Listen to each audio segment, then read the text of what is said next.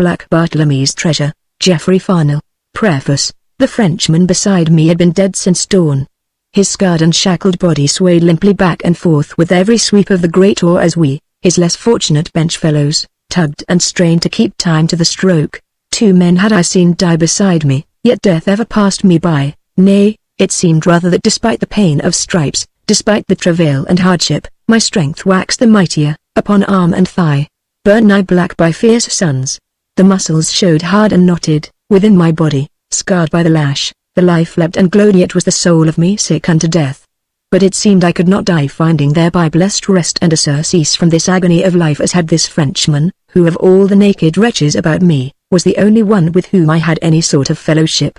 He had died, as I say, with the dawn, so quietly that at first I thought he but fainted and pitied him, but, when I knew, pity changed to bitterness. Therefore, as I strove at the heavy oar, I prayed twixt gnashing teeth a prayer I had often prayed, and the matter of my praying was thus: O God of justice, for the agony I needs must now endure, for the bloody stripes and bitter anguish, give to me vengeance, vengeance, O God, on mine enemy. So prayed I, hoarse, panting, and with the sweat trickling down, whiles I stared at the naked back of him that rode before me. A great, fat fellow he had been once, but now the skin hung in numberless creases whereon were many weals, some raw and bloody, that crossed and recrossed each other after the manner of lace work. Justice, O God, upon mine enemy.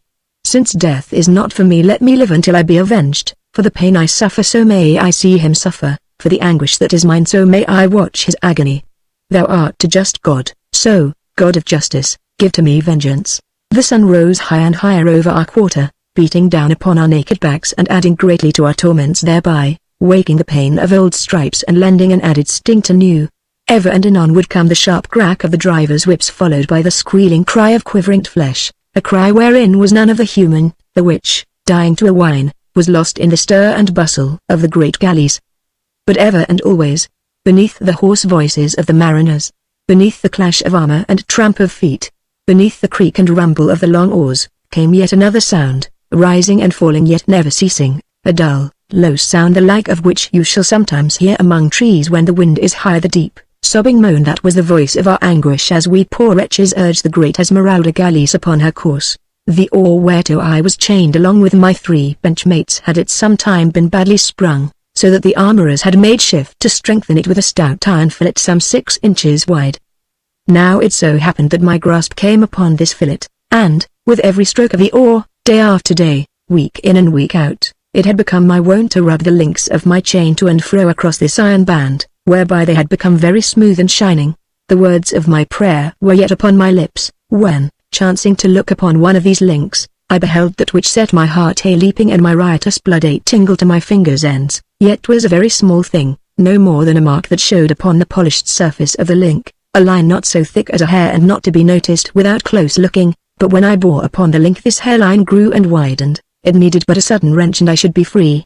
This threw me into such a rapturous transport that I had much ado to contain myself. Howbeit after some while I lifted my eyes to the heaven, all flushed and rosy with the young day, for it seemed that God had indeed heard my prayer. Presently, along the gangway amidships, comes none other than that accursed Portugal, Pedro the whipmaster, who, espying the drooping form of the Frenchman beside me, forthwith falls a-cursing in his vile tongue and gives a prodigious flourish with his whip.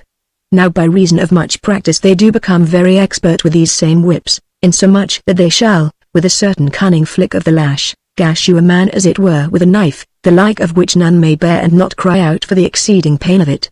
Ha, thou lazy dog! Cries he, think ye to snore and take your ease whiles Pedro is aboard? And with the word the long lash hissed and cracked upon the Frenchman's naked back like a pistol shot, and lo! He, that meseemed was dead, stirred.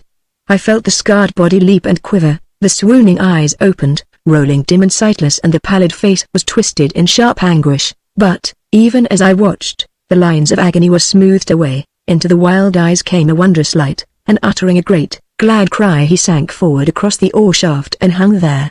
Hereupon this accursed Pedro betook him to his whip, smiting right heartily, but, seeing the Frenchman stirred not and perceiving, moreover, the blood to come but slow and in no great quantity, he presently desisted and bade us cease rowing one and all. This sudden respite from labor served but to teach me how stiff and painful were my limbs, more especially my left wrist and ankle where the fetters had worn great sores.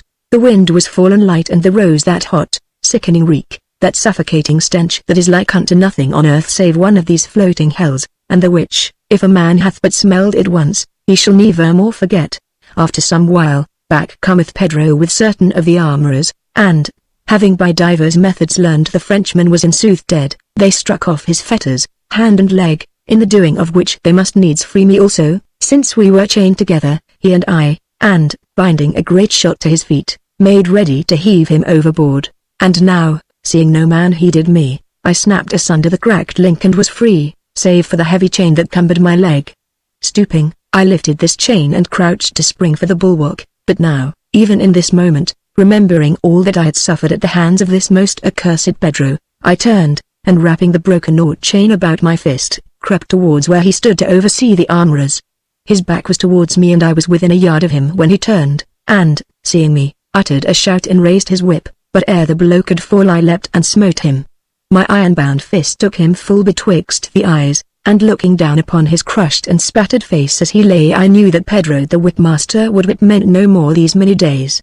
Then, not minded to die by the whip or upon a pike head, turned I and sprang for the ship's side, but the chain about my leg hampered me sorely, and ere I could mount the high bulwark I was beset from behind.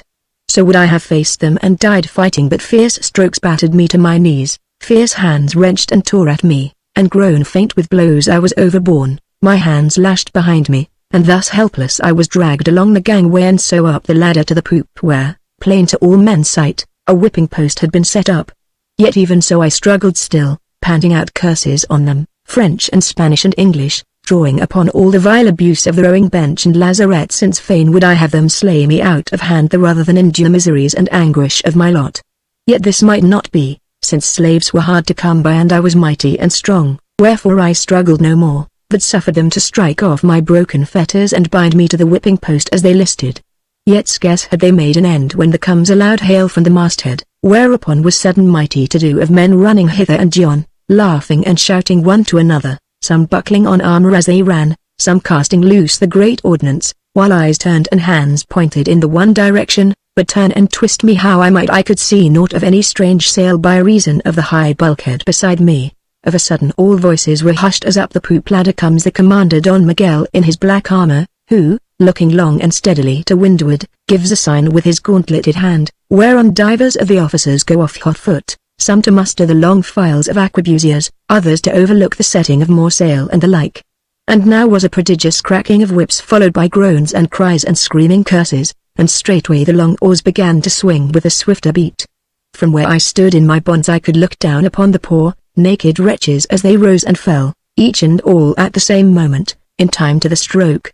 For maybe half an hour the chase was kept up and then all at once the decks quivered neath the discharge of one of the forward culverins, and presently, as the great galley salted her course, obedient to the motion of Don Miguel's hand, I beheld, some half-league to windward, the towering stern of the ship we were pursuing, whose length gradually grew upon me as we overhauled her until she was fairly in view.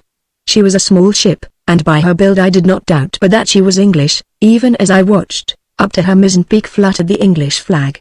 And hereupon a great yearning came upon me, insomuch that of a sudden her high, weather-beaten sides, her towering masts and patched canvas grew all blurred and indistinct. Thrice already our guns had roared, yet, though she was now so close that I made out her very rope and spar, she made no sign. In a little our guns fell silent also, wherefore, looking about, I beheld Don Miguel standing beside the tiller yet with his impassive gaze ever bent upon the foe, and, as I watched, I read his deadly purpose, and a great fear for the English ship came upon me, and I fell a praying beneath my breath, for we carried a weapon more terrible than any culverin that was ever cast, the long, sharp ram below the water. The English ship was now so near that I could see the yawning muzzles of her guns, while her high, curving sides seemed to tower over us. As I gazed, with my heart full of a pitiful fear for her, I saw a head appear above her quarter railing, a very round head whereon was a mariner's red cap. Came a puff of smoke, the sharp crack of a caliver, and one of the officers beside Don Miguel threw up his hands and, twisting on his heels, fell clashing in his armor. When I looked again for the red cap, it was gone. But Don Miguel waited, silent and impassive as ever. Suddenly he gestured with his hand. I saw the heave of the steersman's shoulders as they obeyed, while the air rang with shouts of command as, the starboard oars holding water, The larboard thrashed and churned amain, and the great Esmeralda galleys, turning thus well nigh in her own length, drove straight for the side of her foe. Never had I seen it better done, and I set my teeth, waiting for the grinding crash that was to send the English ship to the bottom, but lo! Her creaking yards were braced round, and, paying off before the wind, which now blew strongly, she stood away upon a course at right angles to her old, whereby both vessels were running parallel as before. Yet it had been close, so very close indeed that as we drove past her I heard the sickening crack of our oars as they snapped off one after the other against her side, tossing those that manned them in bloody, struggling heaps. And now from every English gun leapt roaring flame, the air was full of shrieks and groans and the crash of splintering wood, and through the eddying smoke I could see many of our soldiery that lay in strange, contorted attitudes, while others crawled, sobbing on hands and knees, but on the scarlet dropping rowing benches I dared not look. Hotter waxed the fight, louder swelled the din and tumult with the never-ceasing thunder of the guns, and amid it all Don Miguel paced to and fro, impassive as always, the blade of his long rapier gleaming here and there as he directed the fire. Up rolled the smoke thicker and denser, but, ever and anon, through some rift I might catch a glimpse of the scarred, blackened side of the English ship, or the litter and confusion of our decks. Twice shots ploughed up the planking hard by me, and once my post itself was struck, so that for a moment I had some hope of winning free of my bonds, yet struggle how I would I could not move, the which filled me with a keen despair, for I made no doubt, what with the smoke and tumult, I might have plunged overboard unnoticed and belike have gained the English ship. Slowly and by degrees our fire slackened, one by one the guns fell silent, and in their place rose the more hateful sounds of anguish.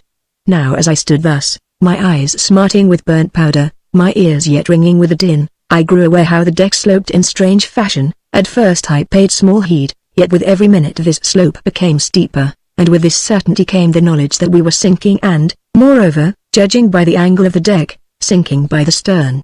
Hereupon, impelled by that lust of life which is implanted in each one of us, I fell to a wild struggling against my bonds, until, seeing in a little the hopelessness of this, I grew resigned to despair, and, ceasing my passionate efforts, looked about me, for the smoke was thinned away.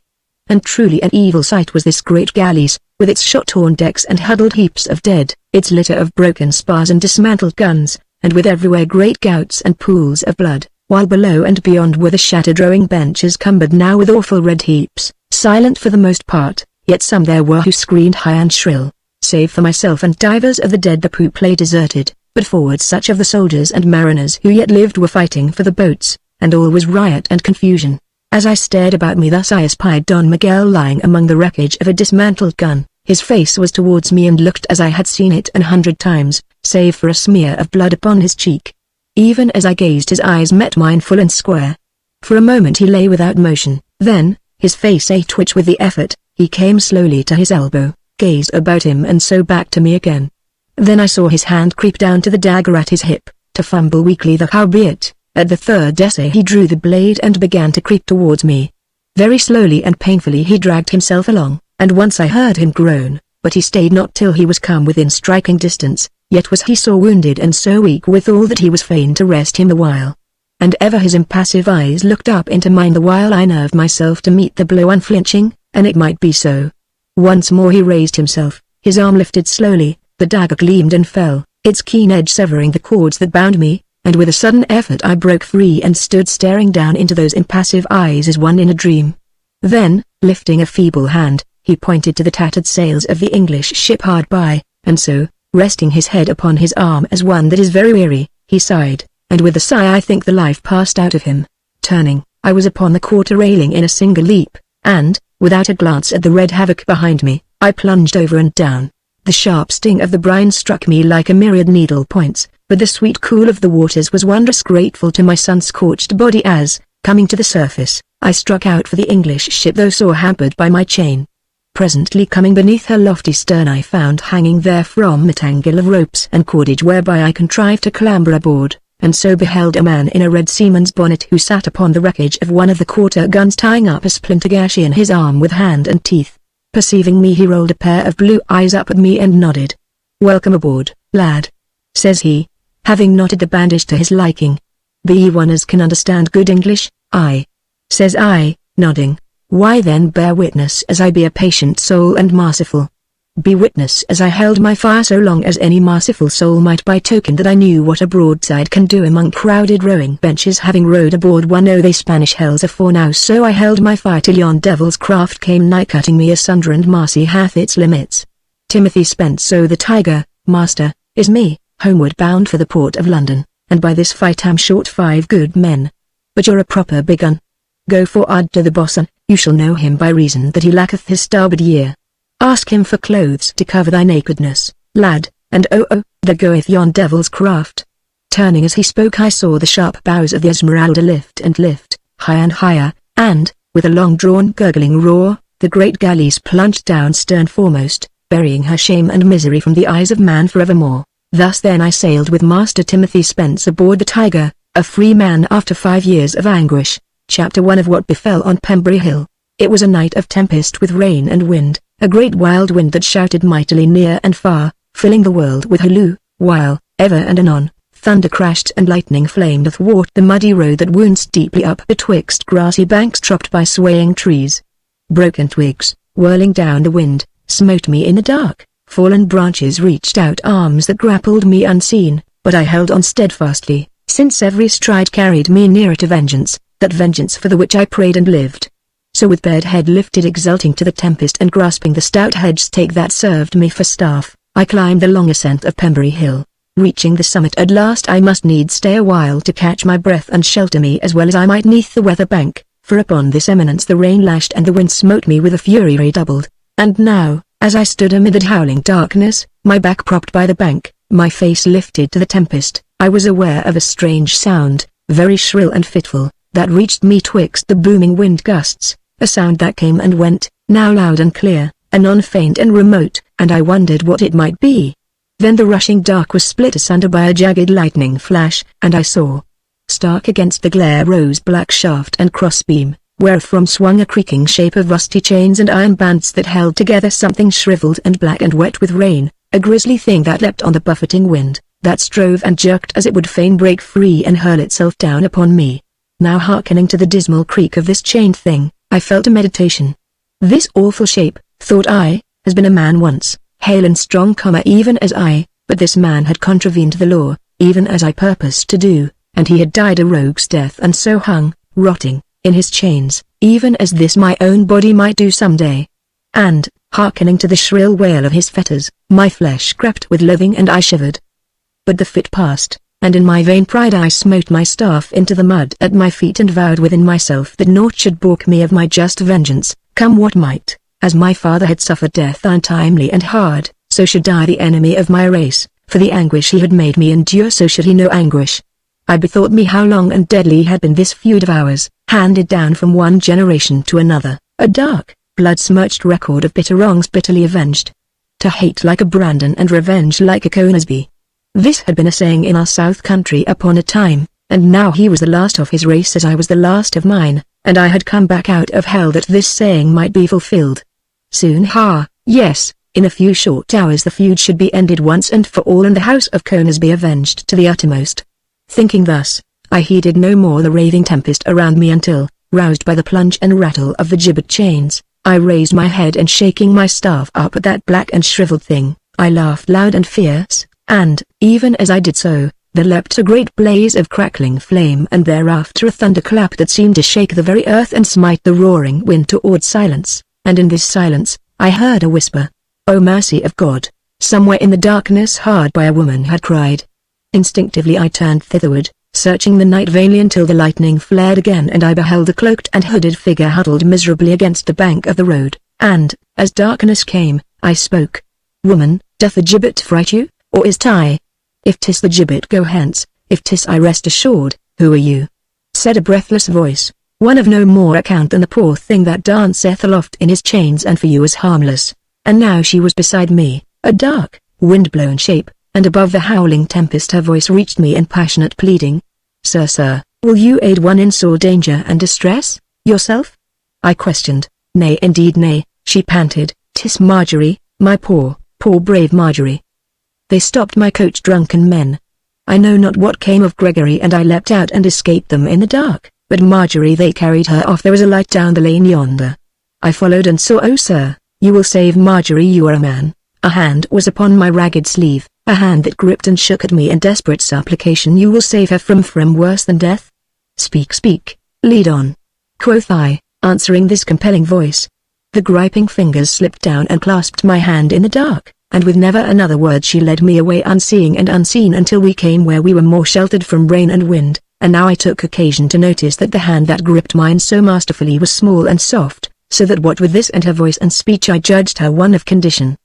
But my curiosity went no further, nor did I question her, for in my world was no place for women. So she led me on at haste despite the dark, like one that was sure of her whereabouts, until I suddenly espied a dim light that shone out from the open lattice of what I judged to be a small hedged tavern. Here my companion halted suddenly and pointed to the light. "Go," she whispered. "Go, nay, first take this." And she thrust a small pistol into my hand. "Haste," she panted. "Oh, haste, and I do pray God shield and bless you." Then with never a word I left her and strode towards the beam of light. Being come nigh the casement I paused to cock the weapon and to glance at the priming. Then, creeping to the open lattice, I looked into the room.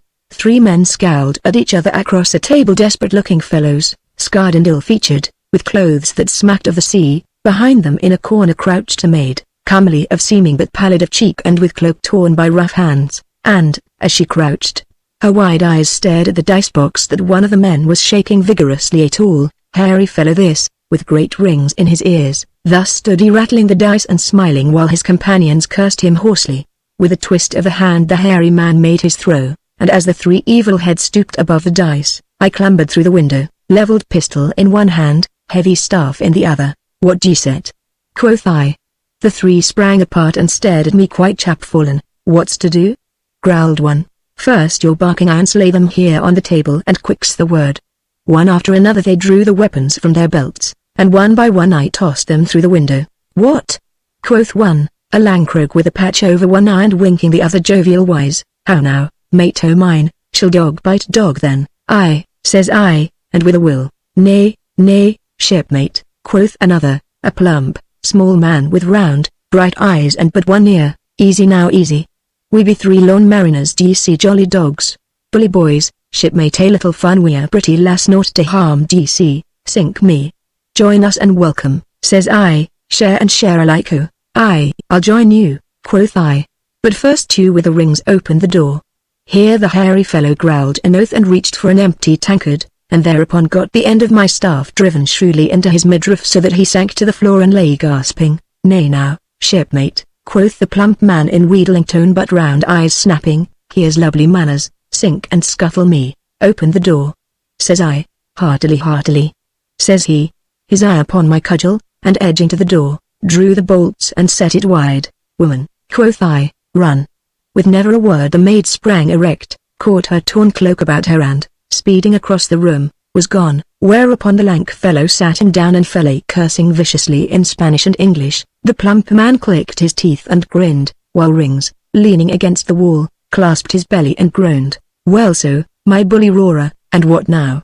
demanded the plump man, softly. "Why now," says I, "'twas share and share alike, I mind." "Aye, but she's off, slipped her moorings, d'ye see, my good lad, and be damned to you will my heart," said the little plump man, smiling, but with the devil peeping through his narrowed lids. "Look he," says I, laying a groat upon the table. "There's my all, come turn out your pockets." "Pockets," murmured the plump man. "Lord love me, what's this? Here's us cheated of a bit of daintiness, here's Abner will the wind knocked out o' him, and now here's you for thieving and robbing 3 poor lorn sailormen as never raised hand agin ye. Shame, shipmate, I'd rot your bones," snarled the one-eyed man and spat towards me, whereat I raised my staff and he, lifting an arm, took the blow on his elbow joint and writhed, cursing. But while I laughed at the fellow's contortions, the plump man sprang, marvelous nimble, and dashed out the light, and, as I stepped from before the window, I heard the lattice go with a crash of glass. Followed a long, tense moment wherein we all, as I judge, held our breath, for though the storm yet roared beyond the shattered casement, within was a comparative quiet. Thus, as I stood in the dark listening for some rustle, some stealthy creeping step to guide my next blow, I thrust away my pistol and changing my staff to my right hand, drew forth the broad-bladed sailor's knife I carried, and so waited mighty eager and alert, but heard only the far-off booming of the wind. Then a floorboard creaked faintly to my left, and turning short, I whirled my staff, felt it strike home and heard a fierce cry and the uneven tread of staggering feet. "Fight, rogues!" cried I. "Here's meat and drink to me, fight!" And setting my back to the wall I waited for their rush. Instead I heard a hoarse whispering, lost all at once in a woman's shrill scream out beyond the casement, and thereafter a loud voice that hailed, "House ho! House ahoy! Light ho! Show a glim, ye drunken dogs!" And here followed a rush of roaring sea oaths, drowned in a scream, louder, wilder than before. Then, while this distressful cry yet thrilled upon the air, pandemonium broke loose about me, shouts, cries and a rush and trample of feet. The table went over with a crash and the darkness about me rained blows. But as they struck random and fierce, so struck I and, as I do think, made right goodly play with my hedge stake until, caught by a chance blow, I staggered, tripped and, falling headlong, found myself rolling upon sodden grass outside the shattered window. For a moment I lay half-dazed and found in the wind and rain vasty comfort and refreshment. Then in the pitchy gloom hard by I heard that which brought me to my feet, an evil scuffling, a close and desperate struggling, a man's hoarse laugh and a woman's pitiful pleading and sobbing. I had lost my staff, but I yet grasped my knife, and with this held point upwards and my left hand outstretched before me, I crept forward guided by these sounds. My fingers came upon hair, a woman's long, soft dresses, and I remember marveling at the silky feel of them. From these my hand slipped to her waist and found there an arm that grasped her close. Then, drawing back my hand, I smote with my knife well beneath this arm and drove in the stout blade twice. The fellow grunted and, loosing the maid, leapt full at me, but I met him with clenched fist and he went down headlong, and I, crouched above him and feeling him struggle to his knees, kicked him back into the mud and thereafter leapt on him with both feet as I had been wont to do when fighting my fellow slaves in some lazarette. Then, seeing he stirred no more, I left him, doubting nothing I had done his business.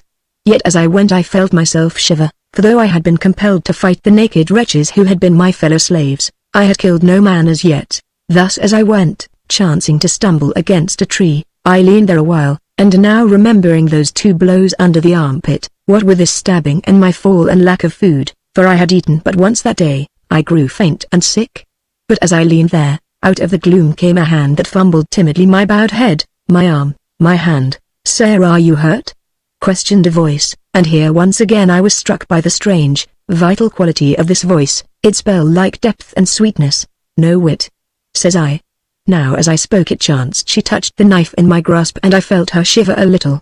"Did you, oh sir, did you kill him, and wherefore no?" I questioned. "And why call me sir? You do speak as one of gentle birth, and go like the beggar I am in rags." "I am no sir, how may I call you? Call me rogue, thief, murderer, what ye will, 'tis all one. But as for you," quoth I, lifting my head, "'tis time you were gone. See yonder." And I pointed where a light winked through the trees, a light that danced to and fro, coming slowly nearer until it stopped all at once. Then rose a shout answered by other shouts and a roar of dismayed blasphemy. At this my companion pressed nearer so that I felt her shiver again. "Let us be gone," she whispered. "Marjorie, come, child, let us haste." So we went on together at speed, and ever as we went that small, soft hand was upon the hand that held the knife. So we sped on through the dark, these 2 maids and I, unseeing and unseen, speaking little by reason of our haste. Presently the rain ceased. The wind abated its rage and the thunder pealed faint with distance, while ever and anon the gloom gave place to a vague light, where, beyond the flying cloud rack, a faint moon peeped. Guided by that slender hand, so soft and yet instinct with warm and vigorous life, I stumbled on through leafy ways, traversed a little wood, on and ever on until, the trees thinning, showed beyond a glimmer of the great high road. Here I stayed. "Madame," says I, making some ado over the unfamiliar word, "you should be safe now and, as I do think, your road lieth yonder. Pembury is but a mile hence," says she, "and there we may get horses. Come, at least this night you shall find comfort and shelter." "No," says I. "No, I am a thing of the roads, and well enough in hedge or rick." And I would have turned but her hand upon my sleeve restrained me. "Sir," says she, "be you what you will, you are a man.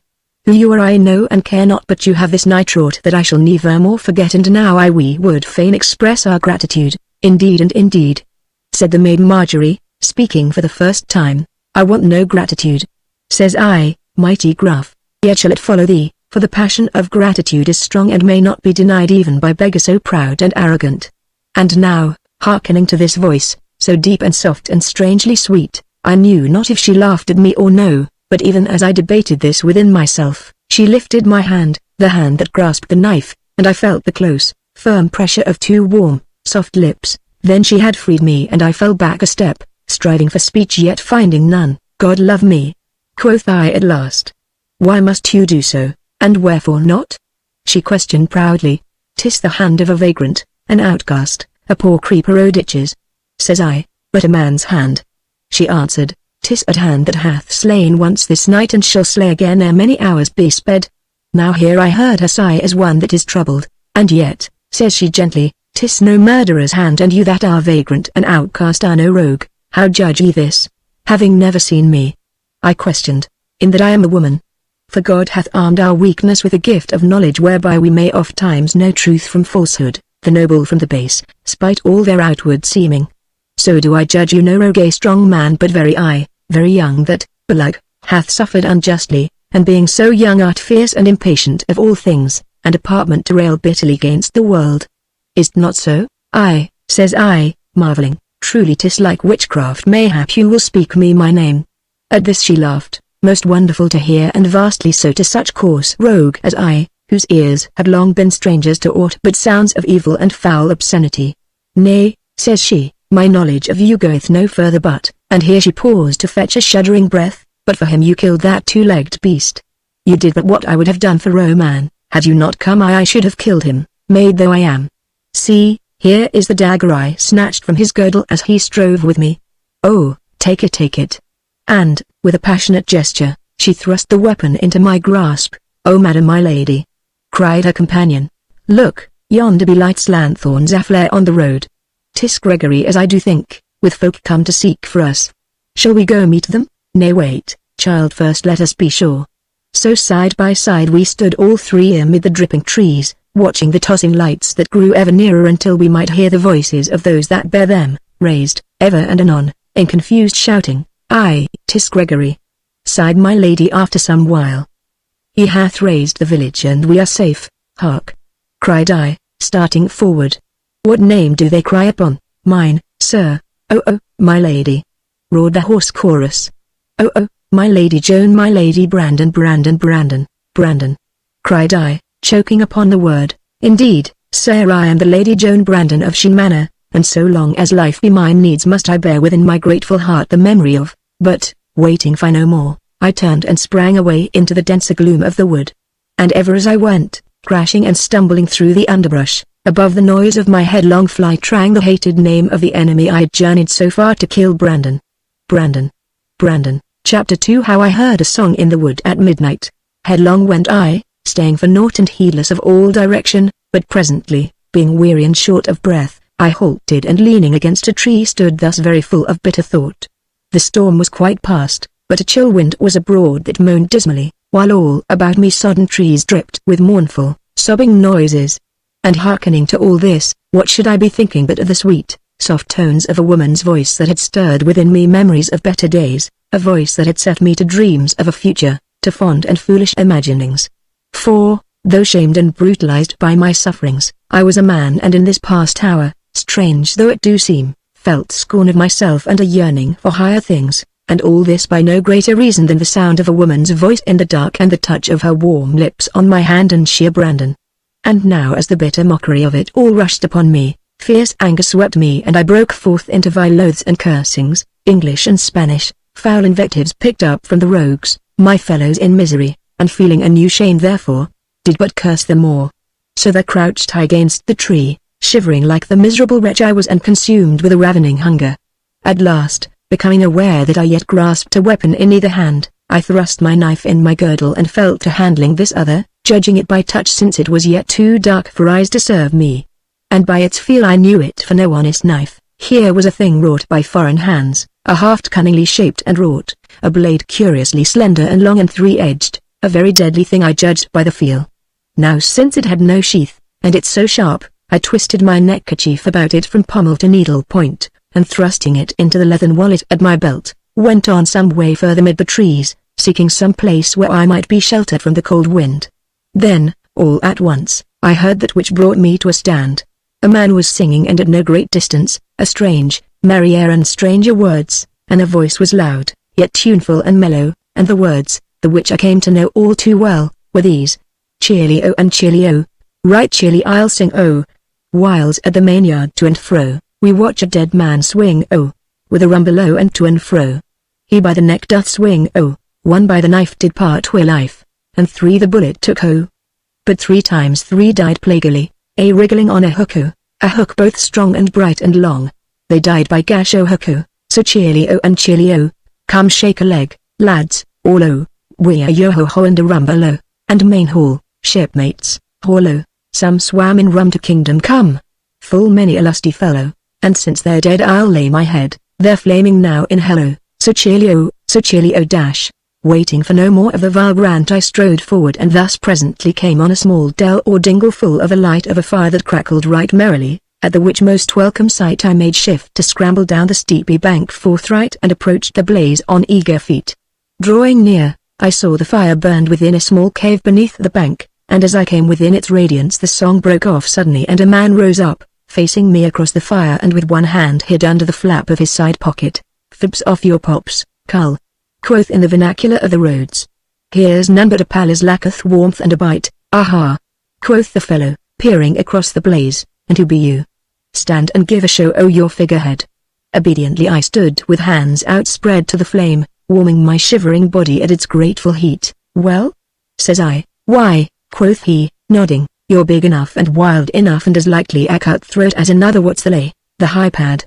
Says I, "Where away, 'tis no matter, all I asks is," quoth the fellow with a quizzical look, "how you fobbed the nubbing cheats so long." "And what I ask is," quoth I, "how a sailor man comes to know the patter o' the flash coves." "'Tis no matter," says he, "but since you're o' the brotherhood sit ye and welcome, 'tis dry enough here in this cave." Staying for no second bidding I entered the little cave and sat me down in the comforting warmth of the fire. The man was a comely fellow of a hectoring, swashing air, bright of eyes and instant of gesture. Close to hand lay a short cutting sword, pistols bulged his deep coat pockets, while betwixt his knees was a battered case bottle. "Well," says he, eyeing me over, "what's the word?" "Food," says I, "nary a bite," he answered, shaking his head. "But here's rum now if you've a mind to sluice the ivories ha?" "Not a drop," says I. "Good. The more for me." He nodded. "Rum ha, some swam in rum to kingdom come dash, you sing a mighty strange song." Quoth I, "Ha, do you like it?" "No, I don't." "And wherefore no?" "There seems overmuch death in it." "Death?" cries he with a great laugh and hugging his case bottle. "Death says you?" "Aye, says I, and so there is. Death in every line on't. 'Tis song as was made for dead men, of dead men, by a dead man, and there's for ye now." Here he lifted the bottle, drank, and thereafter smacked his lips with great gusto. "Made by a dead man," he repeated, "for dead men, of dead men, and there's for ye. I like your song less and less. You've a cursed queasy stomach I think." He hiccuped. "And an empty one," says I. "'Tis a song well bethought on by better men nor you, for all your size," says he, glancing at me over his bottle with a truculent eye, and though his glance was steady, I perceived the drink was affecting him more and more. "Aye, many a better man." He nodded, frowning. "As who?"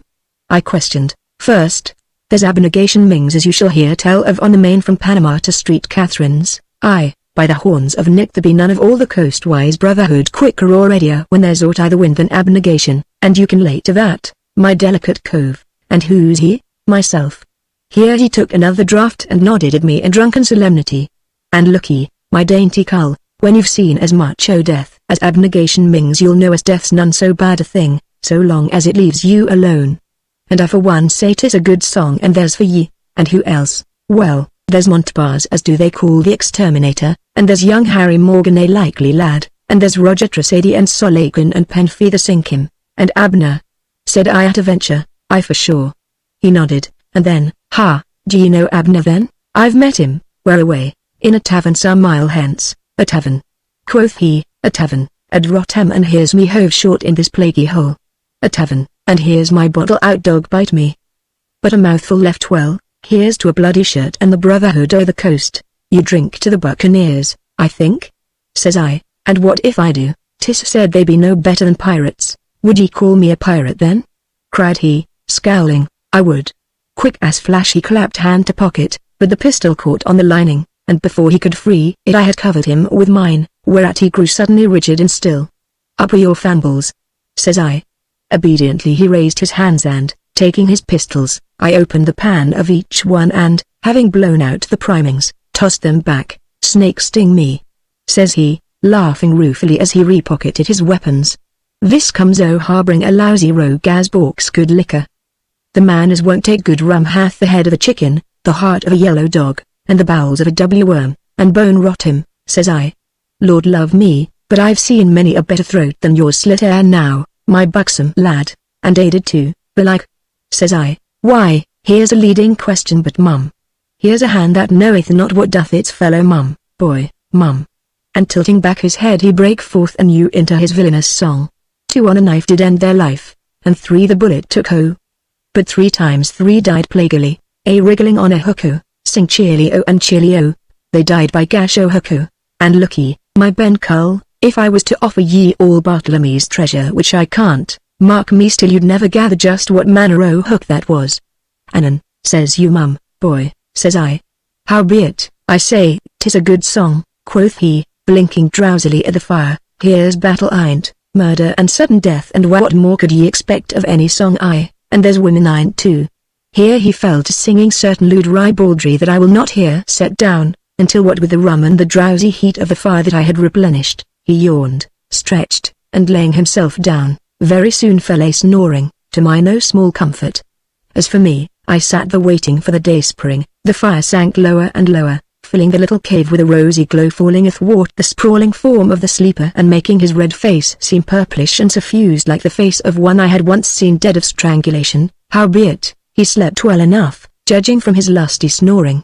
Now presently in the surrounding dark beyond the smouldering fire was a glimmer, a vague blur of sloping, trampled bank backed by misty trees. So came the dawn, very chill and full of eddying mists that crawled phantom-like, filling the little dingle brimful and blotting out the surrounding trees. In a little I arose and, coming without the cave, shivered in the cold air, shaken with raging hunger. And now remembering my utter destitution, I stooped to peer down at the sleeper, half-minded to go through his pockets, but in a while I turned away and left him sprawled in his sottish slumber. Chapter 3 tells how I stole my breakfast. The mist lay very thick all about me, but when I had climbed to higher ground it thinned away somewhat, so that as the pallid light grew I began to see something of the havoc wrought by the storm. Here and the late trees uprooted, while everywhere was a tangle of broken boughs and trailing branches, insomuch that I found my going no small labor. But presently as I forced a way through these leafy tangles, the birds, awaking, began to fill the dim world with blithe chirpings that grew and grew to a sweet clamor, ever swelling until the dark woods thrilled with gladsome music, and I, beholding the first beam of sun, felt heartened thereby spite my lack of sleep and the gnawing of hunger's sharp fangs, and hastened with blither steps. Thus in a while I brake forth of the desolate trees and came out upon a fair, rolling meadow with blooming hedgerows before me and, beyond, the high road. And now as I stayed to get my bearings, uprose the sun in majesty, all glorious in purple and pink and gold, whose level beams turned the world around me into a fair garden all sweet and fresh and green, while, in the scowling woods behind, the sullen mists crept furtive away till they were vanished quite and those leafy solitudes became a very glory. But my hunger was very sore, a need I purposed to satisfy soon and at all hazards. Therefore, having marked my direction, I went at speed and, crossing the meadow, came into the highway and struck south.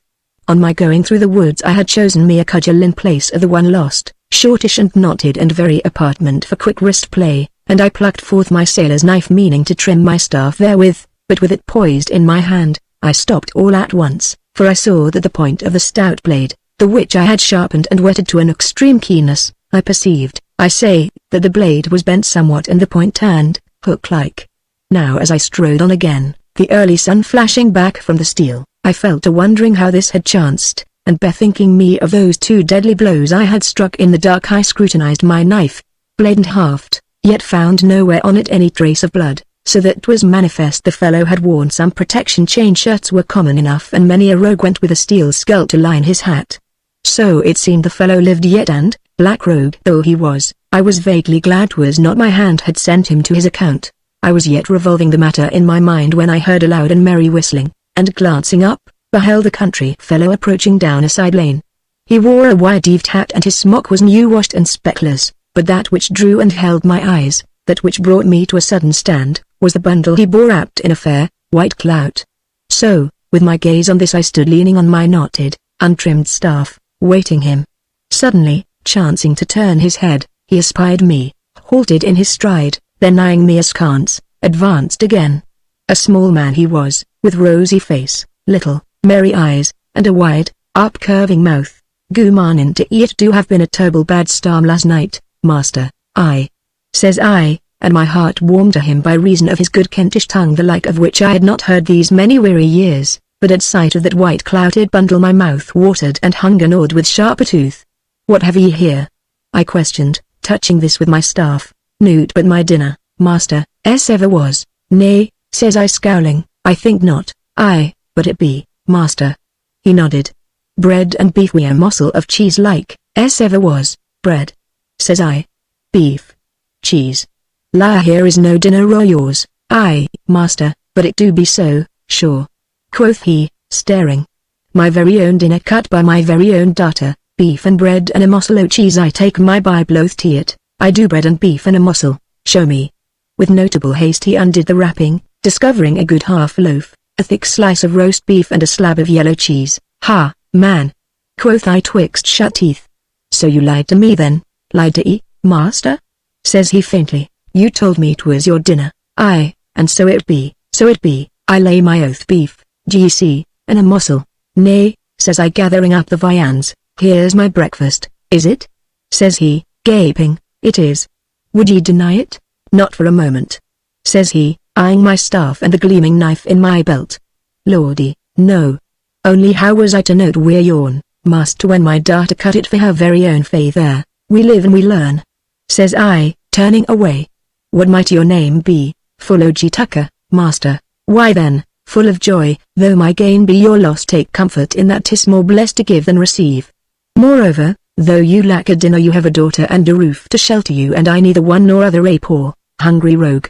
Methinks of the two of us you have the better of life. Why, look ye now, master," says he, scratching his shaven chin, "since you've got your breakfast, surely, if you're minded to step along to my cottage down T Lane, I can give ye a jug of good ale to wash it down." Now as he spoke thus, seeing the sturdy manliness of him, I dropped my staff and reached out my hand. "Full of joy," says I, "a starving man must eat by hook or crook, but if you'll give your honest hand to a thief, there's mine." The man stared from my hand to my face. His wide mouth curved, then rubbing hand on snowy smock he grasped my fingers and wrung them heartily, a clean and honest grip, such as I had not known for many a long day. "Will ye come, master?" he questioned. I shook my head. Quoth I, "You have a daughter, and I'm no fit company for a good, sweet maid, nor ever shall be for that matter." So saying, I dropped his hand and turning, strode away down the road, his dinner beneath my arm, and when at last I glanced back I saw him standing where I had left him, staring after me, chin in hand. Presently, turning in at a gate beside the way, I sat down beneath the hedge in the warm, level beams of the sun and fell to eating with huge appetite, and, stolen though it was, never tasted food more sweet. I was thus rapturously employed when I heard a dolorous whine and, starting about, beheld a ragged creature on the opposite side of the hedge who glared at the food with haggard eyes and reached out claw-like hands in supplication. "Oh, for the love o' Christ, spare a crust," she wailed. "Spare a bite to a granham as dieth o' hunger. Oh sweet Jess, you a mouthful to a poor soul as do be pined for lack o' food." "Off!" cries I fiercely, "what know you of hunger? Away, hag!" And I reached for my staff, whereupon she wailed and wept, and clawing her dismal rags about her, crept away moaning. But now while my jaws champed ravenously, the food had lost its savor, wherefore I cursed and choked and, springing to my feet, made after her, but, seeing me follow at speed, she cried out in fear and, striving to flee from me, sank on feeble knees. "Old hag," quoth I, "be damned for spoiling a hungry man's appetite and robbing him of what he was at pains to rob for himself." Then I thrust the well-filled napkin into her clutching fingers and hasted away. But her raptured cry followed me as I went. I trudged on slow and heavy through the mud, being very weary for lack of sleep and mightily downcast, heedless of gladsome morn and the fair, fresh world about me, conscious but of my own most miserable estate, insomuch that I presently sank down on the grass by the road and, with heavy head bowed between my hands, gave myself up to black despond. But now as I sat thus, very sick and sorrowful, I heard a sound of wheels and plodding hoofs drawing slowly near, and lifting my head at last, espied a great wain piled high with fragrant hay whereon the driver sprawled asleep, a great fat fellow whose snores rose above the jingle of harness and creak of wheels. Now hearkening to his snoring, beholding him so gross and full-fed, and I starving. My sadness gave place to sudden, hot anger and, as the wagon lumbered by, I swung myself up behind, and clambering over the hay, raised my staff, minded to drub the fellow into wakefulness. But even then I stayed the blow, for I spied a wallet that hung to the driving seat, a large wallet of plump and inviting aspect. Reaching it down I opened it forthwith and found therein a new baked loaf, a roast capon delicately browned and a jar of small beer. And now, couched luxuriously among the hay, I fell to work, tooth and nail. And though I ate in voracious haste, never before or since have I tasted aught so delicate and savoury as that stolen fowl. I was yet busied with what remained of the carcass when the fat fellow choked in with snoring, sighed, grunted, propped himself on lazy elbow and, catching sight of me, fell a-gaping. So whiles he watched open-mouthed, I finished what remained of the capon and tossed the bones over the hedge. "Ecod," quoth he faintly. "Oh, ecod my dinner. As for me, having my mouth full, I spake not. Adds Bobs," says he, "a rascally, robbing thief of the roads." Even so. I nodded and took a long draught of his beer. "A-eating and a-drinking of an honest man's dinner, by the Lord," says he, clenching fat fists. "Oh ecod a hellfire gay very lousy, scurvy dog as shall be carted and whipped and set in Sir Richard's new pillory." At this, being engaged with the bread, I reached out my foot and kicked him, very featly, in the belly, whereat he gasped and growing thoughtful, dolefully watched me make an end. "If there is aught left to eat," says I, "show it me. As fine a capon as was ever plucked, by the Lord." He groaned. "Most true," says I, stretching myself in the hay. "Oh," quoth he, as to himself, "oh the pity owned so foul an end to so fair a bird." "Never whine," says I, "but tell me how far hence lieth Lamberhurst." "Better nor 6 mile." He sighed, heaving himself into the driving seat. "Why then, do you carry me thither, adds love?" He mourned.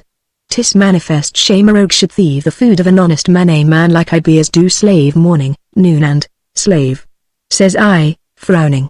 "What know you of slavery? Be cursed for a great, fat fool that speaketh lies." Now watching him as I lay, I saw his hand close stealthily on his heavy whip, but or ever he could turn to strike, I rose and fetched him a buff beneath the ear that pitched him sprawling upon the broad backs of his horses, whence, with much groaning and puffing, he presently got him safely into the road, seeing the which, I took the reins, whipping the team to faster gait, so that to keep pace he must needs trot it in the mud. "Hold!" cries he. "What would ye wi' my wagon? Ride in tea, hold. Then suffer me to ride likewise, for I'm scant o' breath." "Good. I've been scant o' breath ere now, show a little pity, master." He groaned. "None ever showed pity on me." "Nay, but what harm have I ever done thee? Begrudged food to a starving wretch. 'Twas my dinner and I do need a deal of feeding. Lord, how I sweat.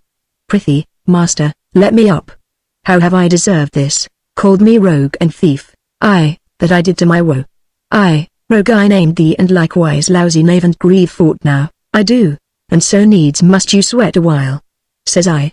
And thus I, aloft and at mine ease, and the fat fellow trotting breathless at the wheel, we went a while, and never another word, until, what with fear of losing his goods, what with the mud and heat and sweat, the poor gross fool looked well nigh spent and all fordone, as I had seen many a better man than he, whereupon I brought the wagon to a stand and reached down to stir him where he leant half swooning across the wheel. "Hark ye, fool, dost know of one called Brandon of Sheen hereabouts?" "Aye, truly truly," he gasped. "I do know Sir Richard passing well." Adds Bobs, "My innards be all shook to pieces and I do be parched with thirst." "Why then, up with you," says I, and giving him my hand, aided him back to the driving seat. Being there, he sighed, groaned and cast a yearning eye towards his wallet. "Parched with thirst I be." He groaned. "I've been the like ere now," says I, and having gulped down what remained of the fellow's beer I tossed the jar into the road, whereat he beat his breast. "My beer," he wailed, "and I famishing with thirst. Oh my beer, there's sweet water i' the brook yonder." Says I, "You be a chap wi' no bowels, for sure." He cried. "Aye, a hard man you be." "'Tis a hard world," says I, "but 'tis no matter for that. Tell me of Sir Richard Brandon." "Why then, you must know I am Miles Drumman, and truly, man, there be miles of you. But 'tis no matter for that either. What of Sir Richard? I do be coming to he, says Truman in surly tone. I do farm Sir Richard's land, a hard man, see you, though just, so here's another hard man, though a just I, and a godly. He hath restored our church weathercock and all, and set up a fine, large and fair pillory on the green. London couldn't show a finer, wi' stocks and cucking stool complete and rare to fancy, and findeth he the wherewithal to fill that doth he. Aha! There be never a vagrant, gipsy nor beggar dare come an eye in Sir Richard's time. And witches be few hereabouts since old Mother Mottridge was ducked, and skulls and shrews be fewer by reason o' the brank, G.C., says I, a right proper gentleman this, aye, quoth Truman, nodding until his fat cheeks quivered, and one that doth abhor vagrants and such like vermin, as myself? Says I. To this Truman answered nothing, but fell a fanning himself with his hat again, eyeing me warily the while. Art strange in these parts? He questioned. Aye and no. Hast met Sir Richard? I have. Aha! Quoth the fellow, nodding. He had whipped, belike, he did so, for stealing of a fine, fat capon, belike, nay, 'twas for another matter. But what of him? Is he halo body, rich and well esteemed? Is he strong in friends and a power at court yet? No, says Truman, flicking his plodding horses. Neither one nor t'other. How not? Quoth I. And wherefore? Because he's dead, dead. Says I, starting up. Dead? Why look he, if he ain't dead leastways, but here I seized him by the throat and, twisting him round, shook him to and fro till he choked. Rogue, damned rogue! I cried twixt gnashing teeth. Will ye mock me then? No, no. He gasped. Then tell me ye lied. Confess. I'll confess anything ye will, master. Then Sir Richard lieth snug in his manor of Sheen, doth he not? I or no? Aye, at Sheen. Hereupon I loosed him and, falling back on the hay, found myself all breathless and shaking as with an ague fit. And these tremors were within me as without, since, by reason of this fellow's lying words, I had, for one black moment, doubting God's justice, seen, as it were, my countless anguished supplications for vengeance on mine enemy so much vain breath, and this my toilsome journey a labour to no purpose. But now, bowing my head, I, who knew no forgiveness, humbly prayed forgiveness of God for my doubting of God, and passionately besought him that he would cherish mine enemy and save him in health. And this to no other end but that I myself might destroy him, his life. O God, give this man's life into mine hand. So prayed I, in my vain pride and selfish blindness, as I jogged along that sunny midsummer morn, and thereafter, my trembling having passed from me, I stretched myself out amid the hay and felt blissful slumber. Now to all such as reading this my narrative shall contemn and abhor me for the purblind fool and poor, desperate wretch I was, and who, living but for murder, could cry thus on God for the blood of his fellow man. To all such I would say that none can despise me more utterly than I who write these words. For life since then hath learned me many truths, and in some few things I am, mayhap, a little wiser. But, because I was proud and stubborn beyond belief, because hate begetteth hate and evil, so came I to consort and to make fellowship with pirates and the like rogues, and to endure much of harms and dangers as battle, shipwreck, prison and solitude, until God, of his infinite mercy, brought me forth a better man therefore, and, in some sense, a more worthy. All of the which I have fully and faithfully recorded for such as shall trouble to read this narrative to the end, and so will I again to my story. Chapter 4 telleth how I met one Adam Penfeather. I awoke to find the wagon at a standstill and Master Truman watching me with a scowl the while his plump fingers toyed lovingly with his whipstock, but as I roused, this hand crept up to finger his several chins. Yonder lieth Lamberhurst, quoth he sulkily, and nodded where, in the valley below, was a village with a green wherein was a placid pool shaded by trees, and about this green stood white-walled cottages, many of them bowered in roses or honeysuckle to the very thatch, right pleasant to the eye, while beyond these again rose gables of barns or the pointed roofs of oast houses. Lamberhurst, says Truman again, whereon, having yawned and stretched myself, I clambered down into the road. Well? I questioned, seeing how he watched me, triple chin in hand. Well, quoth he stoutly, I be wondering what the like so you should be wanting with a like so Sir Richard Brandon O'Sheen. Naught but this, says I, shaking the hay from my tattered cloak, I am come to watch him die, and the manner of it shall mayhap be something slow and painful. And speaking, I clenched my right hand to a sunburnt fist. Now looking on this clutching hand, Truman blinked and, saying no word, whipped his horses and the heavy wain rumbled and creaked on its way. But, when he had gone some distance, He grinned at me over his shoulder and called something whereof I caught the words labor lost. For a moment I was minded to run after and demand his meaning, howbeit, in a little, I turned and went down the hill very full of thought. Reaching the village I found it not yet astir, for the clock of the church tower showed the time was but 4:30, and now, leaning on my staff I stared up at the church tower with its new weathercock, brave with gilding, agleam in the early sun, and from thence turned my gaze where, hard beside the pool upon the green, rose the grim shape of Sir Richard's new pillory. Just now it stood untenanted and I wondered idly what unhappy wight was destined next to suffer there. Thus stood I some while, staring round me on this peaceful hamlet where all, save only myself, forgot their cares a while in blessed sleep. The wide road, the gabled cottages, oast house and fragrant rickyard all was as I minded it 5 weary years since. Nothing strange was the saving only Sir Richard's hateful pillory, wherefore I smote it with my staff and, cursing him that set it there, turned away. Now within a stone's cast of the church was a goodly tavern with a weather-beaten signboard a swing above the door, whereon was painted what purported to be a leopard asleep and below the following legend, viz. Rouse me not, and below this again. Ye cones be a remes.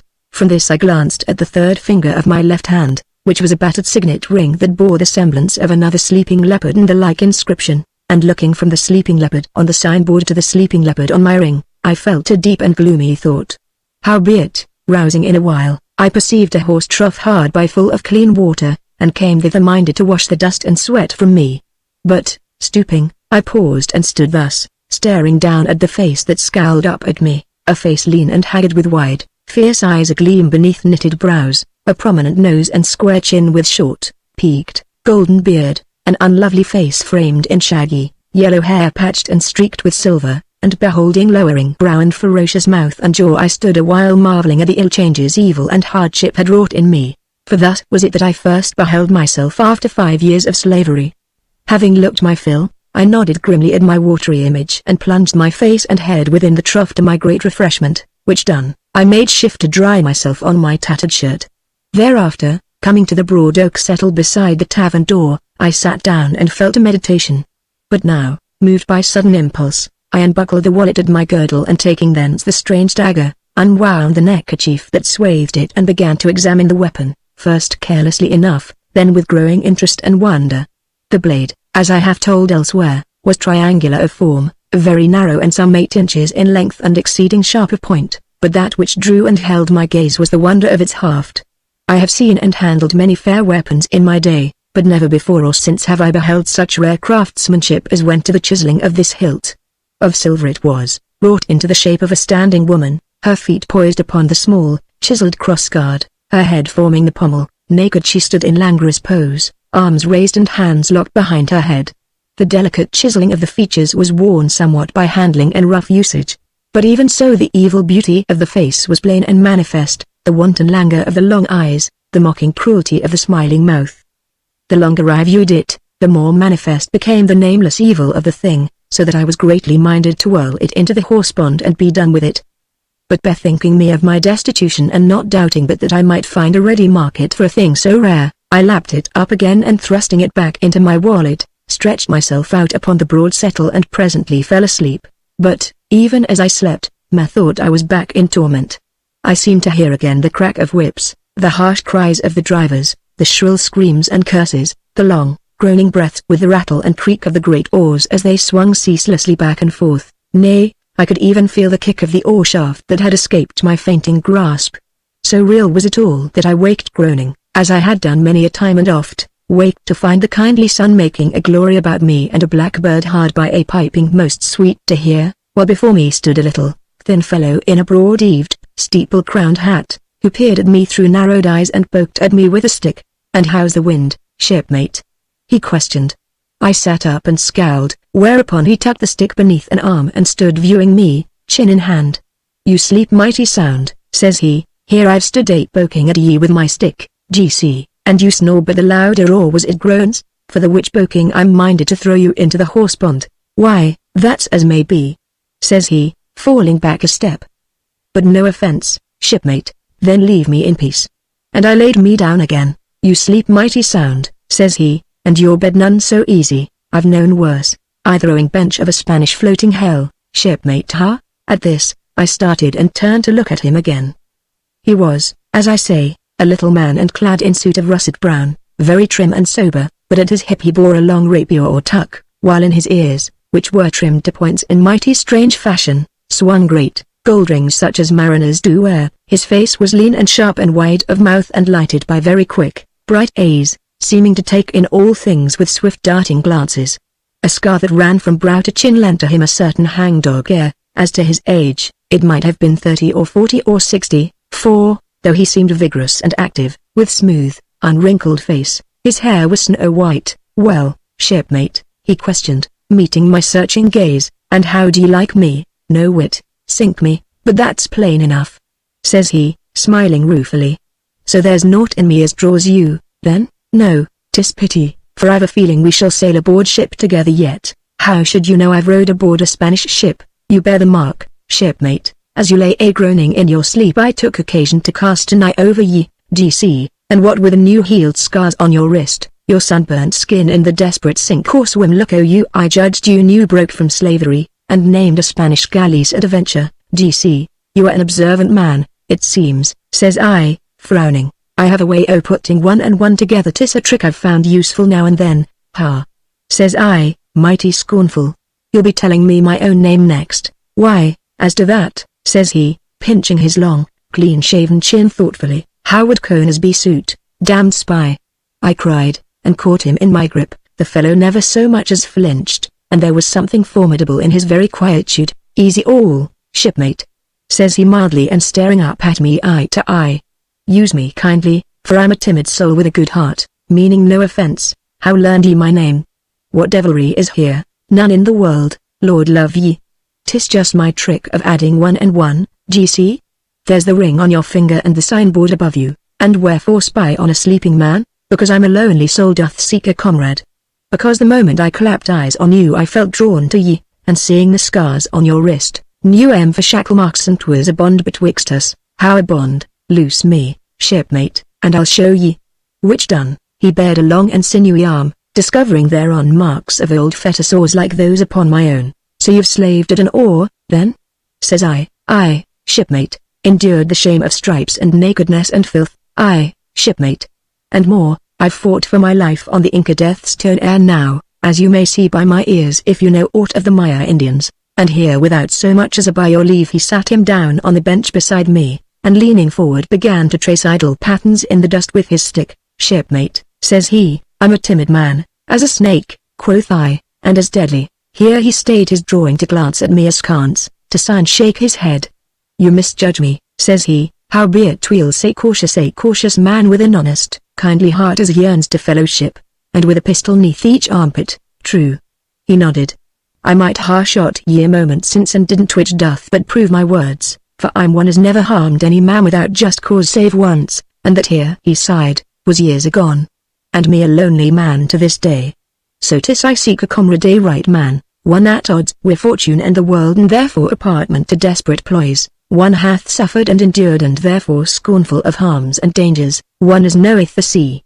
Now let that man pledge me the blood brotherhood, let him stand staunch and faithful, blow fair, blow foul, and I'll help him to a fortune greater than ever came out of Manoa, El Dorado, or the Indies. Come, what d'ye say, friend? I say sheer off and leave me to my sleep lest I mischief you. Ha ye no lust for riches, then?" "No more than I have to your company, and I love that less and less. 'Tis pity," says he, shaking his head.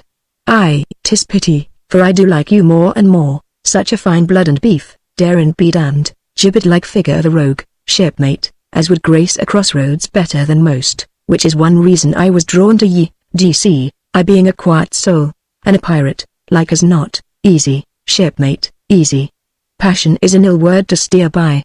And I'm a lonely man as seeks a comrade, and I'm a lonely man that loveth solitude, so e'en now will I go seek it." And I rose. "Stay a bit, shipmate, haul your wind and listen," says he, laying hand on my arm. "Stand in with me, blow high, blow low, and I offer you wealth, untold riches, fortune, tush," says I, "empty things all." At this his hold tightened while his keen gaze held mine. "More than this," says he slowly, "I offer you rank, honors, power and mayhap love, shipmate." "Enough," quoth I. "You offer naught I desire." "Why then," says he, In the fiend's name, what would he have? Vengeance, I answered, and shaking off his grasp I turned and strode away along the dusty road. Chapter 5 How I Came to Conisbishi. It being yet full early for my purpose, I took to the woods, and presently chancing upon a little stream that bubbled pleasantly mid shady willows, I sat myself down within this greeny bower and fell to watching the hurrying waters of this brook and hearkening to its drowsy murmur.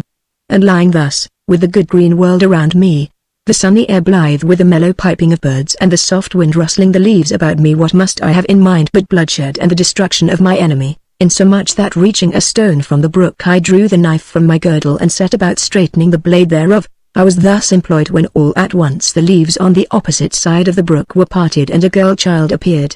For a long moment we eyed each other across the brook, then all at once her pretty lips curved to a smile. "Little maid," says I, furtively thrusting the knife into my belt, "art not afraid of me then?" "Nay," she answered, smiling yet and shaking her golden head. "And why? I do like your eyes, big man." "Kind eyes they be, are they?" says I, glancing from her smiling innocence into the brook. "Aye, and your voice I do like that too, 'tis low and soft like father's." "And who's your father?" "He be Th. Blacksmith." "How old are you?" "7, and a big maid I be." "Will ye aid me cross brook, now?" So I lifted her over and there we sat, side by side, she laughing and talking and I hearkening to her childish prattle with marvelous great pleasure. Presently I ventured to touch her soft cheek, to stroke her curls, and finding she took this not amiss, summoned courage to stoop and kiss her. How long we had sat thus I know not, when I was aroused by a shrill, harsh voice and turning, beheld a bony woman who peered at us through the leaves. "Susan Ann," she cried. "Oh you Susan, come away. Come quick or I'll run for your mother. The child is safe enough," says I, frowning, but clasping the small damsel closer within my arm. "Safe?" cries the woman, turning on me in fury. "Safe I, forsooth, we're a great, ill-robed the like o' you. Loose her or I'll scream and rouse the village on ye for a wild gipsy wastrel that ye are." And here the old harridan railed at me until the child whimpered for fear and even I blenched before the woman's fierce aspect and shrewish tongue. Then, while she loaded me with abuse, a ceaseless torrent, and no lack of breath, I kissed the little maid's tear-wetted cheek and, setting her back across the brook, stood to watch until the child and woman were lost to my sight. Then I sat down, scowling at the hurrying water, chin on fist, for my black humor, banished awhile by the child's innocent faith in me, was returned and there with an added bitterness. Scowling yet, I plucked forth my knife and seizing my staff, set to trim and shape it to a formidable weapon, and as I worked I cursed this woman deep and oft, yet, even so, knew she had the right on't, for truly I was a rogue, an outcast of unlovely look and unlovely ways, a desperate fellow unfit for the company of decent folk, much less an innocent child, and yet, remembering those fearless child eyes, the kiss of those pure child lips, I sighed amain betwixt my muttered cursings. At last, having trimmed my bludgeon to a nicety, I laid it by, and sat brooding, the knife betwixt my knees. Now a beam of sun falling athwart the leaves lit upon the broad blade of the knife and made of it a glory. And beholding this and the hand that grasped it, I took pleasure to heed how strong and sinewy were my fingers and how the muscles bulged beneath the brown skin of my forearm, and turning the glittering steel this way and that I felt a joyous thought of my enemy and of my vengeance, now so near. "Tonight," says I to myself, "death ever cometh with more terrors in the dark. Tonight." But now, little by little, my joy gave place to anger that the night must be so long coming, and, glancing up, I cursed the sun that it must needs shine and the gladsome day that it was not grim night. And presently to anger was added a growing fear lest mine enemy might, by some hap, elude me at the 11th hour, might, even now, be slipping from my reach. Now at this a sweat brake out on me, and leaping to my feet I was minded to seek him out and end the matter there and then. Why wait for tonight? I asked myself. Surely in the gladsome light of day death findeth an added bitterness. Why wait for night, then? So I stood a while debating within myself, then, catching up my knotted bludgeon, I set off along the stream incontinent, following a path I had trodden many a time when but a lad, a path that led on through mazy thickets, shady dells and green coppices dappled with sunlight and glad with the trilling melody of birds, but ever as I went, before my eyes was a man who twisted in my grasp and died, over and over again, and in my ears the sounds of his agony. And ever as I went trees reached out arms as if to stay me and bushes stretched forth little, thorny fingers that caught my garments as if to hinder me from my purpose. But I brushed them aside with my scarred arms or beat them down with my heavy staff, or leaping hedge and ditch and fallen tree until I reached the highway, and even as I came there a distant clock chimed the hour of 10. I quickened my pace, twirling my staff as I went, so that the 2 or 3 wayfarers I chanced to meet drew from my neighborhood and eyed me mightily askance. Having gone thus some mile or so, I came to a wall that bordered the road, a high and mossy wall, and following this, to a pair of gates set well back from the highway, with pillars of stone each surmounted by a couch and leopard carved in the stone. Now these gates were of iron, very lofty and strong and fast shut, but besides these was a smaller gate or postern of wood hard by the gatehouse where stood a lusty fellow in fair livery, picking his teeth with a straw and staring at the square toes of his shoes. Hearing me approach he glanced up and, frowning, shook his head and waved me away. "Here's no road for the like, so you," said he while I was yet at some distance. "Off with you." Howbeit, seeing I still advanced he clapped to the gate, and letting fall the bar, cursed me roundly through the grill. "I would see Sir Richard Brandon," says I. "Then he can't nowise. So be off and be danged." "Open the gate," says I. "Be hanged for a murderous-looking rogue, a lousy thief, a wastrel and a hangdog knave," says he all in a breath. "All true enough," says I. "And now, open the gate, be danged for a brigand gypsy egad. I'll have ye clapped i' the pillory for a black-visaged clapper-claw, and bar," says I, "or it shall go plaguey ill with you when I come in." At this he spat upon me through the grill and chuckled. Now, glancing about, I espied a stone hard by about the bigness of a man's head and, laying by my staff, I wrenched the stone from where it lay and, raising it aloft, hove it with all my strength, whereon the gate crashed open so suddenly as to catch the fellow a buffet that laid him sprawling on his back, and as he strove to rise I pinned him down with my staff and kicked him heartily. "And now," says I, "up with you and bring me to your master." But or ever he could do aught but groan and rub his hurts, I heard the sound of approaching hoof-strokes and, turning, beheld a lady bravely mounted who galloped furiously towards us down the avenue. When almost upon us she swung her powerful beast aside and, checking him with strong wrist, sat looking down at me from the shade of her plumed hat. "What is this?" she demanded, and her eyes swept over me grey and wide and fearless. Who are you?" Now at the sound of her voice so rich and wonder-sweet, I felt strangely abashed and, finding no word, turned from her to scowl down at the man I had pinned beneath my broken shoe. "Who are you?" she questioned again. "Speak, a rogue," says I, keeping my head averted. "A creeper o' hedges, is't you?" said she in softer tone. "I saw you for a moment by lightning flash near the gibbet. You are my man o' the woods, and, sir, I owe you much, very much indeed, sir, if I am no sir," quoth I shortly. "Gregory," says she, looking down on the fellow neath my foot. "Gregory, get up, Gregory," says I, "stir not, sir, would you hurt my servant?" says she, knitting her slender black brows. "Faith." I nodded. The uncivil rogue forced me to burst open the gate. "And why are you here? Who are you? What is your name?"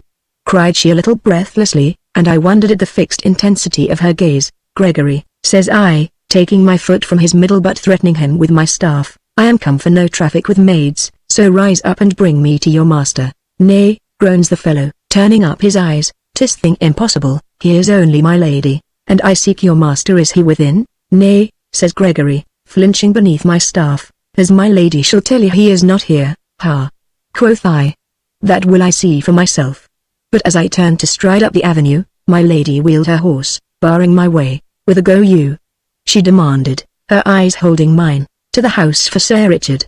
I have been at some small pains to gain speech with him." "To what end?" "Why truly," I answered, leaning upon my staff and viewing her eye to eye, "'tis a matter of vital moment, in a manner of speaking 'tis a matter of life and death betwixt us."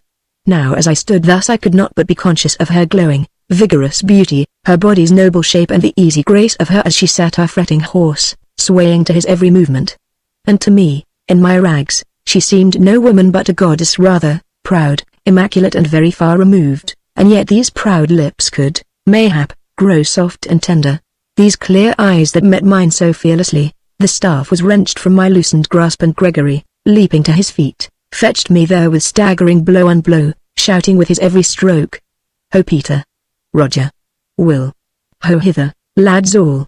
Loose the dogs hither to me, a God's name!" But, though mused with blows, I rushed in blindly and, closing with the fellow, got him fairly by the throat and shook him to and fro. and now was I minded to choke him outright, but, even then, spied a cavalier who spurred his horse against me. Hereupon I dashed the breathless Gregory aside and turned to meet my new assailant, a spruce young gallant he, from curling lovelock to Spanish boots. I remember cursing savagely as his whip caught me, then, or ever he could reach me again, I sprang in beneath the head of his rearing horse and seizing the rein close by the bridle began to drag and wrench at a bit. I heard shouts and a woman's cry of fear, but I strove only the fiercer, while up and up reared the great roan horse, snorting in terror, his forelegs lashing wildly. Above tossing mane the eyes of his rider glared down at me as, laughing exultant, I wrenched savagely at the bridle until, whinnying with pain and terror, the great beast, losing his balance, crashed over backwards into the dust. Leaping clear of those desperate, wild thrashing hooves, I found myself beset by divers fellows armed with staves, who closed upon me, shouting, and above these, her eyes wide, her full, red lips close set, my lady looked down on me and I, meeting that look, laughed, even as her fellows rushed at me. "Go cosset your pretty sprinkled, wench." But even then, dazed and half blinded by a hail of blows, I staggered, sank to my knees, struggled up again, smiting with bare fists. A flame seemed to flash before my eyes, a taste of blood was on my tongue, and all sounds grew faint and far away as, stumbling blindly, I threw up my arms, tripped and plunged down and down into an engulfing darkness, and knew no more. Chapter 6 of my shameful sufferings and how I was delivered therefrom. I awoke with a sound in my ears like the never-ceasing surge and hiss of waters, a sound that waxed ever louder. Hearkening to this, I presently sought to move and wondered, vaguely uneasy, to find this impossible. I strove now to lift my right hand, found it fast held, tried my left and found it in like case, and so became conscious of something that gripped me about the throat, and ever my wonder and unease grew. And now, opening my eyes, the first thing they lighted on was a small pool of blood, and beyond this a battered turnip, and beyond this, the carcass of a dead cat, and beyond this again, a pair of trim, buckled shoes, cotton stockings, wide breeches and a broad belt where swung a tuck or rapier prodigiously long of blade. In a while, my eyes ranging higher yet, I beheld a thin face scarred from mouth to eyebrow, a brown face with bright, very quick eyes and strange ears, they being cut to points like a dog's ears.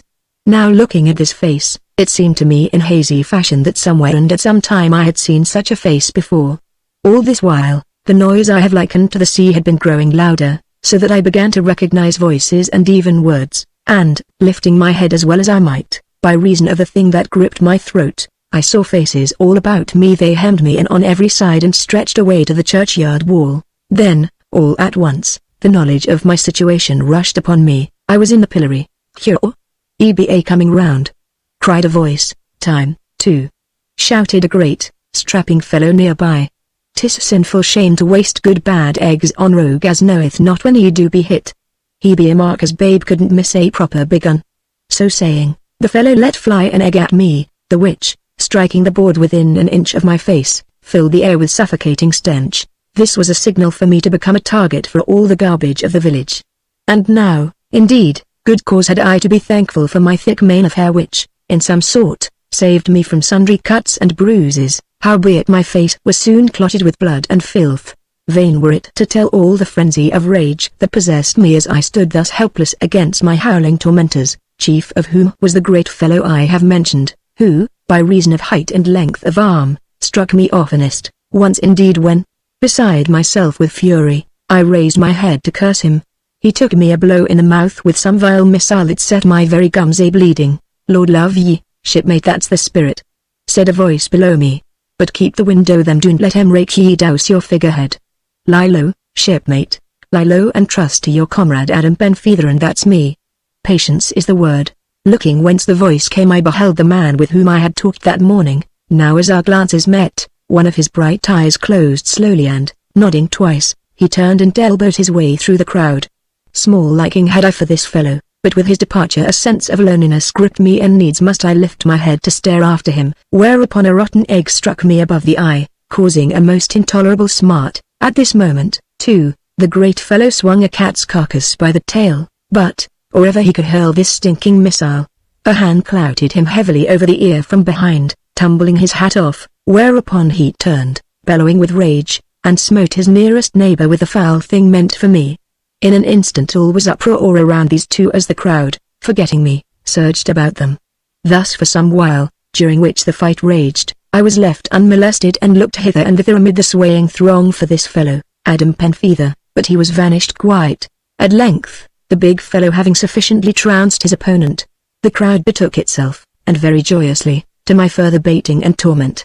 Now as I hung thus in my shame and misery, faint with my hurts and parched with cruel thirst, my gaze lighted upon a small, bony man, a merry-eyed fellow with wide, up-curving mouth, who laughed and jested continually. It was as he stooped for some missile or other that his eye met mine, and in that bright eye methought I read a sudden pity. "O cull," says I hoarsely, "a mouthful o' water." "Pal," says he, winking, "all's bowman." Whereupon he turned and vanished in the crowd, and I, burning in a fever of thirst, panted for his return, straining my eyes for sight of him. Then, as he came not, I groaned and drooped my head, and lo! even then he was before me bearing a tin pannikin full of water. This in hand, he mounted the steps of the pillory and, despite the jeers and hootings of the crowd, was lifting the life-giving water to my eager lips when forth leapt the big fellow and sent water and pannikin flying with a savage blow of his fist. "Now know that, peddler," he roared. And now, as I groaned and licked at bleeding lips with swollen tongue, the little man turned, quick as a flash, tripped up the great fellow's heels and, staying for no more, made off through the crowd, that gave him passage, howling its acclaim. The afternoon dragged wearily on, and, what with the suffocating stench of the filth that plastered me, what with heat and dust and agonizing thirst, my suffering grew almost beyond endurance. A deadly nausea seized me and I came nigh to swooning. But now, in this my great extremity, of a sudden, from somewhere on the outskirts of the crowd rose a shrill cry of fire. The which cry, being taken up by others, filled the air with panic. The crowd melted as if by magic until the village green and the road were quite deserted. All this I noted but dimly, being more dead than alive, when I became conscious of one that spake in my ear. "Stand by, shipmate, stand by. There's never a rogue left, all run to the fire. Stand by to slip your moorings." "Let be," I groaned, "I'm a dead man." "Then here's that shall make ye quick," says this fellow Penfeather, dangling a great key before my swimming eyes. "Here's freedom from your devil's trap, and a plaguey time I've had to come by it. Then for the love o' God let me out," I groaned. "Easy all, shipmate," says he, turning the key upon his finger. "For look ye now, here's me, a timid man, run no small risk this last half hour, and all for you. Now a bargain's a bargain, you'll agree?" "Well," says I, faintly, "why then, shipmate, if I free ye of your bonds, wilt be my comrade sworn?" "I or no, no," says I. "Plague take ye that bargain with dying man." "No." "Why then," sighs he, "here's a good rick ablaze. Here's John Purdy the beadle wi' his head broke, and here's me in a sweat, alack, and all to no purpose, since needs must you in your bilboes bide. Do but get me a draught of water." I pleaded. "Nary a drop," says he, spinning the key on his finger under my nose, "nor yet a foaming stoup o' good Kentish ale nut brown." "Ha, rogue, rogue," I panted, twixt parched lips. "I'll yet avenge this torment an I live." "The legs of a man," says he, "are a vain thing, and his strength likewise, and as to vengeance, shipmate, well, how goeth your vengeance as be more to ye than fortune or riches?" Here he paused, but I held my peace, and he continued, "Here's you now, you that were so mighty and fierce, I, a very hellfire roarer. Here's that same you, hanging here a very helpless, pitiful fool, shipmate, and thirsty 'twould seem." Here I groaned again, "And one not over sweet," says he, stopping his nose. Hereupon I cursed him, though faintly, and he comes a step nearer. "'Tis said my Lady Brandon and her gallant Sir Rupert during him you overthrew, shipmate, do mean to come and take a look at you anon, though 'tis shame you should be made a resh o' burn me." Hereupon, I fell into a sudden raging fury, striving so desperately against my bonds that the devilish engine wherein I stood shook and rattled again, but I strove to no purpose, and so presently hung the spent and bruised and breathless whiles Penfeather spun the key on his finger and sighed. "Shipmate," says he, "wherefore irk yourself wi' bonds? Say but the word and I'll deliver ye. Bring ye to safe harborage and cherish ye with much good ale." "Be persuaded, now." "Why then," groans I, "give me but until tomorrow to do what I will, and I'm yours." "Done," says he, and forthwith set key to padlock, but scarce had he freed the headboard than he falls a cursing neath his breath. "Easy, comrade, easy," quoth he, softly. "Bide still a while, hither cometh yon beefy fool back again, so will I make show of miscalling ye till he be gone." The which he did forthwith, giving me scurvy rogue and the like. Now, lifting my head, Whom should I behold but that same tall fellow had been my chief tormentor, and who now hasted over the green towards us. It been out but Farmer Darrell's rick ablaze, says he to Penfeather, so let unburn, says I, Farmer Darrell be no friend o' mine. So I be come to sport wi' yon big rogue a while. Herewith he stooped for some missile to cast at me. But now I straightened my back, the headboard gave and, ere the fellow was aware, I was creeping swiftly upon him. Taken thus by surprise small chance had he, for, leaping on him, I bore him over on his back and kneeling on him, buried my fingers in his throat. And so I choked him, right joyfully, till Penfeather gripped my arm. Lord love me, cries he, will ye kill the fool? That will I, and hang for him? Nay, he's scarce worth it. Then, devil burn ye loose his windpipe. So I loosed the fellow's throat, and, despite his feeble kicks, began to drag him over the grass. What now, comrade? Says Penfeather. Sink me, what now? Watch and see. So I brought the fellow to the pillory wherein I set him, and plucking the key from Penfeather, locked him there in my stead, which done I kicked him once or twice, and having found the cat's carcass made shift to hang the stinking thing about his neck, then tossing the key into the pond, I took to my heels and left the fellow groaning mighty dismal. Chapter 7 How I heard tell of Black Bartlemy's treasure. Now scarce was I clear of the village than I was again seized of a deadly sickness and vertigo so that I stumbled and was like to fall, but that Penfeather propped me with his shoulder. In this fashion I made shift to drag myself along, nor would he suffer me stay or respite, make my weakness, until, following the brook, he had brought me into the green solitude of the woods. Here then I sank down, sucking up the cool, sweet water twixt parched lips, drinking until Penfeather stayed me, lest I should do myself hurt thereby. Thereafter, from strength reviving, I bathed my divers wounds, the which, though painful, were of small account, and fell to cleansing my spattered garments as well as I might. So we're to be comrades, after all, says Penfeather, watching me where he sat hard by. I tomorrow, and how goeth vengeance, shipmate? At this I turned on him with clenched fist. Nay, easy does it, says he, never budging, for if 'twas the folly of vengeance brought ye in the peccadille, 'twas your comrade Adam Penfeather got ye out again so easy all. 'Twas you fired the rick, then, none other. 'Tis a hanging matter, I've heard, why a man must needs run some small risk for his comrade. D'ye see? Then, Adam Penfeather, I'm your debtor. Nay, says he, there be no debts twixt comrades o' the brotherhood, 'tis give and take, share and share. And speaking, he drew forth a purse and emptying store of money on the grass betwixt us, divided it equally and pushed a pile of silver and copper towards me. And what's this? I demanded. Share and share, comrade. But I'm no comrade o' yours till after tonight. Aha! Says he, pinching his long chin. Is't more vengeance then? Keep your money till it be earned. I muttered. Sink me and there's pride for ye. Says he. Pride which is a vain thing and vengeance which is a vainer. Lord love me, shipmate, 'tis plain to see you're o' the quality, spite your rags blue blood, high breeding, noblesse oblige and all the rest don't. Stint your gab. Says I, scowling. 'Tis writ large all over ye, he went on placidly enough. As for me, I'm but a plain man with no time for vengeance and no whit o' pride about me anywhere. What I says to you is, get to wind'ard o' vengeance, nay, heave it overboard, shipmate, and you'll ride the easier, aye and sweeter, and seek something more useful gold, for instance. 'Tis a handy thing, I've heard say so hard done with vengeance. No, says I, frowning. Not nay, not for all Bartlemy's treasure. Aha! Quoth he softly.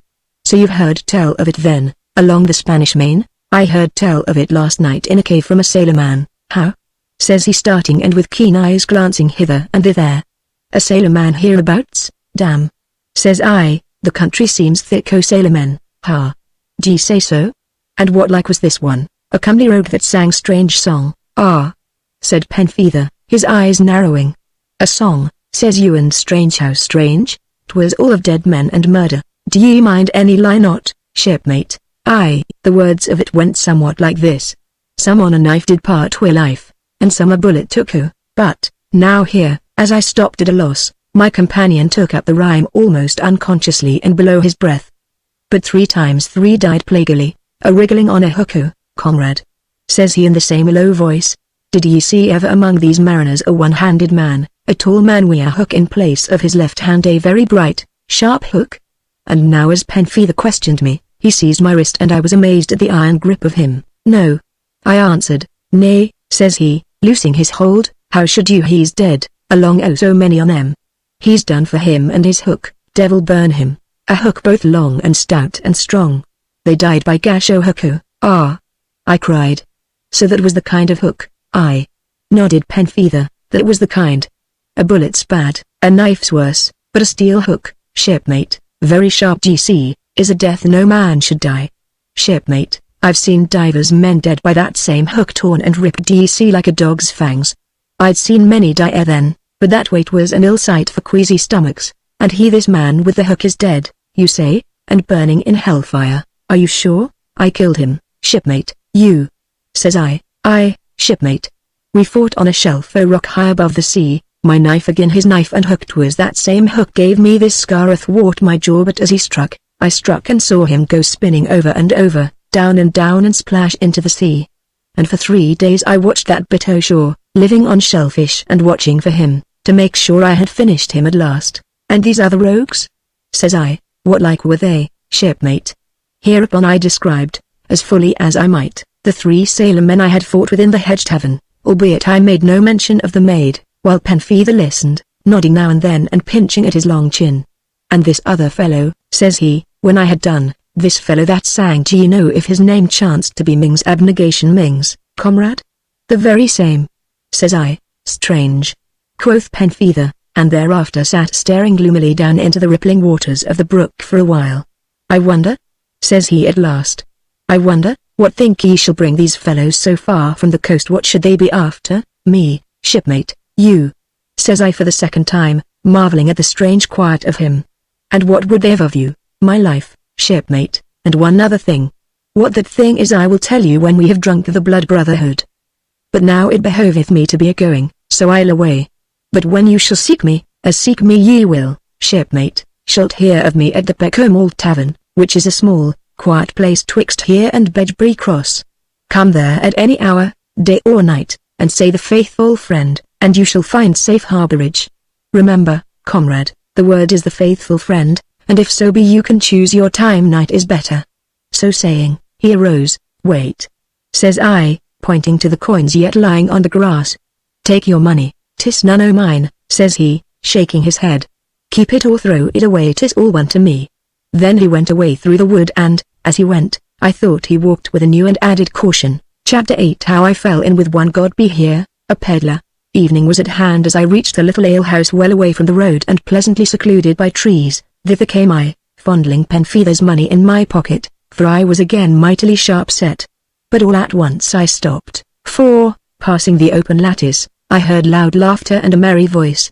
And there, believe me, gossips, quoth this voice, as sure as this be beef-eye, and good beef and cooked to a turn, mistress there's this great, loblolly, hectoring Tom Button fast I the pilloried by this good ale, a woeful sight, his eyes blacked, his nose bleeding, his jerkin torn and a dead cat about his neck, oh aha. Tom Button big Tom, fighting Tom so loud o tongue and ready o fist Tom as have cowed so many there is he fast by the neck and groaning, see ye, gossips, loud enough for 6, wish I may die else. And the best o the joke is that he be gone, as I'm a sinner.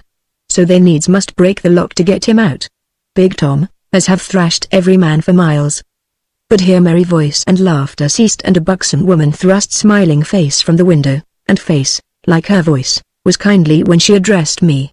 What would ye, young master? A little food, mistress, says I, touching my weather-worn hat and pulling it lower over my bruised and swollen features. Why come in, master, come in, there be none here but my Roger and God be the peddler, as knoweth everyone. So I entered forth with a small, snug chamber, and seating myself in the darkest corner, acknowledged the salutations of the 2 men while the good-looking woman, bustling to and fro, soon set before me a fine joint of roast beef with bread and ale, upon which I incontinent fell to. The 2 men sat cheek by jowl at the farther end of the table, one a red-faced, lusty fellow, the other, a small, bony man who laughed and ate and laughed and yet contrived to talk all the while, that it was a wonder to behold. Was you over to Lamberhurst way, master?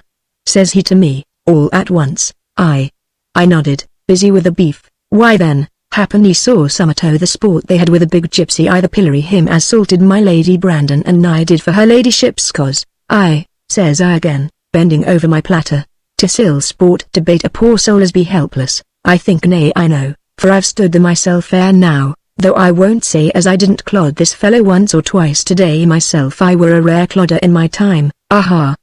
Did you clod this big rogue, master? No, and wherefore not? Because, says I, cutting myself more beef, I happen to be that same rogue. Here Roger the landlord stared, his buxom wife shrank away, and even the talkative peddler grew silent a while, viewing me with his shrewd, merry eyes. Aha! Says he at last, 'twas you, was it? It was, and why must ye assault a noble lady? I never did. Gregory swears to it. Gregory's a liar, which is true enough so he be. Nodded the landlord. And a cruel hard man, added his wife. But lord, young master, they do ha used ye your poor face. All bruised and swole it be, which it be. Nodded Roger. Likewise cut.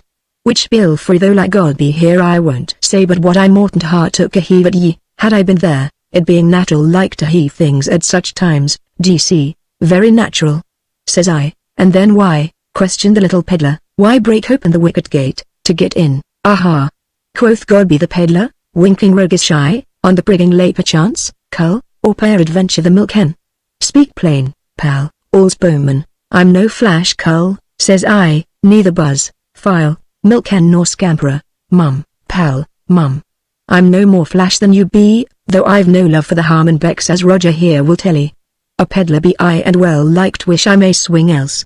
I, well beloved is kind Godby, specially by wenches and childer aha, many's the yard o' riband and lace, the garters, pins, ballads, gingerbread men, pigs and elephants, very fair gilt, as they've had o' kind Godby, and all for love.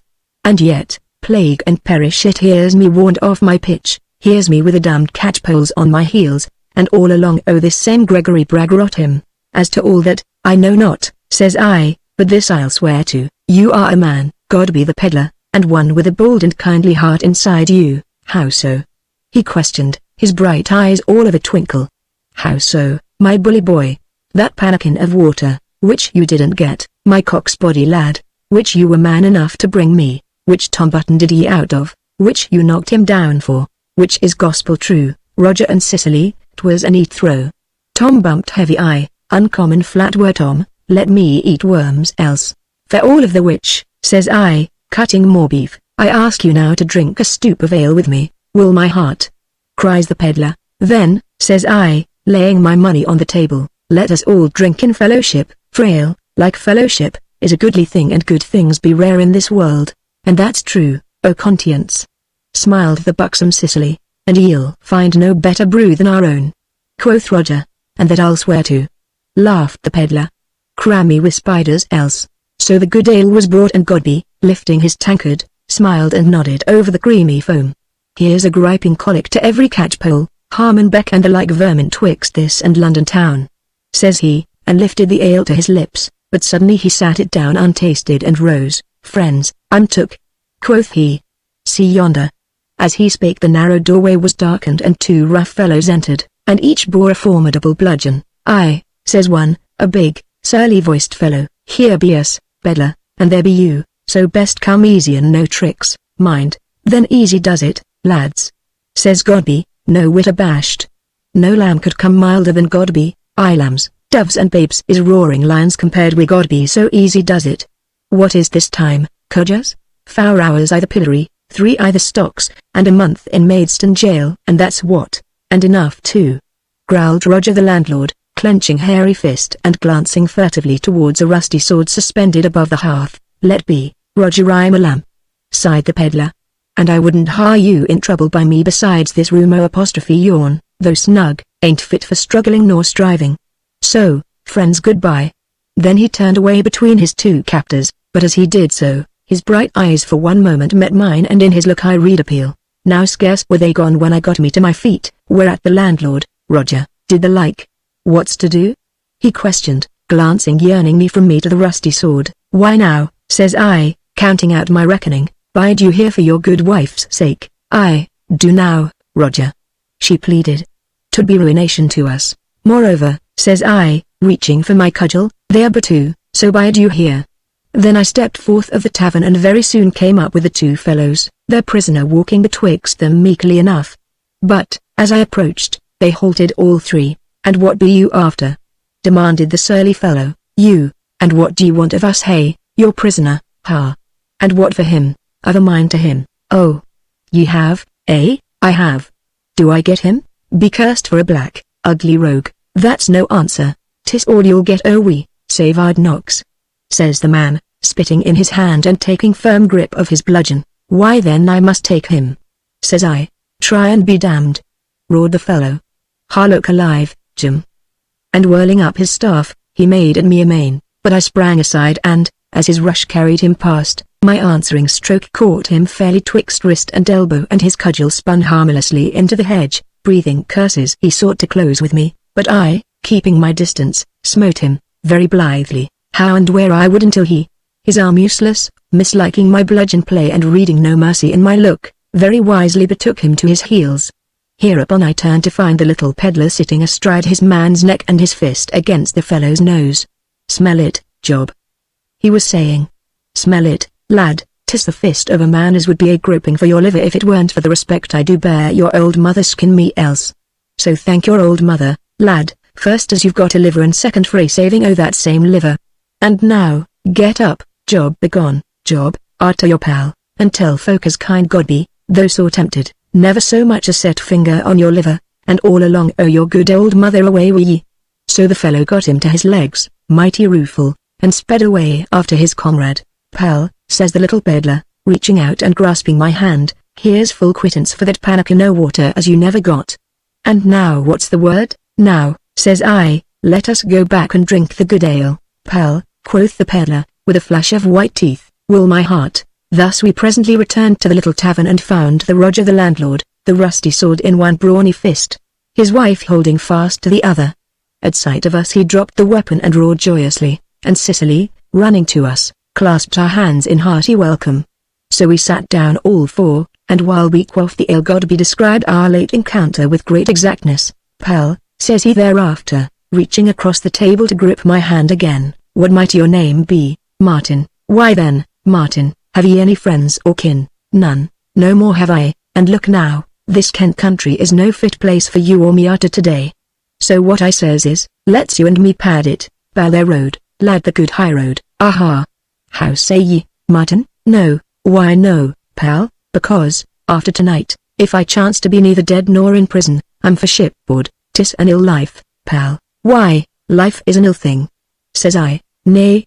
Look ye, Martin, life may be worth whiles now and then, lad, there be times, good times. What times? Well, Martin, to lie snug neath hedge o' star time, when your fire's low and the stars peep down through leaves at a man wink, they go, and wink, wink, till, watching a man forgets his troubles a while and knows something o' content. Aha, many's the time o' star time they have winked me and my troubles asleep. Then there's wakings o' bird time, with the sun up, dew a sparkle and life calling within ye and without, and the birds o' the birds, Martin, are filling the world with brave songs o' hope newborn like the day. Ah, many's the morn the birds ha waked me and I as merry as any griglord love their beaks and wings. There's hay time o' the evening full o' soft, sweet smells sweet as lad's first kiss. There's wee time at noon with the ears a rustle and the wit-wit o' scythe and whetstone. There's night, Martin, and the long, black road dipping and a winding, but with a beam o' light beyond, lad, the good light as tells o' journey done, of companionship and welcomes and black eyes o' love, with lusty ale. Quoth Roger, setting 3 new-filled pipkins before us. And none better nor on wife, that I do swear to, Roger. Laughed the peddler, choke me else. But now, as to the sea, Martin, pal, 'tis a dog's life. You know the sea, then? Like my hand, Martin, and all along o' my father's godliness. A fine, big man he was and devout as he was lusty. Having begot me his next duty was to name me, and oh pal, name me he did. A name as no rascal lad might live up to, a name as brought me into such troublous faction ashore that he packed me off to sea. And if you ax me what name 'twas, I'll answer ye bold and true, God be here Jenkins, at your service, though God be for short and twixt friends. Now the more I saw of this little peddler the better I liked him, so that the hour was late when, having supped excellently well, I rose to take my leave. If you must be away, young master, said the buxom Cicely, don't ye forget to be ever welcome free at the Hopole, Roger? There is so, nodded the landlord. Likewise a pipkin of ale and a bite and all gritters to a pal. And look ye, Martin my cove, quoth the peddler, grasping my hand, "The be ever and always the good high road leading on and away to better things. So happen ye should change your mind, seek me here twixt this and dawn, if tomorrow ye shall hear O God be at the Fox at Spelmanden. So luck go will ye, my Biancull, and you, says I, should you be minded to sail with me, go to the Peckham at Bedbury Cross, the word is the faithful friend, and ask for Adam Penfeather." So I presently stepped forth of the little tavern where I had found such kindliness and, turning from the narrow lane, struck off across the fields. It was a sweet, warm night, the moon not up as yet. Thus as I went I lifted my gaze to the heavens where stars made a glory. And beholding these wondrous fires I needs must recall the little peddler's saying and ponder his times of stars and birds, of noon and eventide, of welcome sweet and eyes of love. And now I was of a sudden filled with a great yearning and passionate desire that I too might know such times. But, as I climbed stile, my hand by chance came upon the knife at my girdle, and sitting on a stile I drew it forth and fell to handling its broad blade, and, doing so, knew in my heart that such times were not for me, nor ever could be. And sitting there, knife in hand, desire and yearning were lost and whelmed in fierce and black despair. Chapter 9 How I had word with the Lady Joan Brandon for the third time. The moon was well up when, striking out from the gloom of the woods, I reached a wall very high and strong, whereon moss and lichens grew. Skirting this, I presently espied that I sought a place where the coping was gone with sundry of the bricks, making here a gap very apartment to a scalard, and here, years agone, I had been wont to climb this wall to the furtherance of some boyish prank on many a night such as this. A while stood I staring up at this gap, then, seizing hold of massy brickwork, I drew myself up and dropped into a walled garden. Here were beds of herbs well tended and orderly, and, as I went, I breathed an air sweet with the smell of thyme and lavender and 1,000 other scents, an air fraught with memories of sunny days and joyous youth, insomuch that I clenched my hands and hasted from the place. Past sombre trees, mighty of girth and branch, I hurried, past still pools, full of a moony radiance, where lilies floated, past marble fawns and dryads that peeped ghost-like from leafy solitudes, past sundial and carven bench, by clipped yew hedges and winding walks until, screened in shadow, I paused to look upon a great and goodly house, and as I stood there viewing it over from terrace walk to gabled roof, I heard a distant clock chime 10. The great house lay very silent and dark, not a light showed save in one lower chamber. So I waited patiently, my gaze on this light, while, ever and anon, the leaves about me stirred in the soft night wind with a sound like one that sighed mournfully. Thus stayed I some while, howbeit, the light yet aglow and my patience waning, I stole forward, keeping ever in the shadows, and, ascending the terrace, came where grew ivy, very thick and gnarled, overspreading this wing of the house. Groping amid the leaves I found that I sought a stout staple deep driven between the bricks with above this another and yet other again, the which formed a sort of ladder whereby, as a boy, I had been wont to come and go by night or day as I listed. Forthwith I began to climb by means of these staples and the ivy, until at last my fingers grasped the stone sill of a window, and now, the lattice being open, I contrived, albeit it with much ado, to clamber into the room. It was a fair-sized chamber, and the moonlight, falling athwart the floor, lit upon a great carven bed brave with tapestried hangings. Just now the silken curtains were updrawn and upon the bed I saw a bundle of garments or ribands, laces and the like, the which, of themselves, gave me sudden pause. From these my gaze wandered to where, against the panelling, hung a goodly rapier complete with girdle and slings, its silver hilt, its guards and curling quillons bright in the moonbeams. So came I and, reaching it down, drew it from the scabbard and saw the blade very bright as it had been well cared for.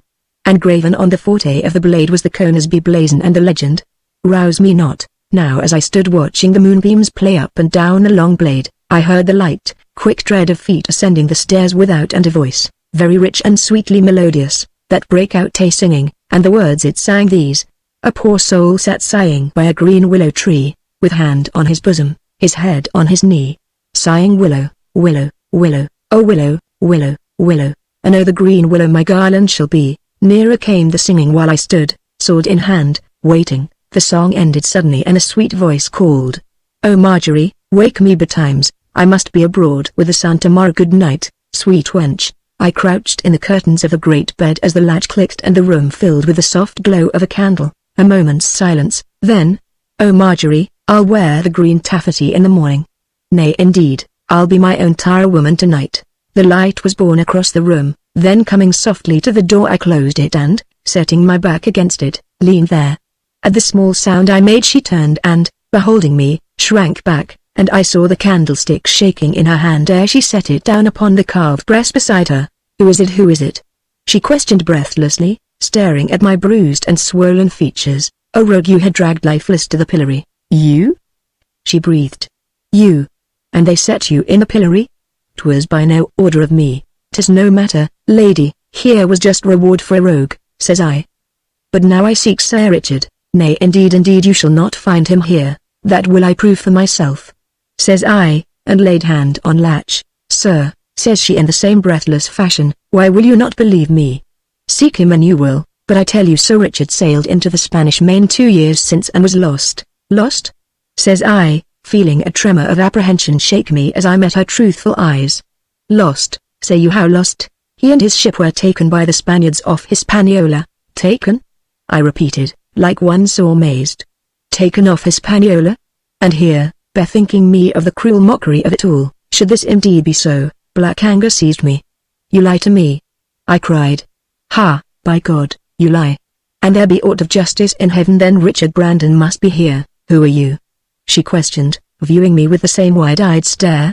"Who are you so fierce, so young, yet with whitened hair, and that trembles at the truth? Who are you? Speak, you have lied to save him from me." I cried. "You lie, ha, confess." And I strode towards her, the long blade a glitter in my quivering grasp. "Would you kill me?" says she, all unflinching and with eyes that never wavered. "Would you murder a helpless maid, Martin Conisbee?" The rapier fell to the rug at my feet and lay there, my breath caught, and thus we stood a while, staring into each other's eyes. "Martin Conisbee is dead," says I at last.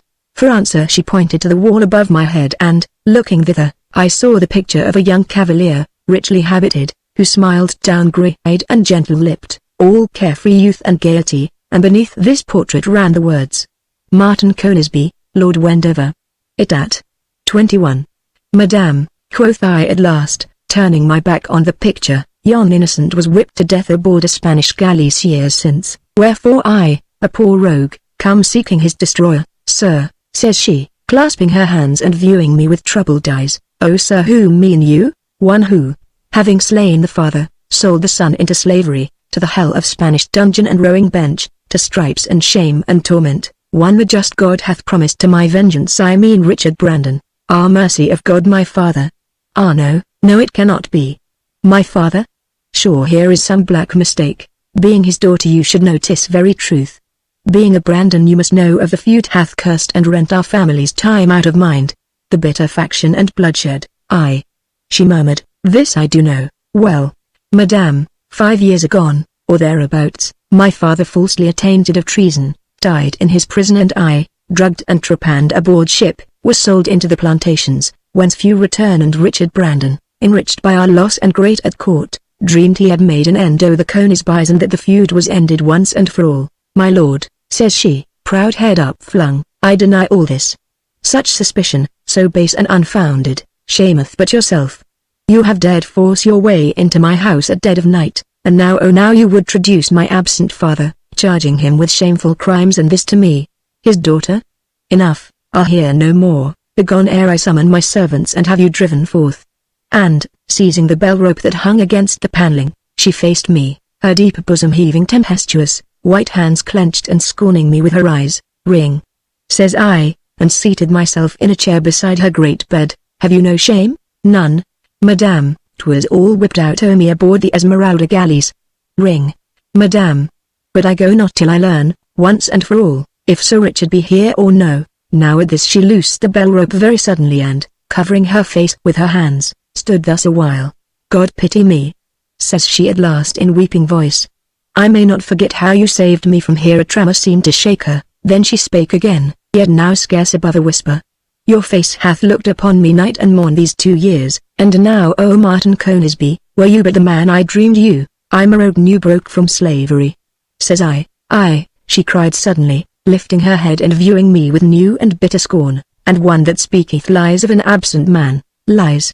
quoth I, choking on the word. "Lies, madam? Why then, how cometh my picture here, my coat of arms above the mantel yonder, the Conisbee scutcheon on your gates?" What do you at Conisby? She, now in her look I saw a sudden doubt, a growing dread, her breath caught and she shrank back to the panelled wall and leaned there, and ever the trouble in her eyes grew. Well, my lady? I questioned. Have ye no answer? 'Twas said. I have heard. The Conisbys were no more. Even so, how came Sir Richard by this, our house? Nay, I know little of my father's business. He was ever a silent man and I have passed my days in London or abroad. But you are, tell me why seek you my father? That is betwixt him and me. Was it murder? Was it vengeance, my lord? Here, as I made no answer, she crosses over to me and lays one slender hand on my shoulder, whereat I would have risen but her touch stayed me. Speak, says she in a whisper. Was it his life you sought? Meeting the look in her deep, soft eyes, I was silent for a while, finding no word, then dumbly I nodded. And now I felt her hand trembling on my shoulder ere it was withdrawn and, looking up, I saw she had clasped her hands and stood with head bowed like one in prayer. O Martin Conisby, she whispered, now thank God that in his mercy he hath stayed thee from murder. So she stood a while, then, crossing to the carven press, took thence divers papers and set them before me. Read, she commanded. So I examined these papers and found therein indisputable evidence that my journey here was vain indeed, that Sir Richard, sailing westward, had been taken by Spaniards off Hispaniola and carried away prisoner, none knew whither, and in a while, having read these papers, I laid them by and rising, stumbled towards the open casement. Well, my lord? Says she in strange, breathless fashion, and what now? Why now, says I, wearily, it seems my vengeance is yet to seek. Vengeance? She cried, ah, God pity thee. Doth life hold for thee naught better? Naught. Vengeance is a consuming fire, so seek I vengeance. O Martin Conisby, bethink you. Vengeance is but a sickness of the mind, a wasting disease, so seek I vengeance. For him that questeth after vengeance this fair world can hold naught beside, so give me vengeance, naught else seek I of this world. Ah, poor soul, poor man that might be, so do I pity thee. I seek no man's pity, but I am a woman, so shall I pity thee alway. Now as I prepared to climb through the lattice she, beholding the sword where it yet lay, stooped and, taking it up, sheathed it. This was thine own once, I've heard, says she. Take it, Martin Conisby, keep it clean, free from dishonor and leave thy vengeance to God. Not so, says I, shaking my head. I have my knife, 'tis weapon better suited to my rags. So saying, I clambered out through the lattice even as I had come. Being upon the terrace, I glanced up to find her leaning to watch me and with the moon bright on her face. Live you for naught but vengeance? She questioned softly. So aid me God. Says I, so shall I pity thee alway, Martin Conisby. She repeated, and sighed, and so was gone. Then I turned, slow of foot, and went my solitary way. Chapter 10. How I swore to the blood brotherhood. I remember the moon was very bright as, reaching the end of the grassy lane, or rather cart track, I saw before me a small, snug-seeming tavern with a board over the door, whereon were the words, Ye peck of malt, by Joel Byme. And looking the place over, from trim, white steps before the door to trim thatched roof, I marveled at its air of prosperity, for here it stood, so far removed from road and by-road, so apparently away from all habitation, and so lost and hid by trees, it standing within a little copse, that it was great wonder any customer should ever find his way hither. The place was very quiet, not a light showed anywhere and the door was fast shut, which was nothing strange, for the hour was late. Stepping up to the door I knocked loudly thereon with my cudgel, at first without effect, but having repeated the summons, a voice from within hailed me gruffly. Who knocks? The faithful friend. Says I. At this, the door swung suddenly open and a lanthorn was thrust into my face, whereupon I fell back a step, dazzled. Then gradually, beyond this glare, I made out a dark shape blocking the doorway, a great fellow, so prodigiously hairy of head and face that little was there to see of features, save two round eyes and a great, hooked nose. And who d'ye seek, faithful friend? Says he. Master Adam Penfeather. Why then, faithful friend, heave ahead. Says he, and, making way for me to enter, closed the door, the which I noticed was mighty stout and strong, and, having locked and bolted it, barred it with a stout iron set into massy sockets in either wall. You go mighty secure. Says I. Cock, quoth the giant, eyeing me over slowly. Cock, be ye a cackler? Because if so be you do cackle overly, here's we as won't love ye no whit. My cock, good. Says I, returning his look. I seek no man's love. Cock, quoth he, plunging a huge fist into his beard and giving it a tug. I begin to love you better nor I thought. This way, cock. Herewith he led me along a wide, flagged passage and up a broad stair with massy, carved handrail, and as I went I saw the place was much bigger than I had deemed it. The walls, too, were panelled, and I judged it had once formed part of a noble house. At last we reached a door whereon the fellow knocked softly, and so presently ushered me into a fair chamber lit by wax candles, and here, seated at a table with papers before him and a pen in his fingers, sat Master Adam Penfeather. "Ha, shipmate," says he, motioning to a chair, "you be something earlier than I expected. Suffer me to make an end o' this business. Sit ye, comrade, sit.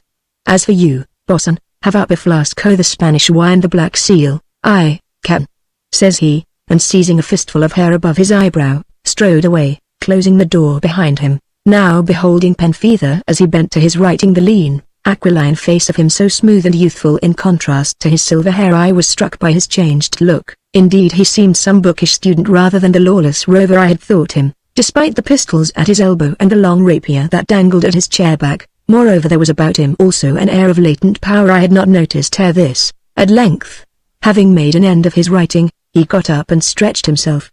"So, shipmate, art ready to swear the blood fellowship wi' me?" "Aye," says I. "When do we sail?" At this he glanced at me swiftly from the corners of his eyes. "So ho," he murmured, pinching his chin.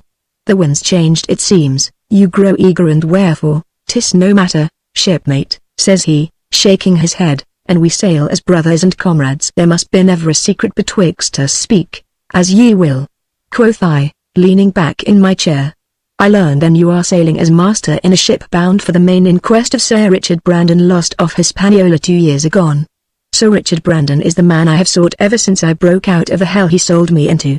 Now look he, Adam Penfeather," says I, springing to my feet and grasping his arm, "look he now put me in the way of meeting this man, aid me to get my hand on this man, and I am yours, body and soul to the end o' things, and this I swear." While I spake thus, my voice hoarse with passion, my fingers clutching his arm, Penfeather stood pinching his chin and watching me beneath his black brows. When I had ended he turned and falls pacing to and fro across the room as it had been the narrow poop of a ship. "I know you now, my lord," says he, pausing suddenly before me. "As the sailor man who watched you as you lay groaning in your sleep outside the Conisbee Arms. I guessed you were know the Conisbee breed by your ring, and as one born and bred here in Kent I mind well the adage, to hate like a Brandon and revenge like a Conisbee, and by God, my lord, you are a true Conisbee, it seemeth." "Vengeance," says he, his thin features grown sharp and austere. "Ah, I have seen much and over much of it aboard lawless craft and among the wild islands of the Caribbees.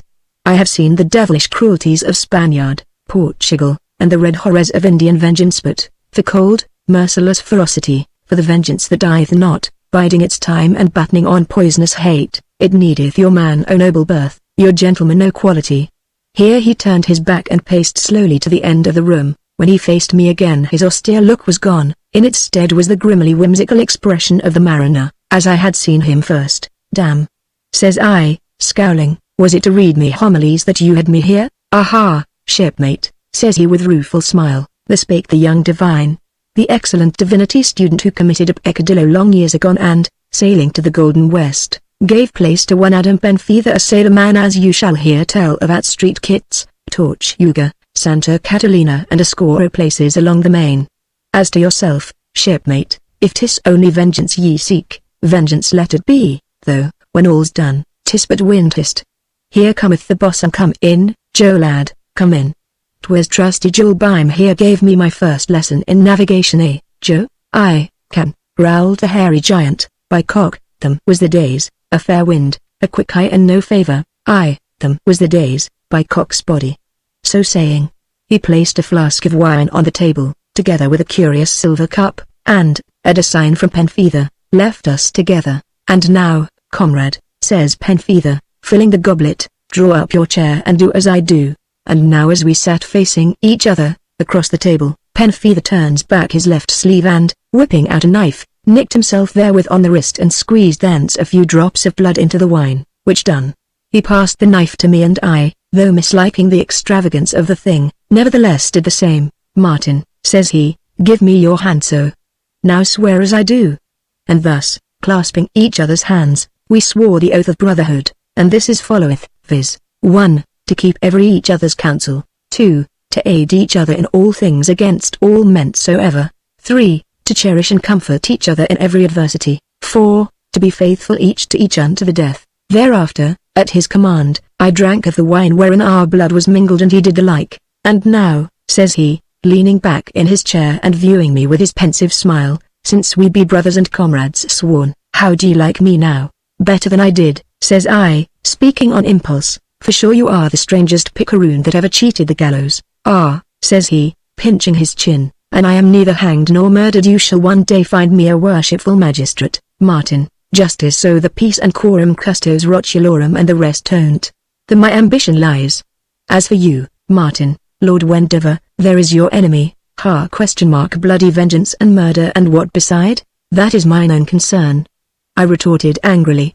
And look'ee, since comrades we are, you will forget who and what I am. Why so I have, Martin, so I have. Art a poor, destitute rogue that might be a man and rich, but for this vengeful maggot I thy brain. Howbeit thou art my comrade sworn and brother in arms, and as such I shall trust thee to the death, Martin, and shall find me worthy, Adam, despite thy cursed tongue. Death is an ill thing, Martin, is it? Says I, and laughed. Aye, he nodded, an ill thing to him that hath ambitions above the brute. See here. Unbuttoning his doublet he showed me a shirt of fine chainmail beneath his linen.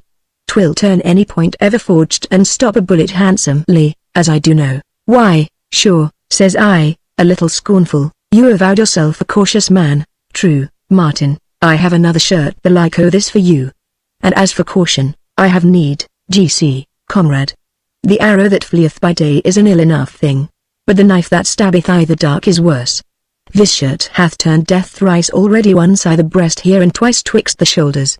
I am a man marked for death, Martin, murder creepeth at my heels, it hath dogged me overseas and found me here in Kent at last, it seems. And, comrade, henceforth the steel that smiteth me shall smite you also, belike. And why is your life sought thus? By reason of a secret I bear about me, wherefore, saving only my good friend Nicholas Frand who perished, I have ever been a solitary man walking alone and distrustful of my fellows. For, Martin, I have here the secret of a treasure that hath been the dream and hope of roving adventurers along the main this many a year, a treasure beyond price.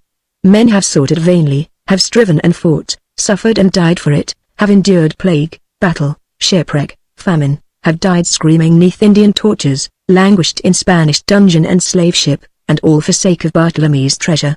And of all that ever sought it, but one man hath ever seen this treasure, and I am that man, Martin. And this treasure is so marvellous well hid that without me it shall lie unfound till the trump of doom. But now, since we are brethren and comrades, needs must I share with thee the treasure and the secret of it. No, no, Adam, says I. Keep it to yourself, I'll none of it. Share and share. Says he. 'Tis the law of the coast, none the less I want naught of it. 'Tis the law, he repeated, and moreover with such vast wealth a man shall buy anything in this world, even vengeance, Martin. Look ye now, here's the secret of our treasure. Hereupon he thrust his hand into his breast and drew out a small oilskin packet or bag, suspended about his lean throat by a thin steel chain, and from this he drew forth a small roll of parchment. Here it is, Martin, says he softly. Here's that so many lusty men have perished for not much to look at, shipmate, torn, G.C. and stained, but here's wealth, Martin, fame, honors, all the vices and all the evils, and chief among 'em vengeance. So saying, he unrolled the small scrap of parchment, and holding it before me, I saw it was a rough chart. Take it, Martin, and study it the while I tell you my story. Chapter 11. Adam Penfeather, his narrative. Mine is a strange, wild story, Martin, but needs must I tell it, and in few words as may be.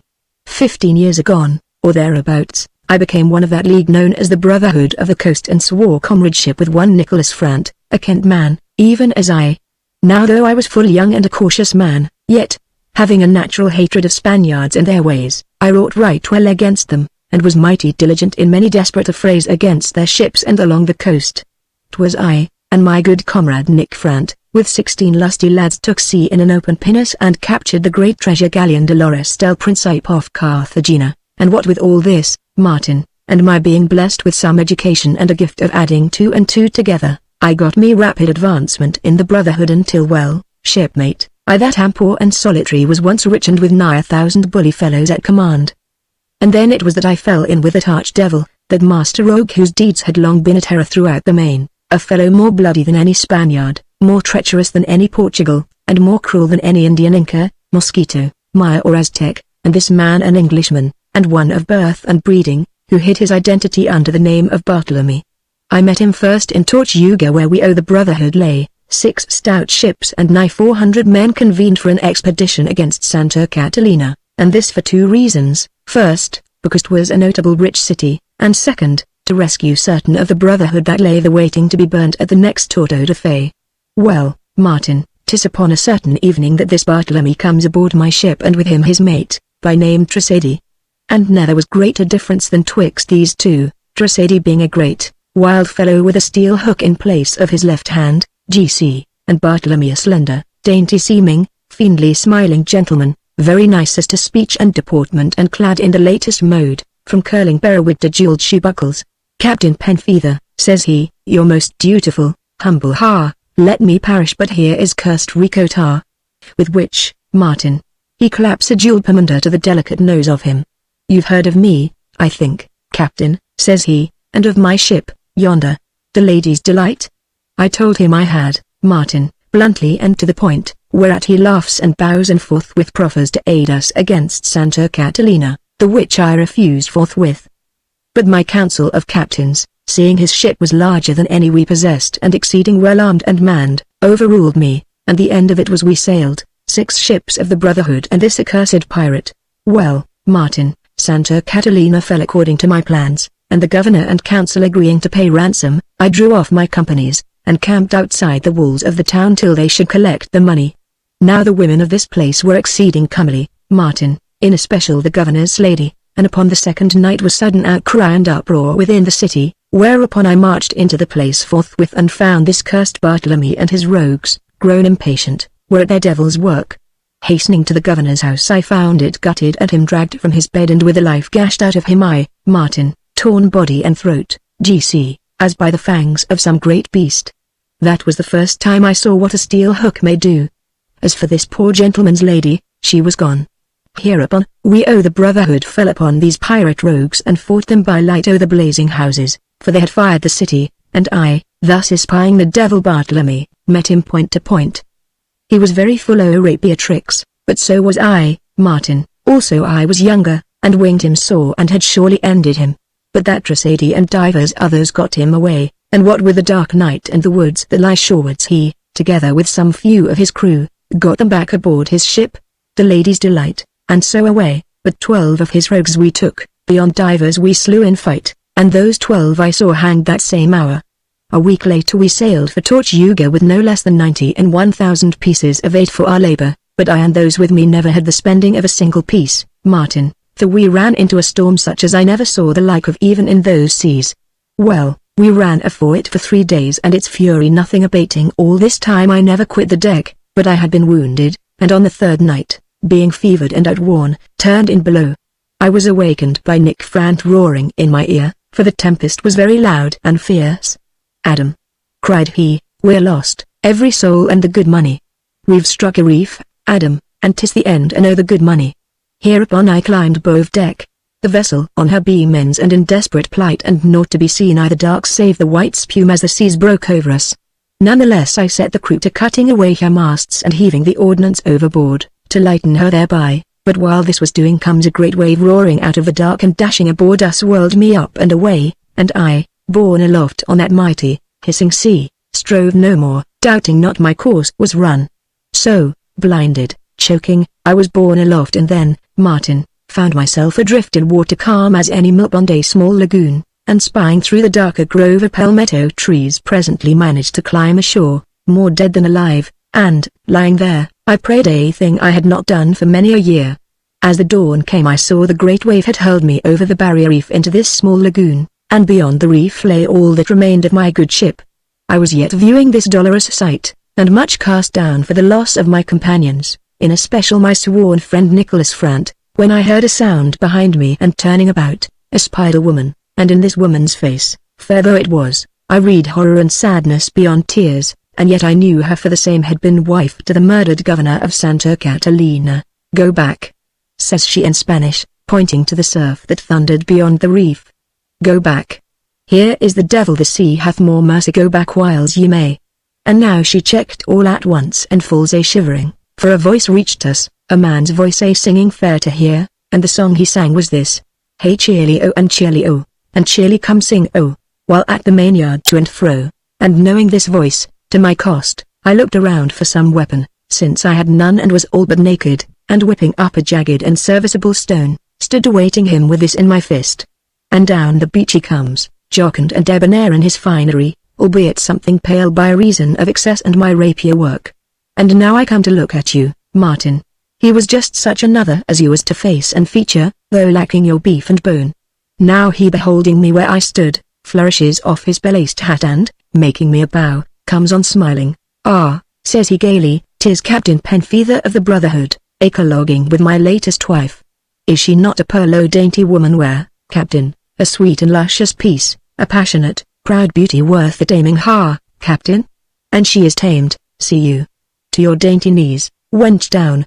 Now though he smiled yet and spake her gentle, she, bowing proud head, sank to her knees, crouching on the ground before him, while he looked down on her, the devil in his eyes and his jeweled fingers toying with a dagger in his girdle, a strange dagger with a hilt wrought very artificially in the shape of a naked woman. "How," says I, leaning across the table, "a woman, Penfeather?" "Aye, shipmate." So I stood mighty alert, my eyes on this dagger, being minded to whip it into his rogue's heart as chance might offer. "I wonder," says he to this poor lady, "I wonder how long I shall keep thee, Madonna, a week, a month, a year? Venus knoweth, for you amuse me, sweet.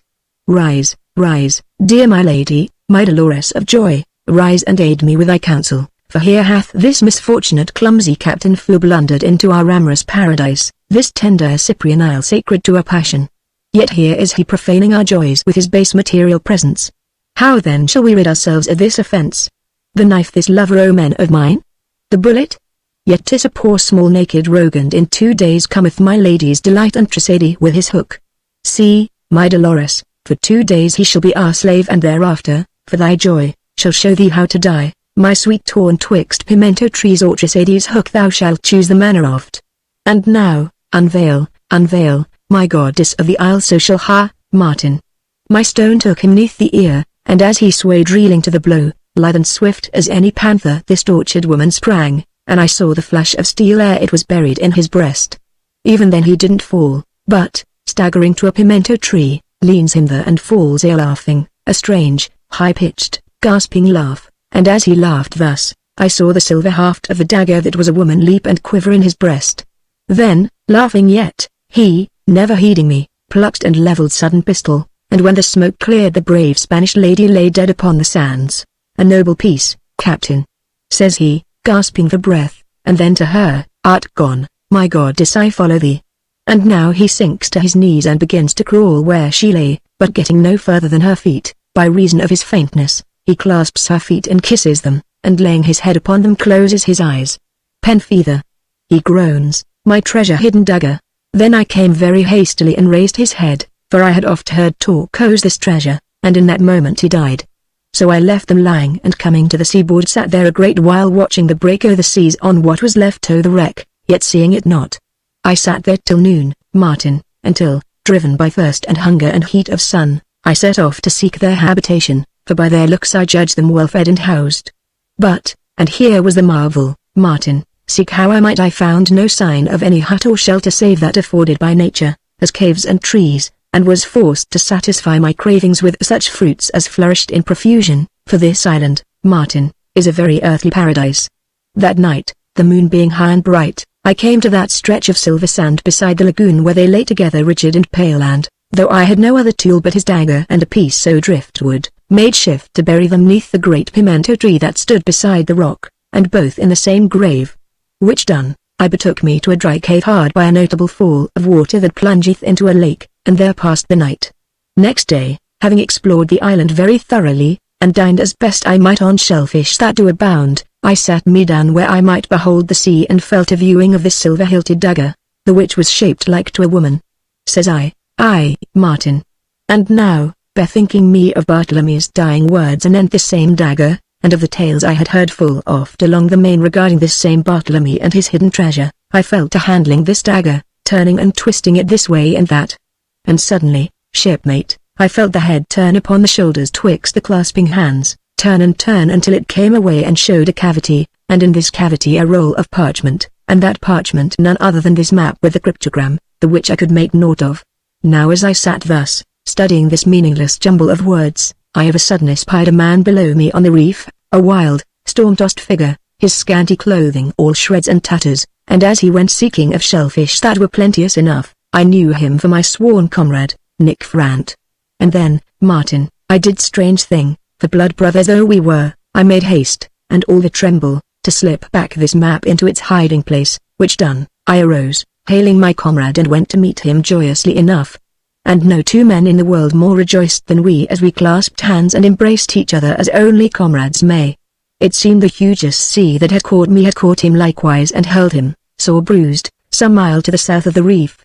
So now I told him of the deaths of Bartlemy and the poor lady, yet Martin, and this was strange, I spoke nothing of knife or treasure. I told him of the expectation I had of the pirate's ship return, and yet I never once spake o' the map and chart. And methinks the secret cast a shadow betwixt us that grew ever deeper, for as the days passed and no sail appeared, there came a strangeness, an unlove betwixt us that grew until one day we fell to open quarrel, disputation and deadly strife, and the matter no more than a dead man's shirt, and that ragged, that had come ashore. And we, being in rags and the sun scorching, each claimed this shirt, and from words came blows.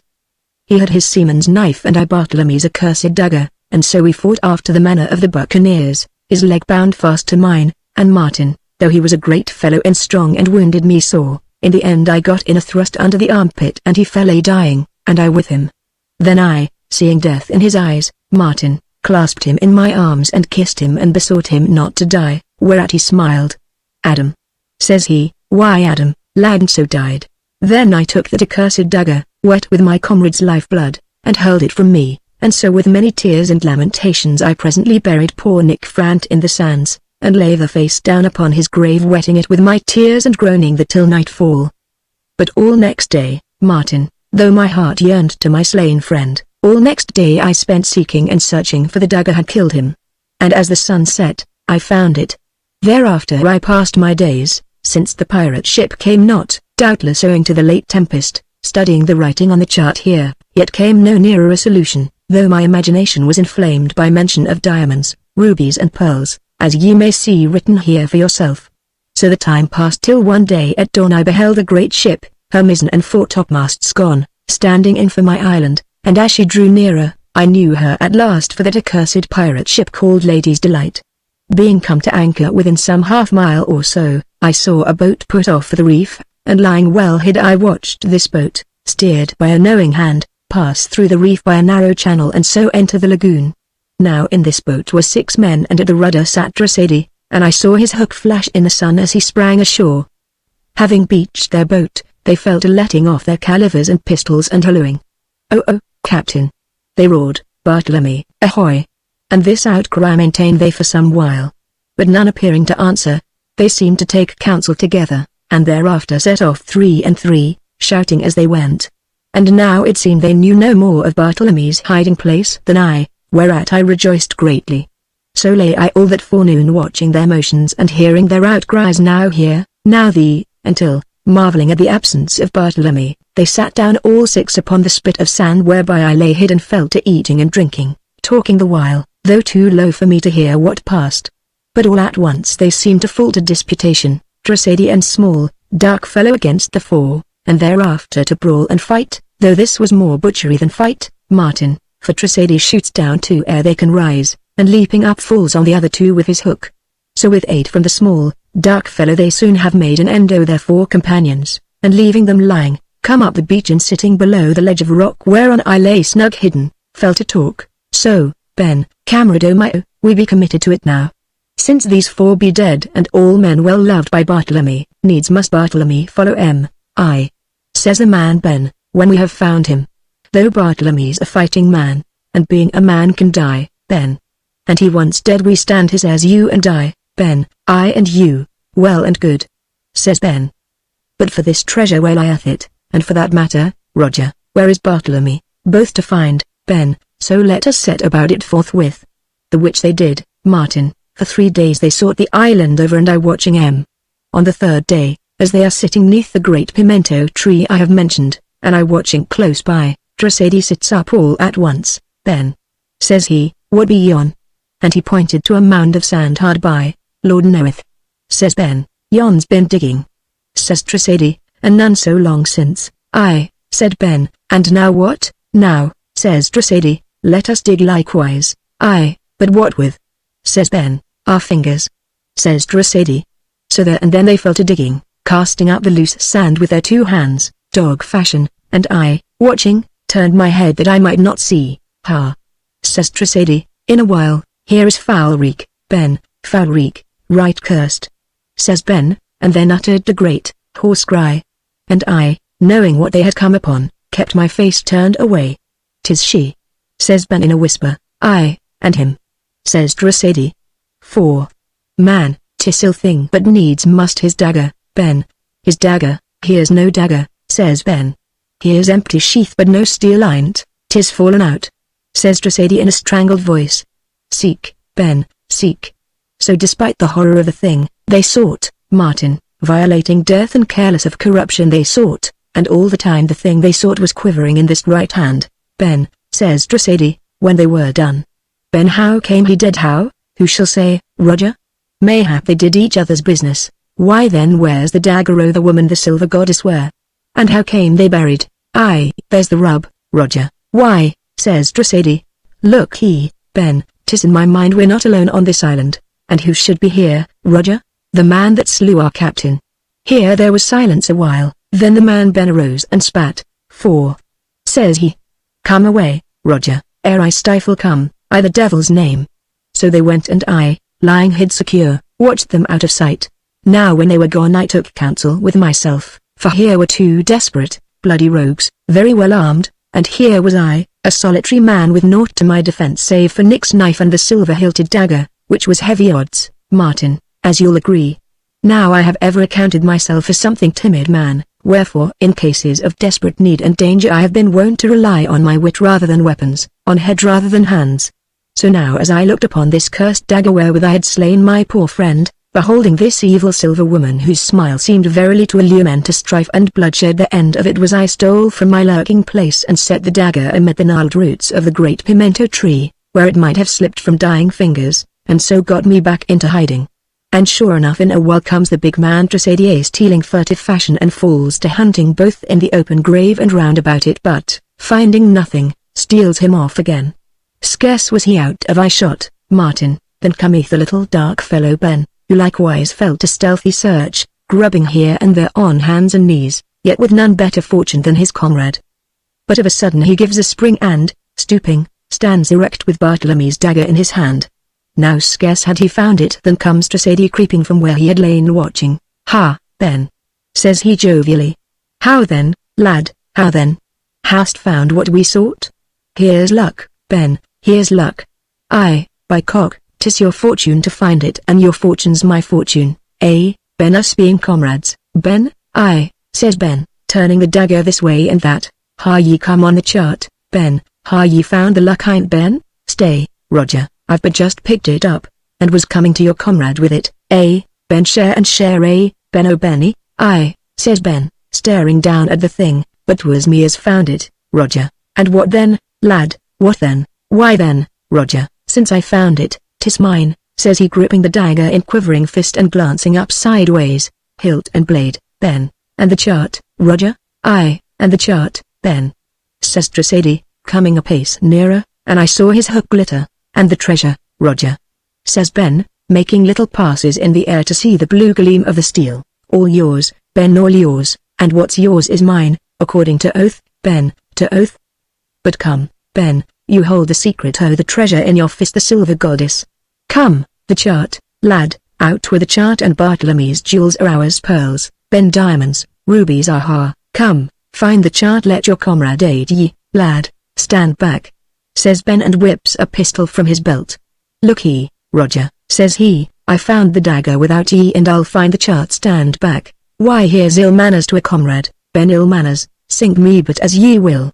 Only out with the chart and let's go seek the treasure, Ben. Do ye know the secret o' this thing, Roger? Not I, Ben. Why then must I break it asunder? Hand me yon piece of rock, says Ben, pointing to a heavy stone that chanced to be near. Stay, Ben lad. 'Twere pity to crush the silver woman, but if you will Ben take a hold. So saying, Tressady picked up the stone, but, as his comrade reached to take it, let it fall, whereupon Ben stooped for it, and in that moment Tressady was on him. And then Martin, I heard the man Ben scream, and as he writhed, saw Tressady's hook at work. The man screamed but once. And then, wiping the hook on his dead comrade's coat, he took up the dagger and began to unscrew the head. But now, Martin, methought 'twas time for me to act if I meant to save my life, for I had naught but Nick Frant's knife, while within Tressady's reach lay the dead man's pistols and divers musketoons and fusées on the beach behind him, which put me to no small panic lest he shoot me ere I could come at him with my knife. Thus, as I lay watching, I took counsel with myself how I might lure him away from these firearms wherewith he might hunt me down and destroy me at his ease, and the end of it was I started up all at once and, leaning down towards him, shook the parchment in his face. "Ha, Tressady," says I, "is this the thing you've murdered your comrade for?" Now at this Tressady sprang back, to stare from me to the thing in my hand, Martin, and then with a wild beast roar he sprang straight at me with his hook even as I had judged he would.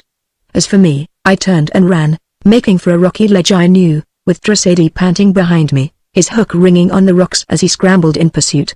So at last we reached the place I sought, a shelf of rock, the cliff on one side, Martin, and on the other a void with the sea thundering far below, a narrow ledge where his great bulk hampered him and his strength availed little. And there we fought, his dagger and hook against my dead comrade's knife, and thus as he sprang I, falling on my knee, smote up beneath raised arm, heard him roar and saw him go whirling over and down and splash into the sea. And he had the dagger with him, Adam? Says I in eager question. "Aye, Martin, which was the end of an ill rogue and an evil thing." "The end," says I, "the end, Adam? Why then what o' this?" So saying I whipped the strange dagger from my wallet and held it towards him balanced upon my palm. Now, beholding this, Penfeather's eyes opened suddenly wide, then narrowed to slits as, viewing this deadly thing, he drew back, and so sat huddled in his chair utterly still, only I heard his breath hiss softly twixt clenched teeth. "Martin," says he in the same hushed voice, "when a man's dead he's dead, and the dead can never come back, can they, shipmate?" But now, as we sat thus, eyeing the evil thing on the table betwixt us, my answer died on my lips, for there came a sharp, quick rapping of fingers on the lattice. Chapter 12 telleth of a fight in the dark.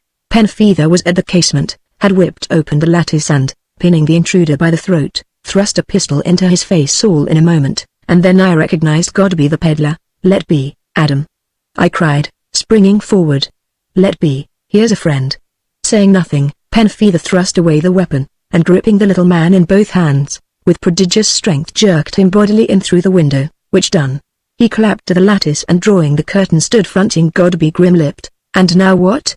says he softly. "Lord," gasped Godby, "Lord love me, but here's a welcome to a pal. Here's the second pistol I've had under my nose this night. Throttle me in a hay band else. What d'ye seek, my pal Martin?" According to his word, "Do ye know this fellow, Martin?" I nodded and told briefly how and where we had met. "Godby here Jenkins am I, master," said Godby, "and well beknown to Joel Bime as keepeth this house. Strangle me else ask Joel. And if your master Penfeather I first, this here for ye, and second, a warning." And speaking, Godby drew a letter from the breast of his leathern jerkin. "A warning?" says Penfeather, glancing at the superscription. "Against whom?" "A black dog as goes erect on two legs and calls himself Gregory Bragg." "You mean Lady Brandon's under bailiff?" "I do so." "Well, he be no friend o' yourn, and what's more, he's hand and fist with others as be no friends o' yourn either, cut-throat sailormen and black rogues every one." "How do ye know 'em for sailormen?" "By their speech, master. I was a mariner once and moreover by a ranting, hellfire chorus." "Ha!" says Penfeather, shooting a glance at me. "A chorus, was it?" "Aye, master, concerning murder and what not, and the words running like this: 2 on a knife did part wi' life, and 3 a bullet took who, but 3 times 3 died plaguily, a wriggling on a hook who. Was that the way of it? Smother me if it weren't," quoth Godby, staring. "Sit down, Godby, and tell me how you chanced on this," says Adam, seating himself at the table. "Well, master, I happen to lie snug hid neath a heap o' straw, and for why, says you? Says I to you, by reason o' two lousy catchpoles as won't let poor Godby be. Now this straw chanced to be in my Lady Brandon's stables, and why there, says you? Says I to you, because these lousy catchpoles being set on poor Godby by this black dog Gregory, and him my lady's man, my lady's stables is the last place catchpoles would come a-seeking Godby. Well now, as I lie there I fall asleep. Now I'm a light sleeper, and presently I'm roused by the sound o' your name, master. Mine? Says Penfeather, softly. Aye. Here's a black passage to Captain Penfeather, curse him. Says a voice. Aye, says another, by knife or bullet or, and here he falls to singing of a knife and a bullet and a hook. Avast. Says a third voice. Belay that, Abney, you'll be having all the lubbers about the place aboard of us. Why, says the man, Abney, since you're well and good, but don't forget we was hard in his wake, aye, and ready to lay him aboard long before you hove in sight, and damn all, says I. Some day, Abney, some day, says the other, I shall cut out the tongue o' yourn and watch ye eat it, lad, eat itest. Here cometh Gregory at last, easy all. Now the moon was very bright, master, and looking out o' my hay pile as the door opened I spied this rogue Gregory. Did ye see aught o' the others? Questioned Adam. No master, not plain, for they kept to the dark, but I could see they was 4 and one a very big man. Ha ye got it, friend, ha ye got it? Says the big rogue. No, plague on't, says Gregory. Look how I will, I can find naught. Here's luck, says the big fellow, bad luck, as I'm a soul. Where's he lie? Can't say, says Gregory. His messages go to the Conisby Arms, but he aren't there, I know. The faithful friend, was it, says the big fellow, lying off Deptford Creek? Aye, the faithful friend, says Gregory, and then chancing to look outside, claps finger to lip and comes creeping into the shadow. Lie low, says he in a whisper, here's my lady. And then, master, close outside comes my lady's voice calling Gregory. Gregory. Answer, fool, whispers the big man. Quick, or she'll be athwart our cable. Here, my lady, says Gregory, and steps out o' the stable as she's about to step in. Gregory, says she in hesitating fashion, have ye seen a stranger hereabouts tonight? Not a soul, my lady, says Gregory. A tall, wild man, says she, very ragged and with yellow hair? No, my lady, says Gregory. Here she gives a sigh. Why then, says she, bear you this letter to Master Penfeather at once. To the Conisby Arms, my lady? Says Gregory. No, says she, to the Peckham Malt by Bedgebury Cross. And, Gregory, should you see aught of the poor man that suffered lately in the pillory, say I would speak with him. And now saddle and begone with my letter. To Bedgebury, says Gregory. The Peckham Malt tonight, my lady? This moment, says she, mighty sharp. And, Gregory, I hear tales of your hard dealing with some of the tenantry, let me hear no more or you quit my service. And away she goes, leaving Gregory staring after her, letter in hand. Was she? Says the big man in a whisper. I'd know her voice anywhere, 'twas she whipped it from my girdle. My luck, shipmates our luck, but we'll find it if we have to pull the cursed house down brick and brick. Godby, says Adam suddenly, leaning forward, did ye get no glimpse o' this man's face? Nary a one, master, and for why ? The place was dark and he wore a great flapped hat. Why then, says Adam, pinching his chin, did ye chance to see his hands? No whit, master, and for why ? He wore a loose cloak about him. And what more did ye hear? No more, master, and for why ? Because, as luck would have it, a straw tickled my nose and I sneezed loud as a demi-culverin, and there's poor Godby up and running for his life and these murderous rogues after poor Godby. Howbeit they durst not shoot lest they should alarm the house, and I'm very light on my feet, and being small and used to dodging catchpoles and the like vermin, I got safe away. Having done which and bethinking me of my pal Martin, I made for the Peckham Malt. Now as luck would have it, Gregory overtakes me, as I had purposed he should, I being minded to get even with him for good and all. Down he gets from the saddle and me by the collar, and claps a great snuff once under my nose. So it was you, ye rogue, was it? Says he. That same, says I, but who's that peeping over the hedge there? The fool turns to see, I twist the pistol out of his grip, and have him very neatly trussed and gagged with his belt and my girdle, and so, heaving him either ditch, into the saddle, and here I am. Godby, says Penfeather, viewing him keen-eyed, I need men. Will ye sail with us for the Main? Does Martin sail? He does. Will ye along? Heartily, Captain, heartily. Are ye armed, Godby? I've Gregory's dag here, says Godby, pulling out a long-barreled pistol. Jill shall find ye another to go with it. And ye know the sea? Aye, Captain, I sailed with Captain Middleton as gunner and will lay you a gun with any man from a murdering piece or minion to a great culverin. Good, says Penfeather, and summoned Jill Byme, who, beholding the peddler, stared, bellowed jovial greeting, and at nod from Penfeather, departed with him, arm in arm. Well, Martin, said Adam when the door had closed, and what do ye make o' this tale of sailormen? That they're the same rogues I fell out with, beyond doubt, Martin. And what more, that like enough they're on their road hither, beyond any peradventure, shipmate. Well, well, let 'em come, Martin, let 'em come. There's somewhat here I don't understand and I mislike mystery. So let them come, here in this little room. In light or dark, I ask no better, and you such a timid man, Adam. True, Martin, but there's occasion when a worm turneth.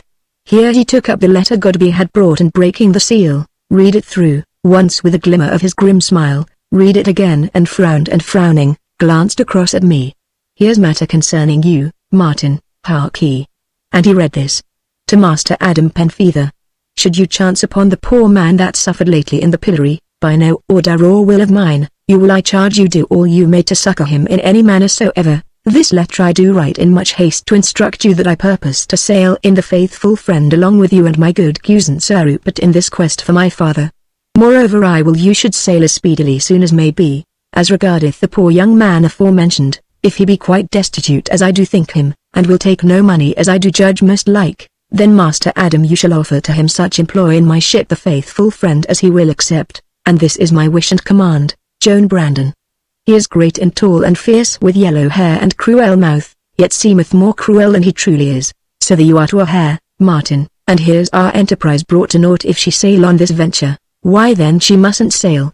Says I, 'tis her ship, Martin, and she's a Brandon, then sail without her, and be taken before we're clear o' the downs and strung up at execution dock for piracy. Why then if she goeth aboard I don't, and wherefore not, Martin? I'll take no service with a Brandon. I verily there's your pride, Martin, which is cumbersome cargo, call it what you will, I'll not sail, and your oath, comrade? Sail along o' me you must and shall. But having respect for your high-stomached pride you shall stow away in some hole or corner and she never know you're aboard. Hereupon I scowled, but perceiving him so serene albeit a little grim, I said no more and he fell to pacing slowly back and forth, head bowed and hands locked behind him. I need you, Martin, says he at last. I need you even more than I thought, the one man I may trust her in a pinch. For, Martin, here's that I don't understand. So saying he halted by the table, and presently taking up the dagger, and with a strange reluctance, fell to twisting it this way and that. Finally he gave a sudden twist and the smiling head of the silver woman coming away, showed a hollow cavity, running the length of the haft, roomy and cunningly contrived. Slowly he fitted the head into place again and, laying the weapon down, shook his head. Here's Bartlemy's dagger true enough, Martin, says he, touching its keen point. Here's what found Bartlemy's black heart and many another. Here's what went hurtling over cliff in Tressadi's fist and yet here it lies which is great matter for wonder, Martin. And, since 'tis here why then where sits the vile rogue Tressady? Which is matter for painful speculation, Martin where? Snoring, likely enough. Says I, not so far hence, or tramping hither, if so, Martin, then death cannot touch him, the which is out of all reason. 'Tis more like the fall did not kill him, Adam, had you but seen the place, shipmate. But if water won't drown him and steel won't harm him, like you, he wears a chain shirt, Adam, that I do know. Moreover, the devil cherisheth his own, I've heard. Why here's reason, Martin, plain reason I grant, and yet but 'tis late and you'll be for sleep, and there's reason in that too. Come, I'll show your bed, spare yourself I want no bed, says I bitterly. 'Twere a luxury wasted on the likes o' me. My couch shall be the corner yonder, prideful youth. 'Tis sweet to be young, Martin, says Penfeather with his sudden, whimsical half-smile and clapping his hand on my shoulder. Sleep where ye will, that corner is as good as another. See, there stands my tuck, a Spanish blade of notable good temper. It hath been a true friend to me many a time ere now and should be a trusty bedfellow. As for me, I'm for a feather bed. And, Martin, says he, pausing to pinch his chin and view me sideways, if aught should chance to me at any time the chart and treasure will be yours. So good night, comrade, and sleep sound, for 'tis like we shall wake betimes," saying which he turned, slow and thoughtful, and went out, closing the door softly behind him. As for me, being very drowsy, I wrapped myself in my weather-worn cloak, blew out the candles and, lying down in the corner, was presently fast asleep. Now as I slept I dreamed that Penfeather's long rapier, standing in the dark corner close by, was stealthily endeavoring to free itself from its leathern scabbard with intent to skewer me to the floor as I lay, and, striving thus to draw itself, made soft, strange noises and rustlings insomuch that I presently woke, and staring motionless into the darkness above, knew that these sounds were real. Somewhere close by was a furtive whisper of sound that came and went, a soft-drawn breath, a scraping of fingers on the paneling above me in the darkness, and in that moment also I became aware that the lattice yawned wide upon a square of glimmering blackness. Suddenly a slight creeping foot touched me unseen, and then, even as the owner of this foot tripped over me, came the roaring flash of a pistol hard by, followed immediately by another, and, as I lay deafened and half-dazed, the floor quivered to the soft, vicious thud of leaping, swift trampling feet, and on the air was a confused scuffling, mingled with an awful, beast-like worrying sound. And now, though I was broad awake and tingling for action, I constrained myself to lie still, nothing stirring, for here, as I judged, was desperate knife play. Indeed, more than once I heard the faint click of steel. And now rose shouts and cries and a tramp of feet on the stair without. Someone reeled staggering across the room, came a scrabbling at the open casement, and, as I leapt up, the door burst open and Joel Bime appeared flourishing a naked hanger and with Godby behind bearing a lanthorn, whose flickering light showed Adam, knife in hand, where he leaned panting against the wall, a smear of blood across his pallid face and with shirt and doublet torn in horrid fashion. "The window," he gasped. "Shutters. Where bullets?" I sprang forward, but Joel was before me, and crouching beneath the open lattice swung the heavy shutters into position, but even as he did so, a bullet crashed through the stout oak. "Doors all fast, Joel?" "Aye, Cap'n." "But whose here is the preventive?" "And me with the cellars choke full." "My cock." "Is the customs, Cap?" "Worse, Joel," says Penfeather, wiping sweat from him. "Art hurt, Adam?" I questioned, eyeing his wild figure, and now I saw that the thin, steel chain was gone from his sinewy throat. "No, shipmate. But the dagger, look, it has clean disappeared, Martin, and good riddance," quoth I. "But, Adam, what o' your chart gone along o' the dagger, has it?" "Tush, man," says he, sheathing his knife, "'tis snug in that wallet o' yours." "My wallet?" I cried, clapping hand on it where it hung at my girdle. "Aye, shipmate. I slipped it there as I bid ye good night." "But, Martin, oh Martin, the dead is alive again. See how I'm all gashed with his hook." "Hook?" quoth Joel, shooting great, hairy head forward. "Did ye say a hook, Cap?" "Aye, Joel Tressady's alive again, God love us," gasped the giant and sank into a chair. Chapter 13. We set out for Deptford Pool. Penfeather drew clenched hand across his brow, and coming to the table reached the half-emptied flagon and drank what remained of the wine thirstily, while Bime, his great body huddled in the chair, stared at the bullet hole in the shutter with starting eyes. As to me, I picked up Penfeather's fallen pistols and laid them on the table, where Godby had set the lanthorn. "Tressady," says Bime at last in a hoarse whisper. "Tressady Oakham, be ye sartain sure?" "Sure," says Penfeather, in the same hushed manner, and reaching powder and bullets from a cupboard he began methodically to reload his pistols. "He'll be outside now where the shadows be thickest, waiting me with abnegation and Solent Rory, and God knoweth how many more. Then he aren't dead, Cap?" Penfeather's black brows flickered and his keen eyes glanced from his rent doublet round about the room. "Howbeit he was here, Joel," said he. "Why then, Cap, the dying woman's curse holds and he can't die," says Bime, clawing at his great beard. "He was here, Joel, in this room," says Penfeather, busy with powder horn, man to man, knife to knife, "and I missed him. Since midnight I've waited with pistols cocked and never closed eye, and yet here was he or ever I was aware, for, as I sat there the dark by the window above the porch, which is therefore easiest to come at, I spied Mings and him staring up at the lattice of this chamber. So here creeps I, and opening the door saw him move against the open lattice yonder, a shot no man could miss. Aye, can I? And I missed him, Joel, with both weapons, and I within 3 yards of him. Aye, I missed him with both pistols, which is small wonder, says I, for as you fired he tripped over me, Adam. And why should he trip just then at the one and only moment, Martin? Chance, says you?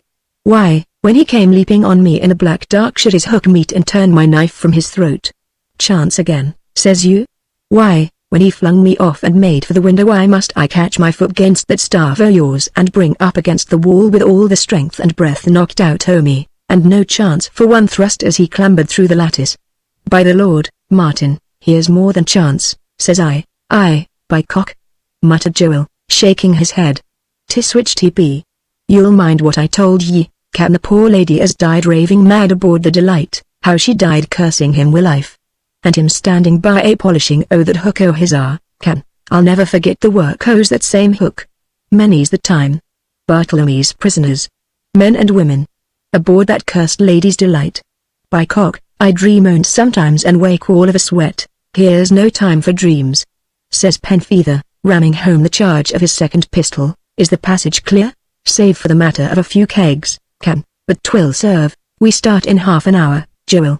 The 3 Cap. Aye, we must be aboard as soon as maybe now, Captain, says Godby, speaking as a master gunner, a mariner and a peddler. I'm bold to say as there's naught like bite and sup to hasten a man for a journey or aught beside flog me else. And there's naught more heartening than ham or neat's tongue, or brisket o' beef, the which I chanced to spy i' the kitchen. Why then, master gunner, says Penfeather, go you and engage those same in close action and I'll join ye as soon as I've shifted these rags o' mine. Adam, says I, unstrapping my wallet as Bime and Godby descended the stair, if we are to have our throats cut tonight, 'twere as well I handed back your chart first, and I laid it on the table. Why 'tis as safe with you, comrade, but as you will, says he, slipping the chain about his neck. As for any throat slitting, Martin, you'll find that with danger my inborn caution groweth to timidity. Ha, yes. I nodded. Such timidity as walks under the very noses of desperate, well-armed rogues of a moonlight night. Why, the moon is down or nearly so, Martin. And then, besides, this trim little inn hath divers exits discreetly non-apparent. 'Twas a monastery once, I've heard, and now a smuggling ken it seems, Adam. Even so, comrade, and no place better suited. And there's the bosun hailing, says he, as a hoarse roar of supper reached us. Go down, Martin, I stay but to make things ship-shape. And he nodded towards the books and papers that littered the table. Upon the stairs I met Godby, who brought me to a kitchen, very spacious and lofty, paved with great flagstones and with groined arches supporting the roof, and what with this and the wide fireplace flanked with fluted columns and enriched by carvings, I did not doubt that here had once stood noble abbey or the like. Pal, said Godby, as I stared about me, you'd never guess as there be nigh 300 kegs stowed hereabouts besides bales and the like, choke me else. Ha, many's the good cargo I've helped you and the lads to run, eh, Joel? So you're a smuggler, Godby, says I. Cock, says Bime reproachfully, and setting a goodly cheese on the table with a bang, say free trader. Cock t'other's a cackling word and I don't like cackle. Aye, nodded Godby, that's the word, free trader, Martin. So I am, and what then? 'Twas summat o' the sort as got me suspicioned by Gregory and his catchpoles, rot 'em. But here Adam entered, very soberly dressed in sad-coloured clothes, and we sat down to sup forthwith. Do we sail soon, Captain? Questioned Godby in the while. I hope to be clear o' the Downs a few days hence, says Adam. And you so short-handed, Cap'n, quoth Bime. Sir Rupert hath listed 30 new men, I hear, and rogues every one, I'll be sworn. Sir Rupert? Says I, my lady's cousin, Martin, and captain of the expedition. Is he a sailor, Adam? No, Martin, like most o' your fine gentlemen adventurers, he knows no more of navigation than this cheese, which is just as well, Martin. Aye, mighty well. How so? Who shall say, Martin, who shall say?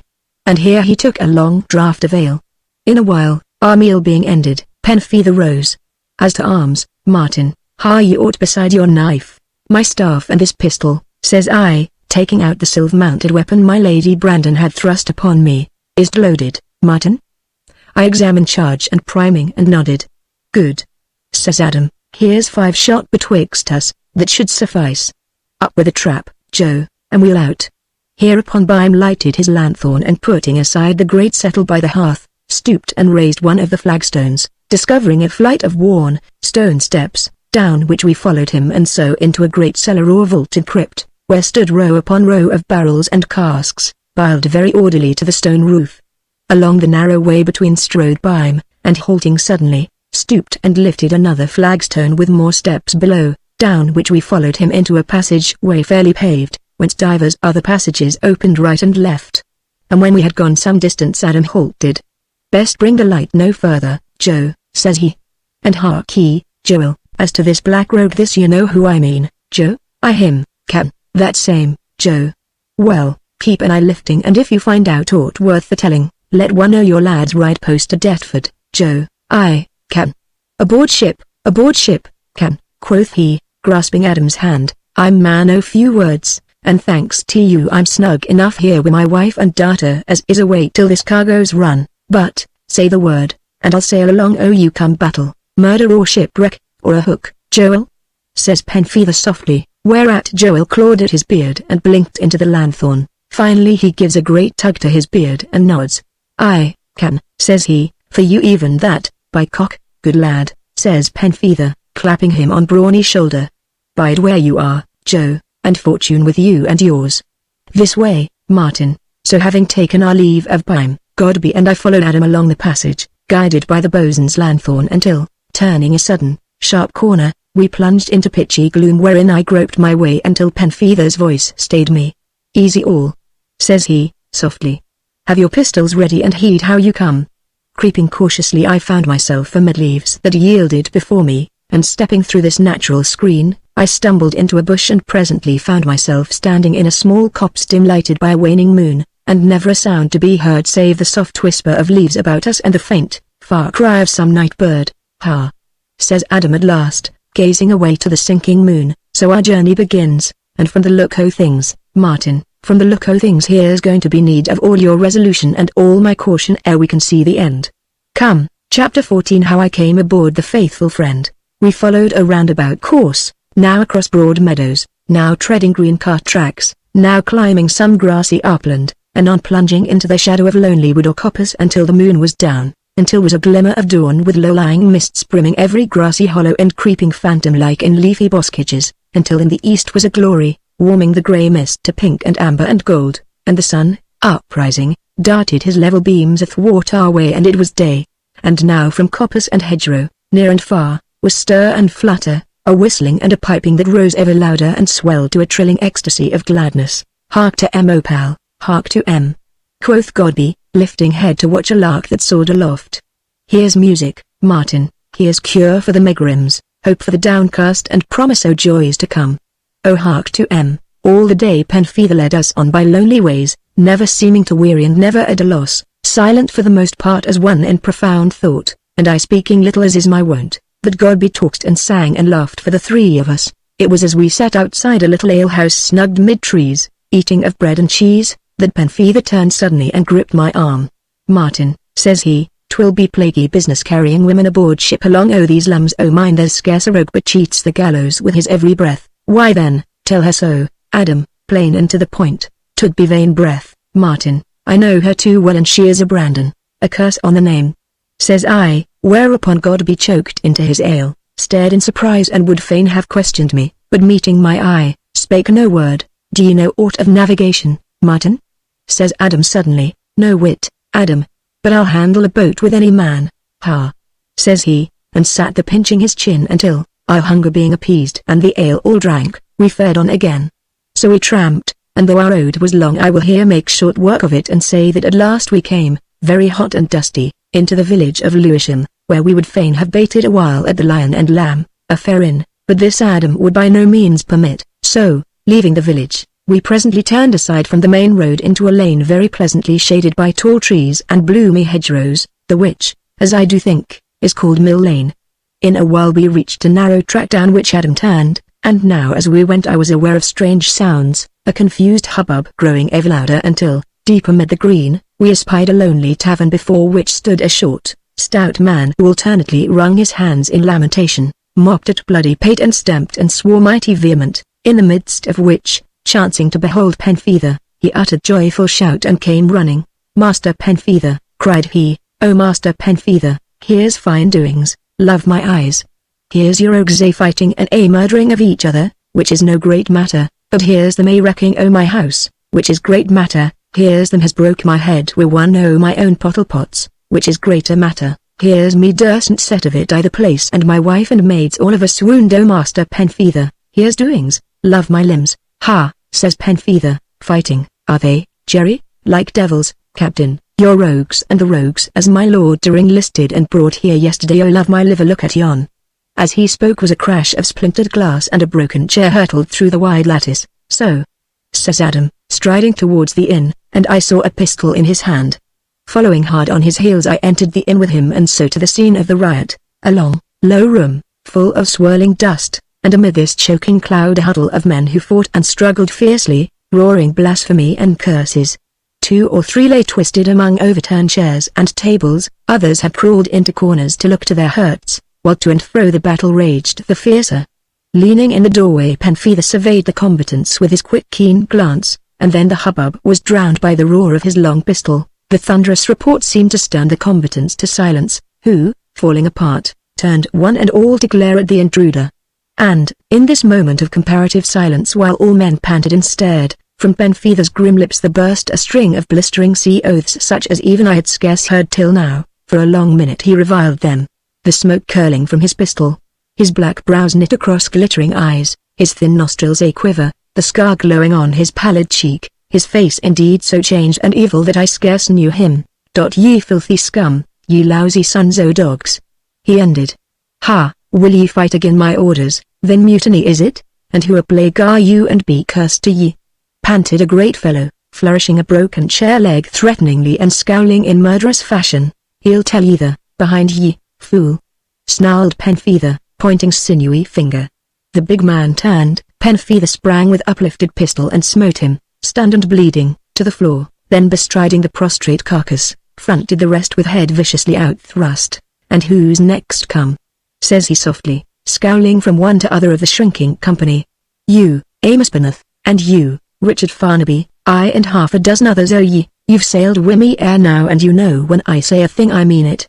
And you'd fight, would ye? My last words to you being see to it there be no quarrelling or riot. Why, can, says one, 'tis all along o' these new listed rogues. Aye, master, says another, and that's gospel true, there aren't a right sailor man among em. Then we'll learn em to be, says Penfeather. Stand forward, the new men show a leg and bustle, ye dogs. Scowling and muttering, some 12 unlovely fellows obeyed. I faith, says Penfeather, looking them over, here's fine stuff for the gallows. And where's the rest of em? Gone aboard this morning along o' Toby Hyde the bosun. See here, my bright lads, quoth Penfeather, eyeing each scowling face in turn, learn this when you come aboard my ship and I say to one o' ye do this or do that, he does it, GC, or up to the yard arm he swings by his thumbs or his neck as occasion warrants.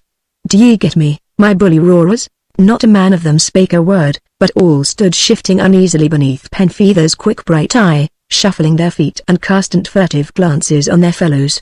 Now as to this lump o' roguery, says Penfeather, spurning the still unconscious man with his foot, have him into the yard and heave a bucket o' water over him.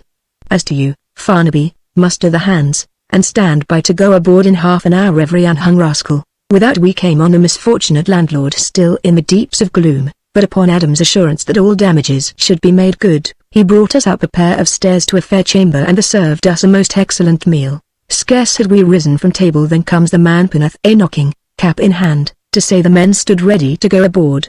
We found some schoolfellows drawn up before the inn, and a desperate lot of cutthroats they looked, what with their hurts and general hang-dog air as they stood there in the light of a rising moon. Having looked them over each and every, Penfeather spat, and setting them in Godby's charge, ordered them to go on before. Well, Martin, says he as we followed together, and how think ye of my lambs? Call them raging tigers, rather. Nay, says he, tigers be cleanly creatures, I've heard, a God's name, Adam, why truck with such ill rogues? Sure there be many honest mariners to be had? Why as to that, Martin, good men be scarce and ever hard to come by, moreover these scum are a means to an end. GC, how so? Just that, Martin, says he, glancing at me in his furtive manner, a means to an end. What end? Ah, who may tell, Martin? He sighed, shaking his head. Now when I would have questioned him further he put me off thus with side answers, until we were come to the waterside, which is called Deptford Creek. Here, having seen the others safe embarked we took boat also, and were soon rowing between the huge bulk of ships where dim lights burned and whence came, ever and anon, the sound of voices, the rattle of a hawser, a snatch of song and the like, as we paddled betwixt the vast hulls. Presently we were beneath the towering stern of a great ship, and glancing up at this lofty structure, brave with carved work and gilding, I read the name, The Faithful Friend. At a word from Madam the oars were unshipped and we glided alongside her high curving side where hung a ladder, up which I followed Adam forthwith. She was a great ship, as I say, of some 200 tons at least, with high forecastle and lofty stern, though I saw little else ere. At a sign from Adam I followed him down the after gangway where, taking a flickering lanthorn that hung from a deck beam, he led me twixt a clutter of stores not yet stowed, past the grim shapes of great ordnance, and so down and down to a noisome place beneath the orlop. "'Tis not over sweet, Martin," says he, "but then bilge water never is, you'll mind. But you'll grow used to it in time, shipmate, unless, instead o' swallowing this unholy reek you'll swallow your pride and list as master's mate." "I've no knowledge of navigation," says I. "But I've enough for the two of us, Martin. 'Tis a comrade at my back I need." "What's the word?" "No," says I, mighty short. "As you will, shipmate," he sighed, "as you will. Pride and bilge water go well together." Which said he brought me to a dark unlovely hole abaft the mizzen. "'Tis none too clean, Martin," says he, casting the light round the dingy place, "but that shall be remedied and God be shall bring ye bedding and the like. So although 'tis plaguey dark and we're at say plenty still, despite the stench, you'll lie snug as your pride will permit of. As for me, shipmate, I shall scarce close a night till we be clear o' the downs, so 'tis a careful man I shall be this next 2 days, hi-ho. So good night, Martin, I'll send God be below with all you lack," saying which Penfeather turned, and groping his way into the darkness, left me scowling at the flickering lanthorn. Chapter 15 telleth of a nameless black ship. And now within my gloomy hiding place, dim lit by flickering lanthorn, I passed many weary hours, while all about me was a stir and bustle, a confused sound made up of many, as the never-ending tread of feet, the sound of hoarse voices now faint and far and anon clear and loud, the scrape of a fiddle, snatches of rough song, the ceaseless ring and tap of hammers, a very babel that, telling of life and action, made my gloomy prison the harder to endure. And here, mindful of what is to follow, I do think it well to describe in few words the place wherein I lay. It was indeed a very dog hole, just below the orlop, some 10 feet square, or thereabouts, shut in twixt bulkheads, mighty solid and strong, but with a crazy door so ill hung as to leave a good 3 inches twixt it and the flooring. It had been a storeroom, as I guessed, and judging by the reek that reached me above the stench of the bilge, had of late held rancid fat of some sort. Just abaft the mizzen it lay and hard against the massy rudder post, for I could hear the creak and groan of the pintles as the rudder swung to the tide. Against one bulkhead I had contrived a rough bunk with divers planks and barrels, the which with mattress and bedding was well enough. Now opposite my berth, within easy reach of my hand, was a knothole the which, by some trick of the grain, had much the look of a great staring eye, insomuch that, having no better employ, I fell to improving on nature's handiwork with my knife, carving and trimming around it, and in betwixt my sleeping, my eating and drinking, for Adam and Godby kept me excellent well supplied, I would betake me to my carving and fashioning of this and with my initials below it, the which foolish business, fond and futile though it was, served in no small measure to abate my consuming impatience and the dreary tedium. Howbeit on the 3rd day, my situation becoming unbearable, I stumbled out from my dog hole, and groping my way past kegs and barrels firm wedged in place against the rolling of the vessel, I climbed the ladder to the orlop. Here I must needs pause, for, dim though it was, the light from the open scuttle nigh blinded me. In a while, my eyes growing strong, I got me to the main deck, where again I must stay to shade my eyes by reason of the radiance that poured through an open gun port. Glancing around after some while, I saw no one and wondered, for here was the main gun deck. 10 great pieces aside I counted, with ports for divers more. I was yet wondering at the emptiness about me when I heard sudden uproar from the deck above my head, shouts, cries, a rush and patter of many feet, and above all Penfeather's furious hail. Wondering, I came to the open port, and leaning out saw it was evening with a heavy mist creeping down upon the waters, and through the mist loomed a great, black ship drifting lubbly across our hawse. Louder and more furious grew the shouting above, answered by a hail aboard the great, black craft as, broadside on, she swung towards us. And now, creeping in the mist, I beheld a small boat with a great, shapeless bundle in the stern sheets and rowed by a single waterman who swung easily to his oars, scanning now the faithful friend, now the great black ship, like one who bided the inevitable crash. Sudden I heard the roar of one of Penfeather's ever-ready pistols, followed by his voice upraised in vicious sea curses, and glancing up saw the black ship right aboard of us and braced myself for the impact. Came a shock, a quiver of creaking timbers and the groan of our straining hawsers as the black ship, falling off, drifted by in a roaring storm of oaths and blasphemy.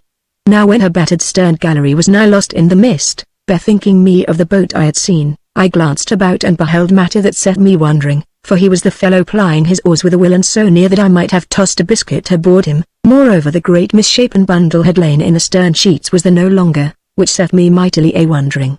Long after man and boat were swallowed up in the fog I sat there lost in thought, insomuch that I started to feel a hearty clap on the shoulder and, turning, beheld Godby, a pair of great gold rings in his ears, and very sailor-like in all things from sea boots to mariner's bonnet. "Here's a ploy, Martin," says he with a round oath.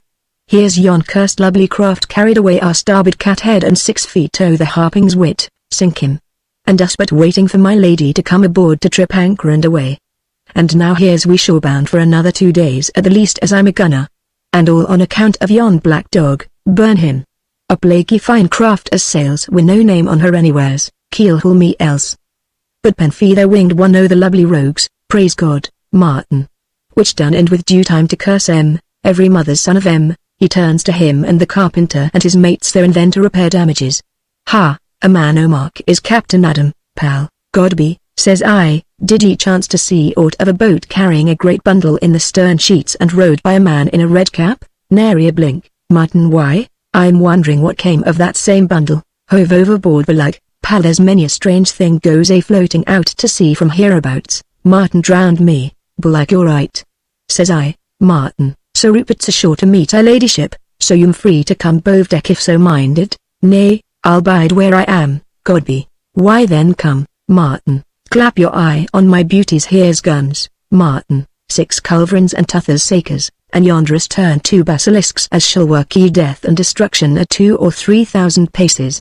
Both deck amidships I've divers goodly pieces as minions, falcons and patereros with murderers mounted aft to sweep the waist.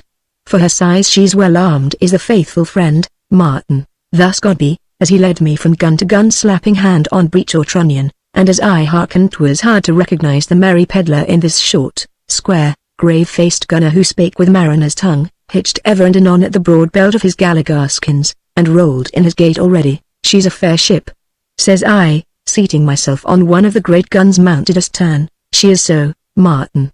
There's no finer air sailed from Deptford Pool, which is saying much, split me if it isn't. Though, when all's said, Martin, I could wish for 20 more men to do justice to my noble guns, 30 at the least." "Are we so short? We carry but 90 and 2 all told, pal, which considering my guns is pity. Vast pity, plague me else. 'Twould leave me short-handed to serve my guns should they be necessary, which is fair and likely, Martin, and black rogues they are," says I. "Never clapped eyes on worse, pal, kick me endwise else. But Captain Adam's the man for such and I mean to work daily, each and every, at my guns as soon as we be well at sea. The soundeth Toby Hudd's pipe. All hands on deck. This should be her ladyship coming aboard. So here's me aloft and you alow, and good luck to both, pal." Saying which he nodded, gave a hitch to his wide galligarskins and rolled away. Now coming to the gun port I have mentioned, I must needs pause there a while to look out across the misty river already darkening to evening, and thus presently beheld the boat, vague and blurred at first, but as it drew nearer saw in the stern sheets 4 gallants who laughed and talked gaily enough, and the muffled forms of 2 women, and in one, from the bold, free carriage of her head, I recognized, despite hood and cloak, my Lady Joan Brandon. Nay, as the boat drew in, I heard the sweet, vital tones of her voice, and with this in my ears I caught up my lanthorn and so descended to the orlop. Now as I paused at the narrow scuttle that gave down to my noxious hiding place, I thought to hear a step somewhere in the gloom below. "Ha, Godby," says I. "Are you down there, man?" But getting no answer, I descended the ladder, bethinking me of the rats, whereof I had no lack of company, and coming into my dog-hole, closed the rickety door, and having supped, cast myself down upon my bed and blew out the light, and despite the rustle and scutter away there in the dark beyond my crazy door I was very soon asleep. And in my sleep what must I dream of but rats with eyes that glared in the dark, that crawled ever nearer, while one that crept upon my bosom grew and swelled into a great fellow with a steel hook in place of one hand, a face with flashing white teeth and glowing eyes that peered closer. Eyes and teeth vanished, and I sunk down and down into a black emptiness of dreamless slumber. Chapter 16 tells how we were dogged by the black ship. I awoke in panic and, leaping up, groped in the pitch dark until my eager fingers closed on the haft of the sheath knife under my pillow, and with this naked in my hand I crouched awaiting I knew not what, for all about me was direful sound, groans and cries with wailings long drawn out in shuddering complaint. Then, all at once, my panic was lost in sudden great content, and thrusting away the knife I took flint and steel and therewith lighted my lanthorn, since now indeed I knew these dismal sounds naught but the creak and groan of the stout ship, the voice of her travail as she rose to the seas. And as I hearkened, every individual timber seemed to find a voice, and what with this and the uneasy pitching and rolling of the ship I judged we were well under way and beyond the river mouth. This, bethinking me of the damage we had sustained from the great black ship, set me to wondering, insomuch that I reached for my lanthorn, minded to steal on deck that I might know our whereabouts and if it were day or night, since here in the bowels of the ship it was always night. So, as I say, I reached for the lanthorn, then paused as above all other sounds rose a cheery hail, and under the door was the flicker of a light. Hereupon I opened the door, though with strangely awkward fingers, and thus espied Godby lurching towards me. "What, Martin pal," says he, sitting beside me on my berth and setting down the food and drink he had brought, "are ye waking at last? Have I slept long, Godby?" "You've slept, Martin, a full 30 hours, 30 hours, Godby, split me crosswise else, pal, mighty strange," says I, reaching for the flask he had brought, for I felt my mouth bitterly parched and dry, while, added to the consuming thirst, my head throbbed miserably. "Well, here we be, pal, clear o' the river this 12 hours and more. And, Martin, this is a ship by hokey, a sailor. So true on a wind, so sweet to her helm, and Master Adam's worthy of her, bliss to me else, 'tis strange I should sleep so long," says I, clasping my aching head. "Why, you'm wise to sleep all ye can, pal, seeing there be naught better to do here i' the dark," says he, setting out the viands before me. "What, no appetite, Martin?" I shook my head. "Lord love ye, 'tis the dark and the cursed reek o''s this place, pal, come aloft, all's bowman. The fine folk han't found their sea legs yet, nor like to while this wind holds, Martin, so come aloft wi' Godby." Nothing loath I rose and stumbled towards the ladder, marveling to find my hands and feet so unwieldy as I climbed. The higher I went the more the rolling and pitching of the ship grew on me, so that when at last I dragged myself out on deck it was no wonder to find the weather very blusterous and with, ever and anon, clouds of white spray lashing aboard out of the hissing dark with much wind that piped shrill and high in cordage and rigging. Being sheltered by the high bulwark hard beside the quarter-deck ladder, I leaned awhile to stare about me and drink in great draughts of sweet, clean air, so that in a little my head grew easier and the heaviness passed from me. Ever and anon the moon peeped through rack of flying cloud, by whose pale beam I caught glimpses of bellying sails towering aloft with their indefinable mass of gear and rigging, and the heel and lift of her looming forecastle as the stately vessel rose to the heaving seas or plunged in a white smother of foam. "She rides well, Martin," roared Godby in my ear. "Aha, here's duck of a ship, pal, where's Adam?" I questioned. "To gallant poop, Martin." "Lord love ye, it's little sleep he's had since we hove anchor. Hark ye, pal, he's got it into his head as when being dogged, man, by what? By that same great black ship as fouled us he has, so, pal, roast me else. But come your ways." So saying, Godby climbed to the quarter-deck and I after him, and mounting the poop ladder, presently came on Penfeather, peering hard over our lee. "Ha, is it you, shipmate?" says he, drawing me out of the wind. "Look yonder, d'ye see aught of a rag o' sail, Martin?" Following his pointing finger, I stared away into the distance across the tumbling spume of waters vague in the half-light. "D'ye glimpse aught, Martin?" "Nothing, Adam. Wait for the moon, shipmate, now, look yonder." As the light grew, I swept the distant horizon with my eyes until, all at once against the night, I saw the sheen of distant canvas that gleamed and was gone again as a cloud veiled the moon. "You saw it, Martin, plainly?"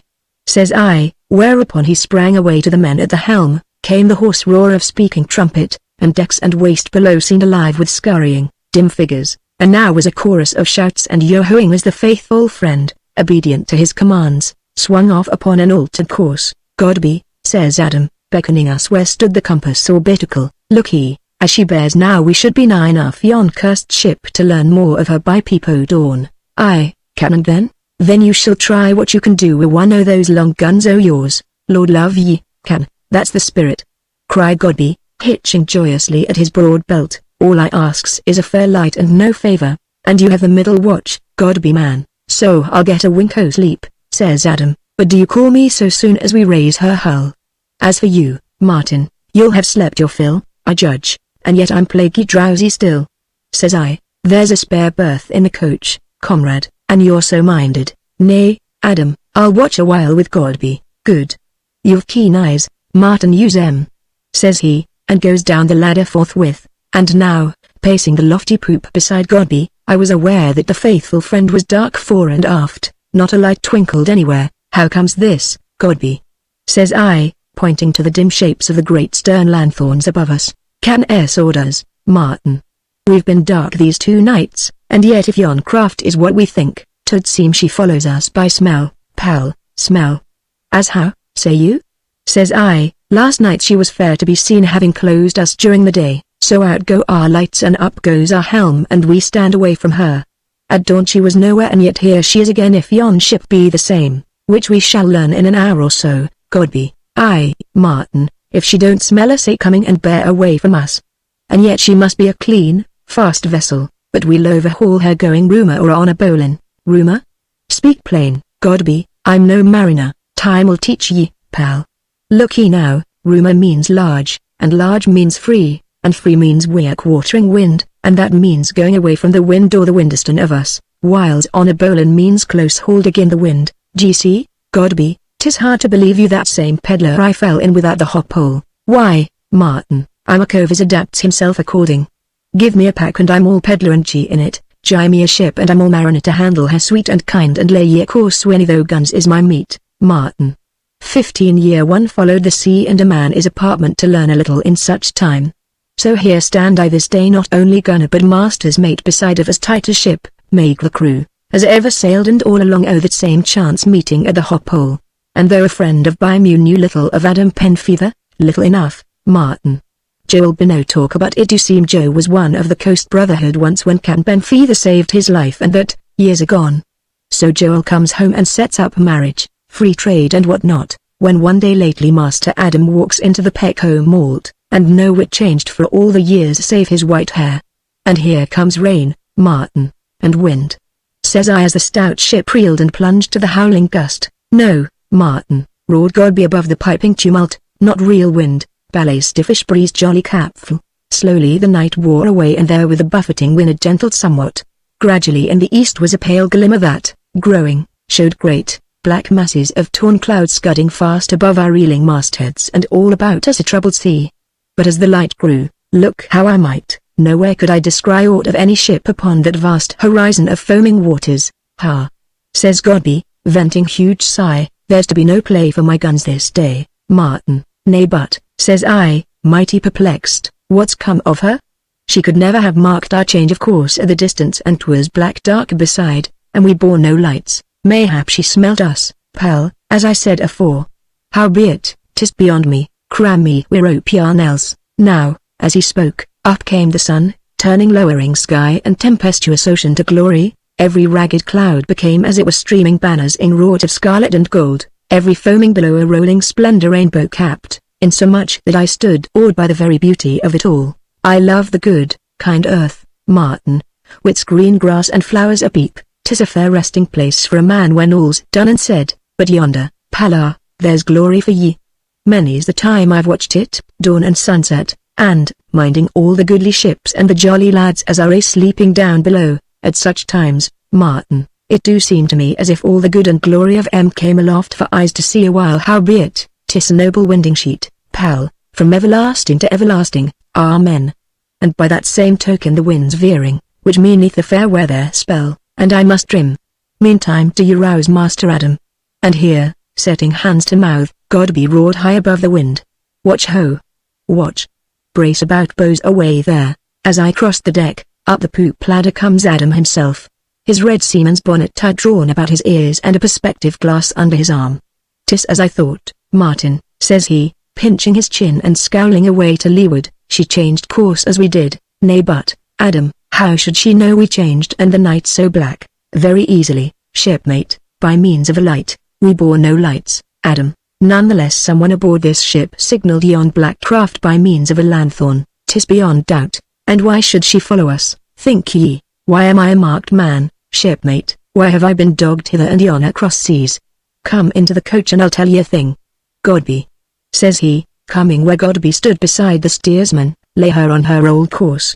'Tis Merrilies takes next watch, I think tell him to warn me as soon as we raise her accursed topsails. What, says I, as we climbed from the lofty poop, you think she will dog us still, then? I know it, Martin, says he gloomily, and so brought me into a smallish cabin under the topgallant poop. Here were bunks to larboard and starboard with a table midway furnished with calendars, charts, a cross-staff, an astrolabe, with globes and the like, while against the walls stood rows of calivers, musketoons and fusées, set in racks very orderly. Aye, shipmate, says he, noting my gaze, every firelock aboard is either here or in the arm chests by the round house below, and our powder is all stored well aft, by reason that I am a cautious man, G.C. Sit ye, Martin. Now as to this black ship, first of all she fouls us in the river, the which was no accident, Martin, though just what the motive was I'm yet a-seeking. Second, as she drifted past us whom should I see aboard her but abnegation Mings and pulled trigger a moment too late, but winged another o' the rogues. Third, when we'd repaired our damage and got us clear of the river, what should we see but this same black ship hove short waiting us, for she presently stands after us. And so she's dogged us ever since, and so dog us she will to the world's end unless I can bring her to action. She's a fighting ship by her looks and heavily armed. Says I, so are we, Martin, and our men, Adam, are. Says he, pinching his chin, there it is, Martin, there it is. Look ye, shipmate, in all this crew there are no more than 20 men I can count on, nay, less 10 only can I swear by. See now, here's you and Merrilies and Godby, here's Farnaby and Toby Hudd the boss'un, Treliving the carpenter, and McLean his mate, here's Robbins and Perks and Taffery the armourer, good mariners all. These I can trust, shipmate, but never another one. And what of the captain, Sir Rupert Doring? That, Martin, says Penfeather, snapping his fingers. A very gentlemanlike fool, G.C., a bladder of air like his 3 fellows, so we have 4 gentlemen aboard, Adam. I Princocks all that do nothing but vie in court to her ladyship. Now look ye, Martin, what with one thing or another, and this hellfire ship on our heels in especial, there's stir and disaffection among the crew, a whispering o' corners that I don't like, and which is apartment to spread unless looked to. Wherefore this morning I ordered a certain red-haired rascal 50 lashes athwart a gun. But the boss'un had laid on but port hen, and the fellow roaring lustily when into the 'tween decks cometh my lady in mighty taking, and seeing the rogue's back a little bloody, ordered him freed, and thereafter cossets him with dainties from her own table.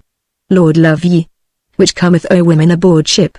And here Adam sighed mighty dismal. Why then, says I, here's work for me, belike. As how, Martin? Nay, leave it to me, being little better than rogue myself I should know how to outmatch roguery, meaning you'll spy on them, shipmate, and lie and cousin and join fellowship with them if need be. Howbeit there's aught afoot I'll bottom it, one rascally fashion or t'other, 'tis desperate risk, Martin, and should they suspicion you, why, look, Adam, my life's none so sweet or precious that I'd cherish it in lavender. Besides I've a feeling I may not die until at least, not yet, wait, says he, as I rose. Bide a while, Martin. And, opening a locker beneath his bunk, he took thence a shirt of fine chain work like that he himself wore. Shaking my head I would have put it by, but he caught my arm in his powerful grip and shook me insistent. Take it, Martin, says he, take it, man. 'Tis easy and pleasant as any glove, yet mighty efficacious gainst point or edge, and you go where knives are sudden. Stay then, take it for my sake, shipmate, since trusty comrades be few and mighty hard come by. So in the end I did it on beneath my doublet and found it to irk me nothing. And now, what? He questioned, as I opened the door. Sleep, says I, yawning. There's a bunk yonder, Martin, says he, eyeing me twixt narrowed lids. Nay, I'm for my dog hole. Adam, you seem to sleep much and mighty well, despite stench and rats, shipmate. I'm grown used to 'em, says I, with another yawn, and as to sleeping I do little else of late. 'Tis the dark, belike, or bad air, or lack of exercise. Now as I rose to be gone, the deck seemed to heave oddly beneath my feet and the cabin to swing dizzily round, so that I must needs grip at the table to steady myself, while Adam peered at me through a haze as it were. "What's here, Martin, are ye sick?" he questioned. "A vertigo," I mumbled. "I'll into the air." In a little the dizziness abating, I got me out on deck and found in the rushing wind mighty comfort and refreshment, while Adam steadied me with his arm. "Let be," says I, shaking off his hold. "'Twas naught, I'll go sleep again." And waiting for no more I stumbled down the quarter ladder, but even as I went, the haze seemed to close about me thicker than ever, and groping my way to the ship's side I sank across the bulwark and was miserably sick. This agony passing, I made my way below until I reached the orlop, but now feeling my sickness upon me again I crept away into a dark corner and cast me down there. And lying thus in my misery I little by little became aware of someone weeping hard by, a desolate sobbing very pitiful to hear. Insomuch that, make my weakness, I got up and going whence this sobbing proceeded, presently came on a small, huddled figure, and stooping, saw it was a little lad. At my step he started to his knees, elbow upraised as if expecting a blow. "Why do ye weep, boy?" I questioned. "What's your trouble, Nout?" says he, cowering away, but taking him by his little, thin shoulders I lifted him into the dim light of a swinging lanthorn, and looked into a small, pallid face swollen and disfigured by cuts and bruises wrought by some brutal hand. "Who did this?" I demanded. "Nobody," says he, gulping a sob. "Who are you, tween-decks boy? How old are you, child?" At this he stared up at me out of his swollen eyes, then covering his face in ragged sleeve broke into convulsive sobbing. "What now?" says I, drawing him beside me. "What now? She used to call me child, my mother," and here his grief choked him. Now as I looked down upon this little, pitiful creature, I forgot my sickness in sudden, fierce anger. "Boy," said I, "who has been flogging you? Speak." "Red Andy," he gasped. "E be always a doin' of it. E be wish I was dead like my mother." "Jim, ho Jimmy," roared a voice from somewhere in the gloom forward. "Jim plague seize ye, show a leg, will ye hear?" And before I could stay him, the boy started up and pattered away drying his tears as he ran. Now as I lay there I kicked off my shoes and hearkened expectant. Thus, all at once I heard a murmur rising to a wail that ended in a shrill scream, and getting to my feet I crept stealthily forward. Past main and foremasts I crept, past dark storerooms and cubby holes, and so to a crack of light, and clapping my eye there too, espied two fellows rolling dice, and beyond them the boy, his hands lashed miserably to a staple in the bulkhead, his little body writhing under the cruel blows of a rope's end wielded by a great, red-headed fellow. Now in my many desperate affrays with my fellow slaves, those two-legged beasts, I had learned that it is the first blow that tells, wherefore groping for the latch I stealthily opened the door and, or ever the red-headed fellow was aware, I was upon him from behind and, giving him no chance for defense, I smote him a buffet under the ear that tumbled him against the bulkhead whence he sank to hands and knees. Then while, half dazed, he strove to rise, I kicked him down again, and setting my foot upon his chest, caught up the rope's end he had dropped and beat him therewith until he roared, until he groaned and lay writhing, face hid beneath his crossed arms.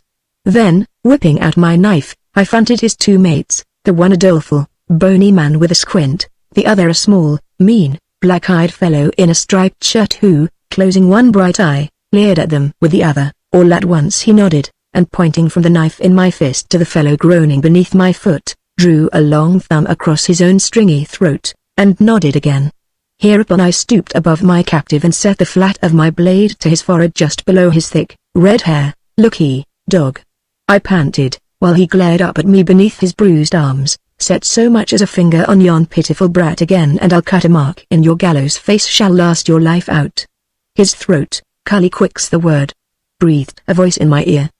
But now as I turned and the little black-eyed fellow leapt nimbly back, was a creaking and groaning of the ladder that led to the main deck above, and down comes a pair of prodigious stout legs, and after these a round body, and last of all a great, flat face small of mouth, small of nose, and with a pair of little, quick eyes that winked and blinked betwixt hairless lids. The fat fellow having got him down the ladder, and with wondrous ease for one of his bulk, stood winking and blinking at me the while he patted one of his plump cheeks with plump fingers. "Love my limbs," says he in soft, high-pitched voice. "Perish and plague me, but who's the friend as be a rope's ending o' ye, Andy lad, you as be cock o' the ship?" Here the fellow beneath my foot essays to curse, but groans instead. "Bless my guts," says the fat man, blinking harder than ever. "So bad as that, Andy lad? What then, hath this fine, upstanding cock-o'-cocks thrashed all the hellfire spirit out o' ye, Andy lad? Love my innards, I thought no man aboard could do as much, Andy.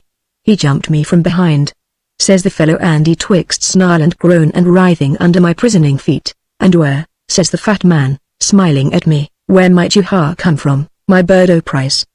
"The bosun's mate Samuel Spraggins is me, friend Sam for short," called likewise smiling Sam. Come, never scowl on Sam, nobody never quarrels with a smiler, I'm friends with everyone." "I am, friend." "Why then loose the child," says I. "Child? Ha, is to this little rogueling ye mean, friend?" As he spoke, and smiling yet, he caught the boy's ear and wrung it twixt vicious thumb and finger, whereon I whirled the rope's end, but he sprang out of reach with wondrous agility and stood patting plump cheek and smiling more kindly than ever, the while I cut the cords that bound the boy's wrists, who, with an upflung, wondering look at me, sped away into the all-up and was gone. "Now mark ye, Spraggins," says I, "harm the child again any of ye and I'll beat your fat carcass to a jelly." No, quoth he, "you can't quarrel wi' me. The smiler don't never quarrel wi' none." "You'd never strike smiling Sam, friend. Stand still and see," says I.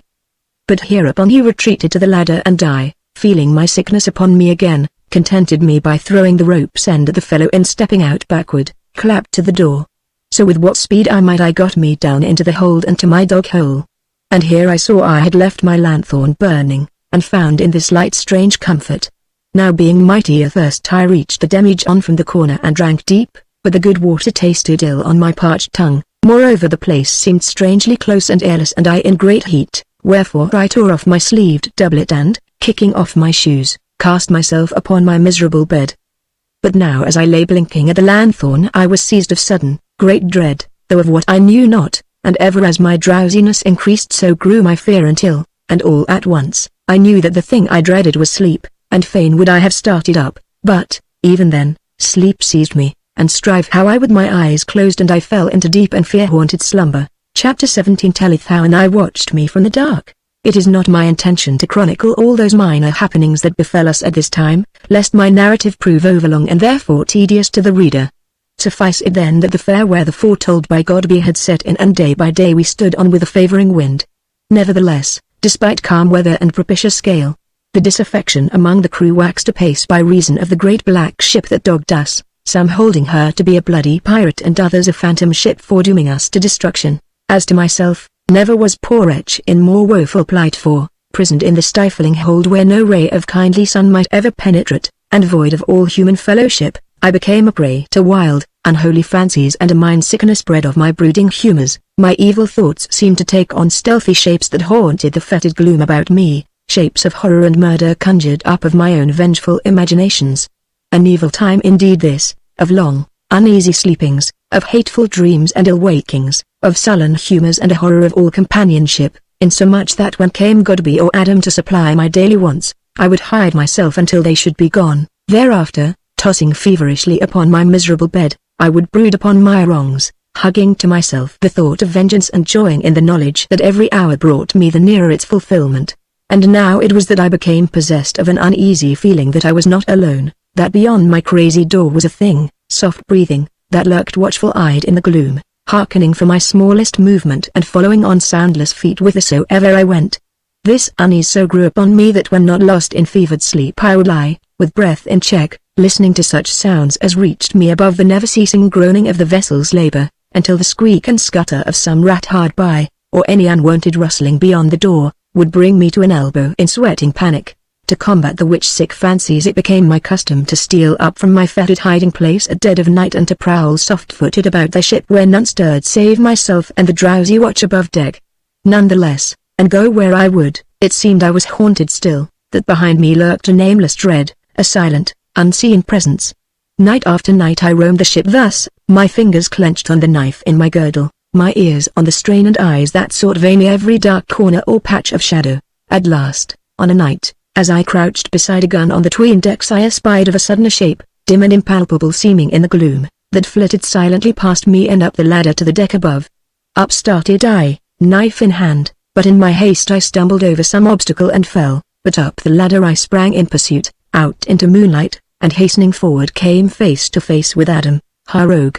I cried, and sprang at him with uplifted knife, but as I came he stepped aside, incredibly quick, and thrusting out a foot tripped me sprawling, easy, shipmate, easy," says he, thrusting a pistol under my nose. "Lord love you, Martin, what would you now? So you'll follow me, will you?" I panted.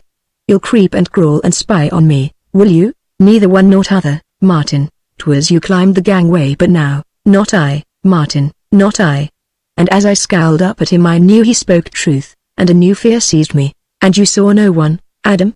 "Nothing, no shape that flitted up the ladder hitherwards, and no sound to it, never a thing, Martin, save yourself." "Why then," says I, clasping my temples, "why then I'm mad." "How so, comrade?" "Because I'm followed, I'm watched, spied upon, sleeping and waking." "Aye, but how d'ye know?" he questioned, stooping to peer at me. "I feel it, I've known it for days past, and tonight I saw it. I'm haunted, I tell you." "Who-by, shipmate?" I cried. "Who is it? What?" "'Tis a thing that flits aye the dark and with never a sound, that watches and listens. It mounted the ladder yonder scarce a moment since, plain to my sight, yet I saw nothing, Martin. And not a soul stirring, save the watch forward, the steersman aft, and myself." "Why then I'm verily mad," says I. "Not you, shipmate, not you. 'Tis naught but the solitude and darkness, they take many a man that way, so hard done with them, Martin. My lady's offer of employ yet holdeth good, so list with me as master's mate, say but the word and, no," says I, fiercely. "Come what may, I'd take no service under an accursed Brandon." Saying which I got me to my feet and presently back to the haunted dark. Thus the days dragged by, all unmarked by me, that took no more heed of time, for my fevered restlessness gave place to a heaviness, a growing inertia that gripped me, mind and body. Thus when not lost in troubled sleep I would lie motionless, staring dully at the dim flame of the lanthorn, or blinking sightless on the dark. This strange sickness, as hath been said, I then set down to no more than confinement and my unwholesome situation, in the which supposition I was very far beside the mark, as you shall hear. For the now befell a thing that roused me from my apathy once and for all, and thereby saved me from miserably perishing and others with me, and the manner of it thus. On a time as I lay twixt sleep and wake, my glance, and for no reason in the world, chanced upon that knot hole in the opposite bulkhead, the which, as already told, I had wrought into the likeness of a great eye. Now, as I stared at it, the thing seemed, all at once, to grow instinct with life and to stare back at me. I continued to view it, dully enough, until little by little I became aware of something strange about it. And then as I watched this, that was no more than a knot hole, the thing winked at me. Thinking this but some wild fancy or a trick of the light, I lay still, watching it beneath my lowered lids, and thus I suddenly caught the glitter of the thing as it moved, and knew it for a very bright, human eye that watched me through the knot hole. Now this may seem a very small matter in the telling, but to me at that moment, overwrought by my long sojourn in the dark, it was vastly otherwise. For maybe a full minute the eye stared at me, fixed and motionless and with a piercing intensity, then suddenly was gone, and I lying there, my flesh a tingle, my heart quick beating in a strange terror, so that I marveled to find myself so shaken. Leaping up in sudden fierce anger, I wrenched open the door and rushed forth, only to fall headlong over some obstacle, and lying the bruised and dazed heard the soft thud and scamper of rats in the dark hard by. So I got me back to my bunk, and lying there fell to a gloomy reflection. And the more I thought, the fiercer grew my anger that any should dare so to spy upon me. Thus it was in one of my blackest humors that Godby found me when, having set down the victuals he had brought, he closed the crazy door and seated himself on the cast that served me as chair, and bent to peer at me where I lay. "Martin," said he, speaking almost in a whisper, "be ye awake at last?" For answer I cursed him heartily. "Avast, pal," says he, shaking his head. "Look he, Martin, 'tis in my mind the devil's aboard this ship." "And what then?" I demanded angrily. "Am I a re-show to be peeped at and watched and spied upon?" "Anan, pal, watched, d'ye say?" "I stared at through the knot hole yonder a while since by your pen feather." "Never knowed there was a knot hole, Martin," said he in the same hushed voice and staring at the thing, "and as for Captain Adam, he aren't been an eye you this 2 days. But 'tis all one, pal, all one, this ship do be haunted. And as for Isa watching of ye, Martin, who should it be but this here ghost as walketh the ship o' nights and makes away wi' good men?" "How d'ye mean?" I questioned, reaching the ale he had brought. "What talk is this of ghosts? What's yon?" he whispered, starting up, as a rustling sounded beyond the door. "Mere rats, man, Lord love ye, Martin," says he, glancing about him, "'tis a chancy place this.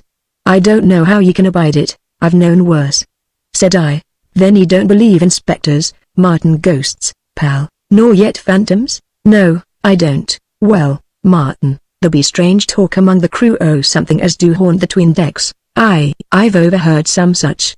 I nodded.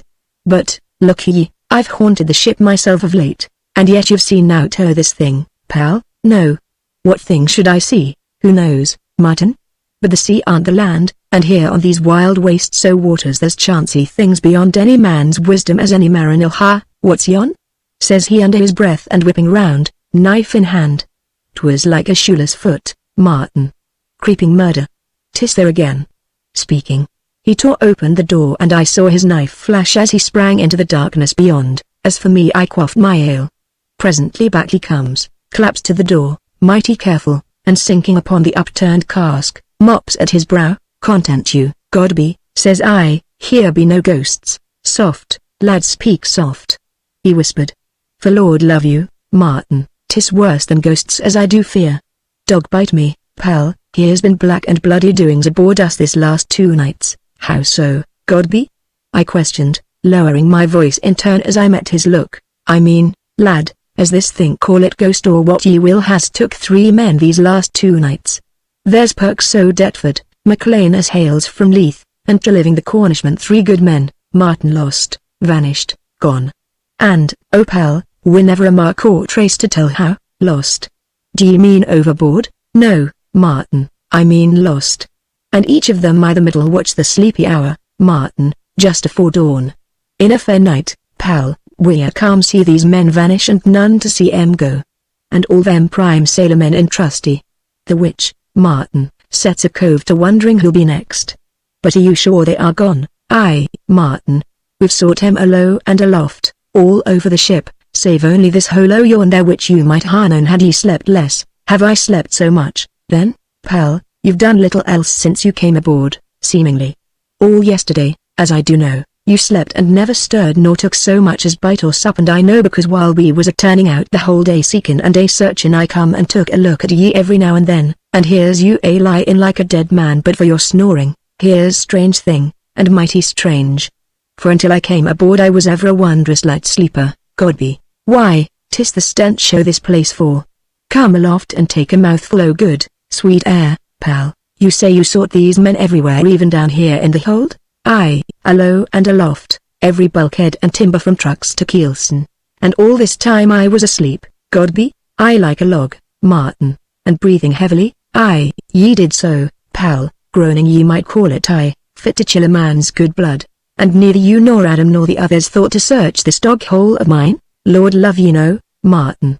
How should 3 men hide here? 3 men?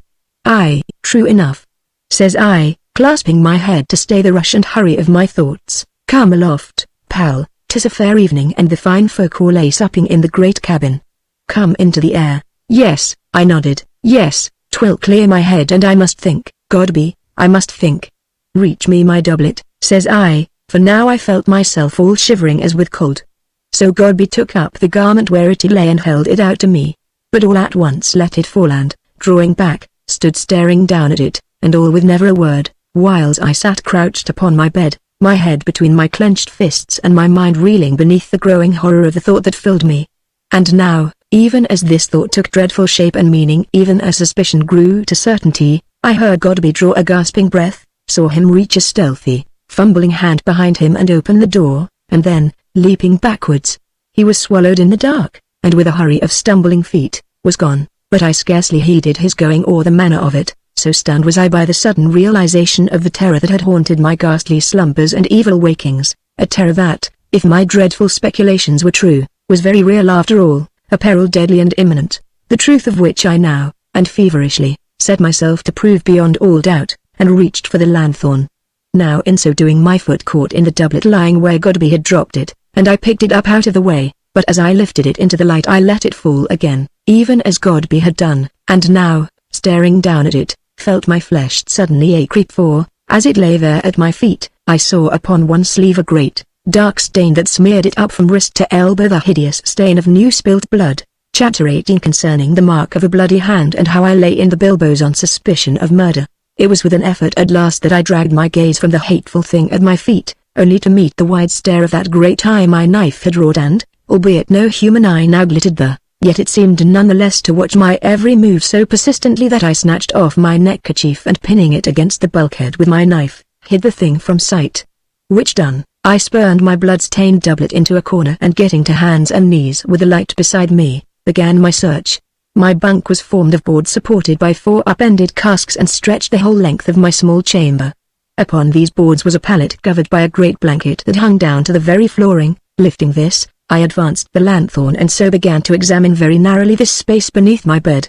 And first I noticed that the flooring hereabouts was free of dust as it had been new swept, and presently in the far corner espied a blurred mark that, as I looked, took grim form and semblance. Stooping nearer I stared at this in the full glare of the lanthorn, then, shrank back, as well I might, for now I saw this mark was indeed the print of a great, bloody hand, open at full stretch.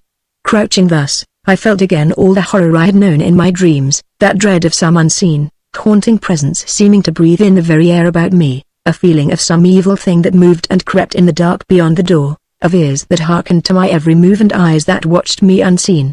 And this terror waxed and grew, until hearing a faint stirring behind me, I whirled about in panic to see the neckerchief gently swing against the bulkhead where I had pinned it, and though this was caused by no more than the motion of the ship, as I judged, yet in my then state of mind I whipped out my pistol and, leveling at the knothole, pulled the trigger, whereon was a mere flash in the pan and no more.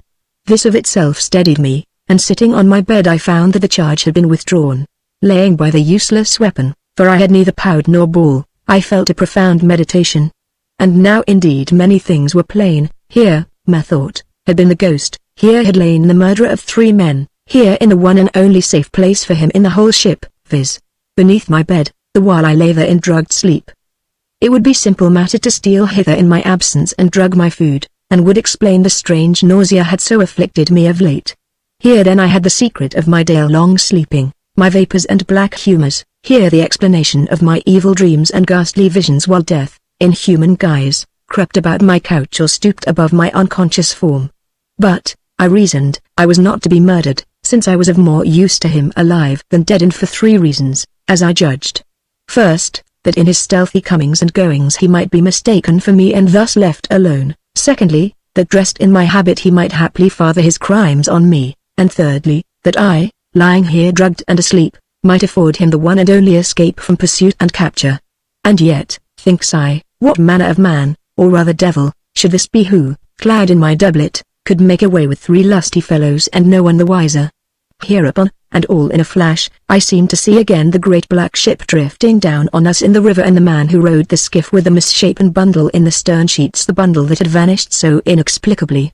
By the living God, says I in a whisper, here's an end to all the mystery at last. And so remained a great while sitting motionless on my bed, being mightily cast down and utterly confounded.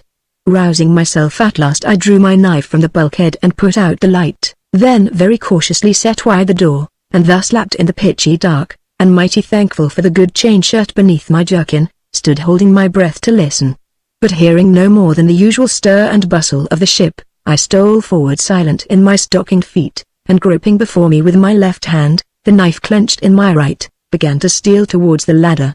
And now, despite shirt of mail, I felt a cold chill that crept betwixt my twitching shoulder blades as I went, for that which I feared was more hateful than any knife. Howbeit, reaching the ladder, I got me to the orlop, and mighty thankful, and so to the upper deck, to find a wondrous fair night breathing a sweet and balmy air, and with a round moon uprising against a great plenitude of stars. The moon was low as yet, and, taking advantage of the shadows, I got me into the gloom of the mainmast where the boats were stowed, and here, being well screened from chance of view, I sat me down to drink in the glory of sea and sky, and to wait for chance of speech with Adam. And huge joy was it to behold these vast waters as they heaved to a slumberous swell and all radiant with the moon's loveliness, or, gazing aloft, through the maze of ropes and rigging, marveled at the glory of the heaven set with its myriad starry fires. And, contrasting all this with the place of black horror whence I had come, I fell to a very ecstasy. And now, even as I sat thus lost in pleasing wonderment, from the quarter-deck hard by came the sweet, throbbing melody of a lute touched by skilled fingers, and there with a voice richly soft and plaintive, yet thrilling with that strange, vital ring had first arrested me and which I should have known the world over. So she sang an air that I knew not, Yet methought it wondrous sweet. Anon she breaks off, all at once, and falls to the song I had heard her sing before now, viz. A poor soul sat sighing by a green willow tree. Now as I hearkened, my gaze bent aloft, the starry heavens grew all sudden blurred and misty on my sight, and I knew again that deep yearning for a life far different from that I, in my blind selfishness, had marked out for myself. Here truly, thinks I, is one of Godby's times of stars, the which are good times being times of promise for all that are blessed with eyes to see, saving only myself who, though possessing eyes, am yet not as other men, being indeed one set apart and dedicated to a just act of vengeance. But for this, I too might have been happy perchance, and with a hope of greater happiness to be.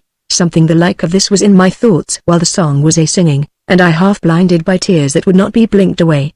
Howbeit, the song ending, I was aware of a man's voice, something high-pitched and precise.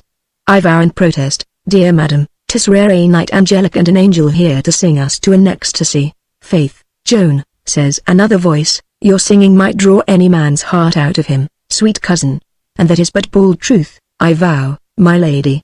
Spoke a third, why then, gentlemen, says she, laughing, here's an angel will to bed ere so ill a chance befall you. Now here, being minded to steal a look upon her, I rose, and creeping to the great mast, edged myself into the shadow, and so beheld one that crouched there already, and knew him for that same red-headed fellow I had belaboured with the rope's end.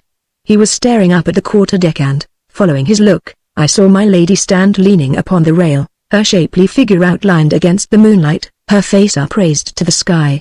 So stood she a while, the gentlemen beside her, very brave in their velvets and new-fangled great periwigs, until came her maid Marjorie. Then she sighed, acknowledged the gentlemen's bows and flourishes with a graceful courtesy, and bidding them a laughing good night went away, her shapely arm about Marjorie's trim waist. Hereupon the red-headed fellow uttered a sound twixt a sigh and groan, and beholding him now as he yet stared after her, I saw his face convulse and a look in his eyes as he tongued his lips as made my very gorge rise, and I crept a pace nearer. Be that you, Smiler? Says he, his gaze still fixed. Oh mate, yon's a rare dainty but a sweet armful, Smiler, dog. I cried in sudden choking fury. At this he leapt back, hardly escaping my fist. Ha, is due again, cries he, and with the words sprang at me and fetched me a staggering buffet in the mouth. At this, forgetting all prudence, I closed with him, and, heedless of his blows, secured the wrestling grip I sought, and wrenching him down and across my knee, saw his face suddenly be splashed with the blood from my cut mouth, while I strove to choke him to silence. But he struggled mightily, and thrice he cried murder in despite of me, whereupon the cry was taken up by one here and others there, until the very ship seemed to roar murder. Followed a rush of feet, a confusion of voices all about me, and, loosing my adversary, I reeled back to the mast under a rain of blows. Stand away back all, cried a voice.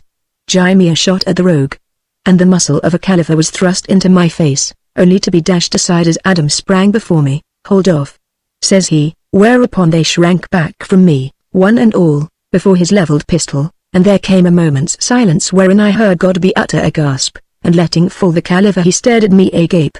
Here's no murderer, ye fools, says Adam, scowling round on them. 'Tis no more than way for Sir Rupert to make way for the captain. There, pray what's to do, Master Penfeather?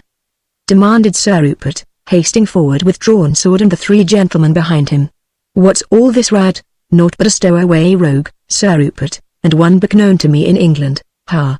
Says Sir Rupert, stroking a curl of his great peruke. How cometh he brawling with the watch? Look he, my masters, cried the red-headed fellow, gasping and making great to-do of gurgling and clasping his throat where I had squeezed him. Look he, sirs, at my bloody face all bloodied, I be nigh done for by yon murdering rogue. Here's me on my watch and no thought o' harm, and suddenly out o' nowhere he takes him and grips me from behind and would ha murdered me as he murdered t'others. Ha! Cried Sir Rupert, the man reeks blood, observe, Master Penfeather, and here's grave charge beside. Now as I leaned there against the mast I saw a figure flit down the quarter ladder and fain would have fled, yet seeing this vain, hung my head and cowered in a very agony of mortified pride. And you know this man, you say, Master Adam? Questioned Sir Rupert. I do, sir, for a desperate fellow, and so doth my Lady Brandon and yourself also, ha? Bring him forward where I may get look of him. The which being done, Sir Rupert starts back with sword point raised. By heaven, he cried, how cometh this fellow aboard? A stowaway, as I said, sir, quoth Adam. You mind him very well, it seemeth. Aye, verily, says Sir Rupert, tapping me lightly with his sword as I stood between my captors. Ha, you the rogue, stood I the pillory. Aye. I nodded, scowling at his dainty person. And you're the one that said me the, 'tis a rogue in grain, said Sir Rupert, frowning in turn. Oh, a very desperate fellow as you say, Master Adam, and like enough the murderer we are a-seeking. Hereupon I laughed and was kicked, unseen, therefore by Adam, my lady. Says he, turning where she stood hard by, you have seen this fellow, I think. Yes, says she readily. And indeed, cousin Rupert, I know more of him than you do, and very sure am I he is no murderer nor ever will be.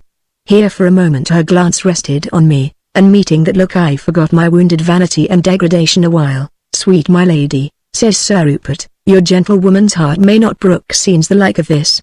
Go seek thy tender pillow and leave such to us of sterner mould. Nay, cousin, my gentlewoman's heart knoweth innocence from guilt, methinks, and here standeth innocent man, stowaway though he be. Why then as stowaway will I entreat him, fair cousin. Master Penfeather, clap him in irons till the morning, away with him, nay, I myself will see him safely lodged. Here, and without further parley, I was led below, watched by the whole ship's company, and so to a dismal place abaft the lazarette, where the armourer, Master Jeffery, duly locked me into the manacles, arm and leg, beneath the eyes of Penfeather and Sir Rupert, who, seeing me this secure, presently left me to darkness and my solitary reflections. Howbeit, after some while I heard the sound of key turning and Adam re-entered bearing a light.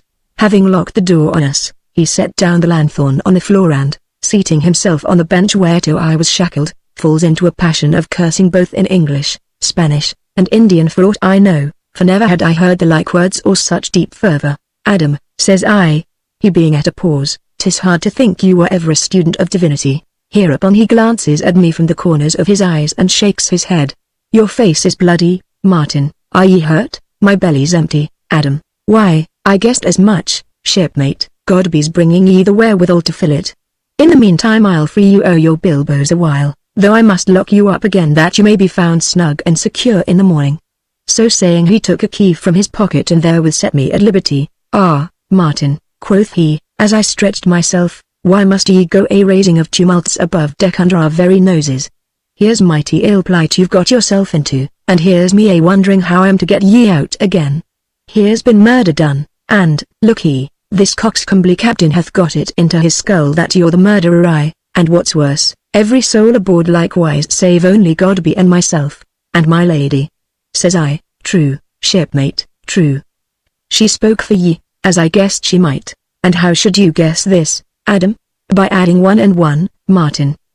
But even so, comrade, even though she stand by you, what can she do, or Godby and I for that matter, gainst a whole ship's company crazed with panic, fear, aye, and small wonder, Martin. Death is bad enough, murder's worse, but for 3 hearty fellows to disappear and leave no trace, aye, but was there no trace, Adam? None, shipmate, none, no blood anywhere, never a spot, shipmate. Why then is there ever a man aboard with a wounded hand, Adam? Not one to my knowing, and I've turned up the crew on deck twice these last 2 days, every man and boy, but saw not so much as cut finger or stained garment among 'em, and I've sharp eyes, Martin.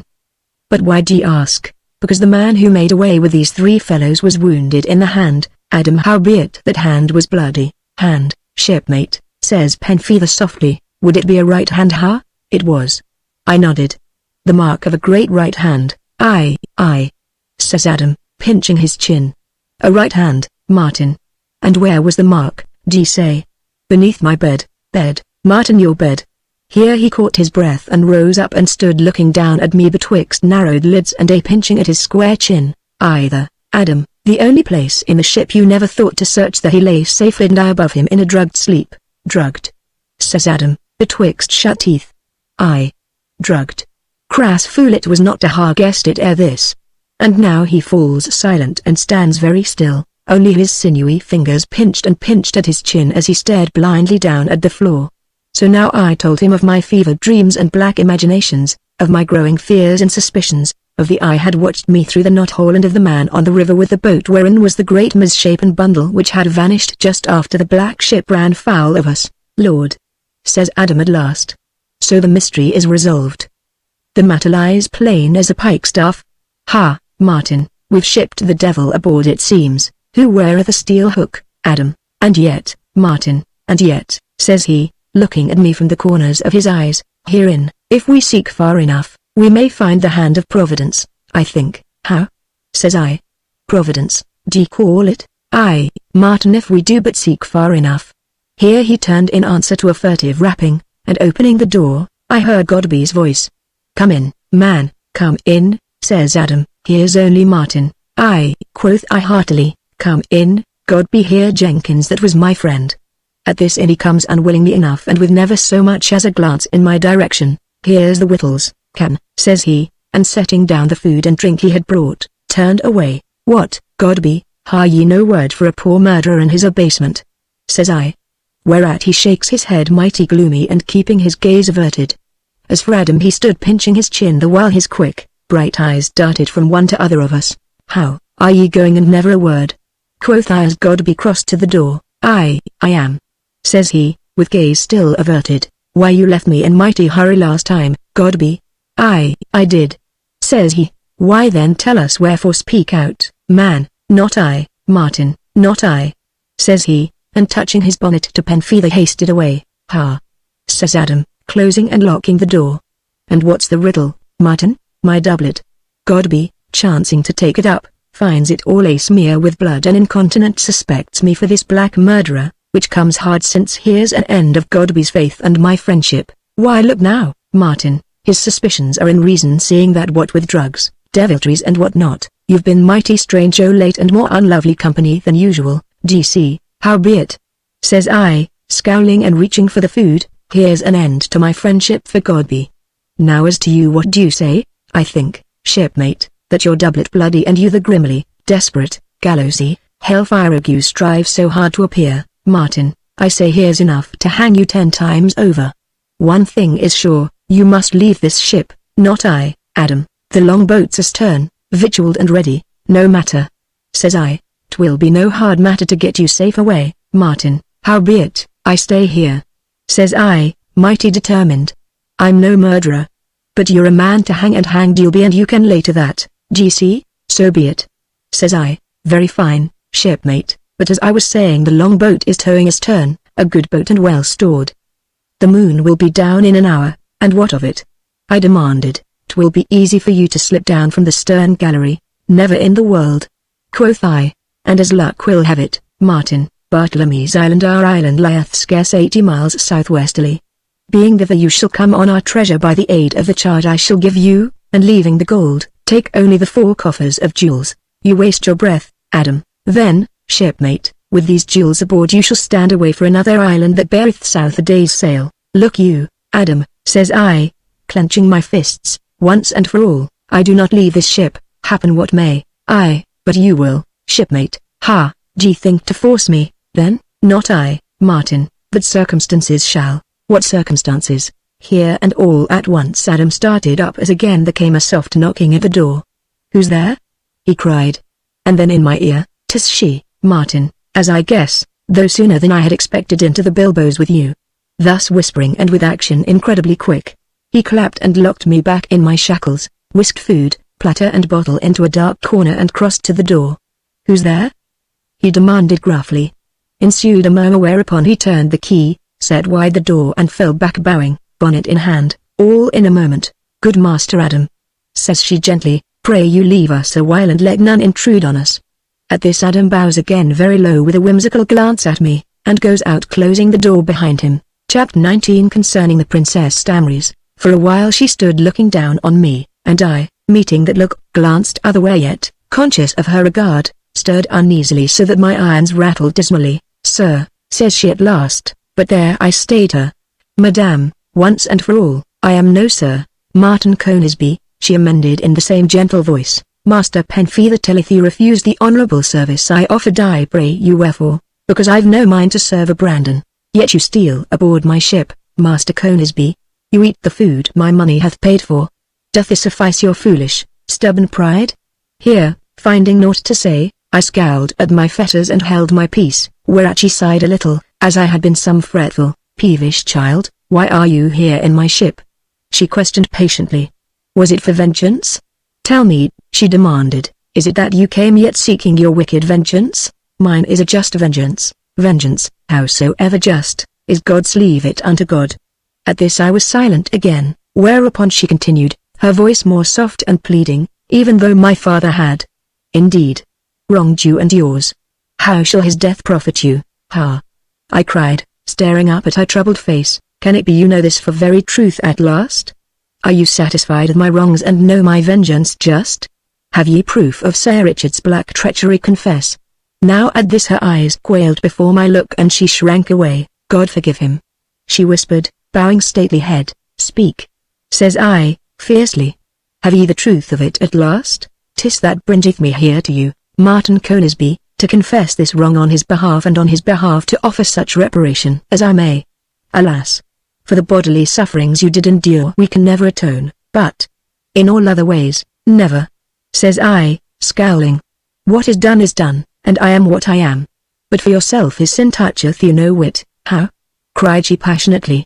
Am I not his flesh, his blood? 'Twas but lately I learned the truth from his secret papers. And, oh, 'twas all there. Even the price he paid to have you carried to the plantations. So am I come pleading your forgiveness for him and for me, to humble myself before you. See thus, upon my knees, now beholding all the warm beauty of her as she knelt humbly before me, the surge and tumult of her bosom, the quiver of her red lips, the tearful light of her eyes, I was moved beyond speech, and ever she knelt bowed and shaken in her mute abasement. My Lady Joan, said I at last, for your pure self I can have naught to forgive, I that am all unworthy to touch the latchet of your shoe. Rise, I pray, and for my father? She whispered. Alas, my poor, miserable father, speak not of him. I cried. Needs must there be hate and enmity betwixt us until the end. So was silence a while, nor did I look up, dreading to see her grief. Your face is cut, Martin, said she at last, very softly. Suffer that I bathe it. Now turning in amaze I saw her yet upon her knees, looking up at me despite her falling tears. Wilt suffer me to bathe it, Martin? Says she, her voice unshaken by any sob. I shook my head, but rising she crossed to the door and came back bearing a small pannikin of water. I brought this for the purpose, says she. Nay, indeed, I am well enough. Then I will make you better. No, says I, angrily. Yes, says she patiently, but setting dimpled chin at me. And wherefore, madam? Because I'm so minded, sir. So saying she knelt close beside me and fell a bathing my bruised face as she would, and I helpless to stay her, yet marveling within me at the gentle touch of her soft hands and the tender pity in her tear-wet eyes.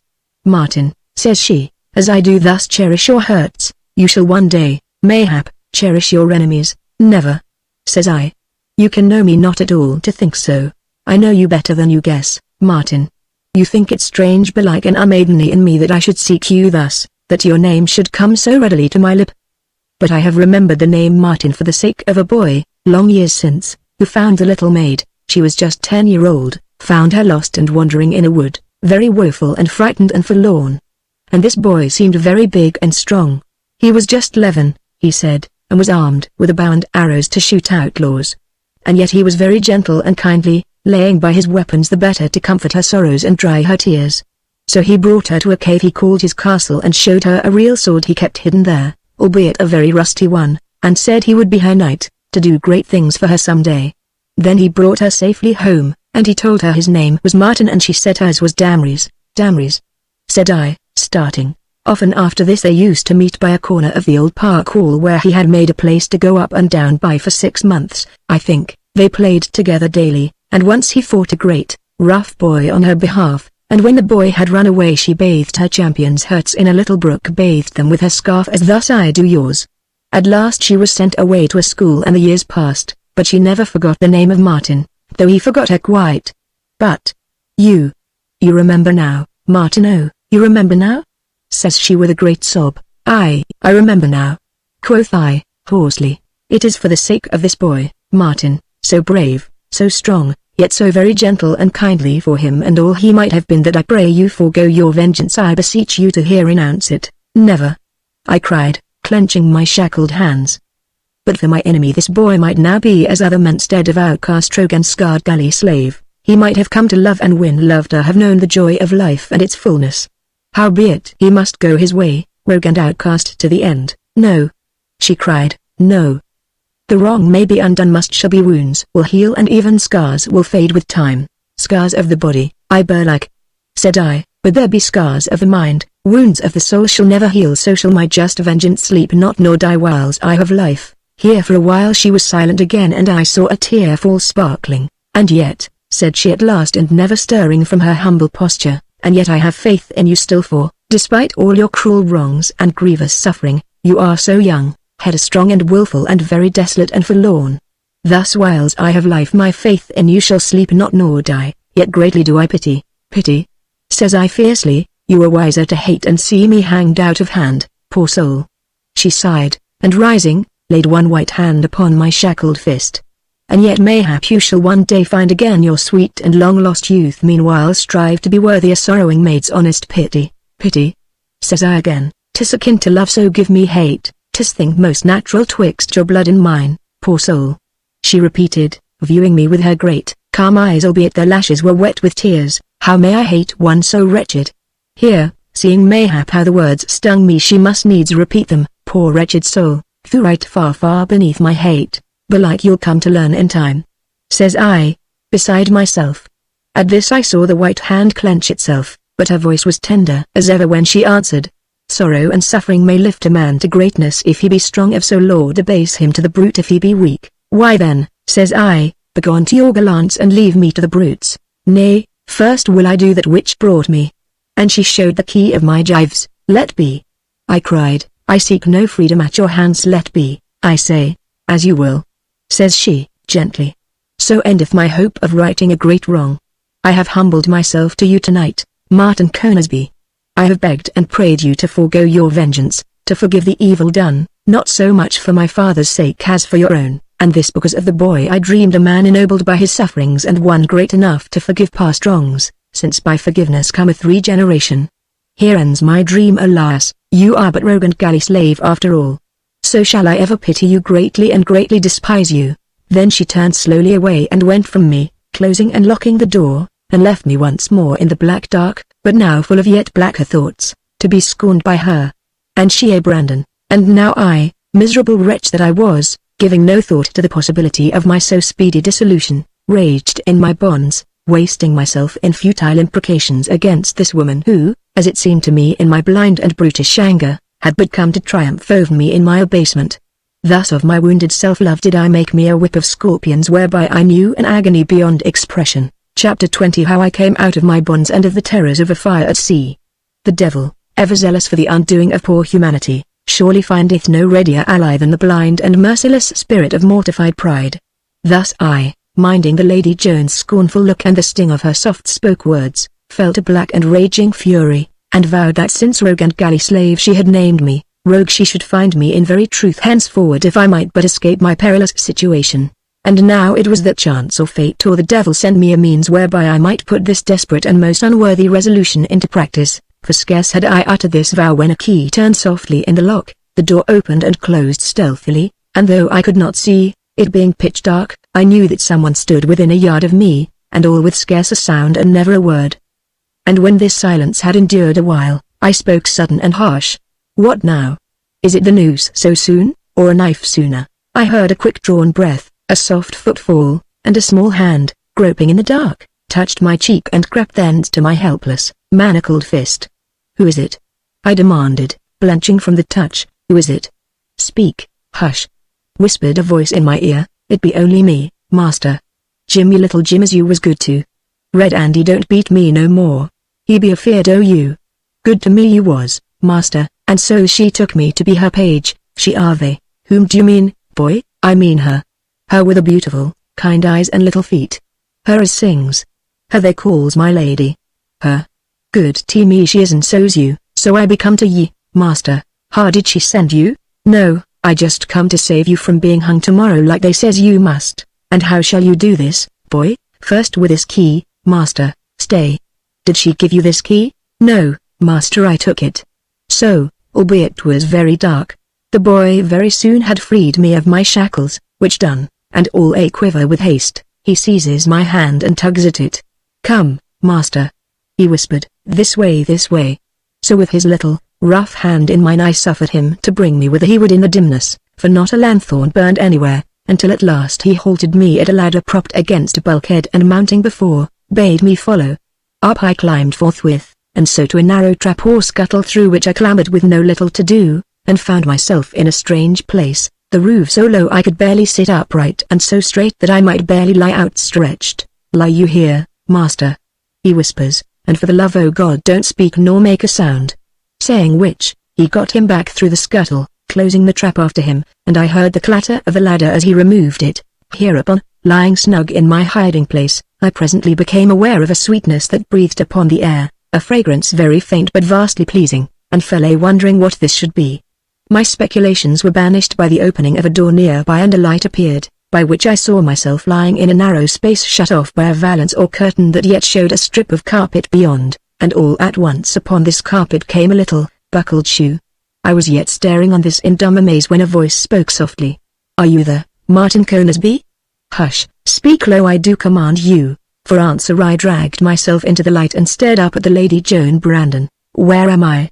I demanded. "In my cabin," says she, meeting my scowl with eyes serene and all untroubled. "I had you brought hither to save you, to save me." "Ha, you to save me, because you are not man enough to die yet," she went on in her calm, grave voice, "so I will save you alive that haply you may grow more worthy. So 'twas by your orders?" "The boy lied then," says I, choking with my anger. "'Twas you gave him the key. 'Twas you bade him bring me hither, where none shall dare seek you," says she, all unmoved by my bitter rage. "So do I give you life, Martin Conisbee, praying God you may find your manhood one day." "Life?" quoth I, getting to my feet. "My life at your hands? Now look ye, madame, rather will I hang unjustly, rather will I endure again the shame of the lash eye by God's light, rather will I rot in chains or perish of plague than take my life at your hands. So now, madame, I'll out of this perfumed nest and hang if I must." Saying which I turned to the door, but she checked me with a gesture. "Stay," she commanded, "would you shame me?" And now though she fronted me with proud head erect, I saw her cheek flush painfully. "Aye, verily," quoth I, "a lady's honor is delicate ware and not to be cheapened by such poor rogue as I. Fear nothing, lady, I will go." As I stopped all at once, as came footsteps without and a light tapping on the door. "Who is it?" she called, lightly enough, and shot the bolt with nimble fingers. "Only I, sweet coz," answered a gay voice, "and I come but to warn you not to venture on deck tomorrow till justice hath been done upon our prisoner." "Shall you hang him, Rupert?" "Assuredly. 'Tis a black rogue and merits a worse fate." "Is he then tried and condemned already, Rupert?" "Nay, though 'twill be soon done.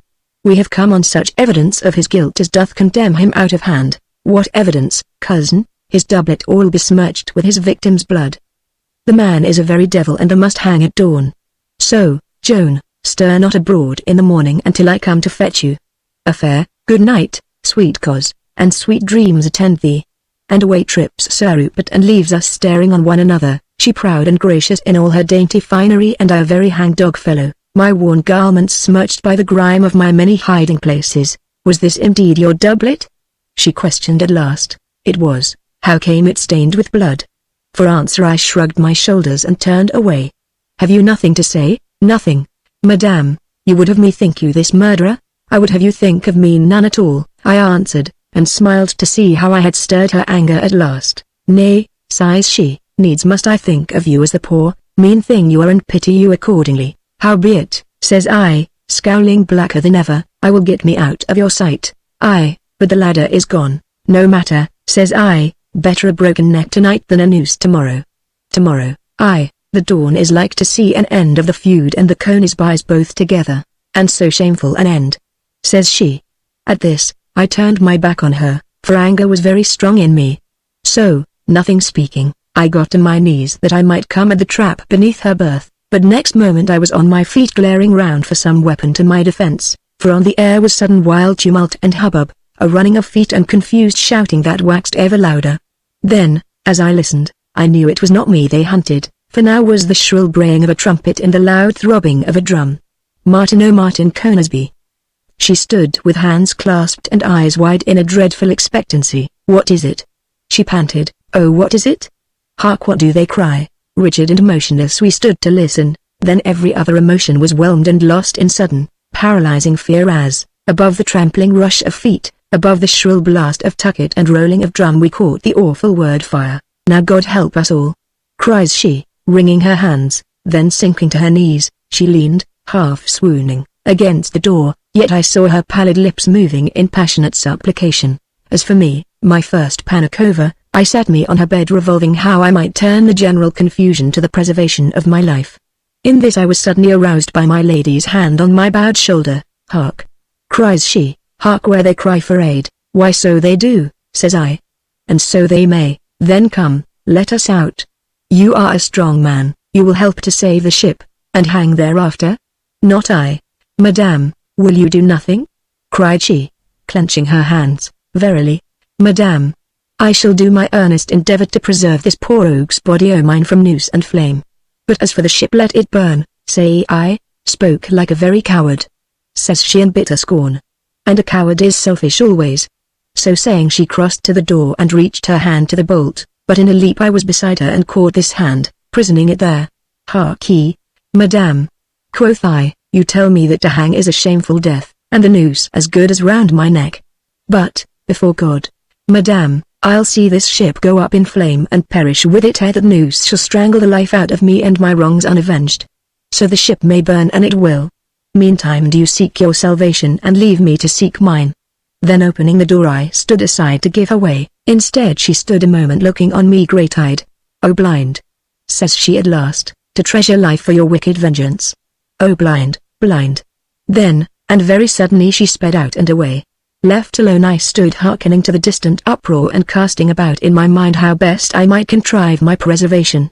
And now in my desperate need it seemed there was but one hope for me and this but slender, viz., to steal myself up to Adam's lodgment under the poop and that as soon as might be. To this end I stepped forth of the cabin and so into a narrow passageway with divers doors to right and left that opened upon other cabins, in one of which I espied a cloak and feathered hat lying where their owner had dropped them. Whipping the cloak about me I clapped on the hat and, staying for no more, hasted on breathing an air acrid with drifting smoke. Reaching a broad stairway I climbed at speed and found myself out upon the lofty poop, whence I might look down on the decks through a haze of smoke that poured up through the after hatchway, mounting in billowy wreaths against the splendor of the moon. Here it seemed was gathered the whole ship's company with mighty stir and to-do, and none with eyes to spare for me. Howbeit, I stayed for no second glance, but running to Adam's cabin, found the door unlocked, the which I closed and bolted after me, in the doing of which I noted, to my comfort, that this door was mighty thick and strong and in it moreover a loophole newly cut, with others in the bulkheads to right and left and all very neatly plugged from within, and what with this and the musketoons that stood in racks very orderly, the place, small though it was, had all the virtues of a fort or citadel.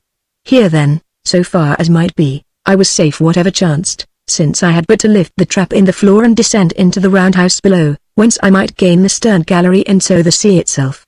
And now, laying by the hat and cloak I cast myself on Adam's bed and there outstretched in great content, hearkened to the distant voices and tramp of feet where they labored to put out the fire. Little by little these sounds became merged with the droning of the wind and the never-ceasing surge and hiss of the seas. Lulled by this and the sense of my comparative safety, I presently fell a-slumbering.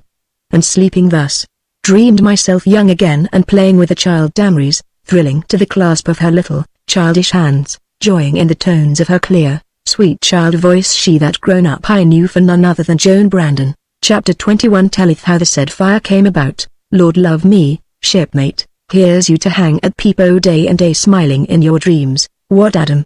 Says I, sitting up. In few short hours, Martin, here will be 90-odd souls earnestly seeking to swing you up to the mainyard and you slumbering sweet as any innocent babe, and burn me, shipmate, I love you the better for it. What of the fire, Adam? Why, 'twas an excellent fire, Martin, and smoked bravely. What's more it served its divers purposes whiles it lasted. Is it out then, Adam? This 2 hours, and what might you mean by its purposes? Well, mayhap you were one o' them, Martin. Here's the second time fire hath served ye well, you'll mind. How? I cried, starting to my feet. Will you be telling me 'twas you set this fire going? As to the other purpose, shipmate, 'tis yonder, hark to it. And smiling grimly, Adam held up a sinewy finger, as, from somewhere forward, rose a confused and dismal wailing. In heaven's name what's toward now, Adam? The crew are singing, Martin, likewise they dance, presently they shall fall a-quarrelling, then grow pot valiant. all in regular and accepted order. Already one porg hath been aft to demand the women of us GC, and, to demand the women, says I in gasping astonishment. I, the women, Martin, my Lady Joan and her maid, GC, God's love, Adam. I cried, gripping his arm. And you, what said you to the vile dog? Naught. I shot him. Is the mutiny broke out then? Not yet, shipmate, but 'tis coming, 'tis coming, which is very well. And what hath brought things to this pass? Rum, Martin. The fire was in the storeroom where there is rum plenty, GC, and what was to prevent the rogues making off with a keg or so that chanced to lie handy? Not I, shipmate, not I, and why not, in the devil's name? Because, Martin, says Adam, sitting at the table and beginning to set his papers in order, because there's naught like liquor for putting the devil into a man, and of all liquor commend me to rum with a dash o' tobacco or gunpowder, GC. We shall be heaving dead men overboard ere dawn, I judge, and all along of this same rum, Martin. Black mutiny, murder and sudden death, shipmate, and more's the pity, say I. But if Providence seeth fit, why so be it, Providence. Quoth I, scowling down into his impassive face, dare ye talk of Providence? Was you set this bloody business afoot? Aye, Martin, it was. Says he, nodding. As to Providence, look ye now, if you can aid Providence to your own ends, which is vengeance and bloody murder, I can do as much for mine, which is to save the lives of such as stand true to me and the ship, not to mention the women. There's Tresady skulking below, and I have but contrived that the mutiny should come in my time rather than his and theirs. As it is, we are prepared, 15 stout lads lie in the round house below with musketoon and fusee, and every gun and swivel that will bear, falconet and petrero, aim to sweep the waste when they rush, as rush they will, Martin, when the drink hath maddened them properly. And having maddened them with your hellish decoctions, you'll shoot the porgs down? Aye, Martin, I will so, lest peradventure they shoot me. Then besides, shipmate, what o' the women? I have the Lady Joan and her maid to think on, 'twould be an ill faith theirs in the hands of yon filthy rabblement. Hark to 'em yonder, hark what they sing. For a while I could hear naught but a clamour of fierce shouts and hallooing, then, little by little, this wild, hoarse tumult rose and swelled to a fierce chaunt. Some swam in rum to kingdom come, full many a lusty fellow, and since they're sped, all stark and dead, they're flaming now in hello, so cheerio, hey cheerio, they're burning down in hello. D'ye hear it, Martin, did ye hear it? Shoot the poor rogues, d'ye say? Sink me, but I will so if fortune be so kind. Yonder's short shrift and quick dispatch for me, shipmate, and then the women. Think of my Lady Joan writhing in their clutches. Hark ye to the lewd rogues, 'tis women now, hark to 'em. And here again their vile song burst forth with much the same obscenity as I had once heard sung by abnegation Mings in a wood, and the which I will not here transcribe. Well, shipmate, says Adam, glancing up from his papers, last of all, there's yourself. Here's you with the rope in prospect unless you quit this ship, and yonder, Martin, yonder is the longboat towing astern, all stored ready, a calm sea and a fair wind. No more of that, says I angrily. But will ye dangle in a noose, Martin, when you might be away in the longboat as tows astern of us, and with a fair wind, as I say and have done? Says I, clenching my fists. 'Twill be the simplest thing in the world, Martin, he went on, leaning back in his chair and nodding up at me mighty pleasant. Aye, a very simple matter for you to drop down from the stern gallery yonder GC, and setting a course southwesterly you should make our island in 24 hours or less. What with this wind and the sea so calm? Never, cried I in growing fury. Come what will, I stay aboard this ship until we reach our destination. Hum, says he, pinching his chin and eyeing me twixt narrowed lids. Are ye still bent on naught but vengeance then? Why look ye, Martin, 'tis none so far to seek, for seeing you may not reach the further, why not smite him through the daughter? She'd make fine sport for our beastly crew. Hark to 'em roaring. Sport for them and a mighty full vengeance for you. The table betwixt us hampered my blow, and then, as I strove to come at him, I brought up with the muzzle of his pistol within a foot of my brow. Easy, shipmate, easy, says he, leaning back in his chair but keeping me covered. Damned rogue. I panted. True. He nodded. True, Martin, vengeance is kin to roguery, GC. If you're for murdering the father, what's to hinder you from giving the proud daughter up to steady, Martin? Steady it is. Your sudden ways be apartment to startle a timid man, and my fingers on the trigger. Look ye now, shipmate, if your scheme of fine gentlemanly vengeance doth not permit of such methods towards a woman, what's to prevent you going on another track and carrying her with you, safe from all chance of brutality. There's stowage for her in the longboat, which is a stout, roomy craft now towing astern, stored and victualled, a smooth sea, a fair wind. Harkee, Adam Penfeather, says I, choking with passion, once and for all I bide on this ship until she brings up off Hispaniola. But then, Martin, she never will bring up off Hispaniola, not whiles I navigate her. Ha! I cried, doth my lady know of this? Doth Sir Rupert? Not yet, Martin. Then, by heaven, they shall learn this very hour. I think not, Martin, and I swear they shall. Let them hang me and they will, but first they shall hear you intend to seize the ship to your own purposes. By God, they shall know you for the pirate you are. Now as I turned and strode for the door, I heard the sudden scrape of Adam's chair behind me, and whirling about, saw his pistol swing above my head, felt the vicious, staggering blow, and reeling to the door, sank weakly to my knees, and thence seemed to plunge into a black immensity and knew no more. Chapter 22 telleth how we were cast adrift. I awoke to a wind on my brow, very pleasant and sweet, and in my ears the soft and drowsy ripple of water right soothing to hear, and thus would have slumbered on but for another sound that broke out at intervals, a thunderous roar that seemed to shake me where I lay. Therefore I opened my eyes to see above me a great multitude of stars, and lay staring up at them in vague and dreamy wonderment until, roused again by another thunderclap, I raised myself and saw I lay in the stern sheets of a large, open boat that rocked to a gentle swell, and all about me a misty sea grey with the dawn. Now as I gazed around me, greatly troubled and amazed, I beheld, far away across these dim waters, a flash of red flame, and after some while heard again the thunder of a gun. Little by little, as the light waxed, I made out the loom of two ships and, despite the distance, I knew the foremost for the faithful friend. Ever and anon would come the faint crack of caliver or petronel from her high poop, and the thunder of her stern chase guns. And with my mind's eyes I seemed to espy Adam firing from his loopholes to sweep the decks forward, the while Godby and his few gunners served the great basilisks aft, aiming them at a tall, black ship that stood hard in their wake, yawing now and then to bring her fore chase to bear on them in answer. Suddenly up flamed the sun, turning sea and sky to glory, but I crouched miserable in my helplessness, for now I saw the faithful friend steered a course that was taking her rapidly away from me upon the freshening wind. Perceiving which bitter truth, beholding myself thus befooled, bubbled and tricked, and my head throbbing from the blow of Penfeather's pistol butt, a mighty anger against him surged within me, and shaking my fists I fell to fierce curses and revilings, like any madman, until what with my aching head and lack of breath, I cast myself face down and lay the spent with my futile ravings. Yet even so, bethinking me of all my fine schemes and purposes thus brought to nothingness and myself drifting impotent at the mercy of wind and wave, I sought to spit my puny anger against the God that made me, in blasphemies and bitter imprecations. Oh shame, shame on you, Martin Conisby. The God you rail upon is my God also. Have done, I say. Be silent, nor tempt his mercy with your childish clamours.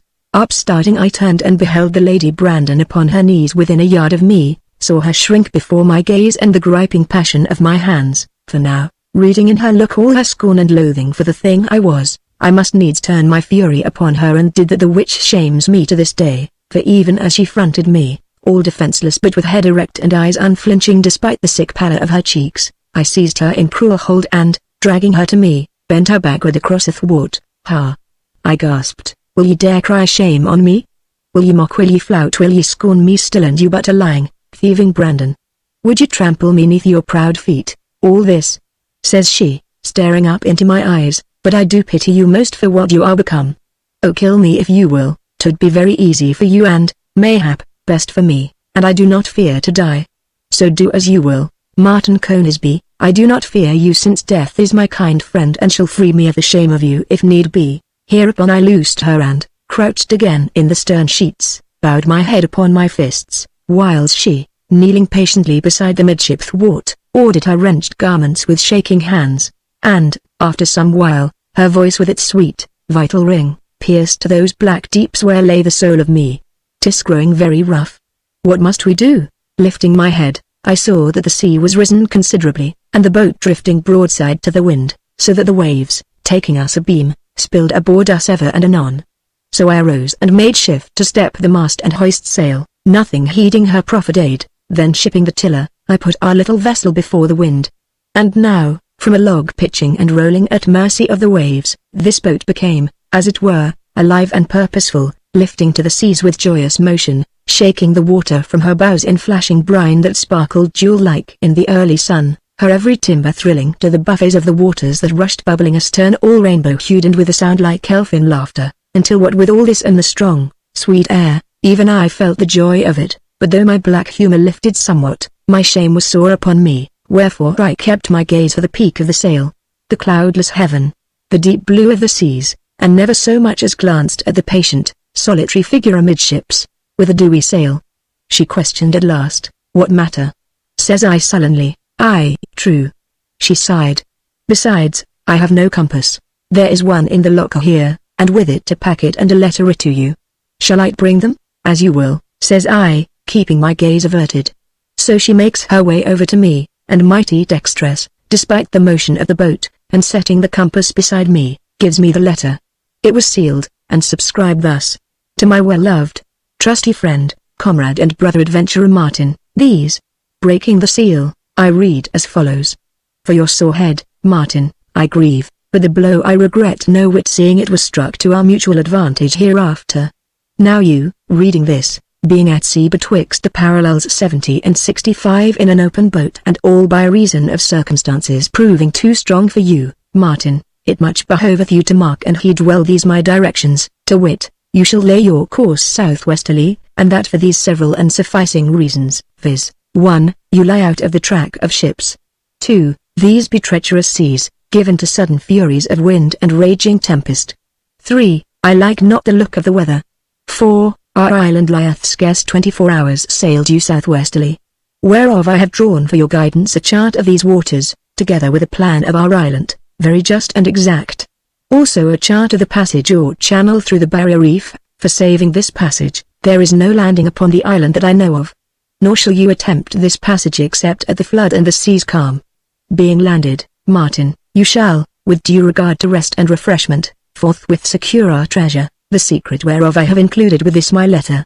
Thereupon, and with all dispatch, you shall, troubling not for the gold or silver, take but the 4 caskets of jewels, and, setting them aboard your boat, sail away due west, 3 days, until you shall fetch up with another island, the which you shall know by its 3 several hills plain to be seen, and called Gibbet Island, since 'twas there I hanged one mauled donada, and richly deserved it. Here then you shall bury our treasure, 4 caskets, in such place as seemeth to you proper, and there await my coming. And if I join you not within 2 months, then shall this mighty treasure 3/4 thereof be yours. And if I come not within 6 months, then shall this fortune be wholly yours, since I shall be beyond all need of it. So now, Martin, good fortune attend you. Your boat, chosen by me long since, and for this very purpose, is staunch, and an excellent sea boat and very well stored with everything for your needs, as arms, clothes, food and the like. Moreover within the treasure cave is all manner of stores, so that a man even though he bides on the land to his life's end need suffer no lack, but have his every comfort supplied. And now, as to your head, Martin, 'twill be none the worse by this, I judge. And for the blow, 'twas no harder than called for, and very well intentioned, as you shall confess one day, mayhap, unless you be greater fool and blinder than I take you for. Howbeit I trust you, Martin, and in bidding you farewell for the nonce, subscribe myself, your faithful friend and comrade to serve, Adam Penfeather. Having read this wordy missive, I crumpled it in angry fist and thrust it into my pocket. But now she gives me the packet named therein, the which I forthwith tossed overboard, like the wilful fool I was, thereby involving us in divers and many great dangers and difficulties, as you shall learn hereafter. Howbeit, the wind serving, I altered our course and stood away southwesterly even as Adam had directed, since I perceived the weather thickening behind us and the sea heaving with uneasy motion. And presently my companion questions me again. With a dewy sail, southwesterly, aye, but whither? To an island. Is it far? 2 days' journey or thereabouts. Do you know this island? I have never seen it. Then why sail thee there? 'Tis thereabouts Penfeather would meet with us again if he may. And being there, what then? God knoweth. Here was silence again save for the creak of mast and timbers as we rose to the gentle swell and the ripple of water neath our keel, while the sun, high risen, blazed down from the blue, his fierce beams tempered by the cool, sweet wind. Are you hungry, Martin? Is there aught to eat? Plenty. So saying she opened one of the lockers and brought thence a loaf of fine white bread, a neat's tongue, a flask of wine, and a small barrego of water, upon which I, for one, made an excellent meal. Which done, she sets all things away again, very orderly, and sits elbow on knee, staring away into the distance and with her back to me. Hereupon, I opened the stern locker and found therein a couple of musketoons, a brace of pistols, a sword with belt and hangers, and divers kegs of powder and ball. "How came you lying stunned in the boat?" says my companion at last, but without turning her head. "By roguery," I answered. "But how and when did the mutiny start?" "'Twas when we went to fetch the boy, my little page, Marjorie and I. He lay hurt and crying on the deck, so we ran out to him and took him up betwixt us, and then I heard shouts and rush of feet, and they were all about us drunken men singing and dancing. And they struggled with us till came Master Penfeather, with Godby and others, and after much bitter fighting brought us away. But Marjorie, my dear, faithful Marjorie, had taken a blow aimed at me and died in my arms, and the great cabin choking with powder smoke, and wounded men who cried and shouted. My dear, brave Marjorie. With the dark the fight began again, and twice I feared they would break in upon us. Then Master Adam brought me into the stern gallery and lowered me into the boat where I might lie secure, and so got him back into the battle. But in a little I saw a hand in the gloom cutting at the tow rope, and I screamed, but none heard. And so the boat drifted away, and with the dawn I found you lying under a boat cloak. When she had done, I sat a while staring up at the peak of the sail. My Lady Brandon, says I at length, fate hath set you in scurvy company, for I am an ill rogue, very rough and rude-mannered, and no fit company for any woman, as you do very well know. Howbeit, I swear that henceforth, so long as we company together, I will trouble you no more than I may, either by act or speech, you to your place in the bows yonder in mine here at the tiller, you to your thoughts, I to mine. And thus methinks we shall do well enough until we can go our several ways. Must we not speak?" she questioned, keeping her face turned from me, when needful. "Madame, am I but to answer when you deign me notice? Will it plague you if I sing? Am I to sit with my hands folded henceforth and do naught but think? Must I stay in the bows until you summon me thence?" says she, and all in the same small, soft voice, so that I perceived my fine speech had been thrown away, wherefore I stared up at the sail and with never a word in answer. But presently, chancing to look at her, I found her regarding me with her dimpled chin set mighty resolute, "Because," says she, meeting my look, "I shall talk when I will and sing when so minded, Martin Conisby. I shall not sit in the bows for 'tis weather, and I shall not fold my hands. But you shall teach me how to steer and handle the boat and do my share of the labor. For look now, here are we, by no will of our own, God knoweth, companions in misfortune. Let us then aid each other that our troubles be the easier. And oh pray do you forget Martin Conisby his woes a while." And away she goes, and getting to her knees before one of the lockers, begins rearranging the contents, singing away the while merry as any grig. As the day wore on, the skies clouded over with a wind very sudden and blusterous, wherefore, misliking the look of things, I was for shortening sail, but feared to leave the helm lest the boat should broach to and swamp while this was a-doing. But the wind increasing, I was necessitated to call my companion beside me and teach her how she must counter each wind gust with the helm, and found her very apartment and quick to learn. So leaving the boat to her manage I got me forward and, with no little to do, double-reefed our sail, leaving just sufficient to steer by, which done I glanced to my companion where she leaned to the tiller, her long hair streaming out upon the wind, her lithe body a sway to the pitching of the boat and steering as well as I myself. From her I gazed to windward where an ominous and ever-growing blackness filled me with no small apprehensions, wherefore I made fast all our loose gear, as oars, spare sail, spars and the like. Now in the bows were stowed her belongings, a leathern trunk and divers bundles, the which I proceeded to secure in their turn. This done, I got me aft again, but when I would have relieved her of the tiller, she shook her head. "Nay, let me steer a while," she cried, looking up through her wind-tossed hair, "'tis joy to me. Lay you down and rest a while and trust the boat to me." And seeing how quick she was to meet each send of the seas, that were already running high, glad enough was I to humour her whim, and clambered forward again. And there, having naught better to do, I set about rigging a rough awning athwart the bows, with canvas and a stout spar, which methought should keep out the spray and any chance sea that might break forward, though indeed the boat seemed mighty staunch, and seaworthy to a miracle. With every hour the wind waxed in fury and therewith the sea rose, huge, rolling billows that came roaring up us turned to whirl us aloft amid hissing brine and passing, left us deep plunged in great, foaming hollows. Being got back aft at last and with no small exertion, by reason of the boat's pitching, I stared amazed to hear my companion singing right joyously. "Oh Martin!" she cried, her voice a thrill with the clear, vital ring I knew so well. "Oh Martin, the wonder and glory of it! See yonder on these mighty waters, death rides crying to us. But God is there also, and if these rushing surges well must we, dying, shall find God there." And beholding her as she sat, her face uplifted to the tempest, her sea-wet hair upon the wind, I marveled within myself. "And the boat, Martin," cries she as we rose on a hissing wave crest, "this dear, brave boat.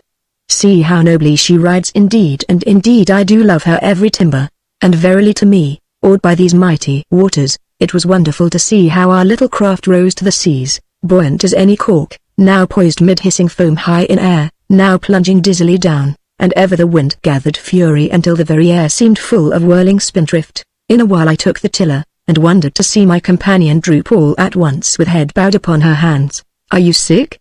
I cried. "'Tis but weariness," she answered. "I slept no wink last night." "Why then go forward and lie down," says I. The which she did forthwith, and made less business of it than I. Reaching the mast she paused thereby to behold my handiwork, then going on her knees crept beneath the awning and vanished from my view.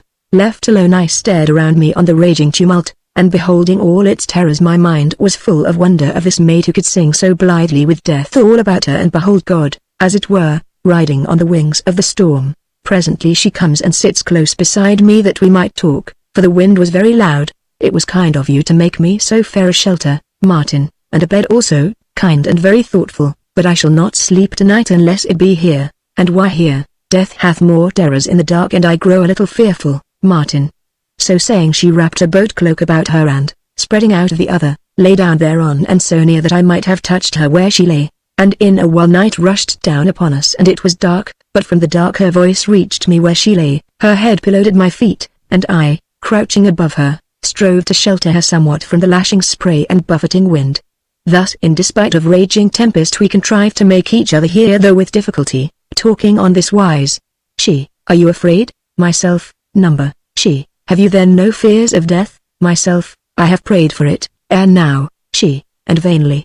For God, instead, hath made you very hale and strong." Myself, "Aye, for a purpose." She, "What purpose?" Here, seeing I held my peace, she questioned me again. "Was your purpose the slaying of my father? He is an old man and feeble." Myself, "He plotted the downfall of our house and slew my father." She, "And so you have prayed for vengeance?" Myself, "I have." She, "And God hath denied you this also.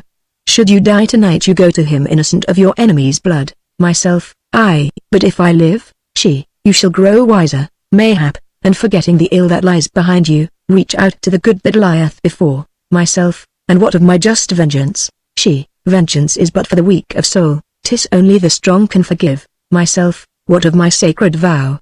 What of my many prayers for vengeance?" She, "Empty breath." Myself, "Dare you say so?" She, "I dare more, for lying here with death all about us I tell you, Martin Conisby, despite your size and strength, you are no better than a pitiful, peevish child." "Ha!" cried I fiercely, bending over her in the dimness until I might stare into her eyes, wide and dark in the pale oval of her face. "Will you dare, a child?" says she again, nodding at me, lost and wilful and very selfish with no thought above Martin Conisby and his wrongs. "Nay, scowl not nor grind your teeth, 'tis vain. For how may I, that fear not God's dreadful tempest, stoop to fear poor Martin Conisby?" "Stoop, madam?" I cried hoarsely. "Aye, stoop," says she. "The wrongs you have endured have plunged you to the very deeps, have stripped you of your manhood. And yet yours is no murderer's face even when you scowl and clench your fist. 'Twas so you looked when you fought that rough boy on my behalf so many years ago when you were Sir Martin the Knight-errant and I was Princess Damrys. And now, Martin, you that were my playmate and had forgot you that were so ready to fight on my behalf in this desolation there is none you may do battle with for my sake saving only Martin Conisby." Now here she turned, her face hid from me neath the fold of the great boat cloak, and spake no more. And I, crouched above her, staring down at her muffled form outstretched thus at my mercy, felt my quivering fist relax, felt my brutish anger cower before her trust and fearlessness. And so, leaning across the tiller, I stared away into the raging dark, and now it seemed that the soul of me had sunk to deep small black and, groping blindly there, hungered for the light. So all night long we drove before the tempest through a pitchy gloom full of the hiss of mighty seas that roared past us in the dark like raging giants.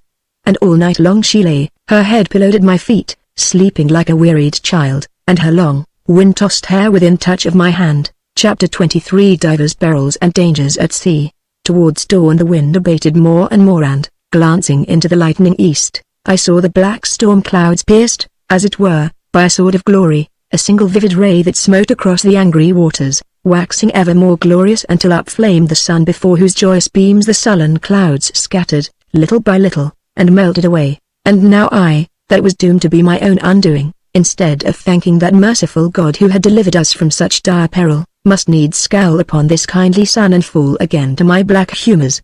For, the immediate dangers past, I began to ponder the future and inwardly to rage against that perverse fate the which was driving me with it would. So, crouched chin on fist, scowling across these tempestuous waters, for though the wind was full and the seas ran very high, within myself I cursed Adam Penfeather and all his works. You are hungry, Martin. Turning about I beheld my companion sitting up regarding me with eyes that belied her solemn mouth. How should you know this? You frown, Martin.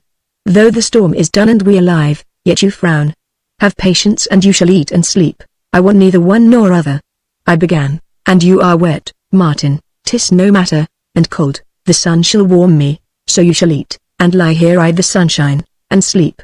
And away she goes to vanish under the dripping penthouse forward, the which had served its purpose admirably well, whiles I, perceiving the waves subsiding and the wind blowing steady and fair, laid our course due southwesterly again, and lashing the helm, went forward to shake out the reefs, finding it no easy task what with the stiffness of my cramped limbs and the pitching of the boat. Howbeit, 'twas done at last but, coming back, I tripped across a thwart and fell, cursing. Are you hurt?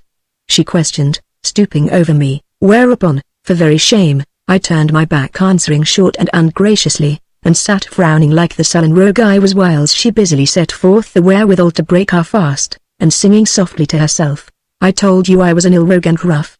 Says I, bitterly. Why so you did, says she, meeting my scowl with a wide, calm gaze. Also you are hungry, and the food is unspoiled despite the storm. Come and eat. So I ate, though with mighty ill grace, and found little savour in the food for all my hunger, but she waited on my wants with heedful care, my surliness notwithstanding. Whose was the hand set this boat adrift, think you? Says I suddenly. Nay, 'twas too dark to see, 'twas Penfeather. Says I, clenching my fist. It was Adam, I'll stake my life on't. Then poor Master Adam. She sighed. How? Will you pity a rogue? I speak of Master Penfeather, says she. If he indeed cut the boat adrift it was doubtless because the battle was going against him and he did this to save me. Hereupon I laughed and she, flushing angrily, turns her back on me. Pray you, she questioned, when may we hope to reach the island and be free of each other? Tonight or tomorrow, unless the storm hath driven us further than I judge. And now, our meal done, she sets away everything in its appointed place and thereafter sat watching the sea all foam and sparkle beneath the young sun. And presently a sigh brake from her and she turned, her anger forgotten quite. Oh! cries she, 'tis joy to be alive, to breathe such air, and behold such a glory of sea and sky. Look around us, Martin, and give thanks. And truly the sea was smooth enough save for a long, rolling swell out of the east, and with a soft and gentle wind to abate the sun's generous heat. Are you not glad to be alive, Martin? Says she. To what end? I answered. Of what avail is life to me cast away on a desolate island? Desolate? Says she, starting. Do you mean we shall be alone? I do. But surely, says she with troubled look, surely Master Adam will fetch us away? There is a chance, and if not, God knoweth.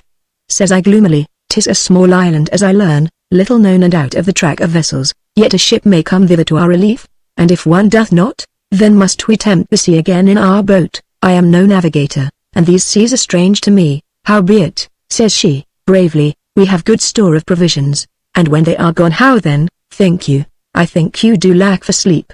Go, take your rest, mayhap you shall waken a little bolder and less despairing. And you, says I, you that so look on all this as a joyous adventure. Joyous? Ah God! She cried, do you think because I do not weep that my heart is not full of misery and grief to lose thus home and friends and country and live prisoned and solitary with such as you, that think but on your own selfish woes and in your big body bear the soul of a fretful babe? I hate you, Martin Conisbee, scorn and despise you. And now give me the tiller and begone to your sleep." Saying which she pointed where she had spread the cloaks hard by the midship thwart, and I, amazed by her fierce outburst, suffered her to take the tiller from my hold, and coming amidships laid myself down even as she had commanded. But no thought of sleep had I, rather I lay that I might watch her, furtively, beneath my arm, where she sat head aloft, cheeks flushed and bosom tempestuous. And, despite her beauty, a very termagant shrew I thought her.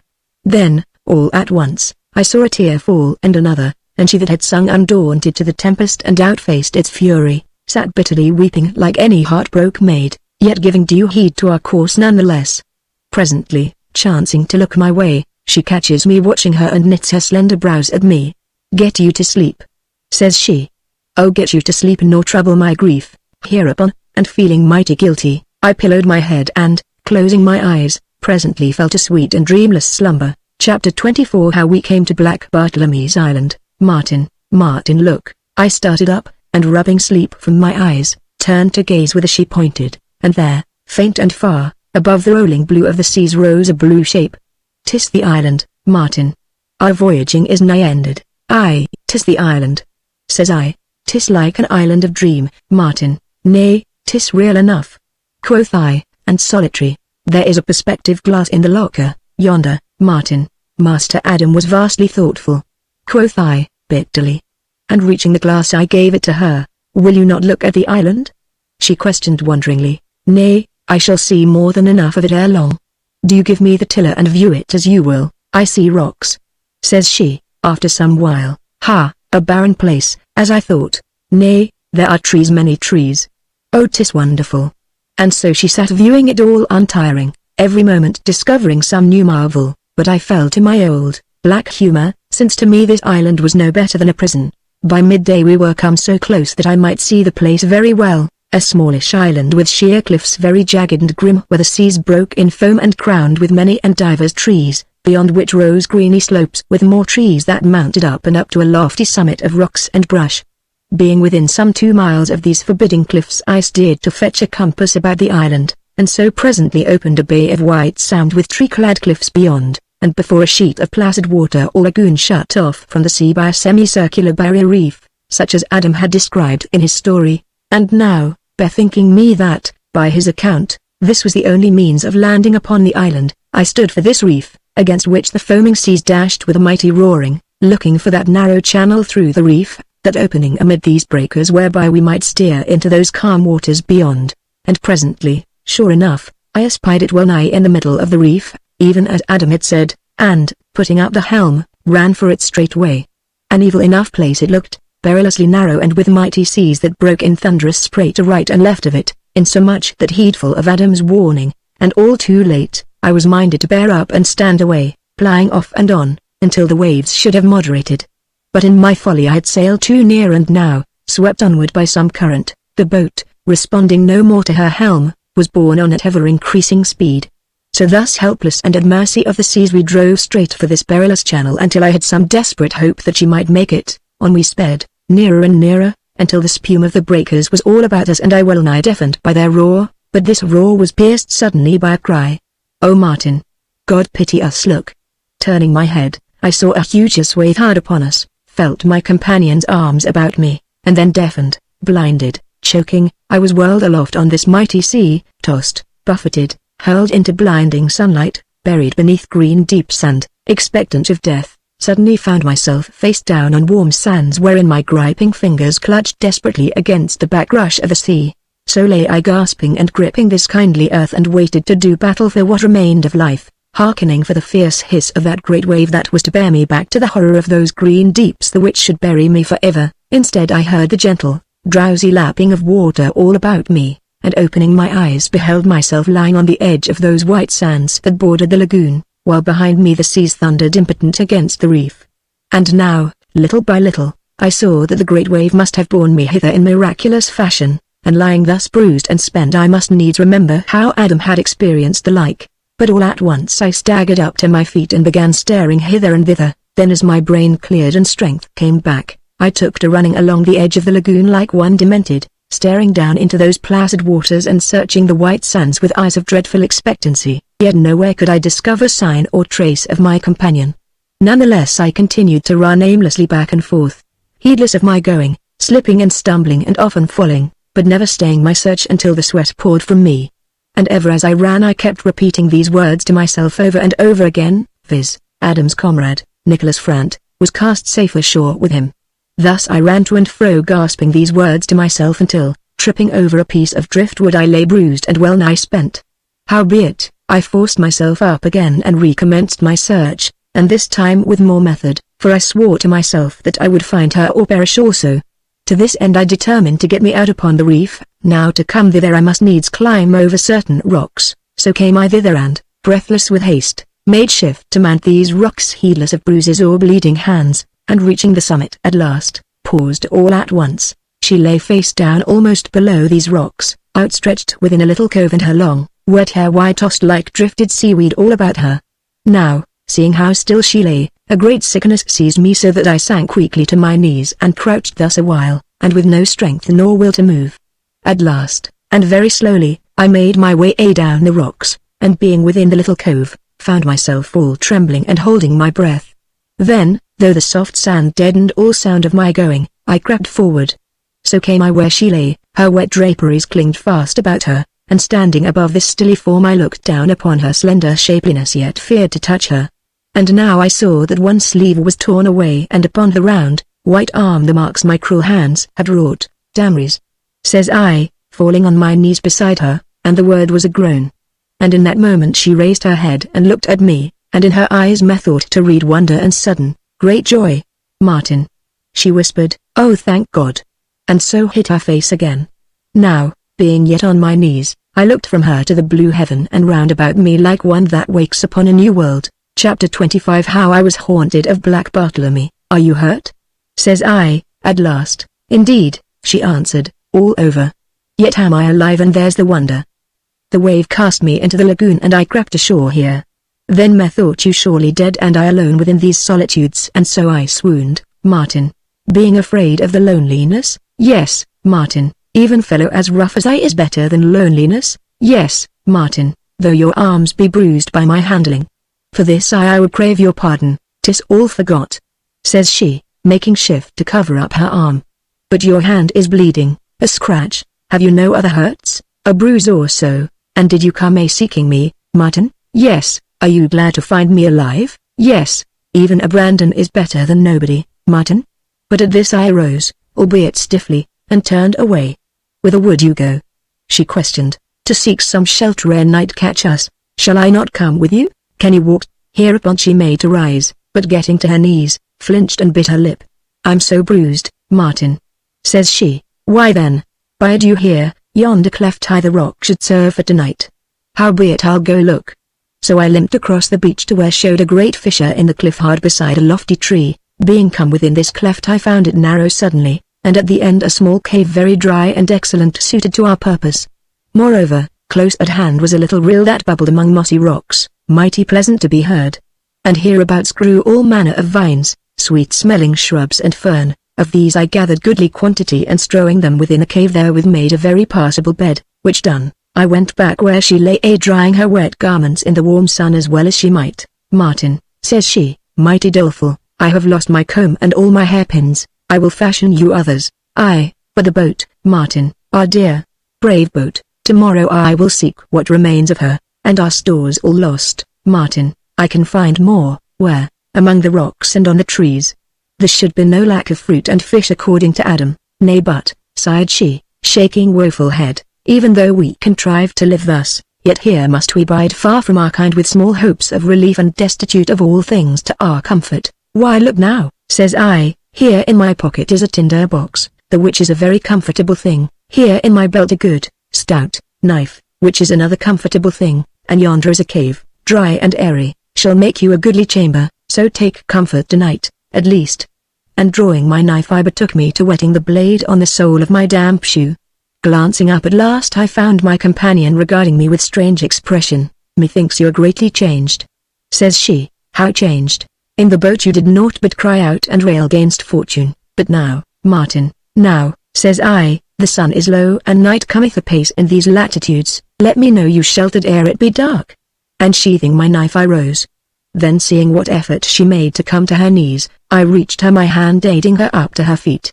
So she takes a step and, stifling a cry of pain, would have fallen but for my arm. "Oh Martin," says she, with rueful shake of the head, "I fear I cannot walk, lean on me." "'Tis vain," says she, catching her breath, "I cannot set this foot to ground. Have you any bones broke?" "Nay, 'tis none so bad as that." "Where's your hurt?" "My knee, my ankle. And I'm direly bruised, Martin. But you cannot sleep out here." "I needs must.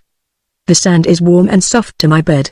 There is a better waiting you in the cave yonder." "But if I cannot walk, Martin?" "Why then," says I, "why then you must suffer that I carry you." "I fear I am greatly heavy, Martin." "As to that," says I, and lifting her as gently as I might, began to bear her across the beach. And after we had gone thus some way she spoke. "I fear me I am vastly heavy." "No," says I, keeping my gaze before me, "yet you go very slowly. 'Tis that I could not jostle you, and the sand is ill going." "Belike, Martin?" "Most true," says I, pretending to stumble. "Why then, I pray you take your time." At this I ventured to glance down at her, but saw no more than the curve of a cheek and the tip of a little ear, and staring at this came very near blundering into a rock. So I bore her into the rocky cleft already full of shadow, taking due heed in my going yet mighty conscious of all the yielding softness of her none the less. "Your clothes are very damp," says I. "They will be dry ere morning," she answered, her voice muffled. "I had best light a fire then." "There is no need, 'tis very warm. I do think 'tis good against wild beasts and the like," says I. "Why then, as you will, Martin." Reaching the little cave at last she would have has me set her down, but I bade her lie still, and getting to my knees within the cave I laid her upon her ferny bed, whereat she uttered a little cry of pleasure. "Why, Martin," says she, snug down, "here is wondrous soft bed and fragrant. 'Twill serve until I can contrive a better," quoth I, and coming without the cave, stood looking down on her, while the night deepened about us apace. "And what of you, Martin?" "I shall sleep here, beyond the fire." "Do you think there be any wild beasts hereabouts?" "God knoweth," says I. "Howbeit you may sleep secure and fear nothing." "I know that, oh I know that," says she gently. "Do you lack for aught?" "Only sleep, Martin." "Why then, I'll set about making the fire."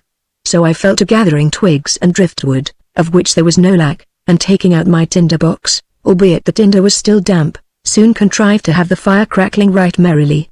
This done and with store of fuel to hand, I scooped me out a hollow in the warm sand and lying therein found myself very well, the aches of my many bruises notwithstanding. The night air struck chill through my damp garments, but now, stretched in the comfort of the fire, there grew within me a great wonder at our miraculous deliverance, and this led me to ponder upon our present situation, cast thus destitute upon this lonely island where, devoid of every comfort and necessity, we must needs live in barbarous fashion as best we might until either Penfeather should come to our relief or we be taken off by some chance vessel. And supposing, thinks I, that neither chance befall and we doomed to drag out our days to their miserable end?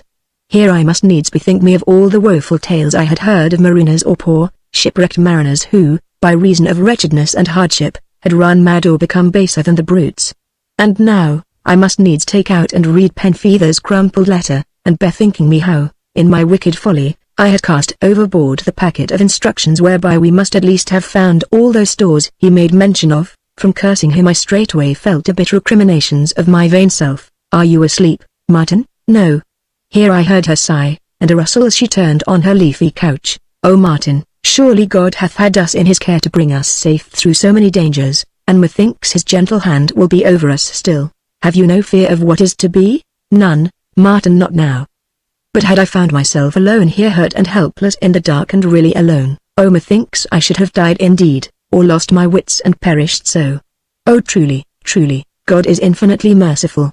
Thus, and all unknowing, she rebuked my ungrateful despondency. For, thinks I, if she, a woman accustomed to ease and comfort, may thus front our desperate fortunes undismayed and with faith unshaken, how much more should I, a man inured to suffering and hardened by privation? Thus, checking my gloomy foreboding, I too breathed a prayer to God for his infinite mercies, and thereafter fell to pondering how I might supply our more pressing needs with such small means as I possessed, and so in a while, dozed off to sleep. I started up, knife in hand, to find the moon very big and bright, flooding the world with a radiance wondrous to behold. and blinking drowsily, I wondered what had waked me. Now as I gazed about me the place seemed all at once to take on an evil look, what with its steepy sides bristle with tangled vines and bushes and pierced here and there with black holes and fissures, and I shivered. The fire being low I, minded to replenish it, was groping for my fuel when I started and remained peering up at the cliff above, with ears on the stretch and every nerve a tingle.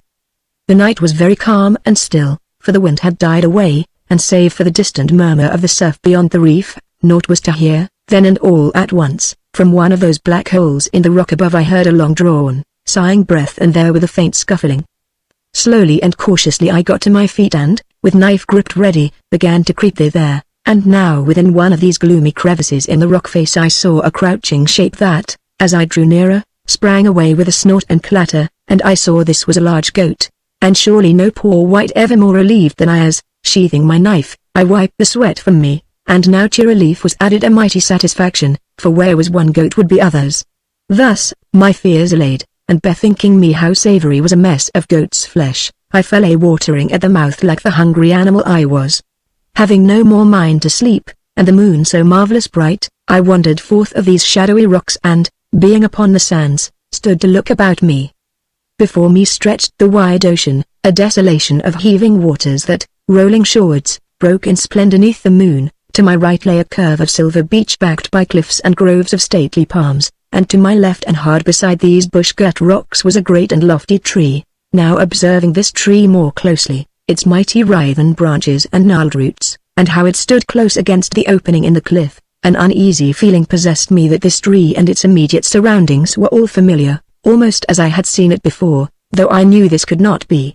So stood I chin in hand, staring about me and ever my unease grew, and then, so that night, Martin, the moon being high and bright, I came to that stretch of silver sand where they lay together rigid and pale, and though I had no tool but his dagger and a piece of driftwood, I contrived to bury them neath the great pimento tree that stood beside the rock cleft, and both in the same grave. It was, for all the world, as though Adam had repeated the words in my ear, insomuch that I glanced round as almost expecting to see him.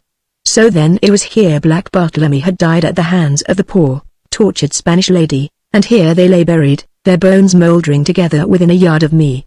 And standing in this dismal spot I must needs mind Adam's narrative, and great was my pity for this poor Spanish lady. In a while I got me back to the fire and, lying down, fain would have slept, but my mind was full of Adam's story. Howbeit after some while, what with fatigue and the warmth of the fire, slumber took me. But in my sleep the dead arose and stood fronting each other beneath a pallid moon, Bartlemy in all the bravery of velvet and lace and flowing periwig, and the Spanish lady tall and proud and deadly pale. And now as she shrank from his evil touch, I saw that her face was the face of Joan Brandon. Sweating in dumb anguish I watched Bartlemy grip her in cruel hands and bend her backward across his knee, while she stared up at him with eyes of horror, her lips moving in passionate entreaty. But, as he bent over her, was a flash of steel, and deep smitten he staggered back to the great tree and, leaning there, fell into a fit of wild laughter so that the silver dagger hilt that was shaped like a woman seemed to dance and leap upon his quick heaving breast. Then as he swayed laughing his life out, he raised his face to the pale moon, and I saw that the face of Black Bartlemy was my own. Chapter 26 We come upon grim evidences of Adam Penfeather. Waking to a glory of sun, I found my companion looking down on me all anxious-eyed where she knelt, her hand upon my shoulder. "Why, Joan," says I drowsily, "my lady, you are groaning, Martin, so I came to you." "Groaning?" says I, flinching from her touch. "'Twas naught. An ill-fancied dream, no more. But here is the sun well up and I are snoring." "Nay, you groaned and cried out, Martin. And 'tis yet full early. And you'll be mighty hungry, and for that matter so am I." So saying I rose and, without more ado, strode away across the sands towards the reef.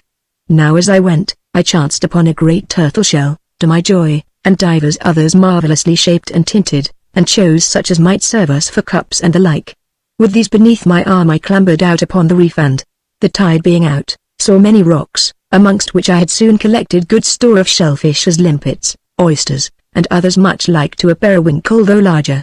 Filling my turtle shell with these I took it neath my arm again and went on, following the curve of the reef, clambering over these slimy rocks, and found it no small labor what with my burden and the heat of the sun, but I persevered, seeking some fragment of our boat or the stores wherewith she had been so well laden. Yet, and search how I might, found naught to reward me. Having thus traversed the whole reef and explored the rocks beyond very thoroughly, I cast me down beside the lagoon to bathe my hands and face and rest myself a while. Presently, chancing to turn my head, I saw a place of trees hard by, and started up, my weariness clean forgotten. For divers of these trees bore great clusters of yellowish fruit, the which I knew for a sort of plantain, very wholesome and of delicate savour. So, casting out my limpets and periwinkles, I hasted to pluck good store of this fruit, and with my turtle shell thus well laden, hastened back to our refuge very well content. My companion being absent, I seated myself in the shade and began opening the oysters with my knife as well as I might, in the which occupation she presently found me, and grew very merry at my clumsy efforts.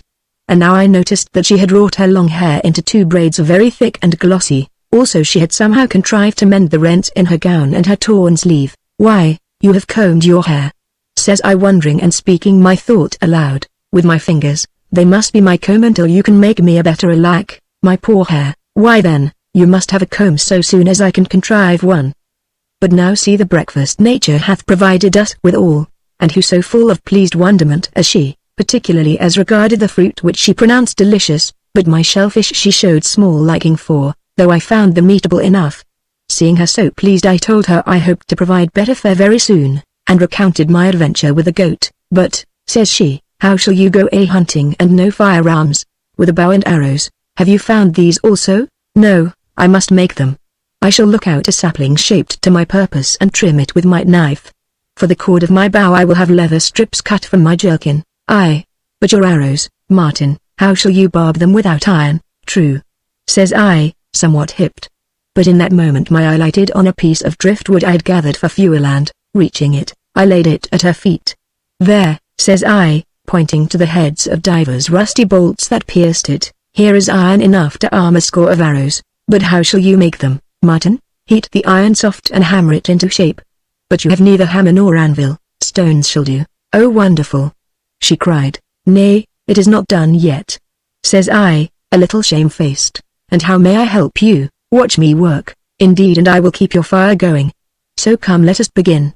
Our meal done, I gathered twigs for kindling and a great pile of driftwood of which was no lack, and with small boulders I builded a fireplace against the cliff where we soon had a fire drawing merrily, wherein I set my precious piece of timber. Having charred it sufficiently, I found it an easy matter to break out the iron bolts and nails. 5 of them they were of from 4 to 8 inches in length, and though the ends were much corroded by the sea, there yet remained enough sound iron for my purpose. And now, my bolts ready for the fire, I began to look for some stone that might serve me for hammer, and my companion likewise. Suddenly, as I sought and mighty diligent, I heard her cry out to me, and beholding her leaning in the cave mouth, all pale and trembling, came running. "What is't?" cries I, struck by the horror of her look. "Oh, Martin!" she gasped. "Oh, Martin, 'tis in the raw huddled in the darkest corner. And I slept with it beside me all night." Coming within the cave, I looked with her shaking hand pointed and saw what I took at first for a monstrous egg, and beyond this the staves of a small barrel. Then, bending nearer, I saw these were the skull and ribs of a man.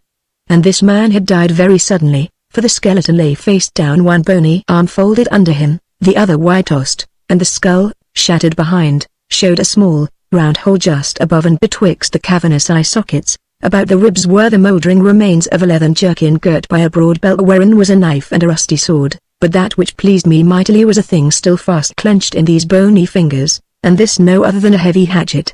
So, disturbing these poor bones as little as need be, I took the hatchet and thereafter sword and knife, and then, turning to go, stopped all at once, for tied about the bony neck by a leathern thong I espied a shriveled parchment.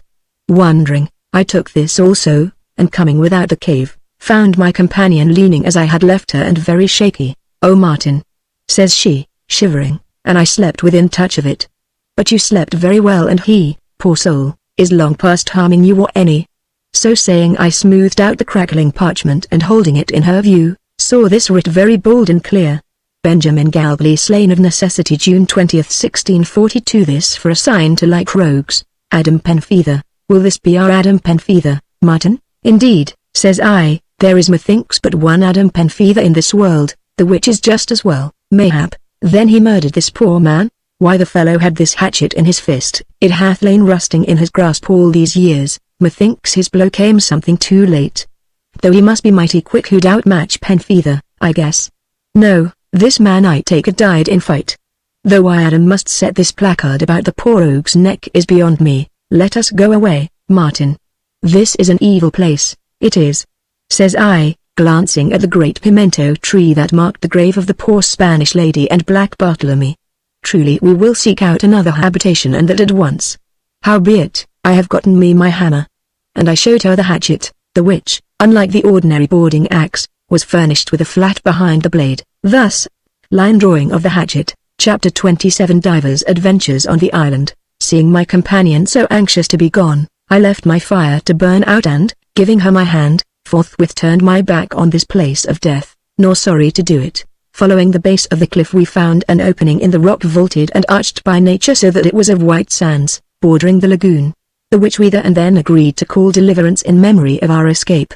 What with the soft sand and scattered rocks it was ill going for my companion, but though she limped painfully she held bravely on nevertheless, being of a mighty resolute mind as this narrative will show. Now as we went slowly thus, I pointed out caves aplenty and very proper to our purpose, but she would have none of them and was forever lifting her eyes to the cliffs and tree-clad, greeny slopes beyond. Let us seek above, says she, where there be trees and mayhap flowers, for, Martin, I do love trees. Nay but, says I, none save a bird or a goat may climb yonder. Let us be patient and seek a way, Martin, and you all bruised and lame. Nay, I am very well and see yonder. Looking whither she would have me, I saw, beyond this great jutting rock, a green opening in the cliffs with a gentle ascent. Oh Martin! Cries she, stopping suddenly, oh Martin, 'tis like England, 'tis like one of our dear Kentish lanes. And indeed so it was, being narrow and grassy and shady with trees, save that these were such trees as never grew on English soil. Let us go, Martin. Let us go. So we began the ascent and, despite the blazing sun, the slope being gradual, found it easier than it had looked. On we went, and though she often stumbled she made naught of it nor stayed until we were come to a green level or plateau, whence the ground before us trended downwards to a wondrous fertile little valley where ran a notable stream twixt reedy banks. Here also bloomed flowers, a blaze of varied colors, and beyond these again were flowery thickets, a very maze of green boskages besplashed with the vivid color of flower or bird, for here were many such birds that flew hither and thither on gaudy wings, and filling the air with chatterings and whistlings strange to be heard. Now beholding all this, my companion sank to the ground and sat very still and silent like one wrapped in pleasing wonder. Oh! Says she at last and very softly. Surely here is an earthly paradise, oh Martin! The beauty of it! Yet these flowers have no smell. Says I. And for these gaudy birds I would give them all for one honest English robin or sweet-throated blackbird. But she, chin in hand, sat gazing upon this prospect as she would never tire. As for me, I began to look around and, the more I looked, the better I liked this place, pleasantly shaded as it was by trees and affording from this eminence a wide view of the sea, the lagoon, and Deliverance Beach below. Moreover, I heard nearby the pleasant sound of falling water and, drawn by this, came to a flowery thicket, and forcing my way through, paused suddenly, as well I might, for before me, set in the face of a rock, was a door. All askew it hung and grown over with a rout of weed and vines, and behind the weather-worn timber I saw the gloom of a cavern. Approaching this door I found it built with ship's timbers exceeding stout and strong, joined by great battens clamped with bolts and nails, and in the midst a loophole, and besides this I saw divers shot marks in these timbers the which set me a-wondering. Now having my hatchet in hand, I set about cutting away bush and vines, and forcing wide the door, the which swung twixt great beams like jambs, clamped to the rock, I stepped into the cool dimness beyond. The place was irregular of shape but very spacious and lighted by a narrow, weed-choked crevice high up that admitted a soft, greeny glow very pleasing after the glare of the sun, by which light I perceived that from this cave two smaller caves opened. Now seeing this place had once been the abode of some poor castaway, I sought high and low in hopes of finding something to our use if no more than a broken cup, but came on nothing save the ruin of a small table. The place was bare as my hand. I was yet busied in my fruitless search when comes my companion all pleased-eyed wonderment. Why, 'tis as good as any cottage, cries she, and better than some, says I, for here is no thatch to leak and no windows to break and let in the rain. Oh Martin, for a broom, says she, looking around upon the floor ankle-deep in dead leaves, twigs and the like. Oh for a broom, these leaves be well enough, but better for a broom, Martin, "Why then, a broom you shall have," says I, and coming without the cave I cut twigs sufficient to my purpose, and divers lengths of vine, very strong and tough, and therewith bound my twigs about a stick I had trimmed for a handle, whiles she, sitting upon a great stone that lay hard by, watched me with mighty interest. "You are very clever, Martin," says she. "'Tis very rough, I doubt. I have seen many a worse broom used in England, Martin." "Why, 'twill serve, mayhap." "'Tis excellent," says she, and taking the broom from me away she limps with it forthwith, and I, standing without the cave, presently heard her sweeping away, despite her bruises, and singing sweet as any mounting lark. I now set out to bring away such things as I had left behind, as my iron and the turtle shell, the which I held of more account than all the jewels in Adam's treasure, and on my way stopped to cut a stout, curved branch that I thought might furnish me a powerful bow, and another that, bladed with iron, should become a formidable spear. Though why my mind should run to weapons of offense, seeing that the island, so far as I knew, was deserted, and no wild beasts, I know not. Reaching Deliverance Sands I paused to look about me for such pieces of driftwood as might serve us, and came on several full of nails and bolts, some of these timbers being warped with age and others comparatively new. And looking on these poor remains of so many noble ships, and thinking of the numberless poor souls that had manned them and gone to their account, I could not but feel some more for these storm-rent timbers as I handled them. And presently as I labored I spied a piece new painted, and dragging it forth from sand and seaweed, knew it for the gunwale of our own boat. This put me in great hopes that I might come upon some of our stores, but, though I sought diligently then and for days after, I never found anything but this poor fragment. Having laid by such timbers as showed iron of any sort, I went my way and so at last reached our first shelter. And what should I espy upon a ledge of rock just above me but a goat? For a moment the creature blinked at me, chewing busily, then scrambled to its feet, but in that instant I caught up a heavy stone that chanced handy and hurled it. The poor beast bleated once, and rolling down the rock thudded at my feet, where I dispatched it with my knife. My next care was to skin it, which unlovely task I made worse by my bungling. Howbeit it was done at last, and I reeking of blood and sweat. Nonetheless I persevered, and, having cleaned the carcass I cut therefrom such joints as might satisfy our immediate needs, and setting them in my turtle shell with my irons, hung up the carcass within the coolest part of the cave out of reach of any prowling beast. This done, I went down to the lagoon and laved my arms and hands and face, cleansing myself as well as I might, and so, taking my well-laden turtle shell under one arm and the reeking skin beneath the other, I set off. Now it was midday and the sun very hot, insomuch that the sweat poured from me, and more than once I must needs pause to moisten my hair to keep off the heat. At last, espying a palmetto that grew adjacent, I made shift to get me a leaf, whereof, with twigs to skewer and shape it, I made me the semblance of a hat and so tramped on again. Being come to the plateau I set down my burdens, very thankful for the kindly shade and the sweet, cool wind that stirred up here, and turned to find my companion regarding me pale-cheeked and with eyes wide and horror-struck. "Why, what now?" says I, taking a step towards her, but seeing how she shrank away I paused and, glancing down at myself, saw my clothes all smirched with the blood of the goat. "How is it this?" says I. "Well, a little blood is no great matter." But she still eyeing me mightily askance I grew angry. "Ha!" quoth I, "you'll be thinking doubtless of the murders aboard ship and my bloody jerkin? Why then, madame, think and grow as wise as you may." Saying which I strode off, and thus I presently heard the soothing sound of falling water, yet look where I might could see none save that in the little valley below. Being direly athirst I began to seek for this unseen rill, and little by little was led up a steep, bush-grown acclivity until, all at once, I found myself in a right pleasant place, for here, all set about with soft mosses, fern and flowers, I beheld a great oval basin or rocky hollow some 12 feet across and brim full of pellucid water through which I might see the bottom carpeted with mosses, and in this water my image mirrored, and what with the blood that fouled me, my shaggy hair and beard and the shapeless thing upon my head, an ill enough rogue I looked.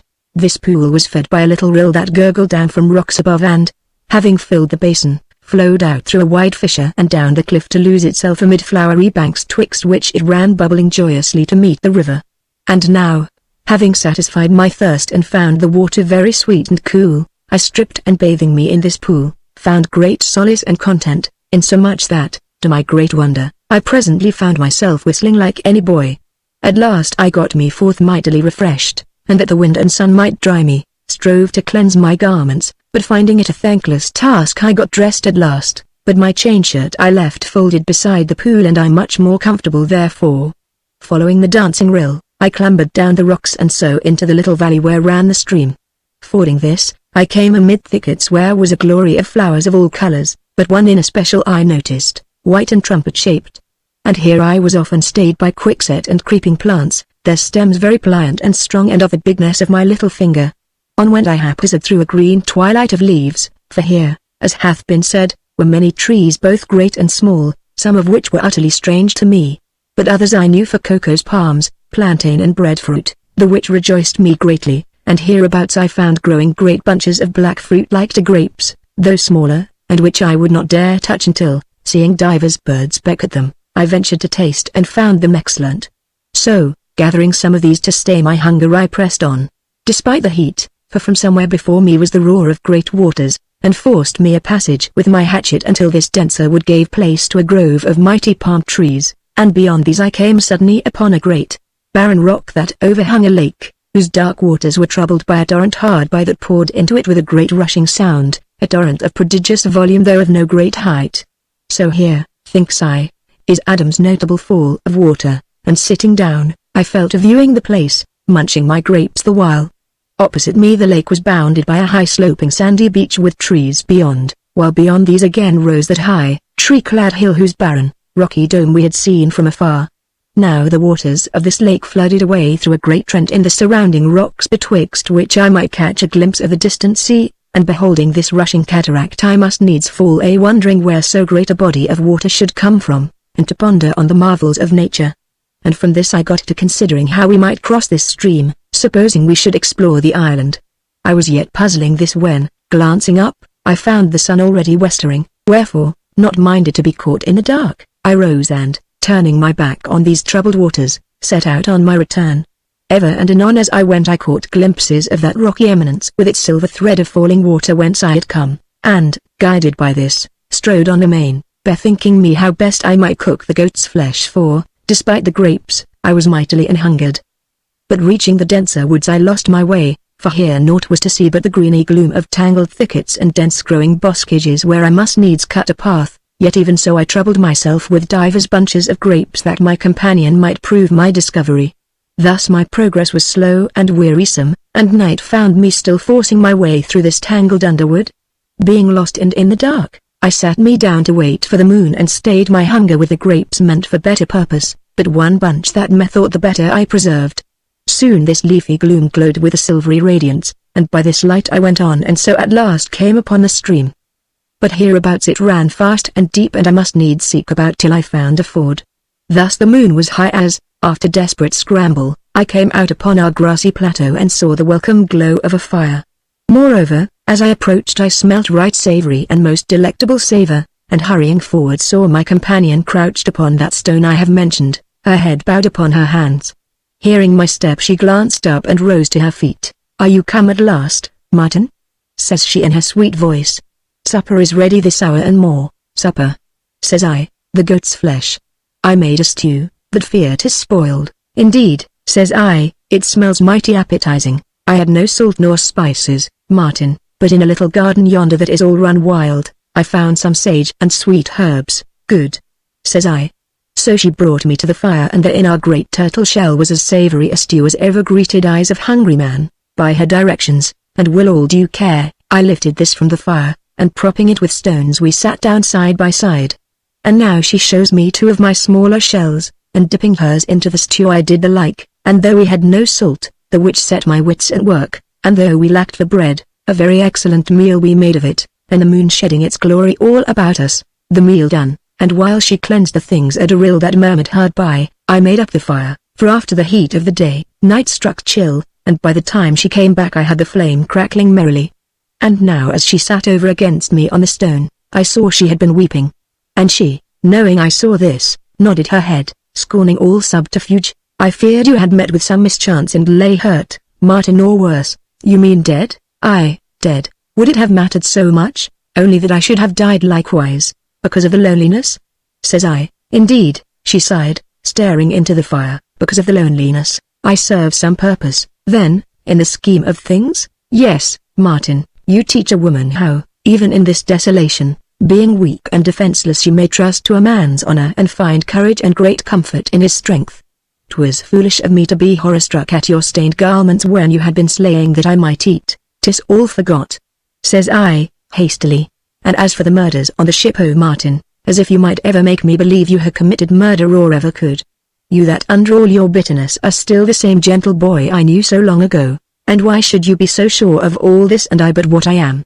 says I, staring also into the fire. "Mayhap because I am a woman with all a woman's instinct to know the evil from the good." Hereupon I began telling her of my exploration and describing the wonders I had seen, as the fruit trees and waterfall.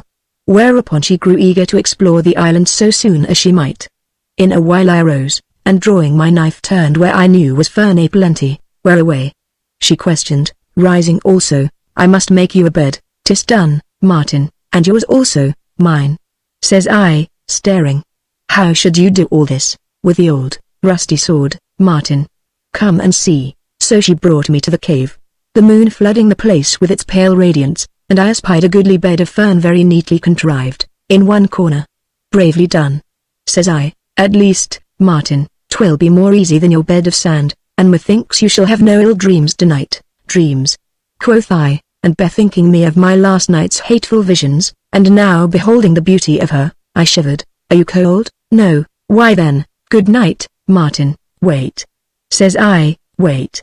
And hasting out, I brought her the grapes I had saved, telling her that though small she would find them sweet and wholesome. "Why, Martin," says she, under her breath as one greatly surprised, "why, Martin?" and so vanishes into her little cave forthwith, and never a word of thanks. Now being yet haunted by my dreams of yesternight, I went forth into the moonlight and walked there a while, my eyes uplifted to the glory of the heavens, and now I must needs bethink me of Godby's star time, of the dark, lonely road, of the beckoning light beyond and the welcoming arms of love.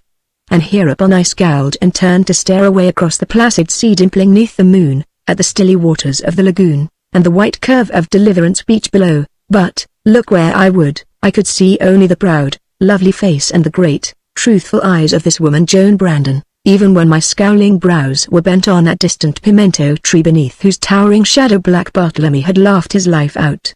So in a while I came within the cave and found it dim, for the moonbeam was there no longer, and cast myself upon my bed, very full of gloomy thoughts. "Martin, I thank you for your grapes. Tomorrow we will gather more." "Aye, tomorrow." "I found a shirt of chain work by the pool, Martin, 'tis mine. I have set it by against your need." "Nay, I'm done with it, here is no fear of knives in the back." "Are you sleepy, Martin?" "No, but 'tis plaguey dark." "But you are there," says she, "so I do not fear the dark. Tomorrow I will make a lamp." Here she fell silent and I think to sleep, but as for me I lay long, oppressed by my thoughts. "Aye, verily," says I at last, speaking my thought aloud as had become my custom in my solitude. "Tomorrow I will contrive a lamp, for light is a goodly thing." Now here I heard a rustle from the inner cave as she had turned in her sleep, for she spake no word, and so, despite my thoughts, I too presently felt a blessed slumber. Now if there be any who, reading this my narrative, shall think me too diffuse and particular in the chapters to follow, I do hereby humbly crave their pardon, but, make my readers' weariness, shall not abate one word or sentence, since herein I, that by my own folly have known so little of happiness, do record some of the happiest hours that ever man knew, so that it is joy again to write. Therefore to such as would read of rogues and roguish doings, of desperate fights, encounters and affrays, I would engage him to pass over these next few chapters, for he shall find over much of these things ere I make an end of this tale of Black Bartlemy's treasure. Which very proper advice having duly set down, I will again to my narrative. Chapter 28. I become a jack of all trades. Early next morning, having bathed me in the pool and breakfasted with my companion on what remained of our goat's flesh, I set to work to build me a fireplace in a fissure of the rock over against the little valley and close beside a great stone, smooth and flat-topped, that should make me an anvil. What time my companion collected a pile of kindling wood. Soon we had the fire going merrily, and whilst my iron was heating, I chose a likely piece of wood, and splitting it with the hatchet, fell to carving it with my knife. "What do you make now, Martin? Here shall be a spoon for you, 'twill help you in your cooking." "Indeed it will, Martin. But you are very skilful." "Nay, 'tis simple matter," says I, whittling away but very conscious of her watchful eyes. "I have outworn many a weary hour carving things with my knife." Given time and patience a man may make anything, some men," says she, whereat I grew foolishly pleased with myself. The wood being soft and dry and my knife sharp, the spoon grew apace and her interest in it, and because it was for her, and she so full of pleased wonder, I elaborated upon it here and there until, having shaped it to my fancy, I drew my iron from the fire and with a glowing end, burned out the bowl, scraping away the charred wood until I had hollowed it sufficiently, and the spoon was finished. And because she took such pleasure in it, now and hereafter, I append here a rough drawing of it, drawing of a spoon. "'Tis wonderful," cries she, turning it this way and that. "'Tis admirable, it might be better," says I, wishing I had given more labor to it. "I will know better, Martin." And now she would have me make another for myself. "Nay, mine can wait." "But there is your comb to make, how shall you do that, Martin?" "Of wood, like the Indians, but 'twill take time." "Why then, it shall wait with your spoon. First shall come necessities." "As what, dear heaven, they be so many?" says she with a rueful laugh. "For one thing, a cooking pot, Martin. There is our turtle shell," says I. "Why, 'tis very well, Martin, for a turtle shell, but clumsy a little. I would have a pan with handles if you could contrive. And then plates would be a good thing." "Handles?" says I, rubbing my chin. "Handles, I, by all means, a pan with handles, but for this we must have clay, and then, Martin, platters would be useful things." "So they will." I nodded. "These I can fashion of wood, and then chairs, and a table, Martin." "True," says I, growing gloomy. "Table and chairs would be easy had I but a saw. I could make you shelves and a cupboard had I but fortune to find a saw instead of this hatchet." "Nay, Martin," says she, smiling at my doleful visage. "Why this despond? If you can make me so wondrous a spoon with naught but your knife and a piece of driftwood, I know you will make me chairs and table of sorts, saw or no. Aye, if our table be but a board laid across stones, and our chairs the same, what more do we need?" says I, sighing and scowling at my hatchet that it was not a saw. "Well, Martin, if there be many goats in the island, and if you could take 2 or 3 alive, I have been thinking we might use their milk in many ways if we had pans to put the milk in, as butter and cheese if you could make me a press. Here be a plenty of ifs, Martin, and I should not waste breath with so many if you were not the man you are." "As how?" I questioned, beginning to grind the hatchet on a stone, a man strong to overcome difficulty. And with such clever hands, here I ground my hatchet harder than before, but scowled at it no longer. "And what more would you have?" I questioned. "If you could make our front door to open and shut, that is easily done."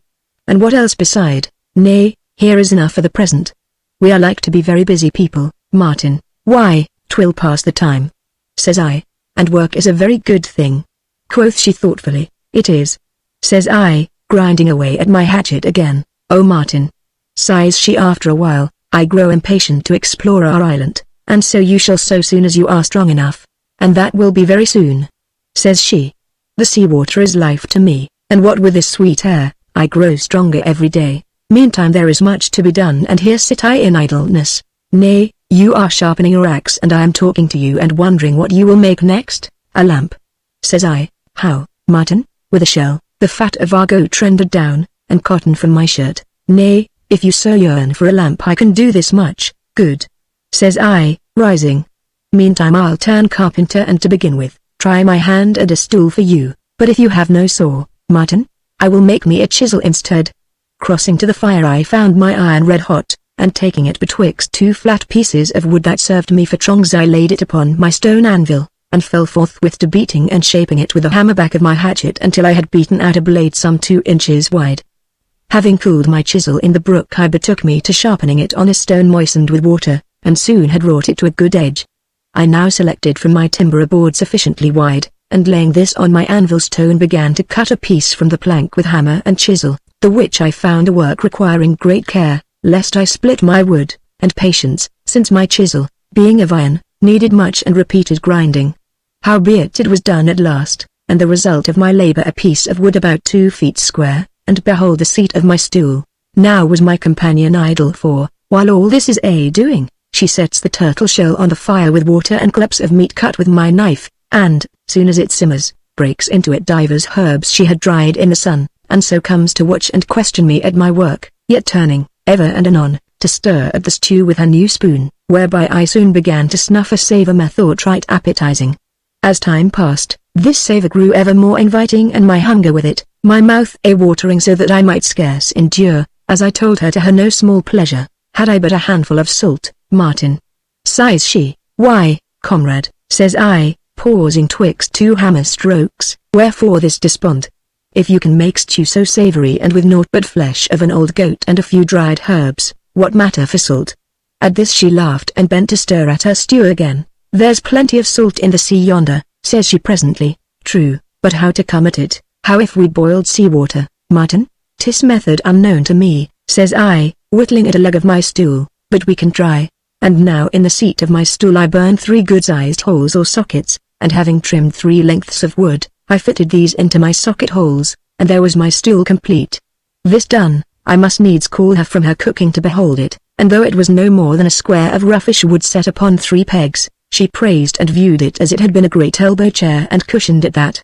Hereupon, puffed up with my success, I must immediately begin to think upon building us a table and chairs, but being summoned to dinner I obeyed her gladly enough. And she seated on her stool with me on the ground beside her and our turtle shell dish before us, we ate with hearty goodwill until, our hunger appeased, we fell to talk. She, 'tis marvellous how well I eat, myself, 'tis the open air, she, and the work, Martin. I have swept and dusted our cottage every hole and corner, myself, and found nothing left by its last tenant, she, nothing, myself, had he but thought to leave us a saw our chairs and table would have been the better, she, then you will make them, Martin, myself, I with time, she, oh 'tis bravely determined, and here, for a moment, I felt the light touch of her hand on my shoulder, myself, they will be very unlovely things very rough, she, and very wonderful, Martin, myself, as to these goats now, 'tis an excellent thought to catch some alive and rear them, she, I could make you excellent cheese and butter, myself, if I cannot run them down, I must contrive to wound 1 or 2 with arrows, she, why then, Martin, why not head your arrows with pebbles in place of iron points, myself, good again. Or I might make a couple of gins, running nooses cut from the goat's skin. Howbeit, I'll try, here with arrows and she also. Then while she busied herself to scald out our turtle shell, I set off to get my goat's skin. And finding it where I had left it hanging on a rock to dry, I fell a cursing to myself for very chagrin, for what with the heat of the rock and the fierce glare of the sun, here was my goat's skin all shriveled and hard as any board. So stood I scowling at the thing, chin in hand, and mightily cast down, and so she presently found me, and beholding my disconsolate look falls a laughing. Oh Martin, says she, 'tis well there are some things you cannot do. Saying which, she takes up the skin, albeit it smelt none too sweet, and away she goes with it into the cave. So I got me back to my carpentry, and selecting as many boards as I required for the width of my table, fell to cutting them to their proper lengths with hammer and chisel. And despite the shade of the mighty trees that girt us round and the soft wind that stirred, plaguey hot work I found it. But ever and anon she would bring me water, in one of our shells, cool from the spring, or would sit beside me as I labored, aiding me in 1,000 ways and showing herself vastly capable and quick-witted. Thus as the sun sank westwards I had all my boards cut to an even size and 2 of the legs, though these, being square, I must needs chop asunder with the hatchet, yet I persevered, being minded to complete the work ere nightfall if possible. But where are your nails? Says she, where she sat watching. Our nails be too few and precious, quoth I, pausing to resharpen my hatchet. I shall burn holes and pin our table together with pegs. Why then, says she readily, let me split and shape you some pegs. Spoke like a true comrade. Says I impulsively. Sometimes I do forget you are a woman. She questioned as I paused, and I wondered to see her eyes so bright and shining. Here is twice you have named me your comrade, Martin, and so will I be so long as I may. You sometimes would call me your comrade when we played together years ago, and 'tis a good name, Martin. Come now, teach me how I must make these pegs for our table.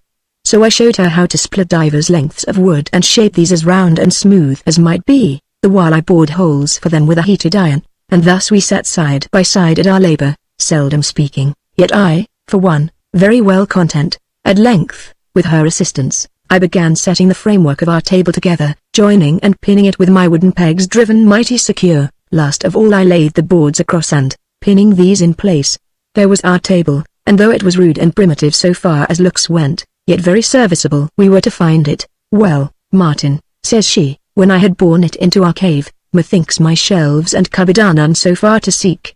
Here she falls to patting this unlovely thing and viewing it as it were the wonder of the world, and I must needs leap upon it to prove its strength. "'Tis over heavy," says I, giving it a final shake, "but 'twill serve to admiration," says she, smoothing its rough surface with gentle hand. "Tonight we will sup from it. Which reminds me that supper is to cook and our meat nearly all gone, Martin, though we have plenty or plantains left." So I told her I would go fetch what remained of the carcass after supper, so soon as the moon rose. And now whilst she bustled to and fro, I chose me a little piece of wood, and sitting where I might watch her at her labours, began to carve her the hairpin I had promised. "Our third cave should make us a very good larder," says she, busy at her new table preparing supper. "'Tis so marvellous cool, I think, because the pool lieth above it, mayhap." "Indeed, these are wonderful caves, Martin, they are. Who lived here before us, I wonder, Penfeather? Like as not. Why should you think this?" "Well, that door yonder was never a carpenter's work, yet 'tis well made and furnished with a loophole, narrow and horizontal to give a lateral fire, the which I have seen but once ere this. Then again the timbers of this door do carry many marks of shot, and Adam Penfeather is no stranger to such violence and danger. Steel and bullets seem to follow him." "Why so, Martin?" "He hath ever seemed a man very quiet and a gentle, most unlike such rough sailor-men as I have seen hitherto." "True," says I, "but neath this attitude of mind is a wily cunning and desperate, bloodthirsty courage and determination worthy any pirate or buccaneer of them all." "Why, courage and determination are good things, Martin. And as for Master Penfeather, he is as I do know a skilful navigator and very well read, more especially in the scriptures, and methought your friend, for his own purposes." Quoth I, "And what are these, Martin?" At this I merely scowled at the wood I was carving, whereupon she questions me further. "Master Adam is such a grave and sober man." "True," says I, "and so wise in counsel, say, rather, cunning, though to be sure he once had a poor man beaten cruelly, wherein he was exactly right," says I, grinding my teeth at memory of Red Andy. "Aye, though Penfeather was very right, this fellow was a violent beastly rogue. What dreadful thing had he done, Martin?" "Stared at you," says I, and stopped, and glancing up, found her regarding me with a look mighty strange. "Did you mind so much?" she questioned. "No whit, madame." "Why should I?" Why indeed?" says she, and turns to her cooking again and I to my carving. Yet in a little, hearing her gasp, I glanced up to find her nigh stifled with her laughter. "Ha, why must ye laugh, madam?" I demanded. "Oh Martin," says she, "and must this poor man be whipped for a mere look? And you so fierce withal? I fear there be many men do merit whipping if this be sin so great." "I see no reason in your laughter, my lady," quoth I, scowling up at her, "because you have no gift of laughter, my lord," says she, and turns her back on me. Here I came nigh to tossing her half-finished hairpin into the fire, but seeing her turn her head, carved on for very shame. "And are you so very angry, Martin?" I bent to sharpen my knife. "I would that you might laugh yourself once in a while, Martin." I tested my knife on my thumb. "You are always so grave, Martin, so very solemn and young." Finding my knife still blunt, I went on sharpening it. Here and all suddenly she was beside me on her knees and clasps my knife hand in hers. "Indeed I had no thought to anger you. Are you truly angered, or is it only that you are so very hungry?" Now here I glanced at her, and beholding all the roguish mischief in her eyes, try how I might, I could not but smile too. "A little of both, comrade," says I. "Though verily I am a surly animal by nature." "Indeed yes, Martin," she sighs, "yet a very comfortable animal, and though strong and fierce and woefully trying at times, a very gentle animal to such as know you. And do you know me so well?" "Better than you think, oh a great deal better. Because I am a woman." "And now are we friends again?" "Yes," says I heartily, "yes." And away she goes to her cooking, and I mighty glad I had not destroyed her hairpin, the which, my knife being sharp, I began to ornament with all sorts of elaborations. Presently back she comes, spoon in one hand, stool in the other, and sits to watch me at work. "What do you make now, Martin?" "A pin for your hair." "Why, 'tis beautiful, 'tis scarce begun yet." Here she must needs lavish all manner of praises on my skill until I came nigh cutting myself. "How many will you make me, Martin?" "As many as you will, 3 should suffice." "Why, you have a prodigious lot of hair." "Do you think so, Martin?" says she, glancing down at the 2 great braids that fell over her bosom well nigh to her waist. "Was well enough in England, but here 'tis greatly in my way and hampers me in my work." I had thought of cutting it off. Then don't. Why not, Martin? Well, says I, glancing at the nearest braid that showed coppery lights where the setting sun caught it. Well, because in finding naught else to say I fell to my carving again, and away she goes to her cooking. Martin, says she at last, what do you know of Master Penfeather? Where did you fall in with him, and why is his life so threatened? All by reason of Black Bartlemy's treasure, says she, and back she comes and onto her stool, all in a moment. Tell me of it, Martin. 'Tis a great treasure of gold and jewels in such. And who is Black Bartlemy? A foul rogue of a pirate that was killed by a poor Spanish lady, and lieth buried with her under the great pimento tree on the beach yonder. Oh Martin, says she, getting up that she might behold the tree. Oh Martin, I knew 'twas an evil place. And the poor lady died too? He killed her after she had stabbed him. How do you know of this? Adam Penfeather told me, he saw it done. Hereupon she sits down and is silent a while. And where is this great treasure? On this island, here?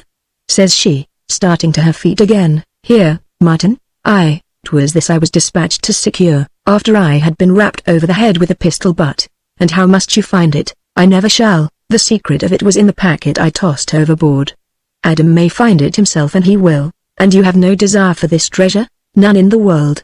And now, at her earnest solicitation, I told her all my association with Adam, of my haunted days and nights aboard ship and my suspicions of Tressady, only I spoke nothing of Adam's avowed intent to steal the faithful friend to his own purposes. Oh wonderful, says she, when I had done, and then again, oh wonderful.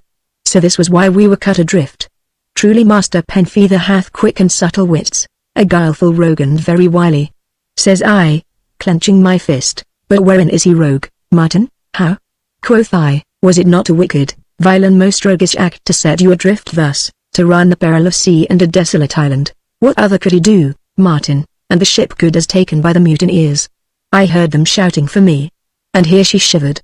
True, we have faced perils, have lost all our stores, but at least here am I safe with you, Martin. Saying which she rose and presently summoned me to our evening meal. Having supped, I took beneath my arm my rusty sword, the which I had sharpened and burnished as well as I might, being minded to fetch what remained of our goat. But now she comes very earnest to go with me, and I agreeing readily enough, we set out together forthwith. Chapter 29 of my encounter beneath Bartlemy's tree. The moon was very bright, casting great, black shadows athwart our way, and now, once our familiar surroundings were left behind, we fell silent or spake only in low voices, awed by the universal hush of all things, for the night was very still and hot and breathless, not a leaf stirred and no sound to hear save the unceasing roar of the surf. Martin, says she, very softly, here is a night of such infinite quiet that I grow almost afraid. Of what? I demanded, pausing to look down on her where she limped beside me. And then, twixt my teeth, is it me you fear? Ah no, no, cries she, slipping her hand within my arm. Never, never that, you foolish Martin. And here she looks at me with such a smile that I must needs glance otherwhere, yet methought her cheeks showed pale in the moonlight. Why then, what's amiss?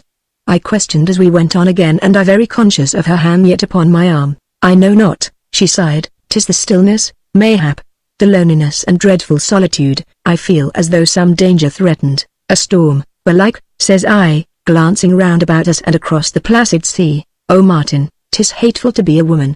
Why should I fear thus and no reason? 'Tis folly. And here she must pause to stamp her foot at herself. And yet I do fear, says she after a while. Oh Martin, glad am I to have man like you beside me, though another man might serve as well. Says I, of course, Martin. At this I turned to scowl at the placid sea again. Any man? Says I at last. Oh Martin, know how foolish undergrow any man might be evil as Black Bartlemy. I've heard I am much like him in looks. But then you are Martin and he was Black Bartlemy. After this we were silent a great while nor spoke again until we had traversed the whole length of Deliverance Sands. Then, what manner of man? I demanded. Now at this she turns to look at me and I saw their lips quiver to a little smile that came but to vanish again. Something your sort, Martin, but without your gloom and evil tempers, and one who could laugh betimes. Sir Rupert? Quoth I, he was very gay and merry-hearted.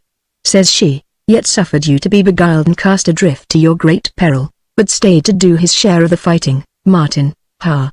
Says I scowling, 'tis great pity we may not change places, he and I. Would you change places with him willingly? Martin? I would so. At this she whipped her hand from my arm and turned to frown up at me whiles I scowled sullenly on her. Why then, Master Conisby, says she, I would you were anywhere but here. And know this when you scowl so, all sullen-eyed, I know you for the very image of Black Bartlemy. Now as she spake thus, we were standing almost in the very shadow of that tall pimento tree beneath which Bartlemy had laughed and died, and now from this gloomy shadow came something that whirred by my ear and was gone. But in that moment I had swept my companion behind a rock and with sword advanced leapt straight for the tree, and there, in the half-light, came on a fantastic shape and closed with it in deadly grapple. My rusty sword had snapped short at the first onset, yet twice I smote with the broken blade, while arm locked with arm we writhed and twisted. To and fro we staggered and so out into the moonlight, and I saw my opponent for an Indian. His long hair was bound by a fillet that bore a feather cloak was about him, this much I saw as we strove together. Twice he broke my hold and twice I grappled him, and ever we strove more fiercely, he with his knife and I with my broken sword, and once I felt the searing pain of a wound. And now as we swayed, locked together thus, I saw, over his bowed shoulder, my lady where she crouched against a rock to watch us, and knowing myself hurt and my opponent very mighty and strong, great fear seized me. Run, Joan! Cried I, gasping, oh Damries, run back, never, Martin, never without you. If you must die I come with you. Mightily heartened by her voice I strove desperately to secure the hold I sought, but my antagonist was supple as any eel, moreover his skin was greased after the manner of Indian warriors, but in our struggling we had come nigh to the rock where crouched my lady and, biding my time, I let go my broken sword, and seizing him by a sort of collar he wore, I whirled him backward against the rock, saw his knife fly from his hold at the impact, felt his body relax and grow limp, and then, as my grasp loosened, staggered back from a blow of his knee and saw him leap for the lagoon. But I, being greatly minded to make an end of him and for good reasons, set after him hotfoot and so came running hard behind him to the reef. Here, the way being difficult, I must needs slack my pace, but he, surer-footed, ran fleetly enough until he was gotten well nigh to the middle of the reef. There for a moment he paused and, looking back on me where I held on in pursuit, I saw his dark face darker for a great splash of blood. Suddenly he raised one hand aloft, shaking it to and fro, and so vanished down the rocks. When I came there it was to behold him paddling away in a long pirogue. Panting I stood to watch, and yearning for a bow or firelock, until his boat was hardly to be seen amid the moonlit ripples that furrowed the placid waters, yet still I watched, but feeling at hand touch me, turned to find my lady beside me. Martin, says she, looking up at me great-eyed, oh Martin, you are wounded. Come let me cherish your hurts. Why, Damries, says I, yet panting with my running, you said this to me when I fought the big village boy years agone. Come, Martin, you are bleeding, naught to matter. And I let him go. To bring others like enough. Tomorrow I will make my bow. Nay, I can walk. But now indeed sea and rocks grew all blurred and misty on my sight, and twice I must needs rest a while ere we came on Deliverance sands. And so homewards, a weary journey whereof I remember nothing save that I fell a grieving that I had suffered this Indian to escape. So came we to the plateau at last, her arm about me and mine upon her shoulders, and, angered at my weakness, I strove to go alone yet reeled in my gait like a drunken man, and so suffered her to get me into our cave as she would. Being upon my bed she brings the lamp, and kneeling by me would examine my hurt whether I would or no, and I being weak, off came my shirt. And then I heard her give a little, gasping cry. Is it so bad? Says I, finding my tongue more unready than usual. Nay, 'tis not your wound, Martin. Then what? Your poor back all these cruel scars. Oh Martin, naught but the lash. They whipped us well aboard the Esmeralda galleys. In a while I was aware of her soft, gentle hands as she bathed me with water cool from the spring. Thereafter she made a compress of moss and leaves, and laying it to my wound bound it there as well as she might. The which I found very grateful and comforting. This done she sits close beside me to hush and soothe me to sleep as I had been a sick child. And I, lying twixt sleep and wake, knew I might not rest until I told her what I had in mind. Damries, says I, this night I lie to you. I would not have another man in my place. Now or ever. And so sank to sleep. Chapter 30 of my sick humours. Next day I woke early and my wound very painful and troublesome. This notwithstanding, I presently got me out into the early sunshine and, to my wonder, found the fire already lighted and no sign of my companion. Hereupon I fell to shouting and hallooing, but getting no answer, sat me down mighty doleful, and seeing her stool where it stood straddled on its 3 legs, I cursed it for its unsightliness and turned my back on it. And now crouched in the sunlight I grew mightily sorry for myself thus solitary and deserted, and the hurt in my shoulder all on fire. And in a little, my self-love gave place to a fretful unease, so that I must needs shout her name again and again, listening for sound of her voice, for some rustle to tell me she was nigh, but heard only the faint booming of the surf. So I arose and, albeit I found my legs mighty unwilling, came out upon the plateau, but look how and where I might, saw only a desolation of sea and beach, whereupon, being greatly disquieted, I set out minded to seek her. By the time I reached Deliverance the sun was well up, its heat causing my wound to throb and itch intolerably, and I very fretful and peevish.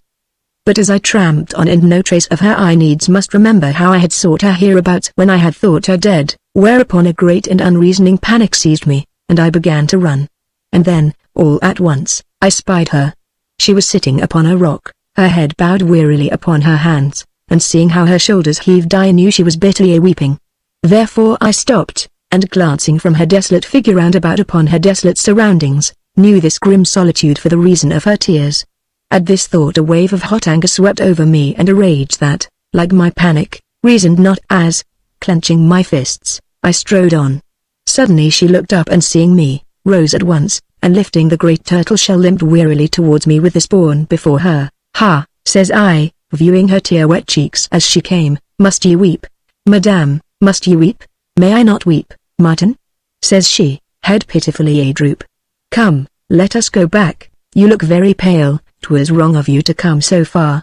Here is our breakfast, 'tis the best I can find." And she showed me a few poor shellfish. "Give me the turtle shell," says I. "Indeed I can bear it very easily, Martin. And you so white and haggard, your wound is troubling you. Come, let me bathe it, give me the turtle shell." "No, Martin, be wise and let us. Will you gainsay me to ye defy me?" "Oh Martin, no, but you are so weak, weak." "Am I so?" And stooping, I caught her up in my arms, upsetting the turtle shell and spilling the result of her labors. So with her crushed to me I turned and set off along the beach, and she, lying thus helpless, must needs fall to weeping again, and I, in my selfish and blind folly, to plaguing the sweet soul therewith, as England is far away, my Lady Joan. Here be no courtly swains, no perfumed, mincing lovers, to sigh and bow and languish for you. Here is solitude, lady. Desolation hath you fast and is not like to let you go. Here mayhap shall you live and die. An ill place this, and, like nature, strong and cruel. An ill place and an ill rogue for company. You named me rogue once, and rogue forsooth you find me. England is far away but God is farther. Thus I babbled, scowling down on her, as I bore her on until my breath came in great gasps, until the sweat poured from me, until I sank to my knees and striving to rise found I might not, and glaring wildly up saw we were come 'neath Bartlemy's cursed pimento tree. Then she, loosing herself from my fainting arms, bent down to push the matted hair from my eyes, to support my failing strength in tender arms, and to lower my heavy head to her knee. "Foolish child," she murmured, "poor, foolish child. England is very far I know, but this I know also, Martin, God is all about us, and here in our loneliness within these great solitudes doth walk beside us, yet you weep." Says I did, Martin. "Because of the loneliness?" "No, Martin." "Your lost friends?" "No, Martin." "Then wherefore?" "Oh, trouble not for things so small, a woman's tears come easily. They say, not yours, Joan. Yet you wept. Your wound bleeds afresh, lie you there and stir not till I bring water to bathe it." And away she hastes, and I, burning in a fever of doubt and questioning, must needs lie there and watch her bring the turtle shell to fill it at the little rill that bubbled in that rocky cleft as I have described before. While this was doing I stared up at the pimento tree, and bethinking me of Black Bartlemy and the poor Spanish lady and of my hateful dream, I felt sudden great shame, for here had I crushed my lady in arms as cruel well nigh as his. This put me to such remorse that I might not lie still, and strove to rise up, yet got no further than my knees, and 'twas thus she found me. And now when I would have sued her forgiveness for my roughness, she soothed me with gentle words, though what she spake I knew not, and gave me to drink, and so fell to cherishing my hurt until, my strength coming back somewhat, I got to my feet and suffered her to bring me where she would, speaking no word, since in my fevered brain I was asking myself this question, viz. Why must she weep? Now whether the Indian's knife was poisoned or no I cannot say, but for 2 days I lay direly sick and scarce able to crawl. conscious only of the soothing tones of her voice and touch of her hands. But upon the third day, opening my eyes, I found myself greatly better though marvelous weak. And as I stirred, she was beside me on her knees. "Drink this, Martin," says she. And I, obeying, found it was excellent broth. And when I had drunk all, I closed my eyes mighty content, and so lay a while. "My Lady Joan," says I at last, "wherefore did you weep, O Martin?" She sighed. "'Twas because that morning I had sought so long and found so little to give you, and you so sick." Here was silence a while. "But whence cometh the broth?" quoth I at last. "I caught a young goat, Martin, in a noose of hide set among the rocks, and then I had to kill it." "Oh Martin, you caught and killed a goat?" "Yes, Martin.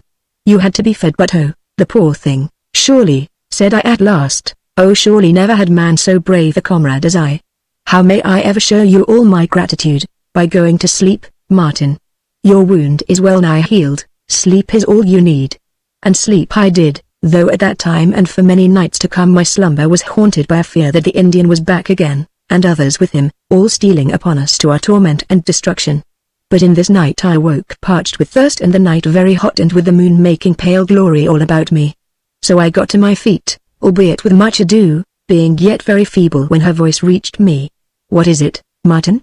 Are you thirsty, beyond enduring?" says I. "Bide you still," she commanded, and next moment she flits soft-footed into the moonlight with one of our larger shells to bring me water from the rill nearby. But seeing me on my feet, looks on me glad-eyed, then shakes reproving head. "Lie you down," says she, mighty serious. "Lie you down." "Nay, I'll go myself." But she was past me and out of the cave, or ever I might stay her. But scarce had I seated myself upon my bed than she was back again, the shell brimming in her hands. So I drank eagerly enough, but with my gaze on the sheen of white, rounded arm and dimpled shoulder. Having emptied the shell, I stooped to set it by, and when I looked again she had vanished into her own small cave. "I am glad you are so greatly better, Martin," says she from the dark. "Indeed, I am well again," quoth I. "Tomorrow I make my bow and arrows. Had I done this before, the Indian should never have got away. Think you he will return, and with others, Martin?" "No," says I, albeit my mind misgave me.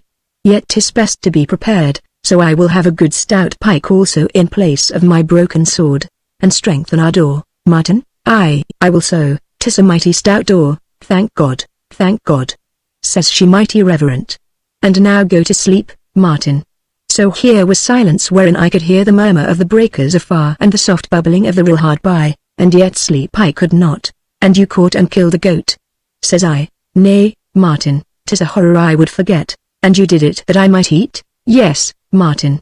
"And now hush thee, though indeed," says I in a little, "thus much you would have done for any man, to be sure, Martin, unless he were man like Black Bartlemy. Good night, and close your eyes." "Are they shut?" "Yes," says I. "Good night to thee, comrade." Chapter 31. I try my hand at pottery. Next morning, having bathed me in the pool, I descended thence to find breakfast cooking, 2 noble steaks propped before the fire on skewers stuck upright in the ground, a device methought very ingenious, and told her so, the which did seem to please her mightily. "Are you hungry, Martin?" "'Tis a poor word for it," says I, sniffing at the roasting steaks. "Alas! Our poor turtle shell is all perished with the fire. Martin, if you could but contrive me a pan with handles. I have found plenty of clay along the river bank yonder." Here she gives me my steak on a piece of wood for platter, and I, being so sharp set, must needs burn my mouth in my eagerness, whereon she gravely reproves me as I had been a ravenous boy, yet laughs thereafter to see me eat with such huge appetite, now a bite of plantain, and now a slice of steak cut with my knife. "As to your pan with handles," says I, my hunger appeased somewhat, "I will set about it as soon as I have made my bow and arrows." "There is no need of them," quoth she, and rising, away she goes, and presently comes back with a goodly bow and quiver full of arrows. "Lord love you," says I, leaping up in my eagerness. "Here's mighty good weapon." As indeed it was, being longer than most Indian bows and of good power. Moreover, it was tufted with feathers rare to fancy, and garnished here and there with fillets of gold work, very artificially wrought, as were also the arrows. 9 of these there were in a quiver of tanned leather, adorned with featherwork and gold beads, so that I did not doubt but that their late owner had been of some account among his fellows. "I found them 2 days ago, Martin, but kept them until you should be well again. And this I found too." And she showed me a gold collar of twisted wire, delicately wrought. all of the which put me in high good humor, and I was minded to set off there and then to try a shot at something, but she prevailed upon me to finish my meal first, the which I did, though hastily. There was a knife also, says I suddenly. Yes, Martin, but I threw it into the lagoon. Oh folly! Says I. Nay, we have 2 knives already, and this as I do think was poisoned. No matter, 'twas a goodly knife, why must you throw it away? Because I was so minded. Says she, mighty serene and regarding me with her calm, level gaze. Never scowl, Martin, though indeed 'twas goodly knife with handle all gold work. At this I scowled the more, and she must needs laugh, calling me Black Bartlemy, whereon I turned my back on her, and she fell a singing to herself. Think you these arrows are poisoned also? Says she as I rose. At this, I emptied them from the quiver, and though their iron barbs looked innocent enough, I held each in the fire until I judged I had rendered them harmless if poisoned they were indeed. And now, though sore tempted to try my skill with this good bow, I followed her down to the riverbank to try my hand at pottery, though taking good care to carry my bow with me. Being come to the river, I laid aside bow and quiver, and cutting divers lumps of clay, the which seemed very proper to my purpose, I fell to kneading these lumps until I had wrought them to a plastic consistency, and so, keeping my hands continually moistened, I began to mold and shape a pot to her directions. And now, since I was about it, I determined to have as many as need be and of different sizes. My first was a great ill-looking thing, and my second little better, but as I progressed I grew more skillful, so that after some while I had 6 pots of varying size and shape, and each with handles, and, though ill things to look at, my lady found them all she desired. Surely they are very clumsy? Says I, viewing them doubtfully, but very strong, Martin, and very ponderous, for they have handles, Martin, and very ill-shaped. 'Tis no matter so long as they will hold water, Martin. Hereupon, heartened by her encouragement, I tried my hand at a set of dishes, platters and the like, for as I grew more expert at the art, my interest increased. So I labored all the morning, working neath a tree upon the riverbank, and my pots set out to dry in the full glare of the sun all of a row, and I, in my heart, not a little proud of them. But turning to look at them after some while, I saw divers of them beginning to crack and gape here and there with the sun's heat, whereon my vain pride gave place to sudden petulant anger, and leaping up I demolished them, one and all, with a couple of savage kicks. Oh Martin! Cries my lady, desponding, is all your labor wasted? Are you done? No. Says I, clenching my teeth, I begin now. And down I sat to my clay kneading again. But this time I worked it more thoroughly, and so began to mold my pots and pipkins over again, and she aiding me as well as she might. This time the thing came easier, at the which my companion did admire, and very full of encouragement as the vessels took shape under my hands. Come, Martin, says she at last, 'tis dinner time. No matter. Quoth I, will you not eat? No. Says I, mighty determined. Here sit I, nor will I go eat till I can contrive you a pot worthy the name. And I bent to my work again, but missing her from beside me, turned to see her seated upon the grassy bank, and with 2 roasted steaks set out upon 2 great green leaves, a delectable sight. Pray lend me your knife, Martin. What, have you brought dinner hither? Says I. To be sure, Martin. Why then? Says I, and laving the clay from my hands came beside her, and, using our knife alternately, a very pleasant meal we made of it. All that afternoon I wrought at our pots until I had made a dozen or so of all sizes, and each and every furnished with 1 or more handles, and though I scowled at a crack here and there, they looked none the less serviceable on the whole, and hardening apace. And now, comrade, quoth I, rising, now we will fire them. So having collected wood sufficient, I reached for my biggest pot, the which being made first was the hardest set, and taking it up with infinite care off tumbled the handles. At this I was minded to dash the thing to pieces, but her touch restrained me, and I set it down, staring at it mighty discomfited and downcast, whereat she laughs right merrily. Oh Martin, says she, never gloom so, 'tis an excellent pot even without handles. Indeed I do prefer it so. No, says I, handles you wanted and handles you shall have. So taking a stick that lay handy, I sharpened it to a point, and therewith bored me 2 holes beneath the lip of the pot and other 2 opposite. This pot shall have iron handle, says I, unless it perish in the fire. Then setting the pots as close as might be, I covered them with brushwood, and thereupon, and with infinite caution, builded a fire and presently had it a-going. Now I would have stayed to tend the fire, but my companion showed me the sun already low, vowed I had done enough, that I was tired, etc. So, having set upon the fire wood enough to burn good time, I turned away and found myself weary even as she said. Goat's flesh, says I as we sat side by side after supper. Goat's flesh is an excellent, wholesome diet and, as you cook it, delicious. 'Tis kind of you to say so, Martin, but, we have had it, says I, we have had it boiled and baked, and roast and stewed, and boiled across your iron bolts, Martin, and yet 'tis always goat's flesh and I'd yearn for a change, and so do you, Lord. Says I, you do read my very thoughts sometimes. Is that so wonderful, Martin? Why, a man's thoughts are but thoughts, says I, watching where she braided a long tress of her hair. Some men's thoughts are so easily read. Says she, are mine? Sometimes, Martin. Now at this I blenched and well I might, and she smiled down at the long tress of hair she was braiding and then glances at me mighty demure, quoth she, but only sometimes, Martin. Now, for instance, you are wondering why of late I have taken to wearing my hair twisted round my head and pinned with these two small pieces of wood in fashion so unsightly. Aye, truly, says I wondering, indeed and so I was.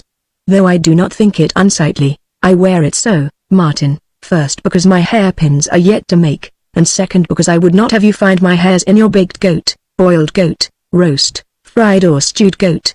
And speaking of goat brings us back where we began, and we began yearning for a change of food. As to that, says I, taking her half-finished hairpin from my pocket and drawing my knife, the lagoon is full of fish. Had I but a hook, or a net, Martin, how should we contrive our net? In the woods all about us do grow vines very strong and pliable. Would these serve, think you? Ha, an excellent thought. Says I. Tomorrow we will attempt it. As to fish hooks, I might contrive them out of my nails hammered small, though I fear they'd be but clumsy. Had I but a good stout pin, I have two, Martin, here in my shoe buckles. Show me. Stooping, she slipped off one of her shoes and gave it to me, and turning it over in my hand I saw the poor little thing all cut and torn and in woeful estate. I must contrive you other shoes and soon. Says I, can you make shoes, Martin? I'll tell you this tomorrow. Oh Martin, 'twould be wonderful if you could, and a great comfort to me. Why then, you shall have them, though unlovely things they'll be, I fear, no matter so long as they keep out sharp stones and briars. Martin, your foot is wonderfully small. Says I, studying her shoe. Is it, Martin? Why 'tis a very ordinary foot, I think. And the pins are behind the buckles. Sure enough I found these silver buckles furnished each with a good stout pin well suited to my design, so breaking them from the buckles, I had soon bent them into hooks and, with the back of my knife and a stone, I shaped each with a small ringy top whereby I might secure them to my line, and though they had no bobs I thought they might catch any fish were I quick enough. How shall you do for a line, Martin? I shall take the gut of one of our goats and worsted unravelled from my stocking. Will worsted be strong enough? I shall make it fourfold. Nay, I will plait it into a line for you. Good, quoth I. And whipping off one of my stockings I unravelled therefrom sufficient of the worsted. But what shall you do for stockings? Says she, while this was a-doing, I will make me leggings of goat's skin. So she took the worsted and now, sitting in a patch of radiant moonlight, fell to work, she weaving our fish line with fingers very quick and dexterous, and I carving away at the pin for her hair. How old are you, Martin? Says she suddenly. 27, and I shall be 26 tomorrow. I judged you older. Do I look it, Martin? Yes, no, meaning what, Martin? You do seem older, being no silly maid but of a constant mind, and one to endure hardship. Also you are very brave in peril, very courageous and high-hearted. Moreover you are wise. Do you think me all this? Says she softly. And wherefore? I have never heard you complain yet save of me, and I have never seen you afraid. Moreover you caught a goat and killed it. You are like to make me vain of my so many virtues, Martin. Laughs she, yet her laugh was very soft and her eyes kind when she looked at me. This hairpin shall be my birthday gift to you, says I, and surely none like to it in the whole world, Martin. After this we worked a great while, speaking no word, but presently she shows me my fish line very neatly plaited and a good 5 feet long, the which did please me mightily, and so I told her, hi-ho. Says she, leaning back against the rock, our days grow ever more busy, and will do. Quoth I. Here a strange, rude life for you, days of hardship and labor unceasing. Your hands shall grow all hard and rough and yourself sick with longing to be hence. Alas, poor me. She sighed. Why, 'twill be no wonder if you grieve for England and ease. Says I, 'twill be but natural.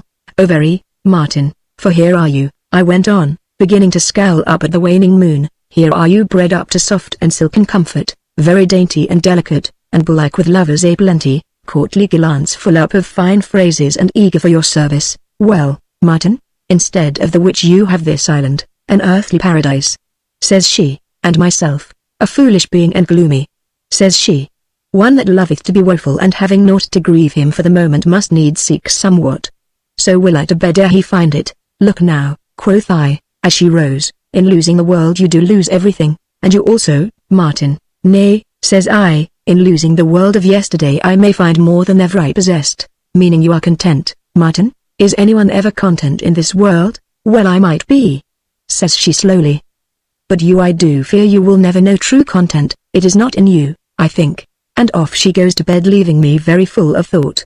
Howbeit the moon being very bright, though on the wane, I stayed there until I had finished her hairpin, of the which I give here a cut, viz.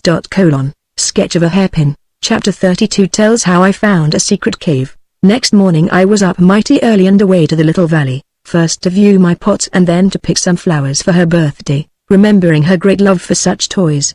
Coming to the ashes of the fire, I must needs fall a cursing most vilely like the ill fellow I was, and to swearing many great and vain oaths, and it her birthday. For here were my pots, what the fire had left of them, all swollen and bulged with the heat, warped and misshapen beyond imagining. So I stood plucking my beard and cursing them severally and all together, and fetched the nearest a kick that nigh broke my toe and set the pot leaping and bounding a couple of yards, but all unbroken. Going to it I took it up and found it not so much as scratched and hard as any stone. This comforted me somewhat and made me to regret my ill language, more especially having regard to this day, being as it were a day apart. And now as I went on, crossing the stream at a place where were stepping stones, set there by other hands than mine, as I went, I say, I must needs think what a surly, ill-mannered fellow I was, contrasting the gross man I was become with the gentle, sweet-natured lad I had been. Well, but, thinks I, excusing myself, the plantations and a rowing bench be a school where a man is apartment to learn naught but evil and brutality. My wrongs have made me what I am. But again, thinks I, blaming myself, wrong and hardship, cruelty and suffering do not debase all men, as witness the brave Frenchman that was whipped to death beside me in the Esmeralda galleys. Wrong and suffering either lift a man to greatness, or debase him to the very brute. She had said as much to me once. And she was right, thinks I, for the Frenchman had died the noble gentleman he was born, whiles I, as well born as he in suffering no greater wrong than he, according to his own account, I had sullied myself with all the vileness and filth of slavedom, had fought and rioted with the worst of them. And now remembering the shame of it all, I sat me down in the shade of a tree and felt a gloomy and sad reflection, grieving sorely over things long past and forgotten until now, and very full of remorse and scorn of myself. Howbeit, thinks I, if rogue and brute I am, which is beyond all doubt, I will keep such for my own kind and she shall know naught of it. And here, getting upon my knees I took a great and solemn oath to this effect, viz., never by look, or word, or gesture to give her cause for shame or fear so long as we should abide together in this solitude, so aid me God. This done I rose from my knees and betook me to culling flowers, great silver lilies and others of divers hues, being minded to lay them on the threshold of her door to greet her when she should arise. With these in my arms I recrossed the brook and stepping out from a thicket came full upon her ere she was aware, and seeing her so suddenly I stood like any fool, my poor flowers hidden behind me. She had taken up one of my misshapen pots and was patting it softly as she viewed it, and a little smile on her red lips. All at once she turned and, spying me, came towards me all smiling, fresh and radiant as the morning. "Oh Martin," says she, turning the pot this way and that, "oh Martin, 'tis wonderful, 'tis an abomination." Quoth I, "And 'twill hold water, 'tis like an ill dream." Says I, "And so strong, Martin, true, 'tis the only merit the things possess, they are like stone. Watch now." And here, to prove my words, I let one drop, though indeed I chose a soft place for it, "and they will be so easy to carry with these handles, and why, what have you there?" Saying which she sets down the pot, gently as it had been an eggshell, and comes to me, whereupon I showed her my posy, and I more fool-like than ever. "I chanced to see them growing," says I, "and thought your birthday they might pleasure you a little, mayhap." "Please me?" says she, taking them. "Please me, oh the dear, beautiful things, I love them." And she buries her face among them. "'Twas kind of you to bring them for me, Martin," says she, her face hidden in the flowers. "Indeed you are very good to me. After all, you are that same dear Martin I knew long ago, that boy who used to brandish his rusty sword and vow he'd suffer no evil to come near me, and yearn for ogres and dragons to fight and slay on my behalf. And one day you caught a boy pulling my hair, it was very long hair even then, says I, and he made your lip bleed, Martin, and I hit him on the nose, says I, and he ran away, Martin, and you bathed my lip in the pool and afterwards you. Yes I did, Martin. Though 'tis a long time to remember, I shall never forget, says I. Shall you? Here she buries her face in her flowers again. As to the pots, Martin, there are 4 quite unbroken, will you help me bear them to our refuge? Breakfast will be ready. Breakfast is a sweet word, quoth I. And as to these things, if you will have them, well and good. And thus, she with her flowers and I with the gallipots, we came to our habitation. What do we work at today? She questioned as we rose from our morning meal. Today I make you a pair of shoes. How may I aid you, Martin? In 1,000 ways, says I, and I plucked a great fan-shaped leaf that grew adjacent. First sit you down. And now give me your foot. So, kneeling before her, I traced out the shape of her foot upon the leaf and got no further for a while, so that presently she goes about her household duties leaving me staring at my leaf and scratching my head, puzzling out how I must cut and shape my goat skin. Well nigh all that morning I sat scheming and studying how best I might achieve my purpose, and the end of it was this. Sketch of a leaf cut to shape. This shape I cut from the leaf and with it went to find my lady. Then, she sitting upon the stool, I took off one of her shoes, and she all laughing wonderment, and fitting this pattern to her foot, found it well enough a shape, though something too large. I now took the goatskin and, laying it on the table, cut therefrom a piece to my pattern, then with one of my nails ground to a sharp point like a cobbler's awl, I pierced it with holes and sewed it together with gut in this fashion.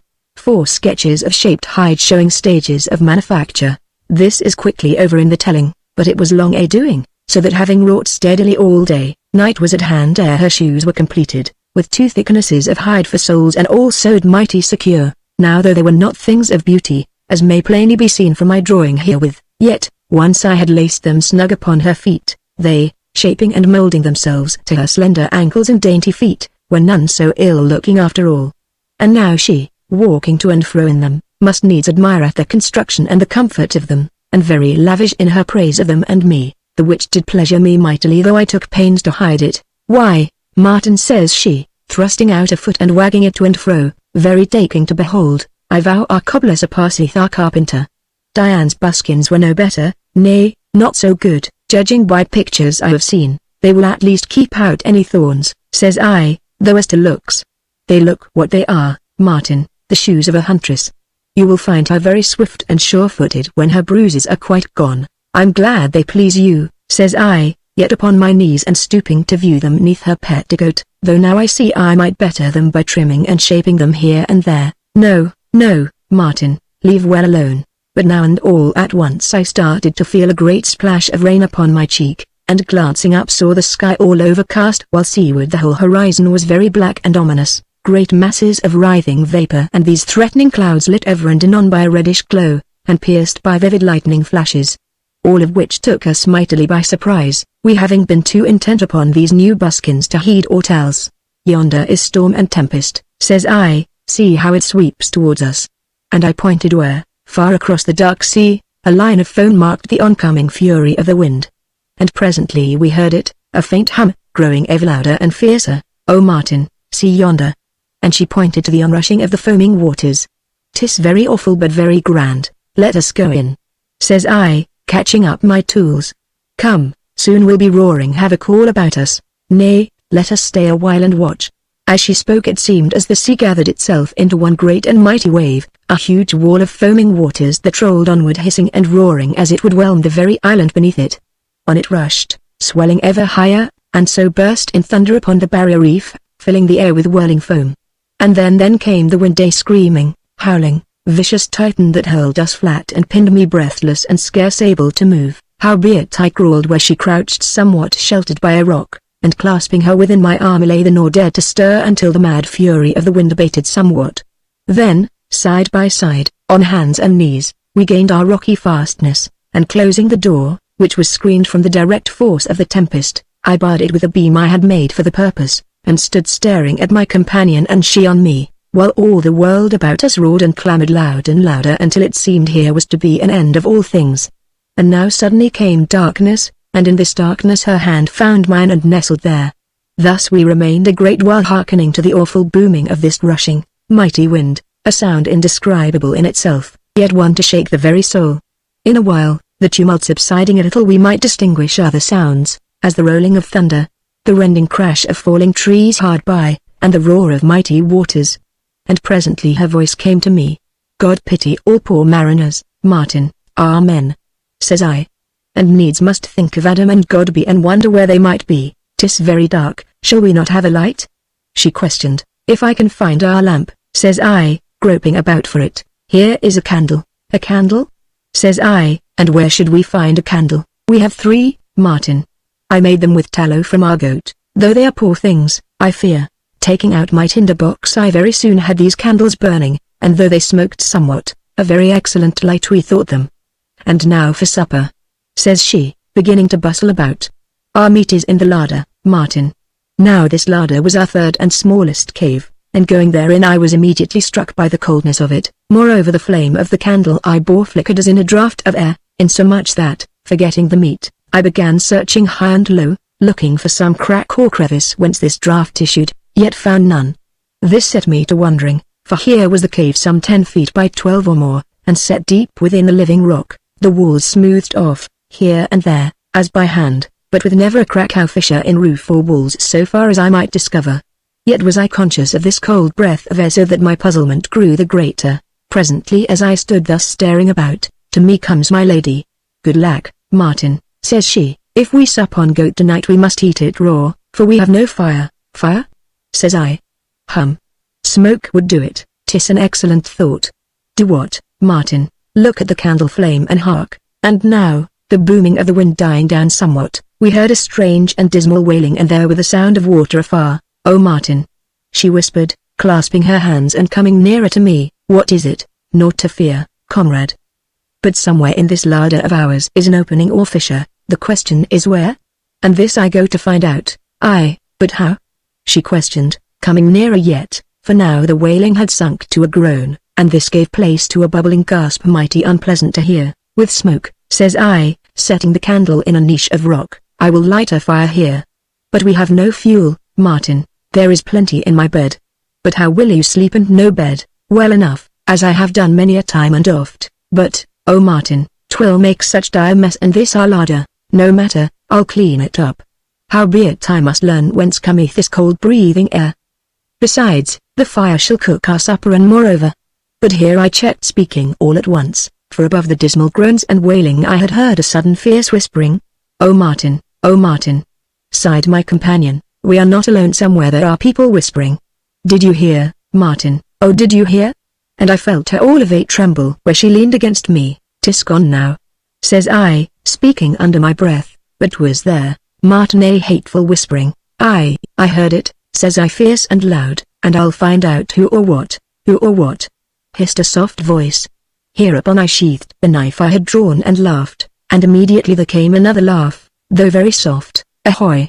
I shouted, and presently back came the answer ahoy. And then again, though much fainter, ahoy! 'Tis naught but an echo, says I laughing, yet mighty relieved all the same. Thank God, says she faintly, and would have fallen but for my arm. Why, comrade, how now?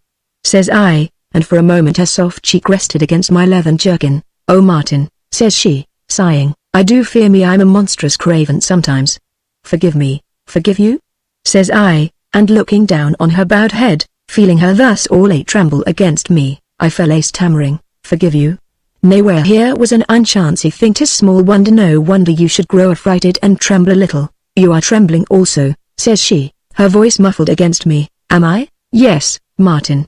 Were you afraid likewise? No, yes, says I, and feeling her stir in my hold, I loosed her, and now, bringing fern and bracken from my bed, I kindled a fire and, damping this a little, made a smoke, the which, rising to a certain height, blew back upon us but always from the one direction, and peering up thither I judged here must be a space twixt the roof and the face of the rock, though marvellous well hid from all observation. Hereupon, the place being full of smoke, I must needs damp out the fire lest we stifle, yet I had discovered what I sought. So whilst my companion busied herself about supper, I dragged our table from the outer cave, setting it in a certain corner and, mounted thereon, reached up and grasped a ledge of rock by which I drew myself up and found I was in a narrow opening or tunnel, and so low that I must creep on hands and knees. "Will you have a candle, Martin?" And there was my lady standing below me on the table, or Lancashire side. So I took the candle and creeping through this narrow passage suddenly found myself in another cavern very spacious and lofty, and now, standing in this place, I stared about me very full of wonder, as well I might be, for I saw this, before me a narrow door, very stout and pierced with a loophole, and beyond this a rocky passage that led steeply down.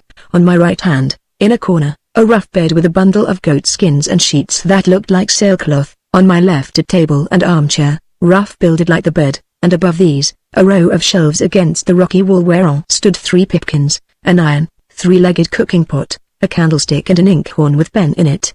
Lastly, in a corner close beside the bed, I spied a long-barreled firelock with bandoliers complete. I was about to reach this, and very joyously, when my lady's voice arrested me. "Martin, are you there? Are you safe?" "Indeed," says I. "And, damnries, I have found you treasure beyond price." "Oh Martin, is it Bartlemy's treasure, the jewels?" "Better than that 1,000 times. I have found you a real cooking pot." "Oh wonderful.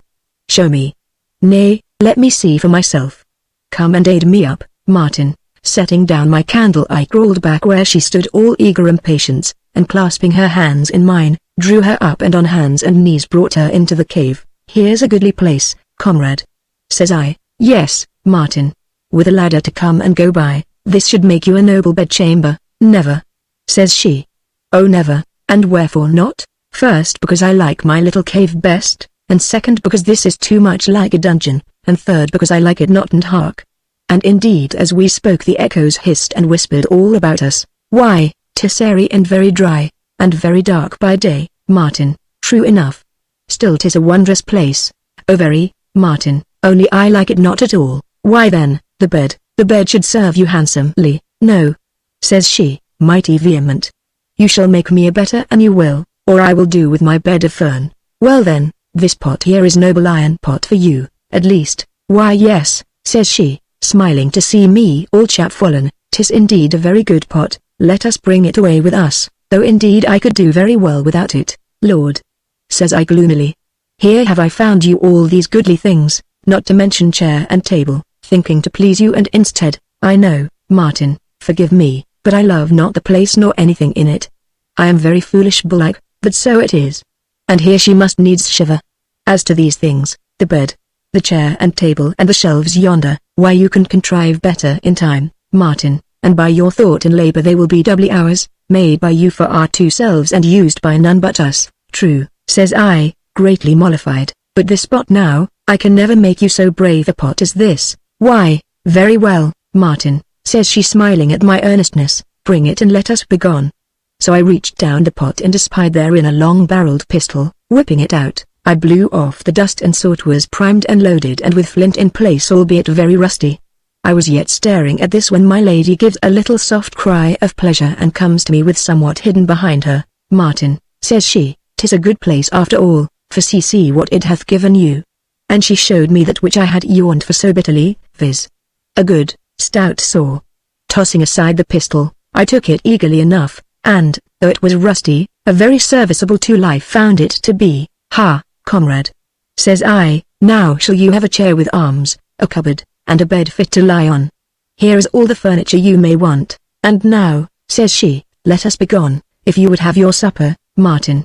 So I followed her through the little tunnel and, having lowered her onto the table, gave her the pot and then, albeit she was mighty unwilling, turned back, minded to bring away the firelock and pistol and any such odds and ends as might serve me. Reaching the cave, I heard again the dismal groans and wailing, but much louder than before, and coming to the door, saw it opened on a steep declivity of rock wherein were rough steps or other notches that yet gave good foothold, so I began to descend this narrow way, my candle before me, and taking vast heed to my feet, but as I got lower the rock grew moist and slimy so that I was half-minded to turn back, but having come this far, determined to see where it might bring me, for now, from the glooms below, I could hear the soft lapping of water.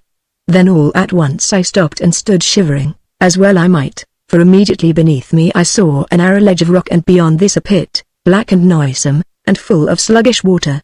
For a long while, as it seemed, I stared down, into this water, scarce daring to move lest I plunge into this dreadful abyss where the black water, lapping sluggishly, made stealthy menacing noises very evil to hear.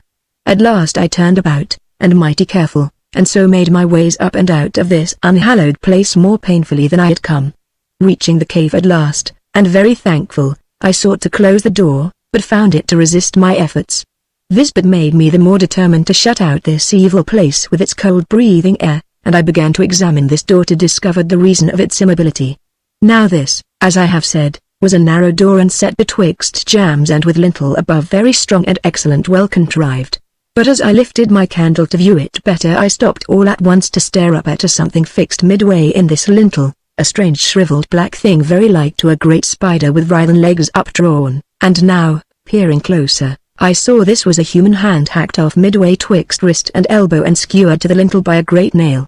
And as I stood staring up at this evil thing, from somewhere in the black void beyond the door rose a long, agonized wailing that rose to a bubbling shriek, and though I knew this for no more than some trick of the wind, I felt my flesh tingled to sudden chill. Howbeit I lifted my candle higher yet, and thus saw beneath this shriveled, claw-like hand a parchment nailed very precisely at its four corners, though black with dust. Wiping this dust away I read these words, very fair writ in bold, clear characters. James Ballantyne, his hand, wherewith he foully murdered a good man, this hand cut off by me this June 23, 1642. The same Ballantyne having perished suddenly by a pistol shot, according to my oath, like rogues take warning, Adam Penfeather. In a while I turned from this hateful thing, and coming to the bed began to examine the huddle of goat skins, and though full of dust and something stiff, found them little the worse for their long disuse. The same applied equally to the sailcloth, the which, though yellow, was still strong and serviceable. Reaching the firelock from the corner I found it to be furnished with a snaffhorns or flintlock, and though very rusty, methought cleaned and oiled it might make me a very good weapon had I but powder and shot for it. But the bandoliers held in all but 2 port charges, which powder I determined to keep for the pistol. Therefore I set the musket back in the corner, and doing so espied a book that lay open and face down beneath the bedstead. Taking it up I wiped off the dust, and opening this book at the first page I came on this. Adam Penfeather, his journal, 1642. Hereupon, perceiving in it many charts and maps together with a plan of the island very well drawn, I thrust it into my bosom, and hearing my lady calling me, took pistol and bandolier and so to supper. Thus amidst howling storm and tempest we sat down side by side to sup, very silent for the most part by reason of this elemental strife that raged about our habitation, filling the world with awful stir and clamour. But in a while seeing her so downcast and with head a-droop I must needs fall gloomy also, and full of a growing bitterness. Art grieving for England? Says I at last, yearning for home and friends and some man like that loves and is beloved again, and why not, Martin? Because 'tis vain, and yet 'twould be but natural, I indeed, says I gloomily and forgetting my supper, for contrasting all you have lost, home and friends and love, with your present evil plight here in this howling wilderness, 'tis small wonder you weep, but I am not weeping. Says she, flushing, yet you well may, quoth I, for here are you at the world's end and with none but myself for company, why, truly here is good cause for tears. Says she, flashing her eyes at me. I nodded. 'Tis a pity fate hath chosen you so ill a companion, indeed and so it is. Says she, and turns her back on me. And so we sat a while, she with her back to me and I gloomy and despondent hearkening to the howling of the wind. You eat no supper? Says I at last. Neither do you. I am not hungry, nor I, myself, speaking after some while, humbly, have I angered you? She, mightily. Myself, I, but how? She, by your idle, foolish talk, for if I grow thoughtful sometimes why must you ever dream me repining against my lot? Tonight, hearkening to this dreadful tempest I was full of gratitude to God that he had brought us to this safe harbourage and set me in your companionship. And if my heart cry out for England sometimes 'tis because I do love England. Yet my days here are too full of labour for vain grieving and my labour, like my sleep, is joy to me. And there is no man I love in England or anywhere else, myself, and more humbly than ever, why then I pray you forgive me, comrade. At this she looks at me over her shoulder, frowning and a little askance, for indeed, says I, meeting this look, I would have you know me ever as your comrade to serve you faithfully, seeking only your friendship and naught beyond, one you may trust unfearing despite my ungentle ways. And now I saw her frown was vanished quite, her eyes grown wondrous gentle and her lips curving to a smile, and so she reached out her hand to me, and thus we two poor, desolate souls found great solace and comfort in each other's companionship, and hearkening to the roar of this mighty tempest felt the bonds of our comradeship only strengthened thereby. When my lady was gone to bed I, remembering Adam's journal, took it out, and drawing the candle nearer fell to examining the book more closely. It was a smallish volume but very thick, and with very many close-written pages, its stout leathern covers battered and stained, and an ill-looking thing I thought it, but opening it haphazard, I forgot all save the words I read, these written in Adam's small clerkly hand, for I came on this. May 10th. Glory be and thanks unto that Providence hath been my salvation and poured upon unworthy me his blessing in that I this day have fought and killed this murderous rogue and detestable pirate, Roger Tressady. Here followed divers accounts of his labors, his discovery of these caves and many cunning devices day by day until I came on this. May 28th. Today a storm beat pinnace standing in for my island, and in it Abnegation Mings and divers others of Bartlemy's rogues, survivors, as I judge, of that cursed ship Lady's Delight. They landed, being 15 in all and I in great fear and distress therefore. They leaving their boat unwatched I stole thither and to my great joy found therein a watchcoat and bonnet, 3 muskets, 2 swords, 5 pistols with powder and shot, all of which did hide among the rocks adjacent, a cunning hiding place, where I may fetch them at my leisure.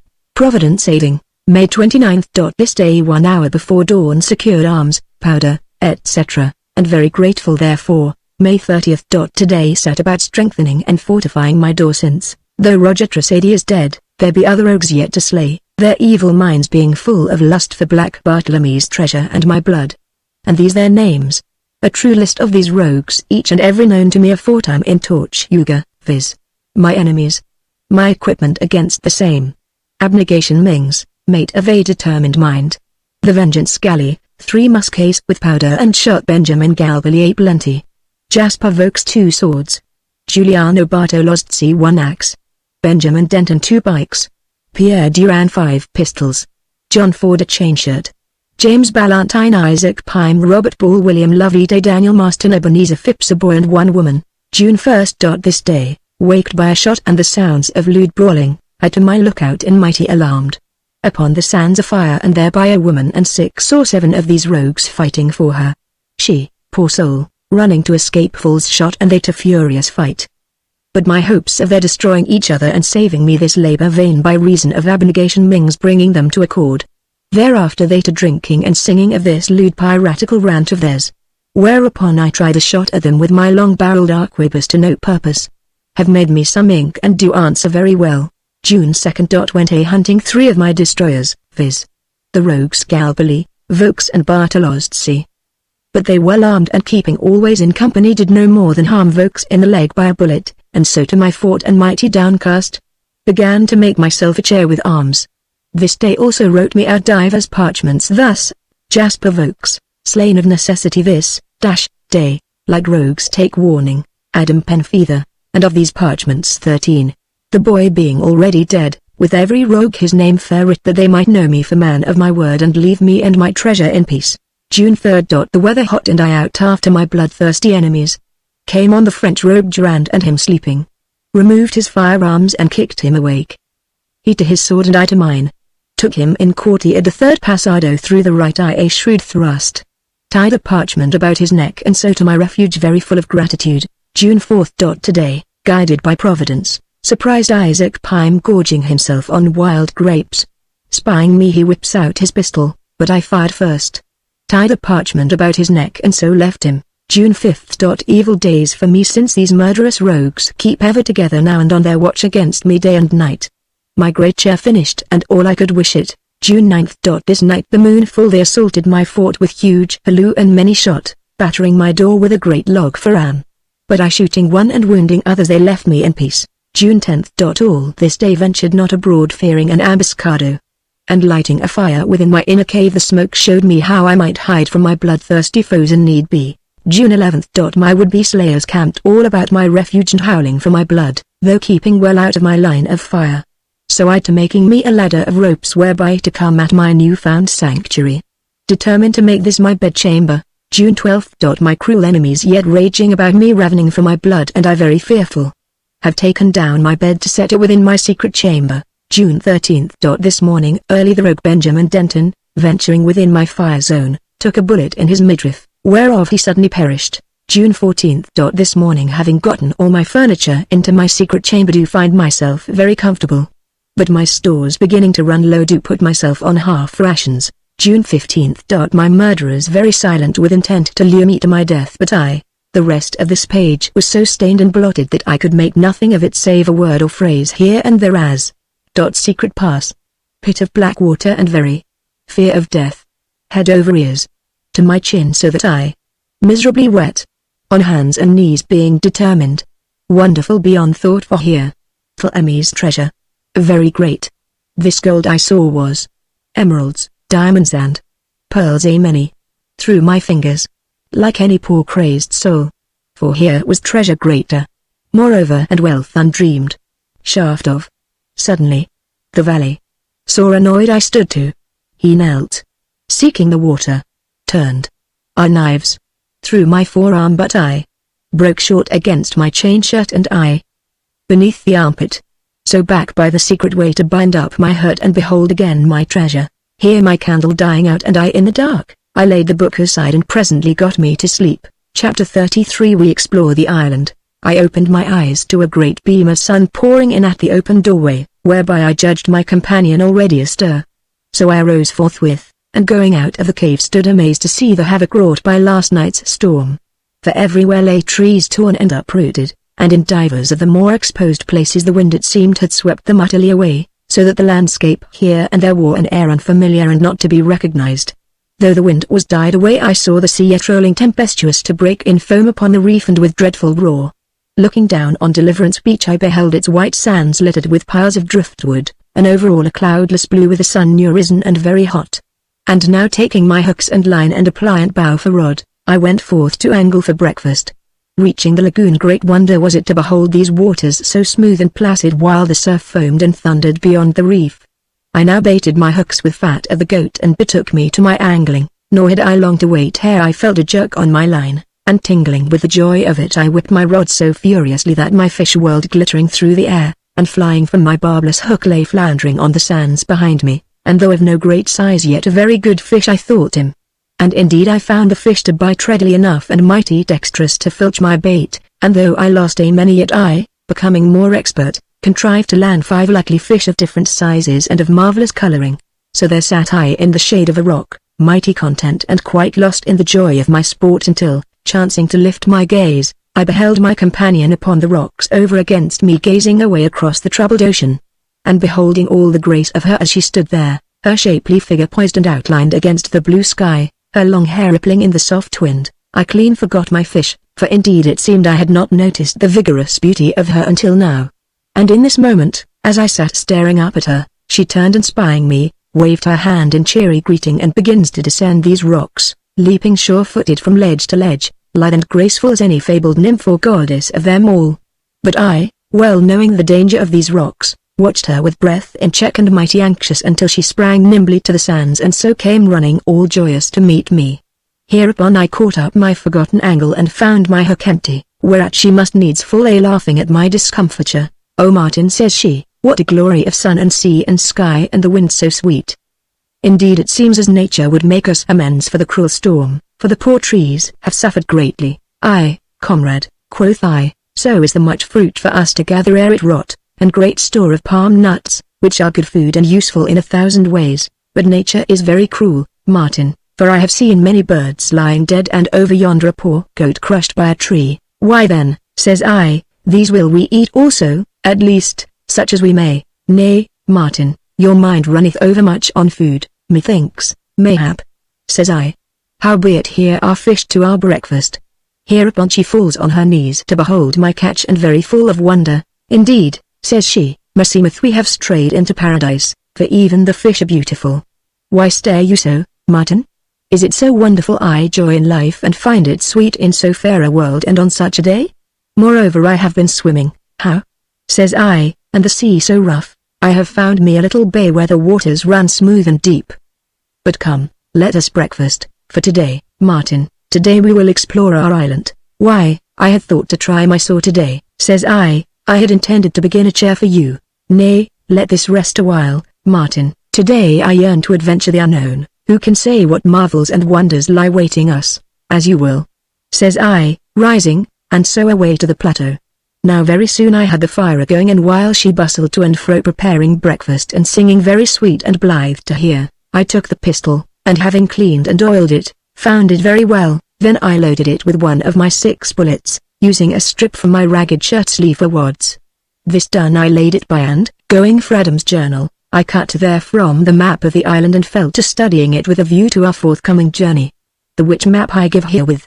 Map of the island. Hearing my companion call me, I went out to find breakfast ready, the fish broiled and very appetizing. While we ate, I showed her Adam's map, and she greatly pleased therewith and anxious to know how I came by it, all of which I told her. And she, examining this plan, grows but the more eager to be gone on this expedition. But, Martin, says she all at once as she studied the map, Master Penfeather would seem to have been forced to slay a great number of poor men. Here be 1 2 3 many men all dead by his hand, and each marked with a little cross. I nodded, and each and every slain of necessity, which meaneth what, Martin? Murder, like as not, though 'tis all cunningly glozed in his journal. I would fain see this journal, Martin. Why, so you shall and judge thereby whether he be rogue or no, for 'tis beyond me. But now, says she rising, let us make ready for our journey, though 'twill be no great matter, for according to this plan the island is no more than 7 miles long and some 5 miles wide. Even so, quoth I, 'twill be ill travelling by reason of woods and tangled thickets, swamps and the like, so I judged we'll take the whole day. Why then, says she, leaping up, the sooner we start the better, Martin. Hereupon, finding her so set on it, I proceeded to equip myself for the journey. In my belt I thrust my trusty knife and the hatchet, these balanced by the pistol, and over my shoulder I slung my bow and quiver of arrows, and chose me a good stout sapling for staff. Soon cometh my companion, her slender middle girt by a goatskin girdle whereto she had hung our other sheath knife and my wallet, so we set out together side by side. Reaching the little valley, we turned off to the right, or westerly, according to Adam's map, following the stream that rippled amid great boulders or flowed twixt banks adorned with many-hued flowers most rare to be seen. And here were bushes of all kinds and trees a plenty untouched by the gale, for the little valley, being well secluded, it fortuned the wind had passed over it. Up rose the sun waxing ever hotter, so that, reaching a grove of trees, I would have my companion rest a while in this right pleasant shade, the whiles I, with certain great leaves, contrived a covering for her head and another for my own, which done, we fared on again, and she very merry by reason of the strange figures we cut. Thus we presently came out of the valley into a pleasant champaign rolling grassy upland with dim woods beyond, even as Adam had set forth in his map. Wherefore, guided by this map, we struck off north, and so in a while came again to the river and heard the roar of the waterfall away to our left, and turning thither, I being minded to show her this wonder, we saw before us a high land, well girt by bush and fern and flowering shrubs, up which we scrambled forthwith, the roar of the fall waxing louder as we climbed. Reaching the summit, we saw it had once been covered by noble trees, some few of which the storm had left standing yet, but for the most part they lay wind-tossed in wild and tangled confusion. "O Martin," says my companion, "O Martin," and so stood awed by the destruction wrought by this mighty and pitiless tempest. Here was ill going, but by dint of labor with my hatchet I forced us away through the wreckage until we suddenly came where we might behold the fall that leapt from the adjacent rocks, all rainbow-hued, to plunge into those deep and troubled waters below. And now, instead of bursting forth into cries of delighted wonder, as I had expected, my companion stood mute and still, her hands tight clasped, viewing now the splendor of these falling waters, now the foam sprint deeps below, like one quite dumbfounded. At last, "O Martin," says she in my ear, for the noise of the fall was very loud, "here is wonder on wonder." "As how, comrade?" "This great body of water for all its weight yet disturbeth yonder black depths very little, and how should this chance except this dark lakes be immeasurably deep?" "Aye, true," says I. "Here like was a volcano once, and this the crater. Hard by, a great rock jutted out above the lake, that same barren rock wherein I had sat the day I discovered this cataract. Now as I viewed this rock I was struck by its grotesque shape, and then, all at once, I saw it was hatefully like to a shriveled head. There were the fleshless jaws, the shrunken nose and great, hollow eye socket. And now even as I stared at the thing my companion spied it also, for I felt her hand on my arm and saw her stand to view it wide-eyed. So we, speaking no word, stared upon this shape, and ever as we stared the nameless evil of it seemed to grow. insomuch that we turned with one accord and hasted away. Yonder was an ill sight, Martin, indeed, says I. 'Twas like the face of one long dead. And yet 'tis no more than a volcanic rock. Nature playeth strange tricks sometimes, and here was one vastly strange and most unlovely. After this we went on side by side and never a word betwixt us until we had reached that pleasant champaign country where flowed the river shaded by goodly trees, in whose branches fluttered birds of a plumage marvellously coloured and diverse, and beneath which bloomed flowers as vivid, insomuch that my lady brake forth ever and anon into little soft cries of delighted wonder. And yet despite all these marvels it was long ere we shook off the evil of that ghastly rock. Presently as we journeyed came a wind sweet and fresh from the sea, offsetting the sun's immoderate heat to our great comfort, so that, though oft-times our way was toilsome, our spirits rose notwithstanding, and we laughed and talked unfeignedly as only good comrades may. By noon we had reached a place of rocks where, according to Adam's map, should be a ford, though hereabouts the stream, swollen by the late rains, ran deep. Howbeit we presently came upon the ford sure enough, and, having crossed it, my lady must needs fall to admiring at her new shoes again, finding them waterfast, and they so comfortable and easy to go in. Martin, why, you have footed it bravely thus far. Says I, but, says she, and what then? You shall find me no laggard these days, Martin. Indeed I could run fast as you for all your long legs, sir. So she challenges me to race her forthwith, whereupon, and despite the sun, we started off side by side, and she so fleet that I might scarce keep pace with her. Thus we ran until at last we stopped, all flushed and breathless and laughing for the pure joy of it. Presently in our going we came on a little dell, very shady and pleasantly secluded, where flowers bloomed and great clusters of wild grapes hung ripe for the plucking, and mighty pleasant methought it to behold my companion's pleased wonderment. Here we sat to rest and found these grapes very sweet and refreshing. Much might I tell of the marvels of this island, of fruit and bird and beast, of the great butterflies that wheeled and hovered resplendent, and of the many and divers wonders that beset us at every turn, but lest my narrative grow to a moderate length, of the which I do already begin to entertain some doubt, I will pass these with this mere mention and hurry on to say that we tramped blithely on until, the sun declining westwards, warned us to be turning back, but close before us rose that high hill whose summit towered above the island, and my companion mighty determined that she must climb it, for, Martin, says she, scornful of all weariness, once up the we may behold all our domain spread out before us. So having skirted the woods and avoided tangled thickets as well as we might, we began the ascent, which we found to be no great matter after all. And now I bethought me how Adam had sped hotfoot up hereabouts on a time, and with Drossade's glittering hook ringing loud on the rocks behind him. More than once as we climbed we came on flocks of goats that scampered off at sight of us. Here, too, I remarked divers great birds and determined to try a shot at one if chance should offer. As to my companion, I had all I could do to keep up with her until, flushed and breathless, she turned to view me all radiant-eyed where we stood panting upon the summit.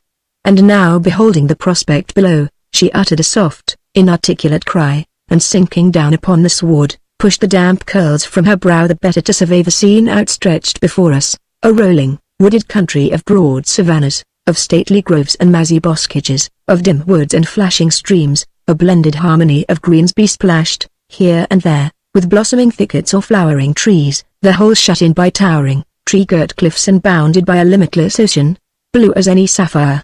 Viewing the island from this eminence I could see that Adam's map was true in all essentials as to shape and general trend of the country, and sitting beside my lady I fell to viewing the island more narrowly, especially this eminent place, and looking about me I called to mind how Adam, according to his story, had waged desperate fight with Drossade hereabouts. Indeed I thought to recognize the very spot itself, viz., a narrow ledge of rock with, far below, a sea that ran deeply blue to break in foam against the base of these precipitous cliffs. Away over hill and dale I saw that greeny cliff with its silver thread of falling water that marked our refuge, and beyond this again, on my right hand, the white spume of the breakers on the reef. And beholding the beauties thus spread out before my eyes, and knowing myself undisputed lord of it all, there grew within me a sense of joy unknown hitherto. At last, moved by a sudden thought, I turned from the beauties of this our island to study the beauty of her who sat beside me.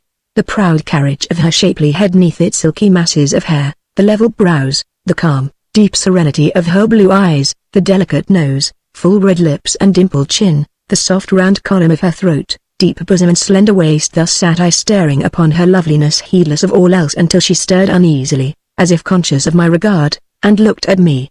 Then I saw that her eyes were serene no longer, while all at once throat and cheeks and brow were suffused with slow and painful color, yet even as I gazed on her she met my look unflinching. "What is it, Martin?" she questioned, a little breathless still. "Suppose," says I slowly, "suppose we are never taken hence, suppose we are destined to end our days here? Surely this is an ill thought, Martin." "Indeed, and is it, my lady? Can the world offer a home more fair? Surely not, Martin. Then wherein lieth the ill Damries? Is it that you'd yearn so mightily for England? There lieth my home, Martin. Is home then so dear to you?" Here, finding no answer, she grew troubled. "Or is it," says I, bending my staff across my knee and beginning to frown, "or is it that there waits some man yonder that you love?" "No, Martin, have I not told you?" "Why then," says I, "is it that you grow weary of my unlovely ways and would be quit of me?" "No, Martin, only here she fell silent and I saw her flush again. "Or is it that you fear I might grow to love you in time?" "To love me?" says she, very softly, and now I saw her red lips dimple to a smile as she stooped to cauliflower blooming hard by. "Nay," says she lightly, "here were a wonder beyond thought, Martin." "And wherefore should this be so great wonder?" I demanded. "Because I am Joan Brandon and you are a man vowed and sworn to vengeance, Martin." "Vengeance?" says I, and, with a word, the staff snapped in my hands. "Is it not so, Martin?"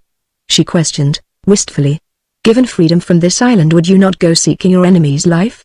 Dream you not of vengeance still?" "Aye, true," says I, "true. How should it be otherwise? Come, let us be gone." And casting away my broken staff, I got to my feet. But she, sitting there, lifted her head to view me with look mighty strange. "Poor Martin," says she softly. "Poor Martin." Then she arose, albeit slow and wearily, and we went down the hill together.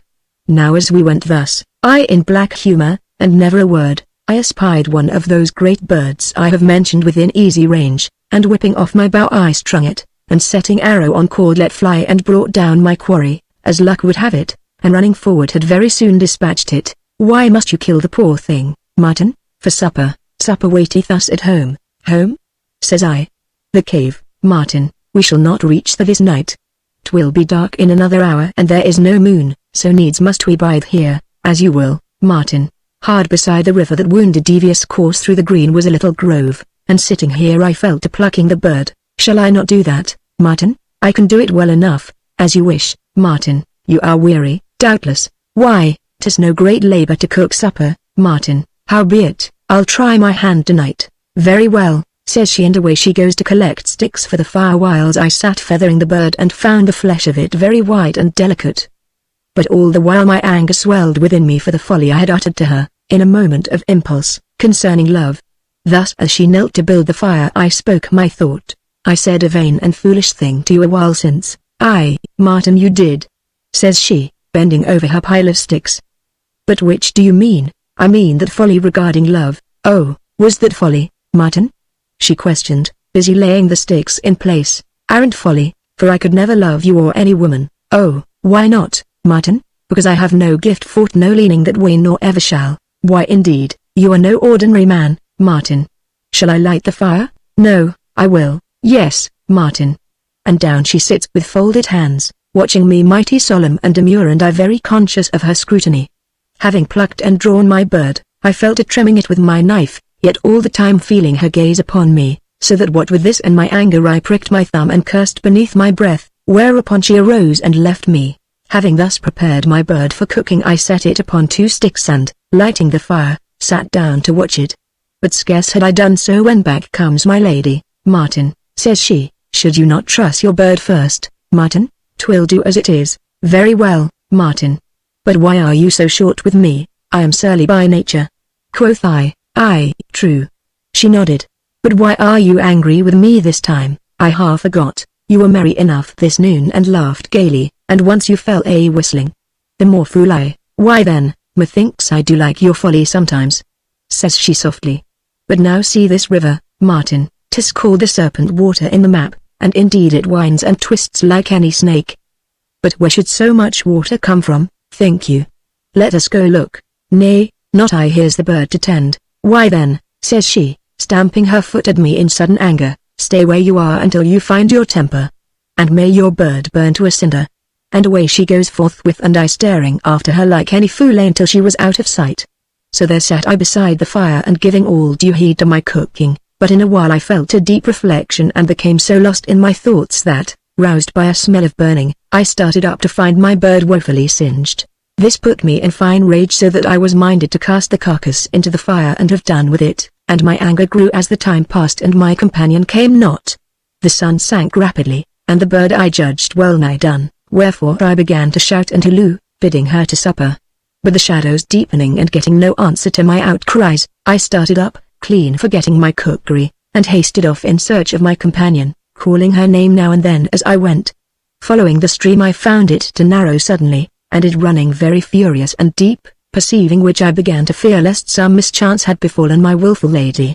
Presently as I hurried on, casting my eyes here and there in search of her, I heard, above the rush of the water, a strange and intermittent roaring, the which I could make nothing of, until, at last, forcing my way through the underbrush, I saw before me a column of water that spouted up into the air from a fissure at the base of the hill, and this water spout was about the bigness of a fair-sized tree and gushed up some 20 feet or so, now sinking to half this height, only to rise again. Scarce pausing to behold this wonder, I would have hasted on, and roaring louder than the water, when I beheld her seated close by upon a rock and watching me, chin in hand. "Why must you shout so loud?" says she reprovingly. "I feared you lost." Says I, like any fool, "Would it matter so much? And you so angry with me and no reason? Howbeit, supper is ready. I am not hungry, I thank you, sir, but I am." "Then go eat, not alone." Says I, and then very humbly, "Prithee, comrade, come to supper. Indeed you should be hungry, and indeed, Martin," says she, rising and giving me her hand, "I do think I am vastly hungry after all." So back we went together and, reaching the fire, found the accursed bird burned black as any coal, whereupon I stood mighty downcast and abashed the while she laughed and laughed until she needs must lean against a tree, and I, seeing her thus merry at my expense, presently laughed also. Hereupon she falls on her knees, and taking the thing from the fire sets it upon a great leaf for dish, and turns it this way and that. "Good lack, Martin," says she, "'tis burned as black e'en as I wished. This cometh of your usurpation of my duties, sir. And yet methinks 'tis not utterly spoiled." And drawing her knife she scrapes and trims it, cutting away the burned parts until the little enough remained, but that mighty delectable judging by the smell of it.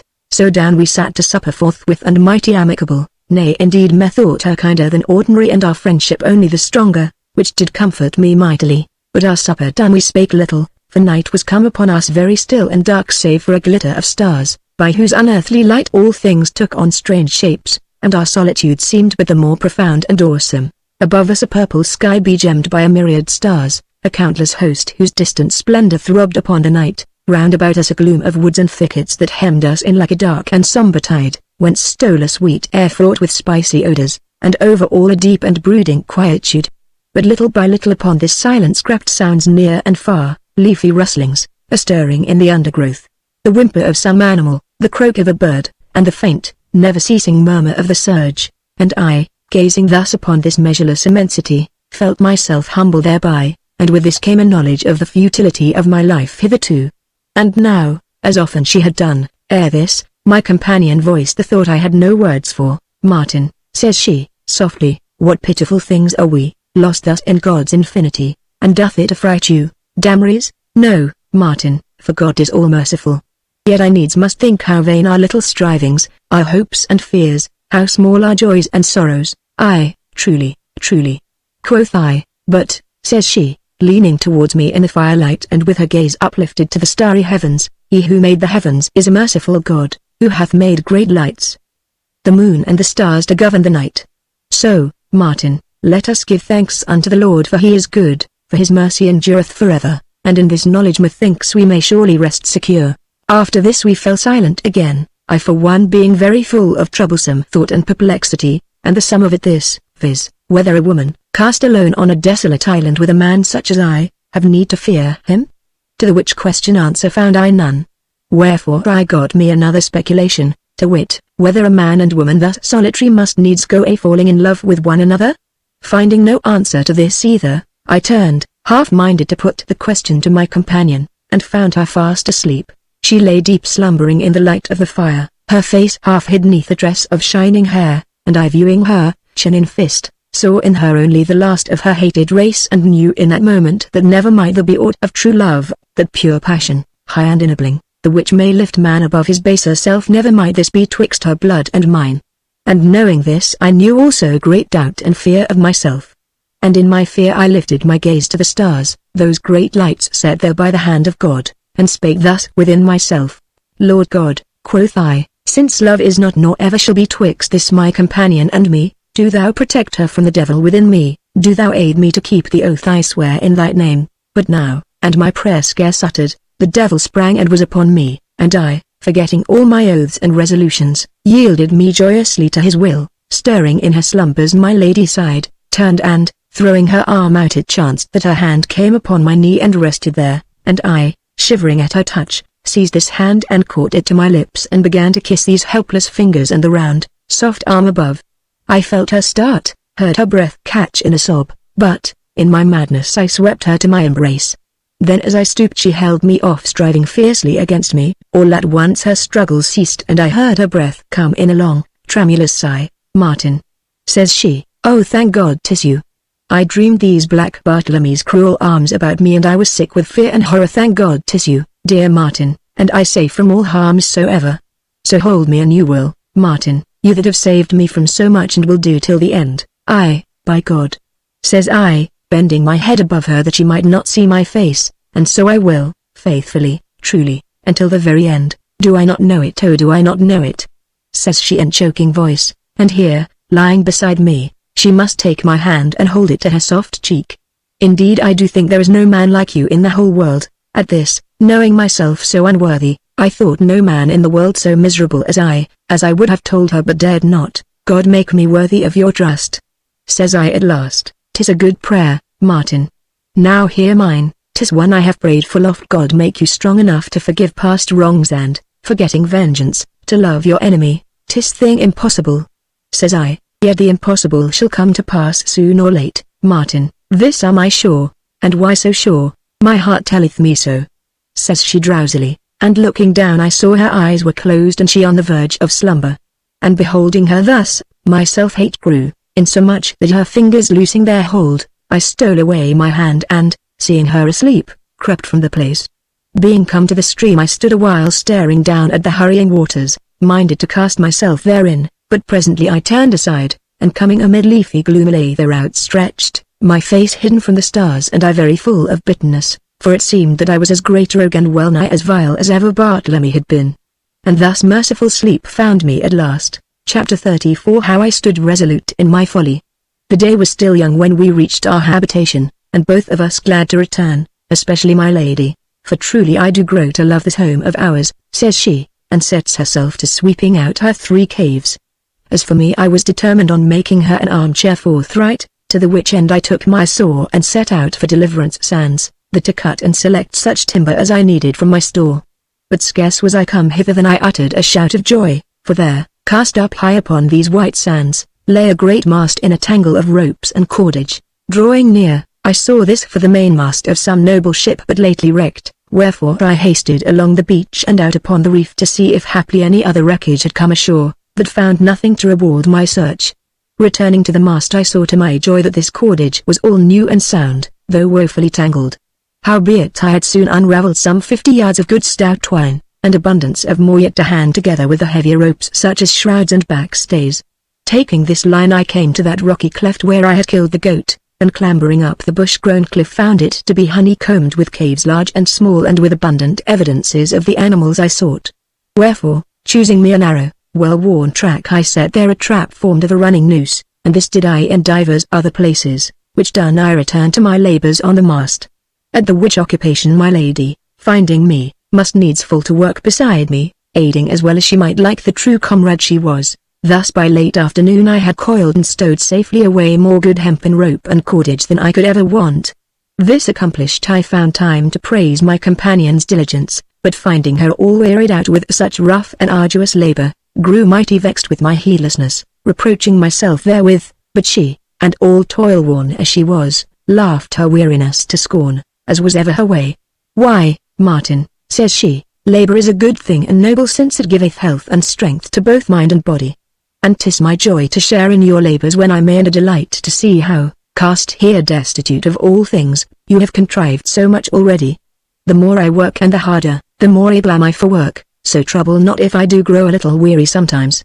This comforted me somewhat until, chancing to see her hands, I caught them in mine, and turning them saw these tender palms all red and blistered with the ropes, and grieving over them I would have kissed the poor little things had I dared, and indeed came mighty nigh doing it, as she perceived, I think, for she flushed and laughed and drew them from my hold. "Nay, Martin," says she softly, "I would have you forget my sex sometimes." "'Twere a thing impossible," says I, whereat she, stealing a glance at me, flushed all the hotter. "Why then," says she, "you must not coddle and cosset me because I am a woman." "Never," quoth I, "'tis not my nature to do so." "And yet you do, Martin." "As how?" "Oh, in many ways. These blisters now, why should your hands grow rough and hard and not mine?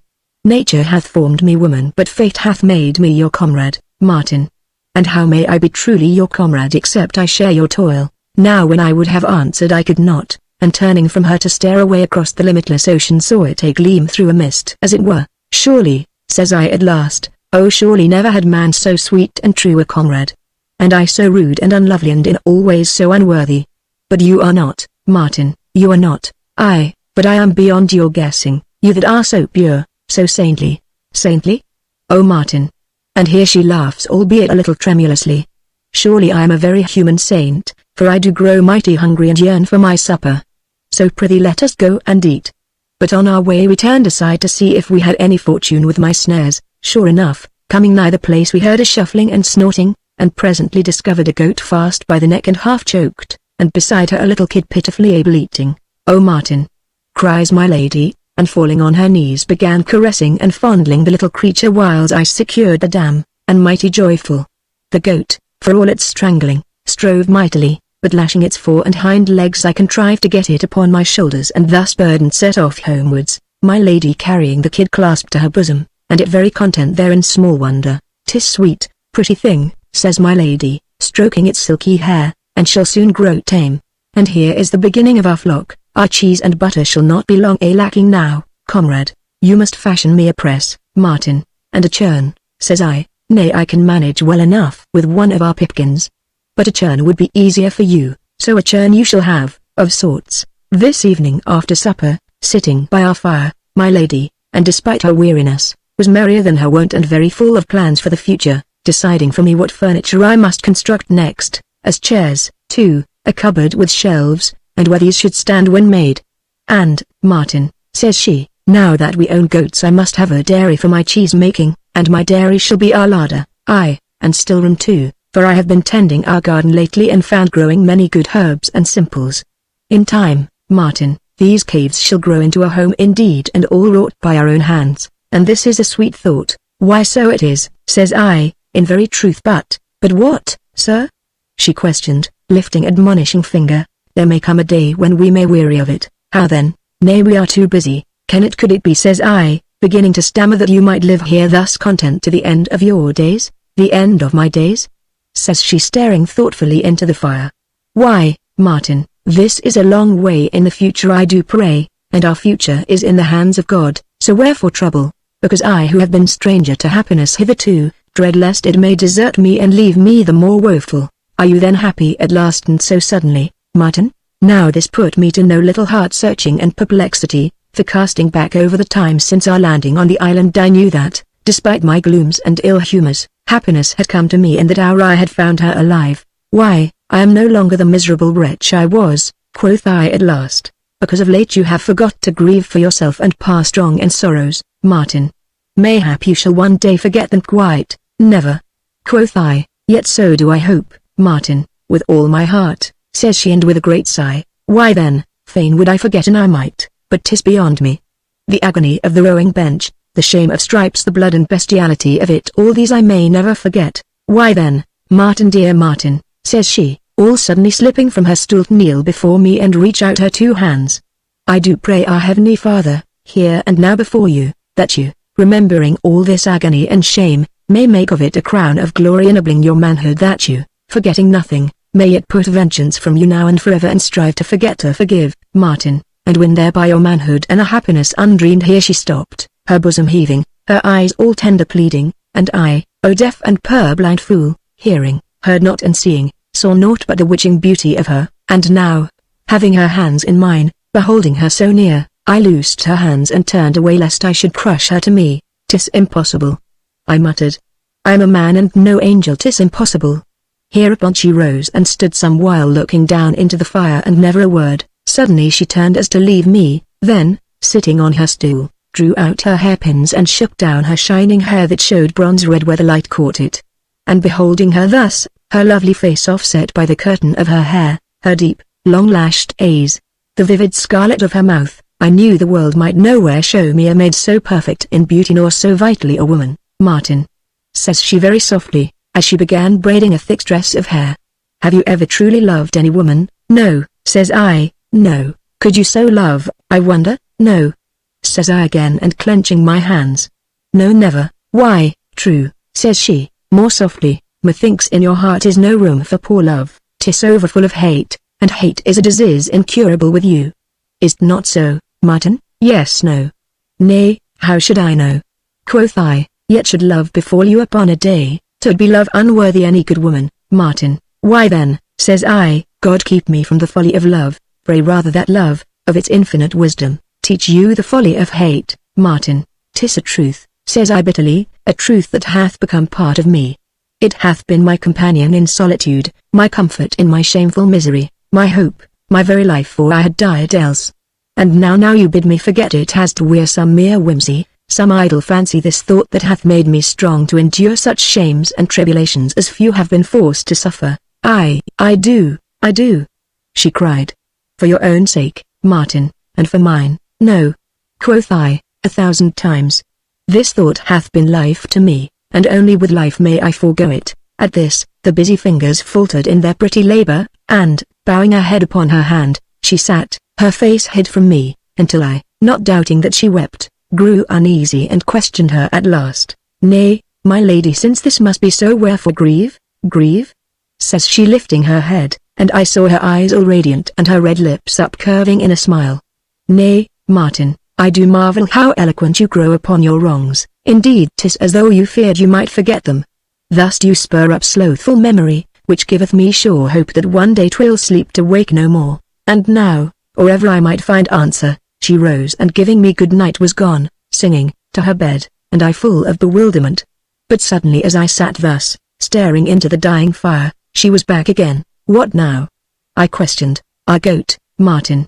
I may not sleep until I know her safe. Come, let us go look." And speaking, she reached me her hand. So I arose, and thus with her soft, warm fingers in mine we went amid the shadows where I had tethered the goat to a tree hard beside the murmurous rill and found the animal lying secure and placidly enough, the kid beside her. The which sight seemed to please my lady mightily, but 'tis shame the poor mother should go tied always thus. "Could you not make a picket fence, Martin?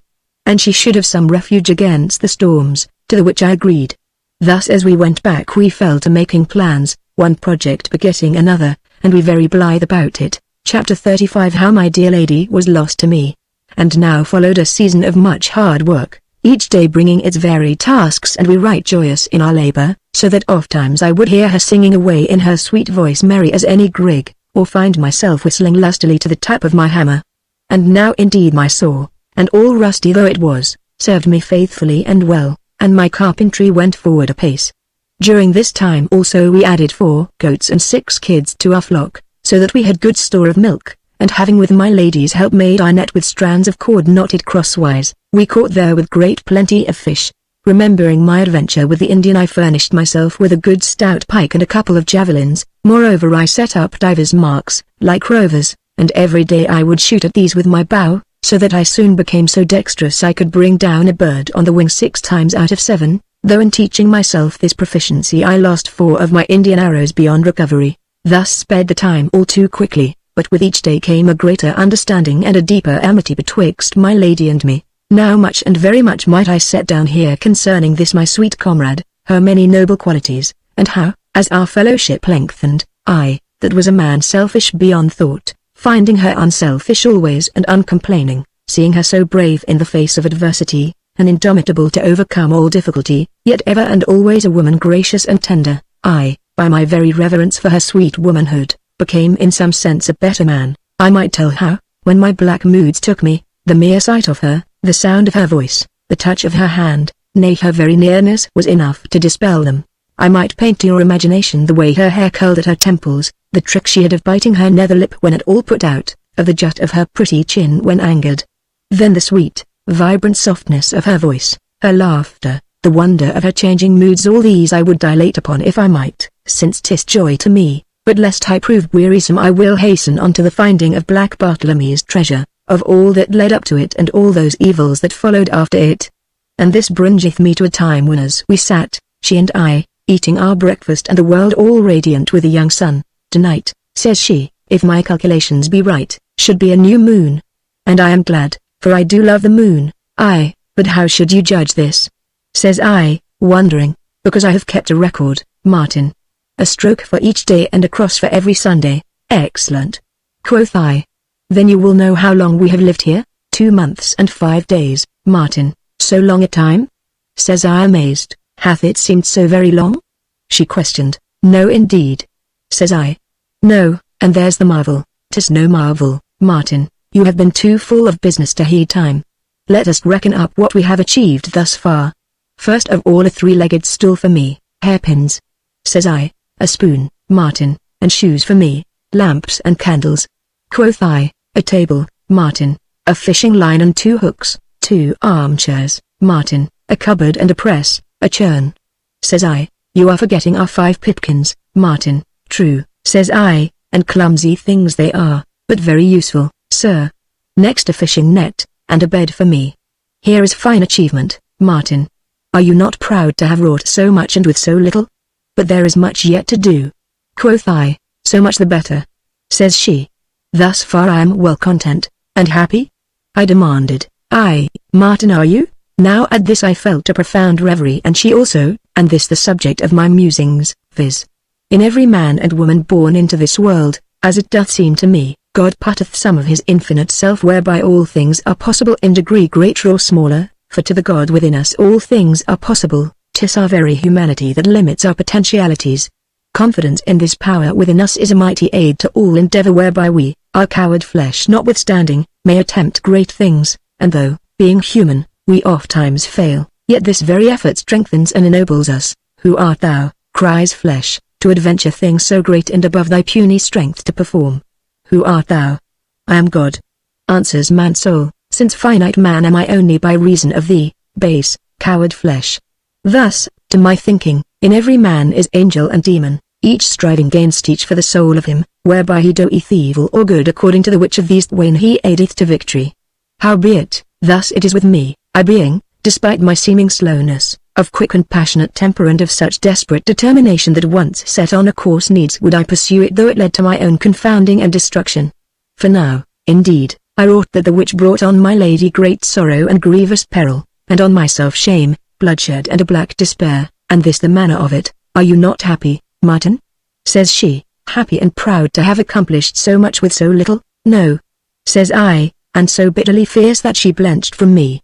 For look now, says I, clenching my fist, here have we wrought and slaved together day in and day out, and to what end? That we may live to our comfort, says she a little breathlessly. And to what end? I demanded. To what purpose have you cozened me to labor thus? I don't understand you, Martin. Says she unsteadily. Here's you cast alone with me on this island. He is a man, says you to yourself, and I a lonely woman. So must I keep him busy, his mind ever employed on some labor, no matter what, lest peradventure he make love to me. Stop! Cries she angrily, leaping up to her feet all in a moment. For shame, Martin Conisby. You wrong me and yourself. I am your comrade. Nay, you're a woman, very subtle, and quick-witted as you are beautiful. So have you kept me in ploy thus, yearning meanwhile for some ship, anything to bear you safe away from me? Often have I seen you staring seaward and praying for a sail. Oh, you lie, Martin, you lie. Ah, have I not trusted you? I, as one might a tiger, by humoring me and distracting my attention. All these weeks I have scarce touched you and kissed you never, nor had I thought to, but now by God, Martin, oh Martin, what would you? Kiss you? Says I savagely, and caught her wrists. "Nay, that you shall never do with that look on your face," cries she, and twisted so strongly as nigh broke my hold, but despite all her desperate striving, struggle how she might, I dragged her to me, pinning her arms in my cruel embrace, but still she withstood me, and with such fury of strength that twice we staggered and came near falling, until all at once she yielded and lay all soft, her breath coming in little, pitiful, panting groans.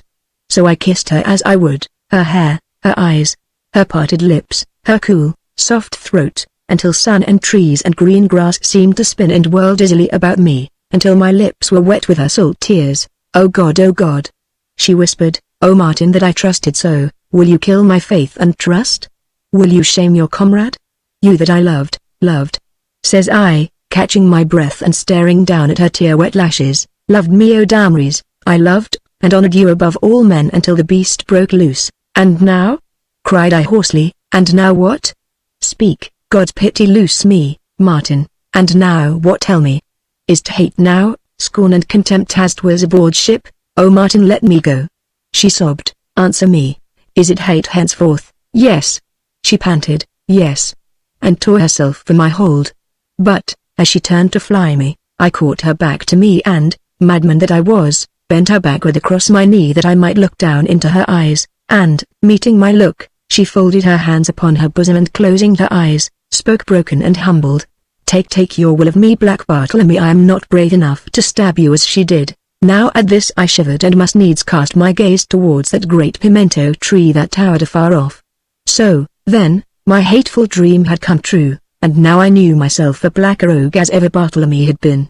So I loosed her and starting up, stood staring across the desolation of ocean. "Oh Damries," says I at last, "here in my belt was my knife to your hand. 'Twere better you had stabbed me indeed, and I, dying, would have kissed your feet after the manner of yon dead rogue. As it is I must live hating myself for having destroyed the best, the sweetest thing life could offer me, and that, your trust. But, oh my lady," says I, looking down where she knelt, her face bowed upon her hands, "I do love you reverently and beyond my life, even greatly enough to forego your vengeance?" She questioned softly, and without glancing up. "God help me," cried I, "how may I forget the oath I swore on my father's grave?" "You broke your oath to me," says she, never stirring. "So do I know that true love hath not touched you. Think of me as you will," quoth I. "But, I know," says she, raising her head at last and looking up at me, "I am sure, Martin, where hate is, true love can never be, and love howsoever vehement is gentle and reverent and, being of God, a very holy thing. But you have made of it a thing of passion, merciless and cruel, 'tis love debased. So will I get hence," says I, "for since I have destroyed your faith, how shall you ever sleep again and know yourself secure in such rogue as I near you? I'll go, Damries, I'll away and take your fears along with me." Then, the while she watched me dumbly, I slung my bow and quiver of arrows about me, set the hatchet in my girdle and, taking my pike, turned to go, but, checking my haste, went into the cave, she following me silent always, and taking the pistol from where it hung, examined flint and priming and charge and laid it on the table. "Should you need me at any time, shoot off this pistol and I will come," says I, "so goodbye, my lady." But scarce was I without the cave than she comes to me with my chain shirt in her hands, and when I would have none of it, grew the more insistent. "Put it on," says she gently, "who can tell what may befall you, so put it on I pray." Thus in the end I donned it, though with ill grace, which done, I took my pike across my shoulder and strode away. And when I had gone some distance I glanced back and saw her standing where I had left her, watching me and with her hands clasped tight together. "Goodbye, Martin," says she. "Oh goodbye," and vanished into the gloom of the cave. As for me I strode on at speed and careless of direction, for my mind was a whirl of conflicting thoughts and a bitter rage against myself. Thus went I a goodish while and all unheeding, and so at last found myself lost amidst mazy thickets and my 8-foot bike very troublesome. Howbeit I presently gained more open ways and went at speed, though whither, I cared not. The sun was westering when, coming out from the denser woods, I saw before me that high hill whose rocky summit dominated the island, and bent my steps thitherward, and then all in a moment my heart gave a great leap and I stood still, for borne to me on the soft air came a sudden, sharp sound, and though faint with distance I knew it for the report of a firearm.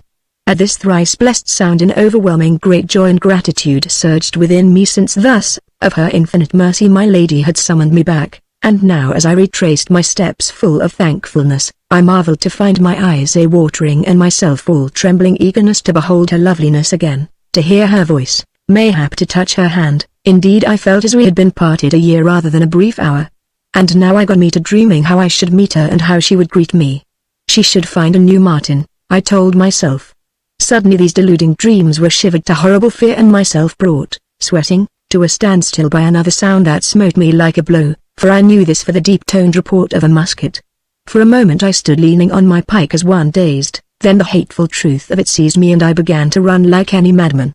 Headlong I went, bursting my way through tangled vines and undergrowth, heedless of the thorns that gashed me, cursing such obstacles as stayed me, now o'erleaping thorny tangles, now pausing to beat me away with my pike staff, running at breathless speed whenever I might until, having taken a wrong direction in my frenzy, I came out amid those vines and bushes that bordered the lake of the waterfall, and right over against the great rock I have mentioned.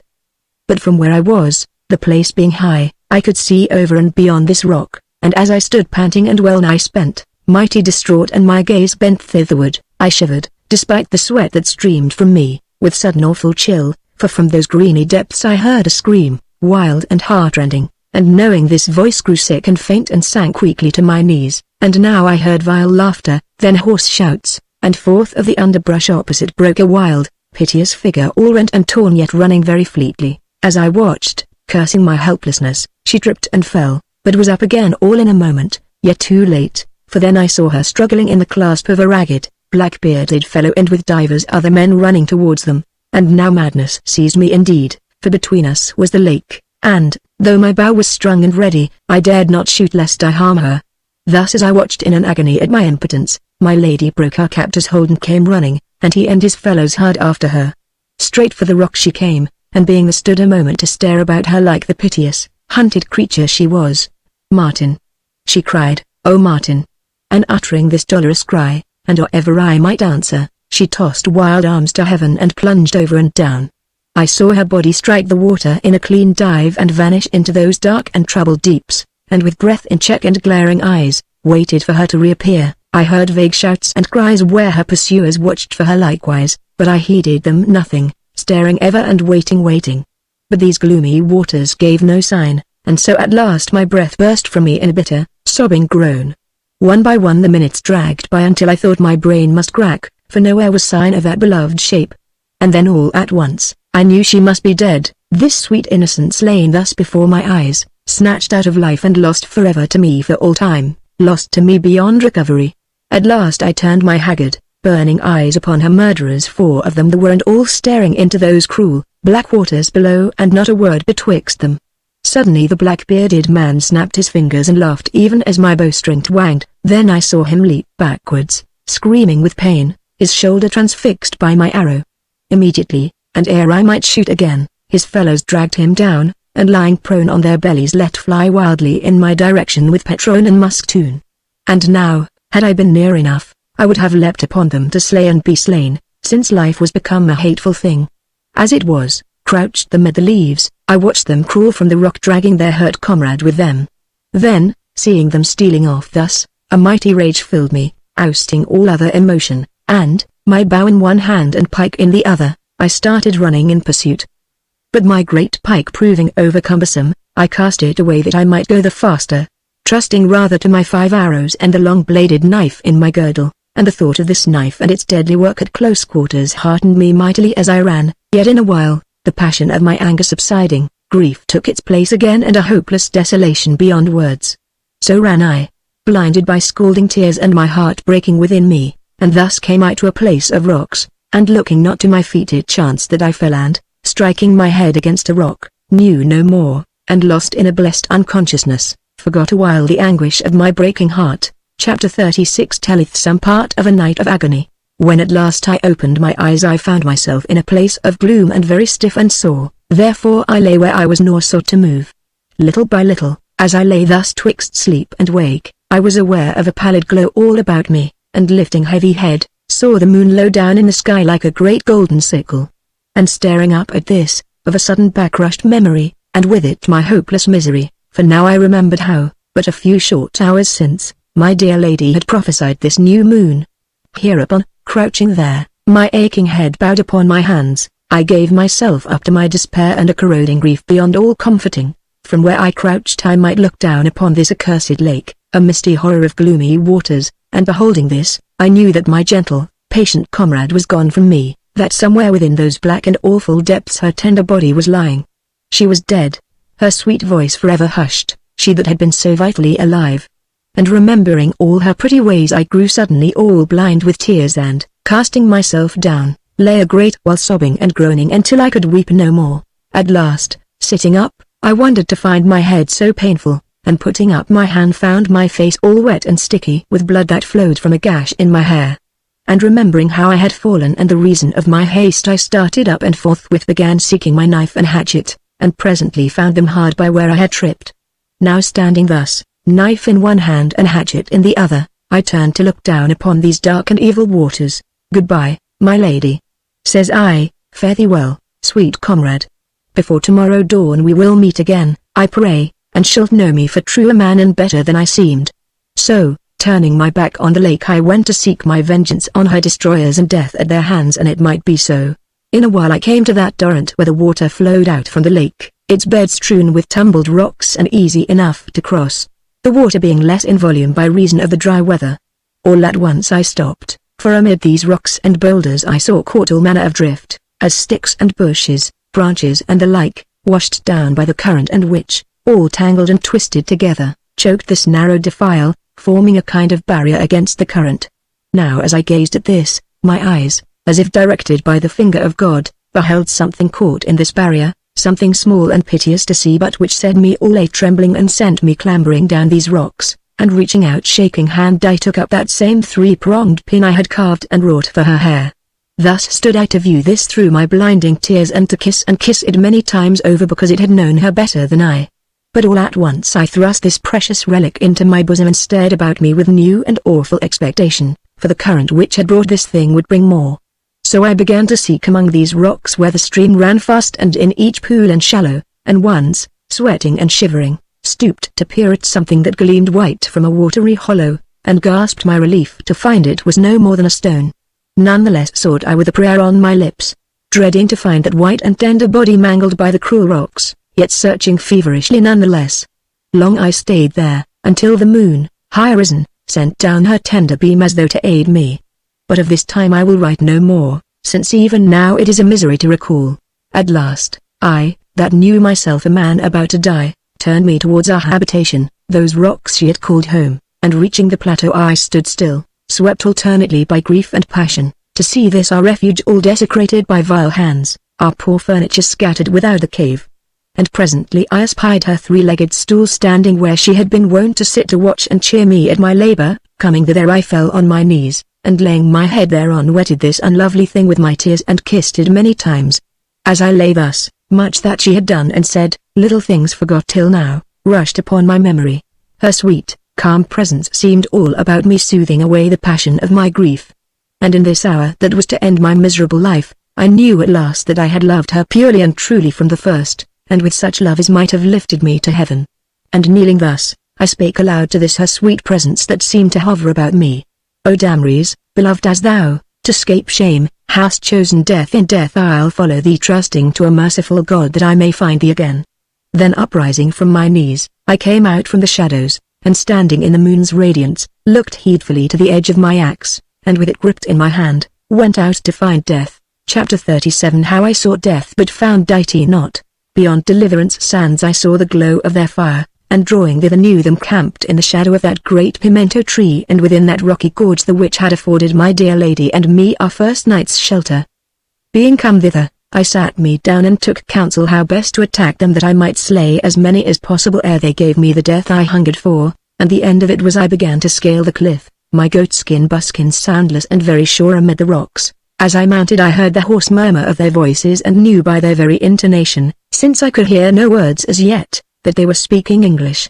Reaching the summit, and mighty cautious, I came where I might look down into the cleft. They lay sprawled about their fire, 4 grim-looking fellows, ragged and unkempt, 3 of them talking together and one who lay groaning ever and anon. Be damned, Ty, Joel, for a lily-livered dog. Growled a great, bony fellow, here's good an island as man can want, and full of bloody Indians, eh? Humphrey?" says a black-jowled fellow, turning on the wounded man.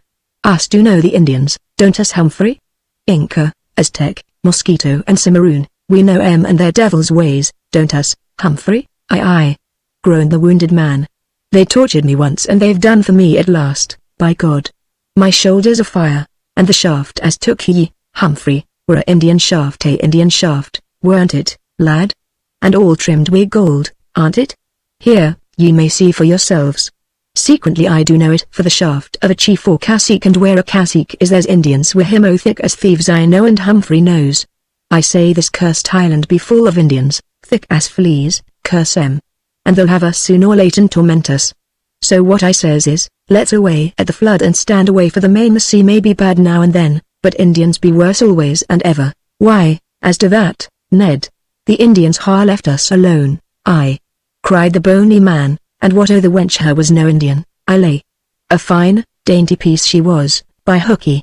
And handsome, handsome. But for Humphrey's bungling," here the man Humphrey groaned and cursed the speaker bitterly. "Howbeit was an Indian era," says Ned. "And that means Indians, and Indians means death to all on us," asked Humphrey. "Death, eh, Humphrey?" "Aye, death," groaned Humphrey. "Death's got his grapples aboard me now. I'm dying, mate's dying. Get me aboard, death will come easier in open water." "Why, if you must die, Humphrey," growled the bony man, "die, lad, die and get done wit, the sooner the better. As to Indians I wait till I see 'em, and as for death," "Death?" gasped Humphrey, "here's for you first." And whipping out a knife he made a fierce thrust at the speaker, but the others closed with him. Then as they strove together panting and cursing I rose to come at them, but the wounded man, chancing to lift his head, saw me where I stood, the moonlight on my bloody face, and uttered a hoarse scream. "Death!" cries he, "'tis on us, mates, look yonder. Death and wounds yonder, he comes for all of us, so mates look. Yon's death for all on us." But in this moment I leapt down upon them from above, sending one man sprawling and scattering their fire, and mid whirling sparks and smoke, within this dim rock cleft we fought with a merciless fury and desperation beyond words. A pistol flashed and roared, and then another as I leapt with whirling axe and darting knife. I remember a wild hurly-burly of random blows, voices that shouted hoarse blasphemies, screams and groans, a whirl of vicious arms, of hands that clutched. Once I reeled a hard-driven sword thrust, a knife flashed and stabbed beneath my arm, but twice I got home with my knife, and once a man sobbed and went down beneath my hatchet, and then they were running and I after them. But I had taken a scathe in my leg and twice I fell. Thus they reached their boat with some 100 yards to spare, and I saw their frantic struggles to launch it as I staggered after them. But ere I could reach them they had it afloat and tumbled aboard pell-mell. Then came I, panting curses, and plunged into the sea, wading after them up to my middle, and so near that, aiming a blow at one of them, I cut a great ship from the gunwale, but, reeling from the blow of an oar, sank to my knees, and a wave breaking over me bore me backward, choking. Thus when I found my feet again they were well away and plying their oars lustily, whilst I, roaring and shouting, stood to watch them until the boat was lost in the distance. Now as I stood thus, raging bitterly at my impotence, I bethought me that I had seen but 3 men run and, turning about, hasted back to deal with the 4th. Reaching the scene of the struggle, I came on the man Humphrey outstretched upon his back in the moonlight and his face well nigh shorn asunder. Seeing him thus so horribly dead, I went aside and fell to scrubbing my hatchet, blade and haft, with the cleanly sand. Then came I, and grasping this thing had been named Humphrey, I dragged it down the sands and hove it forthwith into the sea, standing thereafter to watch it borne out on the receding tide. Now as I watched thus, came a wave that lifted the thing so that this dead man seemed to rise up and wave an arm to me ere he vanished. This done, and I yet alive, I took to wandering aimlessly hither and thither, and chancing into the rocky cleft found lying 3 muskets and 4 pistols with bandoliers full charged, together with a knife and a couple of swords. These I set orderly together and so wandered away again. All this night I rambled about thus, and dawn found me seated neath Bartlemy's tree staring at the ocean yet seeing it not. So God had refused my appeal. It seemed I could not die. And presently, chancing to look down at myself in the growing light I understood the reason, for here was I armed in my shirt of mail, forgotten till now, and scowling down at this, I saw its fine, steel links scratched and scored by many blows and bedaubed here and there with blood. So then, thinks I, 'twas she had saved me alive, and in this thought found me some small solace. Hereupon I rose and went down to the sea, limping by reason of my hurt, an ugly gash above my knee, being minded to wash from me the grime and smears that fouled me. But or ever I reached the water I stopped, for there, more hateful in sun than moonlight, lay that ghastly thing that had been Humphrey. There he lay, cast up by the tide, and now, with every wave that broke, he stirred gently and moved arms and legs in wanton, silly fashion, and nodding with his shattered head as in mockery of me. So I went and, seizing hold upon the thing, swung it upon my back and, thus burdened, climbed out upon the reef, and with mighty trouble, for my strength seemed oozing out of me. Reaching a place at last where the water ran deep, I paused, and with sudden, painful effort whirled the thing above my head and hove it far out, where, splashing, it fell with sullen plunge and vanished from my sight. But even so I was possessed of sudden, uneasy feeling that the thing had turned on me and was swimming back to shore, so that, drawing my knife, I must needs sit there a while to watch if this was so indeed. At last I arose, but being come to Deliverance Sands, whirled suddenly about, expectant to behold that dead thing uprising from the surge to flap derisive arms at me. And this did I many times, being haunted thus all that day, and for many weary hours thereafter, by this dead man Humphrey. Presently, as I went heedless of all direction and the sun very hot, I began to stagger in my gait and to mutter her name to myself and presently to shouting it, until the cliffs gave back my cries and the hollow caves murmured, Damries! Oh Damries! And now was a mist all about me wherein dim forms moved mocking me, and ever and anon methought to behold my lady, but dim and very far removed from me, so that sometimes I ran and oft times I fell to moaning and shedding weak and impotent tears. Truly a black and evil day for me this, whereof I have but a vague memory save only of pain, a hopeless weariness and intolerable thirst. Thus it was sunset when I found myself once more upon that grassy plateau, creeping on hands and knees, though how I came thither I knew not. I remember drinking from the little rill and staggering within the cave, that to fall and lie filling the place with my lamentations and oft-repeated cry of Damries! Oh Damries! I remember a patch of silver light, a radiance that crept across the gloom, and of dreaming my lady beside me as of old, and of babbling of love and forgiveness, of pain and heartbreak, whiles I watched the beam of light creeping nigh me upon the floor, until, sobbing and moaning, yet gazing ever upon this light, I saw grow upon it a sudden dark shape that moved, heard a rustle behind me, a footstep, a cry. And knowing this for the man Humphrey come upon me at last in my weakness, I strove to rise, to turn and face him, but finding this vain, cried out upon him for murderer. Was you killed her my love, the very soul of me 'twas you, Humphrey, that are dead come, that I may slay you again. Then feeling his hands upon me I strove to draw my knife, but could not and groaned, and so knowledge passed from me. Chapter 38 Concerning the dead man Humphrey and how I saw a vision in the moonlight. My next memory was of sun and a dance of leafy shadows on the wall of the cave, the which shadows held my attention so that I had no will to look otherwhere, for these were merry shadows that leapt in sportive gambols, that danced and swayed, pleasing me mightily. And as I watched these antic shadows I could hear the pleasant murmur of the little rill without the cave, that bubbled with sweet, soft noises like small, babbling voices and brake ever and anon into elfin laughter. And presently, mingled with this pretty babblement, I seemed to hear a whisper, Martin! Dear Martin! And now I saw my lady plunge to death from the rock, and started up, filling the place with my lamentations, until for very weakness I lay hushed and heard again the soft trickling of the brook, and there with her voice very sweet and faint and far away, Martin! Dear Martin!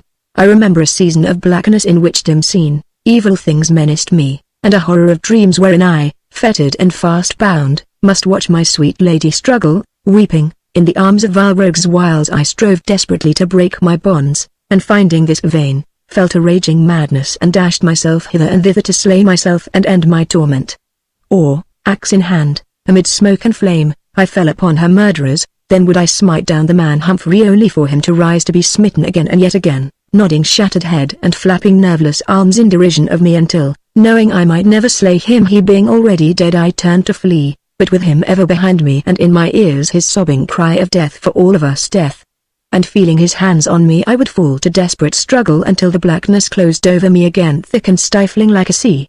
And behind all these horrors was a haunting knowledge that I was going mad, that this man Humphrey was waiting for me out beyond the surf, beckoning to me with flapping arms, and had cast on me a spell whereby, as my brain shriveled to madness, my body was shriveling and changing into that of Black Bartlemy. Always I knew that Humphrey waited me beyond the reef, watchful for my coming and growing ever more querulous and eager as the spell wrought on me, so that he began to call to me in strange, sobbing voice, hailing me by my new name. Bartlemy, ahoy! Black Bartlemy, Bartlemy ho! Come your ways to Humphrey, that being dead can die no more, and, knowing all, doth know you, for Bartlemy crept back from hell. So come, Bartlemy, come and be as I am. And there's others here, proper lads as once ye two, dead men all by the rope, by the knife, by the bullet, oh oh, there be two at the fore. At the main be three more, dead men that swing all of a row. Here's fine, dainty meat, for the fishes to eat. Black Bartlemy, Bartlemy ho, there's a fine Spanish dame, Joanna's her name, must follow wherever ye go, till your black heart shall feel your own cursed steel. Black Bartlemy, Bartlemy ho, and I, hearkening to this awful sobbing voice, sweating and shivering in the dark, knew that, since I was indeed Black Bartlemy, sooner or later I must go. Thus it befell that of a sudden I found myself, dazzled by a fierce sun, supporting me against a rock, and my breath coming in great gasps.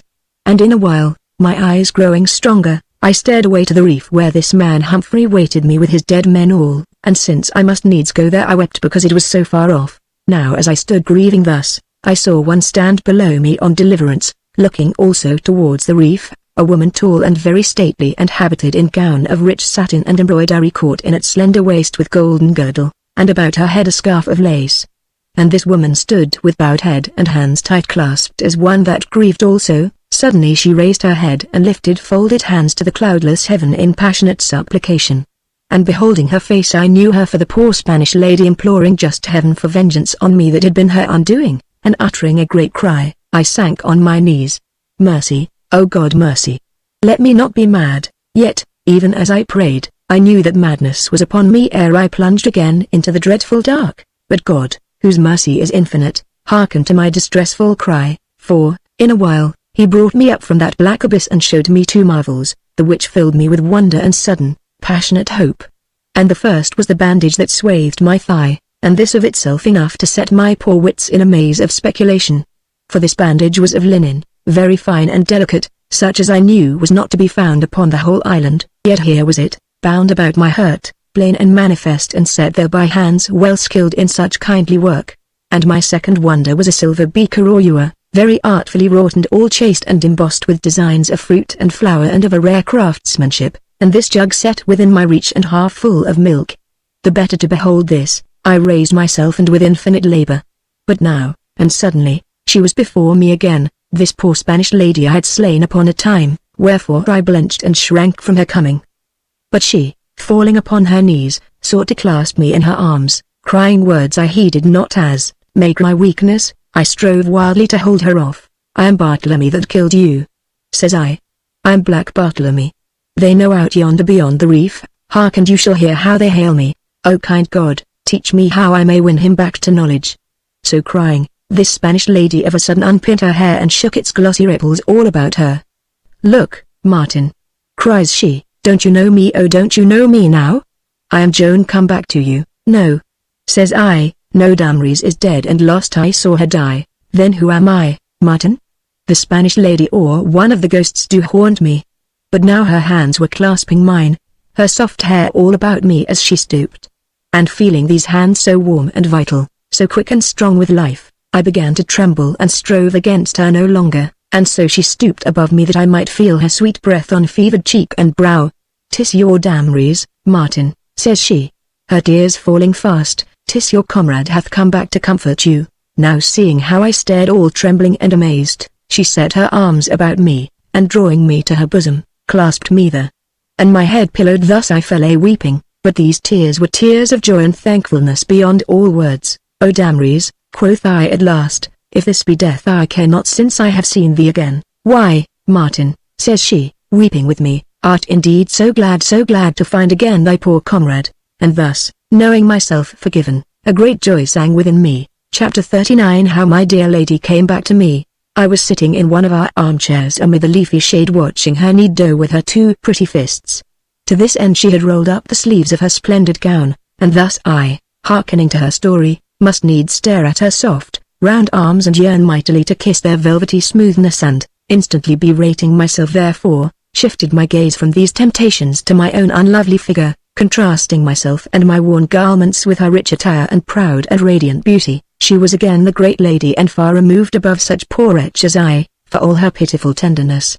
And so when I plunged from the rock, she was saying, I never thought to see this dear place again or the blessed sun. And I sank. Oh, deep deep. Then, Martin, I seemed to be caught in some current, far down there in the darkness, that whirled and tossed me and swept me up behind the torrent.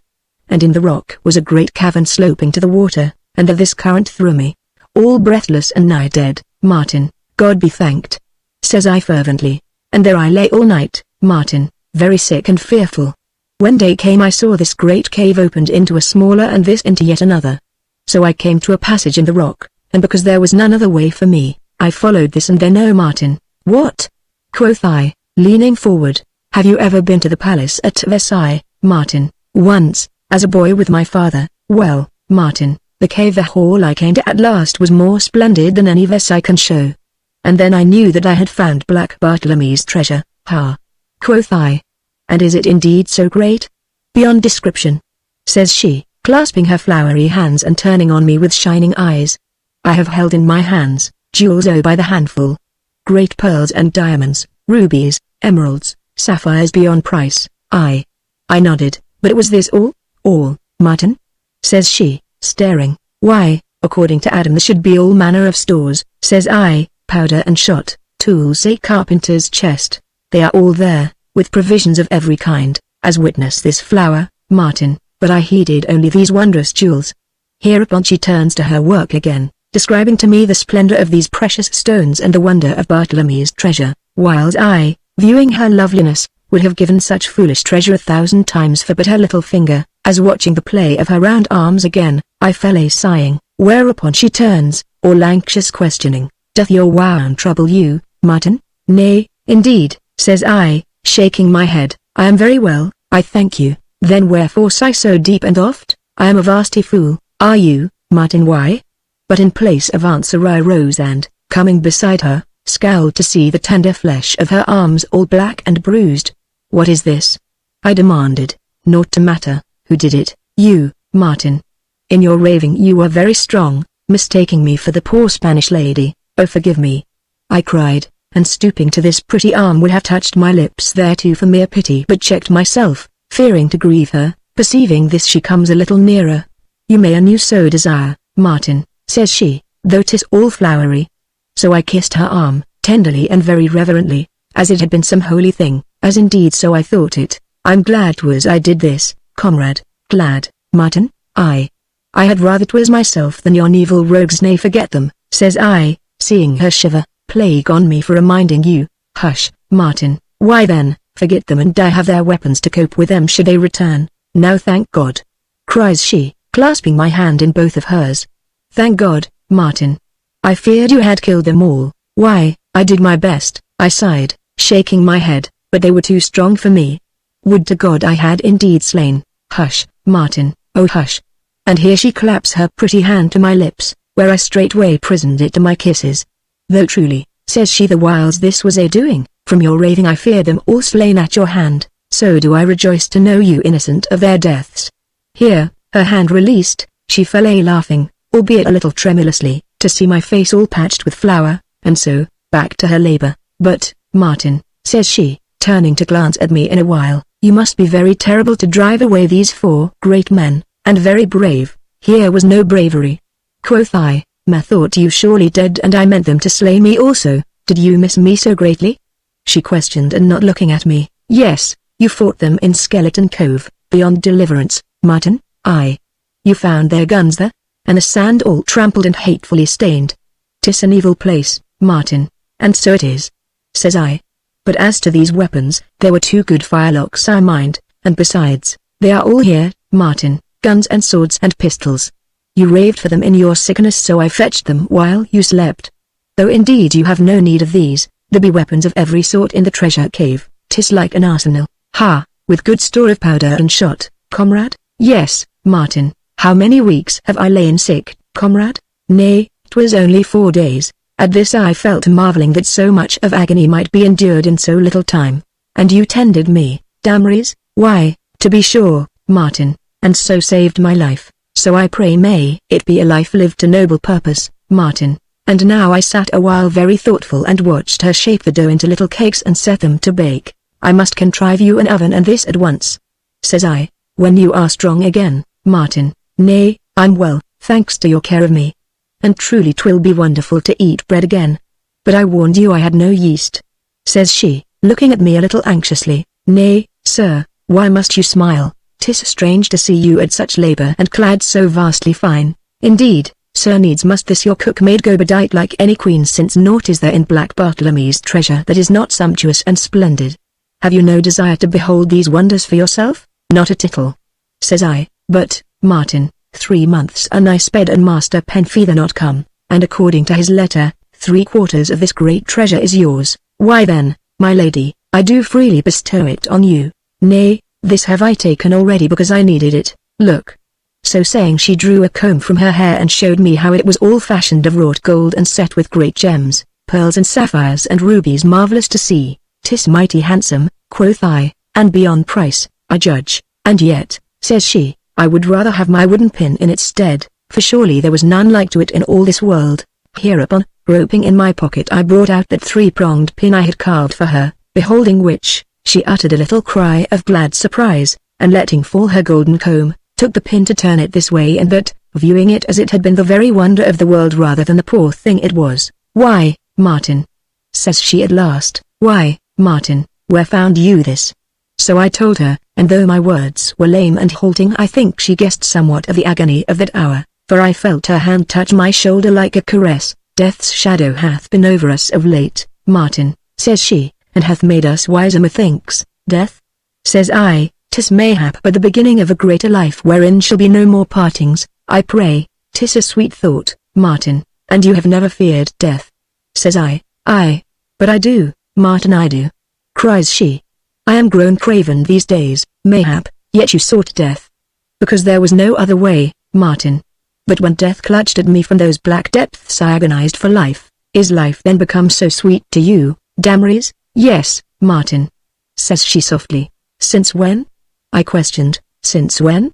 But instead of answering she falls a singing softly and keeping her back to me. Thus I saw that she had set the pin back in her hair, whereat I grew all suddenly and beyond reason glad.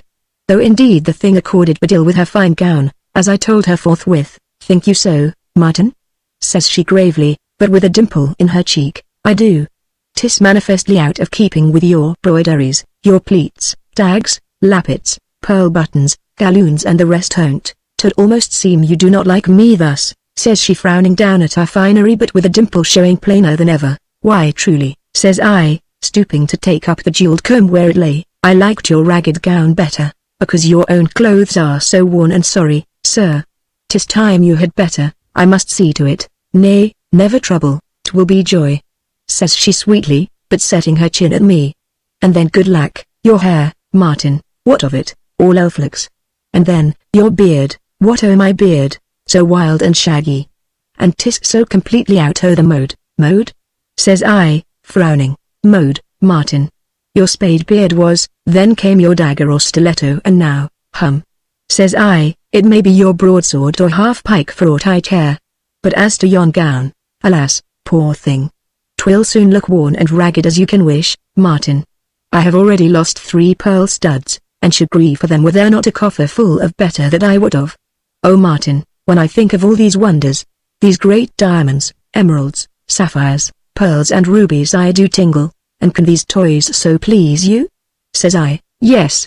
Cries she. Yes, and so would they any other that was not a stock or a stone, nor Martin Conisby who is above such vanities. Vanities indeed. Says I, in this wilderness more especially. How if we should find the world again? Says I. But this powder and shot now, foe. Cries she, and stamping her foot turns her back on me. Here am I yearning to show you all these hidden marvels, Martin, but I never will until you beg me. No, never. And now 'tis time you took your medicine. What medicine? I questioned, wondering. 'Tis a soothing draught I have decocted from some of my simples. It will make you sleep, but I have no mind to sleep. 'Tis why you must drink your potion. Never in this world. Says I, mighty determined. Why yes you will, dear Martin, says she gently, but setting her dimpled chin at me. I'll go fetch it. and away she goes forthwith and is presently back bearing an embossed cup, like unto a little porringer, and of gold curiously ornamented. Here is a noble cup. Says I, in these secret caves, Martin, is nothing that is not beautiful. The walls are all hung with rich arras, the floors adorned with marvelous rugs and carpets. And there are many pictures excellent well painted. Pirate and wicked as he was, Black Bartlemy understood and loved beautiful things. Aye, he did so. Says I, scowling, and amongst these pictures is one of himself. How should you know this? Because, were you shaven, Martin, this might pass for picture of you, though to be sure your expression is different except when you scowl as you do now, sir. Come, take your medicine like a good Martin. And here she sets the cup to my lips. No. Says I, yes, Martin. 'Tis sleep you need, and sleep you shall have. For indeed I do long to hear you at work again and whistling. So drink it for my sake, Martin. Indeed, 'tis none so very bitter, so in the end I swallowed the stuff to be done with it. And in a while, sure enough, I grew drowsy, and limping into the cave, stared to behold my bed no longer a heap of bracken but a real bed with sheets and pillows, such indeed as I had not slept in for many a long day. Thus, instead of throwing myself down all dressed, as I had been minded, I laid aside my rough clothes lest they soil this dainty gear, and, getting into bed, joyed in the feel of these cool, white sheets, and closing my eyes, fell to dreamless slumber. Chapter 40 of Clothes. I awoke late next morning to find my clothes clean gone and others in their place, but garments these whose like I had never seen. For here were purple breeches belaced and ribanded at the knee and buttoning there with great gold buttons, 6 aside, and each set with a great pearl, a fine cambric shirt, a doublet cut in at the waist with gold braided lappets, the sleeves slashed and very wide and turned up at the wrists with point lace, and this wondrous garment fastening in front with many gold buttons all set with goodly pearls, so that I judge this coat to be a very fortune in itself. Besides this I found a great lace collar or falling band, a pair of silk stockings, shoes with gold buckles set with diamonds, and a great penthouse of a hat adorned with a curling feather fastened by a diamond brooch, whiles hard by was an embroidered shoulder belt carrying a long rapier, its guards and quillons of wrought gold, its pommel flaming with great brilliance.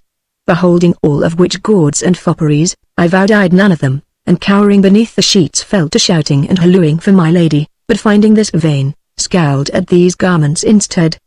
They were of a fashion such as I remembered my father had worn, and now as I gazed on them a strange fancy took me to learn how I, that had gone so long half naked and in rags, might feel in such sumptuous apparel. So up I got and dressed forthwith, and found this a matter of no small difficulty, what with the unfamiliar shape of these garments and their numberless points and buttons. Howbeit 'twas done at last, and now, coming without the cave, there was my lady upon her 3-legged stool preparing breakfast. Beholding me she stared wide-eyed for a moment, then rose, smiling roguishly, and sank down in a slow and gracious curtsy. "Good morrow to your lordship," says she.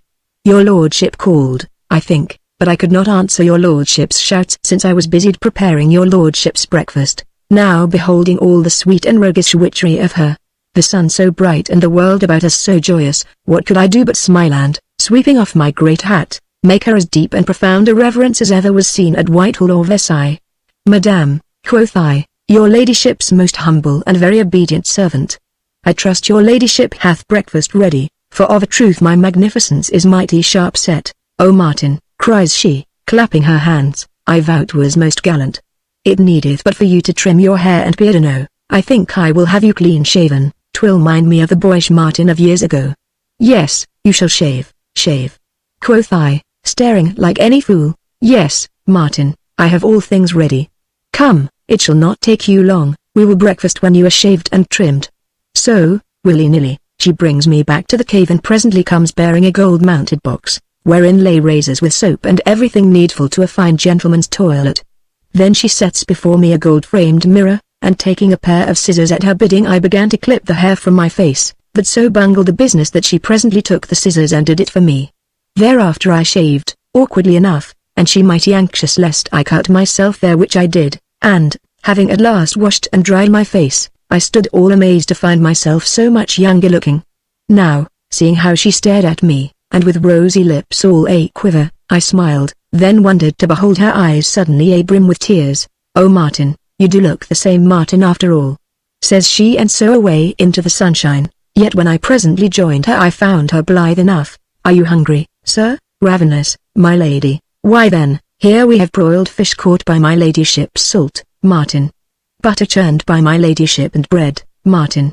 Bread baked by my ladyship's own 2 hands. Oh marvellous, sweet lady," says I, "and 'tis none so ill though I had no yeast." "Is it, Martin?" "Delicious," says I, my mouth full, and now, all our recent woes and sorrows clean forgotten, a right joyous meal had we, our hearts light as the sweet air that breathed around us, and untroubled as the placid ocean and broad serenity of heaven, with no dark shadow anywhere to warn us of those evils to come.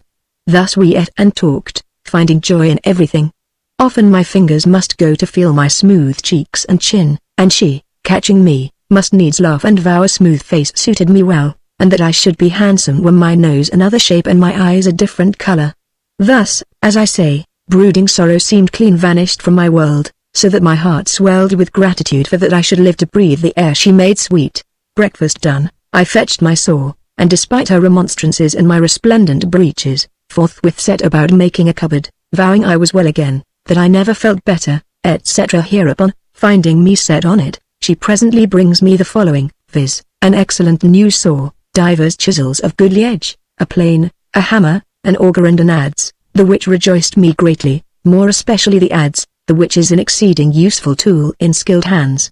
All these she had brought from the secret store and I mighty grateful therefor, and told her so. "Why then, Martin," says she, "if your gratitude be real and true, you shall do somewhat for me." "What you will," says I eagerly. "Nay," she laughed, "'tis no more than this, keep you shaved henceforth." And so it was agreed. Chapter 41 of The Voice That Sang on Deliverance Sands. If clothes be the outward and visible, albeit silent, expression of a man, his tastes and certain attitudes of his mind, yet have they of themselves a mighty influence on their wearer, being, as it were, an inspiration to him in degree more or less, and this is truth I will maintain, let say who will to the contrary, since 'tis so my experience teacheth me. Hitherto my ragged shirt, my rough leathern jerkin and open-kneed sailor's breeches has been a constant reminder of the poor, desperate rogue I had become, my wild hair and shaggy beard evidences of slavedom.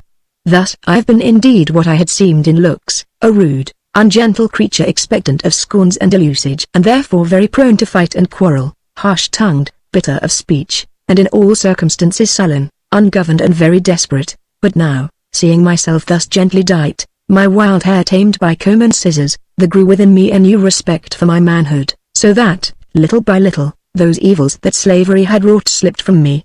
Thus, though I still labored at my carpentry and such business as was to do, yet the fine linen rolled high above my scarred and knotted arm put me to the thought that I was no longer the poor, wild wretch full of despairing rage against fate her cruel dealings, but rather a man gently born and therefore one who must endure all things as uncomplainingly as might be, and one moreover who, to greater or less degree, was master of his own fate. And now came hope, that most blessed and beneficent spirit that lifteth the fallen from the slough, that bindeth up the broken heart, that cheereth the sad and downcast and maketh the oft defeated bold and courageous to attempt fortune yet again. O thou that we call hope, thou sweet, bright angel of God! Without thee life were an evil unendurable, with thee for companion gloomy doubt, sullen fear and dark despair flee utterly away, and we, bold-hearted, patient and undismayed by any dangers or difficulties, may realize our dreams at last. O sweet, strong angel of God, with thee to companion us all things are possible. Thus every morning came hope to greet me on my waking, and I, forgetting the futile past, began to look forward to a future more glorious than I had ever dreamed. So I, from a sullen rogue full of black humors, grew to know again the joy of laughter and put off my ungracious speech and ways with my rough attire. Though how much the change thus wrought in me was the work of my sweet comrade, these pages, I do think, will show. As for my lady, she, very quick to mark this change, grew ever the more kind and trusting, sharing with me all her doubts and perplexities. Thus, did some problem vex her, she must come to me, biting her pretty lips and her slender brows wrinkled, to ask my advice. At this time, and at her suggestion, I builded a fireplace and oven within our third or inmost cave, that was by turns her larder, stillroom, dairy and kitchen, and with a chimney to carry off the smoke, the which I formed of clay and large pebbles, and found it answer very well. Thus, what with those things I contrived and others she brought from her treasure house, the secret whereof she kept mighty close, we lacked for nothing to our comfort, even as Adam had promised in his letter. Moreover, I was very well armed both for offense and defense, for, one by one, she brought me the following pieces, viz., a Spanish helmet, inlaid with gold and very cumbersome, a back and breast of fine steel of proof, 4-wheel lock arquebuses, curiously chased and gilded, with shot and powder for the same, 3 brace of pistols, gold-mounted and very accurate, and what with these, my sword, axe, and trusty knife, I felt myself capable to drive away any should dare molest us, be he Indian, buccaneer or pirate, as I told her. But, says she, whiles you fought for our lives, what must I be doing? Lying secure within your secret treasure house? Never, says she, setting her chin at me. Oh never, Martin, since I am your comrade my place must be beside you. Did but distress me and spoil my shooting, why then, my aim should be truer, Martin.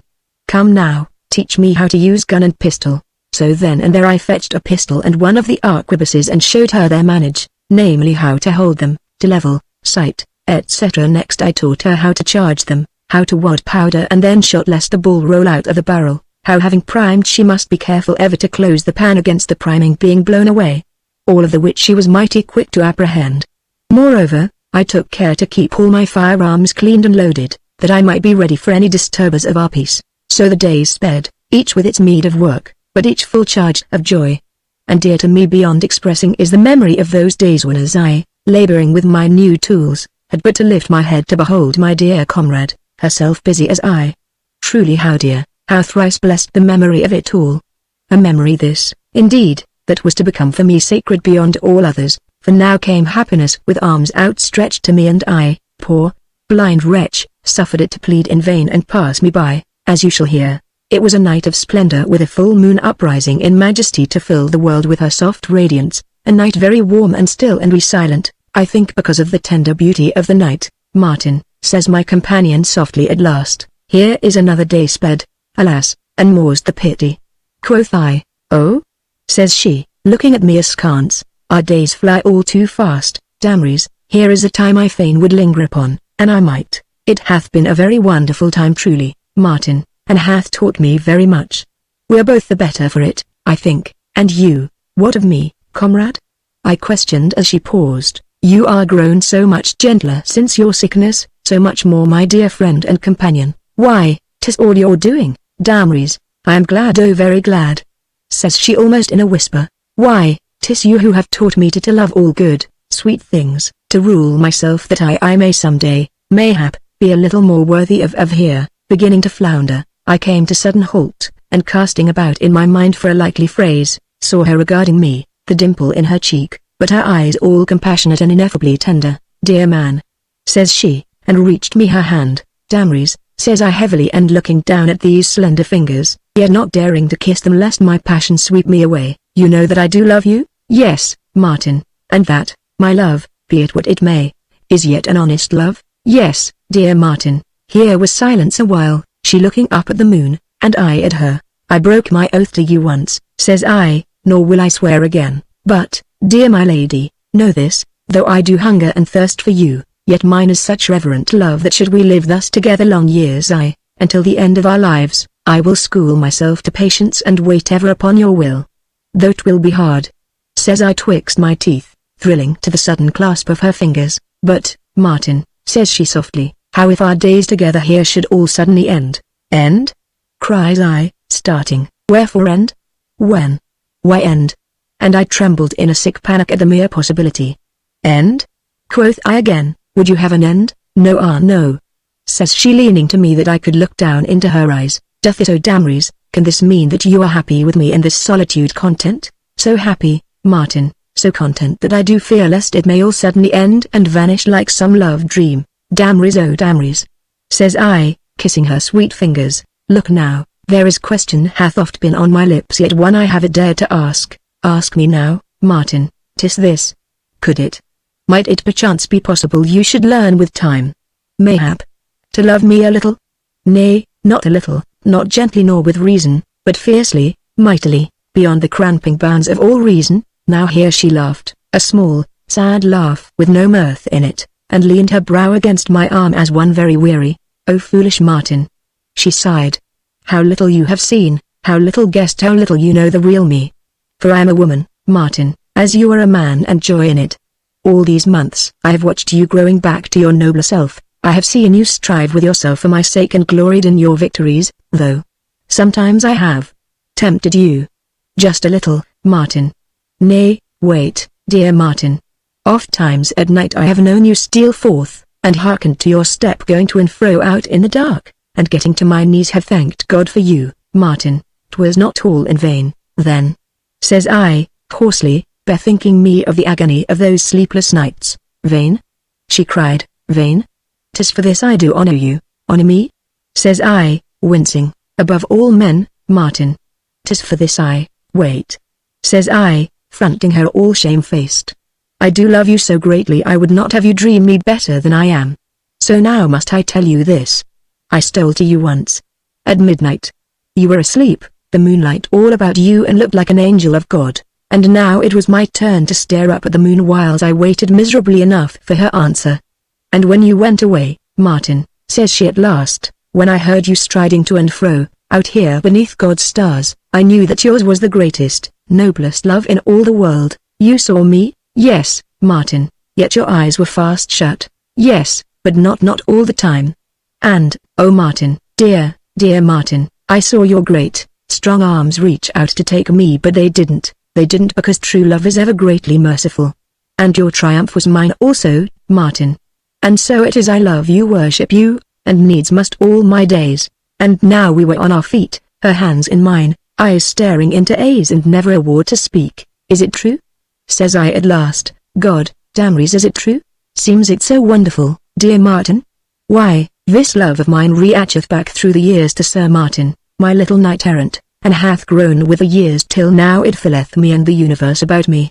Have you forgot 'twas your picture hung opposite my bed at home, your sword I kept bright because it had been yours? And often, Martin, here on our dear island I have wept sometimes for love of you because it pained me so.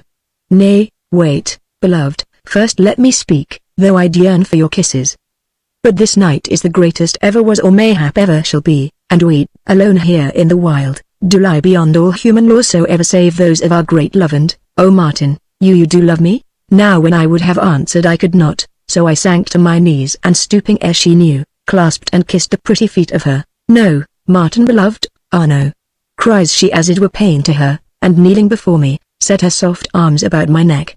Martin, says she, as we kneel thus in this wilderness alone with God, here and now, before your lips touch mine, before your dear strong hands take me to have and hold forever, so great and trusting is my love I ask of you no pledge but this, swear now in God's sight to renounce and put away all thought of vengeance now and forever, swear this, Martin. Now I, all bemused by words so unexpected, all dazzled as it were by the pleading, passionate beauty of her, closed my eyes that I might think. Give me until tomorrow, I groaned, 'twill be too late. Choose now, Martin, let me think, 'tis no time for thought. Choose, Martin. This hour shall never come again, so, Martin, speak now or. The words died on her lip, her eyes opened in sudden dreadful amaze, and thus we remained, kneeling rigid in one another's arms, for, away across deliverance, deep and full and clear a voice was singing. There are two at the fore. At the main are three more. Dead men that swing all in a row. Here's fine dainty meat, for the fishes to eat.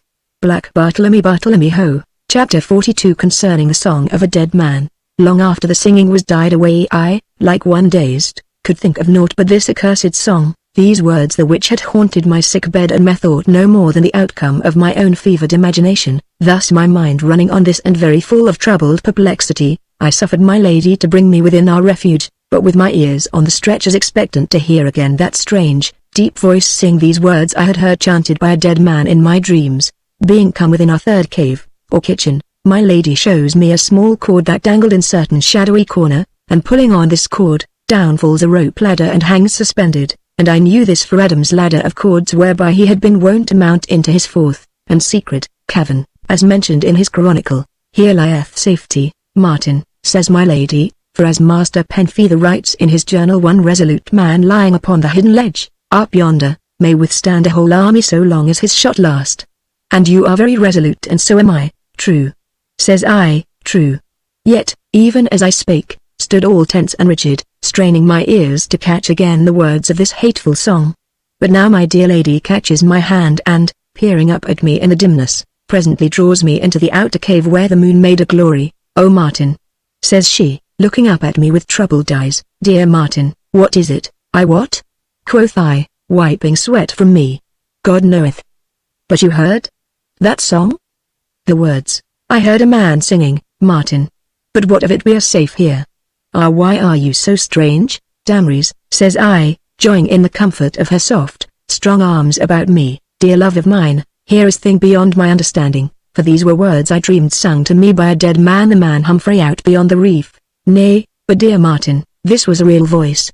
'Tis some shipwrecked mariner below, some castaway. Ay, but did you mark these words, Damaris?" "Nay, oh my dear, how should I at such a moment? They were all of Black Bartlemy." "And what should this mean, think you?" "Nay, dear love, never heed," says she, clasping me the closer. "Ay, but I must, Damaris, for in a while this singing shall come again, mayhap, and if it doth I know what 'twill be." "Oh Martin, Martin, what do you mean?" "I mean 'twill be about the poor Spanish lady," says I, and catching up my belt where it hung, I buckled it about me. "Ah, what would you do, Martin?" "I'm for deliverance." "Then will I come also." "No," says I, catching her in fierce arms. "No. You are mine henceforth and more precious than life to me. So must you bide here, I charge you by our love. For look now, 'tis in my mind Trasady and his pirates are upon us at last, those same rogues that dogged the faithful friend overseas.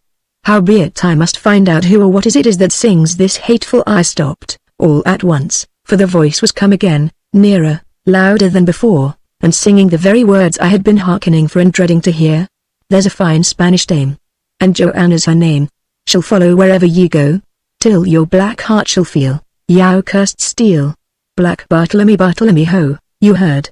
says I, clapping hand on knife. "You heard?" "Yes, yes," she whispered, her embrace tightening until I might feel her soft body all a tremble against mine.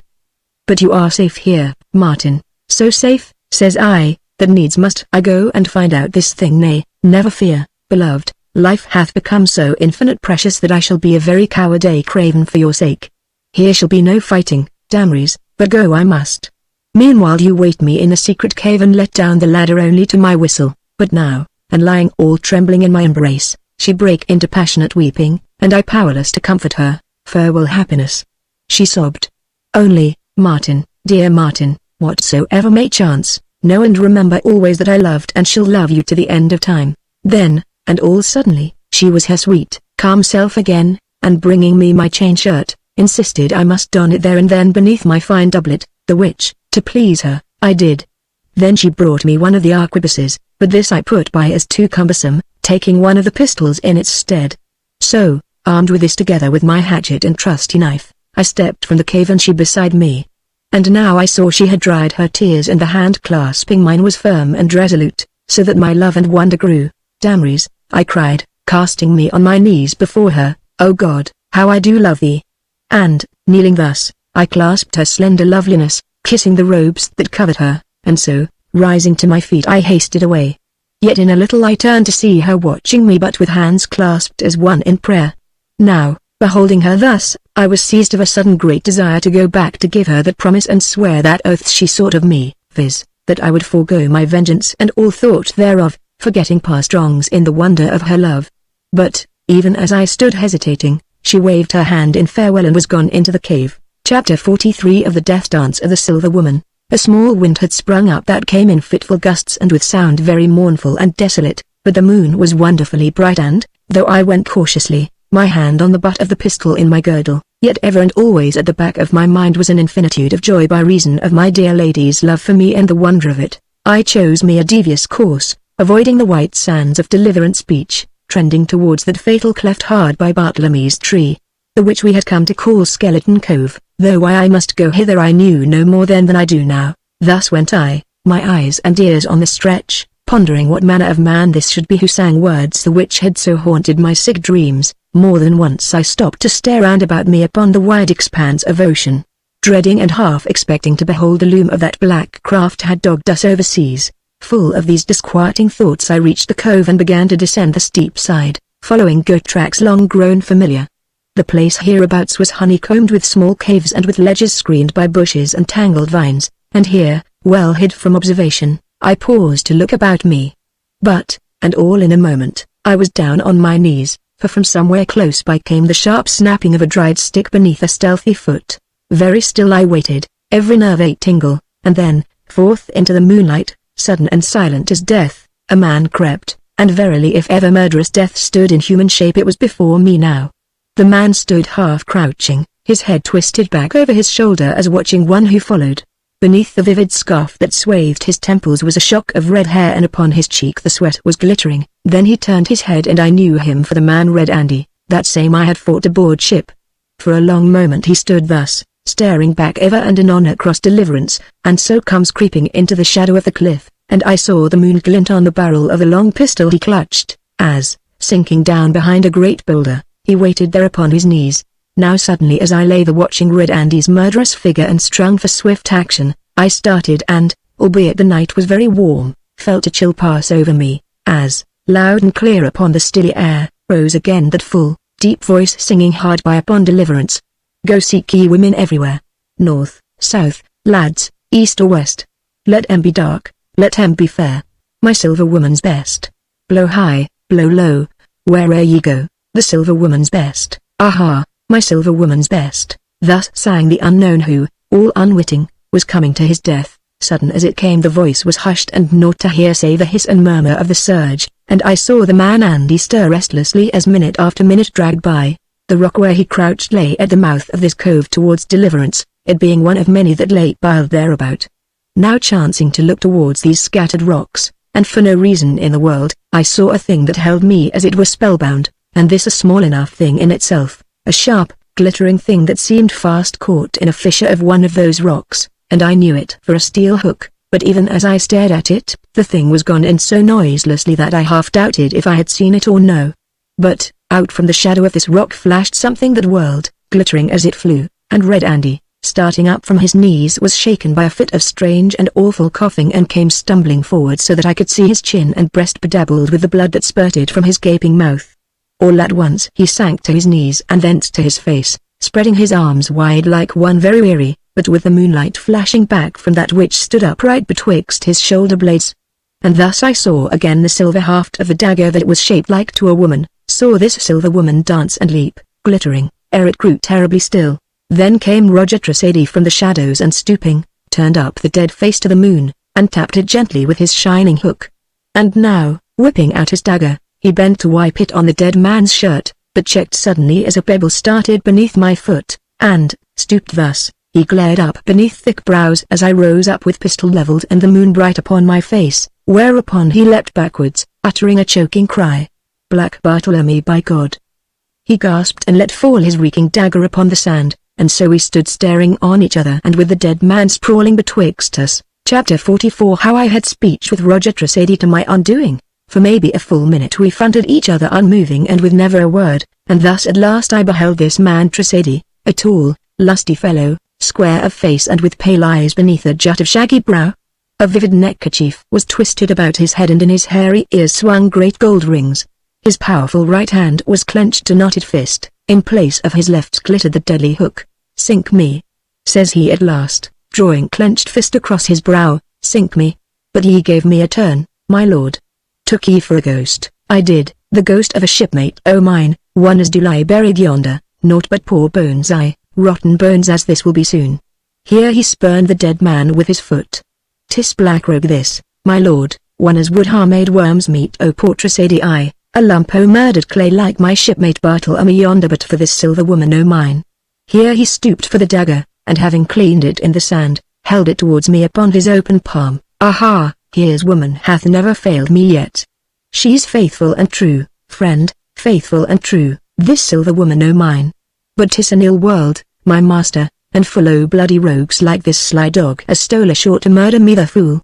Oh, 'tis a black and bloody world, so it is," quoth I, twixt shut teeth, "and all the worse for the likes o' you, Roger Tressady, so ho he knoweth my name then," says Tressady, rubbing shaven chin with silver dagger hilt and viewing me with his pale, keen gaze. "But do I know him now, do I? I know you for pirate and damned murderer, Roger Tressady, so shall you quit this island this very hour or stay here to rot along with Bartlemy and Red Andy?" Now at this, and all careless of my pistol, he drew a slow pace nearer, great head out thrust, peering. "Why," says he at last, Why bleed me? If it anti-tis Martin. Why for short is my bonnet Marty as saved my skin time and again aboard the faithful friend. Though ye go mighty fine, lad, mighty fine. But good luck tie and a fair wind, say I. And thrusting the dagger into his girdle he nodded mighty affable. But look ye now, Marty, here's me wishing ye well and you wear barker in your fist, 'tis no fashion to greet a shipmate, I'm thinking. Enough words, says I, stepping up to him. Do you go alive, or stay here dead which? Split me, says he, never stirring. But 'tis small choice you offer, Marty, my name's Martin, and a cursed good name too, Marty. But I've no mind to be worm's meat yet a while no. Come, what's your quarrel with me? First Andy would murder me and now 'tis you why for? Here's me we're heart of gold te cherish a friend and never a friend te cherish. What's your quarrel, lad, what? Quarrel enough, what with your drugging me and murder aboard ship, avast, lad. Here's unchancy talk, ill and unmannered, you murdered divers men aboard the faithful friend. Only 3, Marty, only 3 poor souls. Though yours is a foul word fought. I took him off, lad, took him off as a matter of policy. I've never took off any yet as I wasn't forced to by circumstances. Look ye, there's men in this world born to be took off by someone or other, and they always come drifting across my hawse and get took off accordingly, but don't blame me, lad, don't. And as for a drugging of ye, Marty, true again. But love me. What was I to do? But I didn't take you off, lad, no, nor never shall unless you in policy force me so to do. I'm no murderer born like Adam curse him. Clap me alongside Adam and I'm a turtle dove, a babe for innocence and a lamb for meekness. There never was such a murderer born into this wicked world as Adam Penfeather, with a curse. 'Twas he has murdered Black Bartlemy and 9 sweet, bright lads are to him, murdered 'em here one by one, and wear parchment rove about the neck of each poor corpse, Marty. 'Twas he as drove their mates out to sea to perish in a leaky boat ask abnegation Mings. 'Twas him nigh murdered me more than once, me, lad, as can't be killed according to the prophecy of the poor mad soul aboard the old Delight. Why Adam, curse him, has murdered more men than you have years. And talking of him, how cometh it you aren't blown to hell along with him and the rest? Do you tell me Adam is dead? Blown up aboard the faithful friend, lad. Just after we run her aboard and grappled, I blew up she did and night took us with her. Aha, but Adam's dead at last, curse him. Unless he can't be killed either, unless he is, here, and all at once, he turned to stare away across Deliverance, then shrinking, cowered towards me as in sudden terror stabbing at the empty air with his glittering hook. Ha what's yon? Cried he in awful voice, and I turning with his glaring eyes stared, and half dreading to behold my lady, had the pistol wrenched from my hold and the muzzle under my ear all in a moment, and stood scowling and defenseless like the vast fool I was. Split me, says he, tapping me gently with his hook. Oh blind me if I thought ye such a lovely fool. So old a trick, Marty. Now look ye, were I a murderer and loved it like Adam, curse him I should pull trigger. But being Roger Tressady we're heart o' gold, I say sit down, lad, sit down and let us talk, friend, let us talk. Come sit down. Never mind Andy, he shan't trouble us. So with the pistol at my ear we sat down side by side and the dead man sprawling at our feet. Now first, Marty lad, how come ye here alone on Bartlemy's Island how? But sitting thus chin on fist I stared down at Red Andy's stiffening body silent as he, I being too full of fierce anger and bitter scorn of my folly for speech. Come, come, Marty, be sociable, says Tressady, tapping my cheek with the pistol muzzle. Was it Penfeather sent ye hither to give a night to the treasure? Was it? Aye, 'twould be the night he made the crew drunk and spoiled my plans. Ha, 'twas like him a cunning rogue. But for this I'd have had the ship and him and the treasure. Oh a right cunning, fierce rogue was Adam, and none to match him but me, but he nearly did for you once, says I bitterly, and he's such a small, timid man. Look ye, Martin, when Adam grows timid 'tis time for your bold, desperate fellows to beware. But he's dead at last, though I'd half felt more comfort, I'd half took it kinder had he been took off by my silver woman or this. Here he thrust his hook before my eyes. It ain't a pretty thing, Martin, not pretty, no but 'tis useful at all times and serves to shepherd my lambs wi' now and then, 'tis likewise a mighty persuading argument, but, and best of all 'tis sure, lad, sure. So I'd heart took it kinder had I watched him go off on this, lad, this. My hook for my enemies and for my friends a heart o' gold. And, talking o' gold, Marty, What oh Bartlemy's treasure? You are happily welcome to it for all me. Why, that spoke manly and like a friend, rot me but it is. And now where might it lie, Marty? Where? I've no idea. What hunty ye found it, lad? No, not even seen it, then? No. Why, think o' that now, think of that.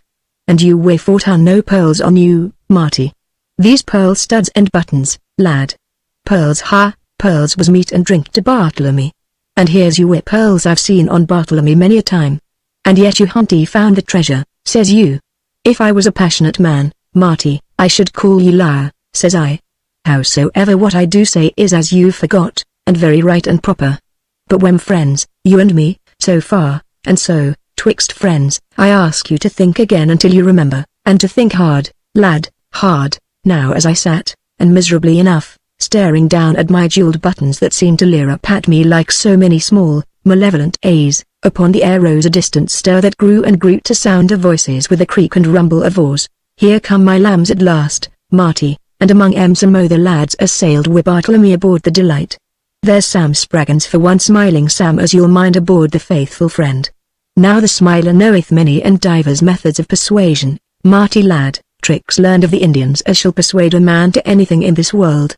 But first, seeing 'tis you, Martin, as played bonnet to me and saved my life aboard ship, though all unknowing, here's my offer, show me how to come by Bartlemy's treasure as is mine by rights, let me get my hands onto it and none the wiser, and there shall be share for you, Marty lad, share for you. Otherwise I must let Sam try to persuade you to remember where it lieth. Come, what d'ye say? What, you'll torture me then, if I must, friend, if I must? 'Tis for you to say. Why then 'twill be labour in vain, Tressady, for I swear I know naught of this treasure. Sit still, lad, sit still, says he, clapping the pistol to my ear again. Though a fool in many ways, Marty, you're proper enough man to look at, and 'twill be pity to cripple ye. Aye, there won't be much left when Sam is done wi' you, more's the pity. Hereupon he hailed loudly and was answered from the lagoon, and glancing thither, I saw 2 boats crowded with men pulling for the beach, a wildish company, Martin, desperate fellows as ever roved the main, as I do love no more than they love me. So say the word and we'll share Black Bartlemy's treasure betwixt us, just you and me, lad, me and you. Come, what's your will?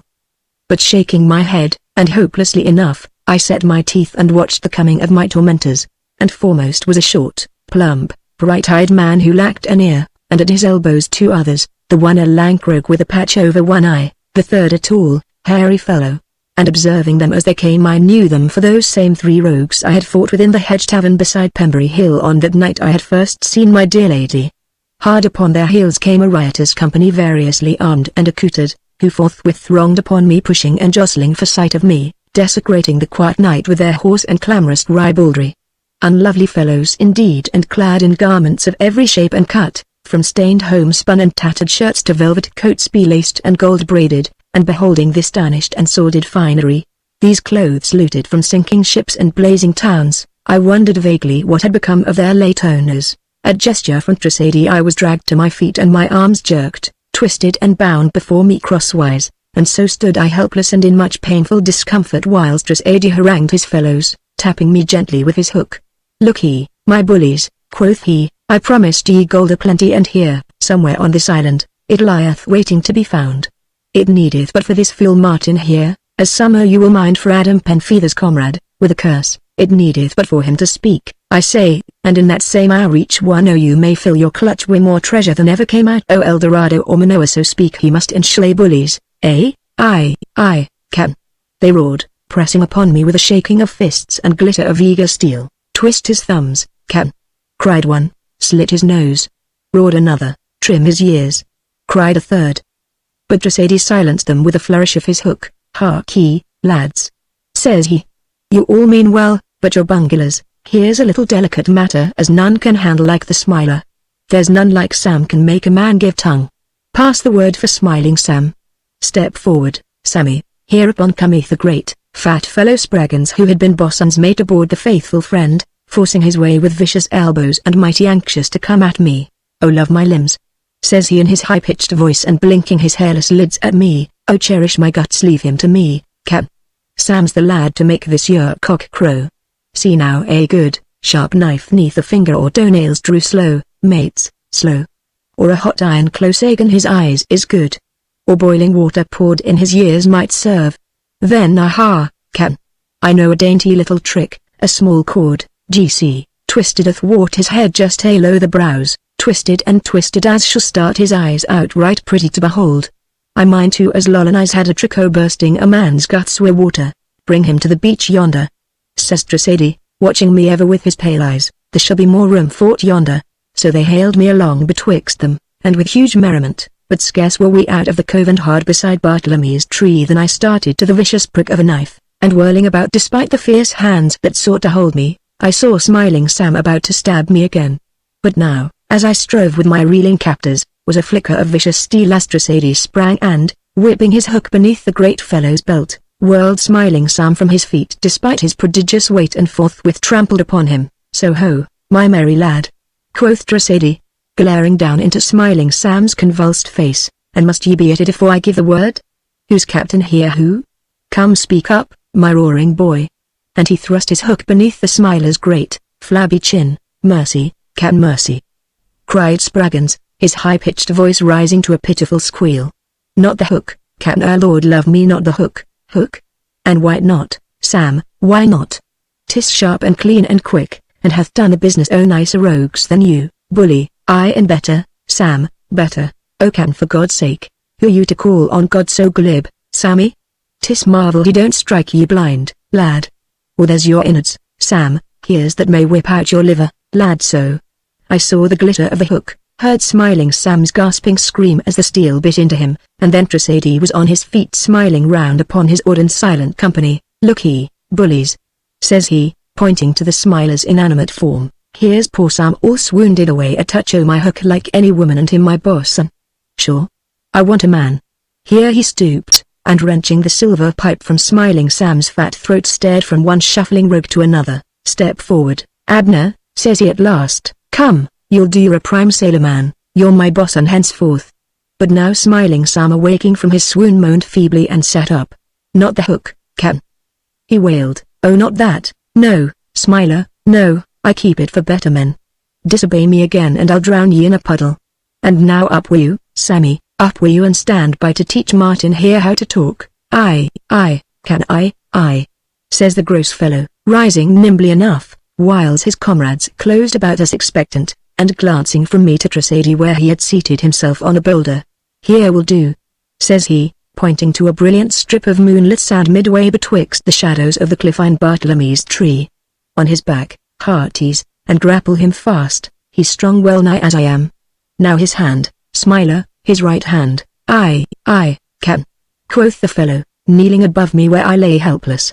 Will I cut it adrift slow like? And as he flourished his knife I saw a trickle of saliva at the corners of his great, loose mouth. Off at the wrist, Cap, or fingers first? No, fool. His thumbnail first, try that.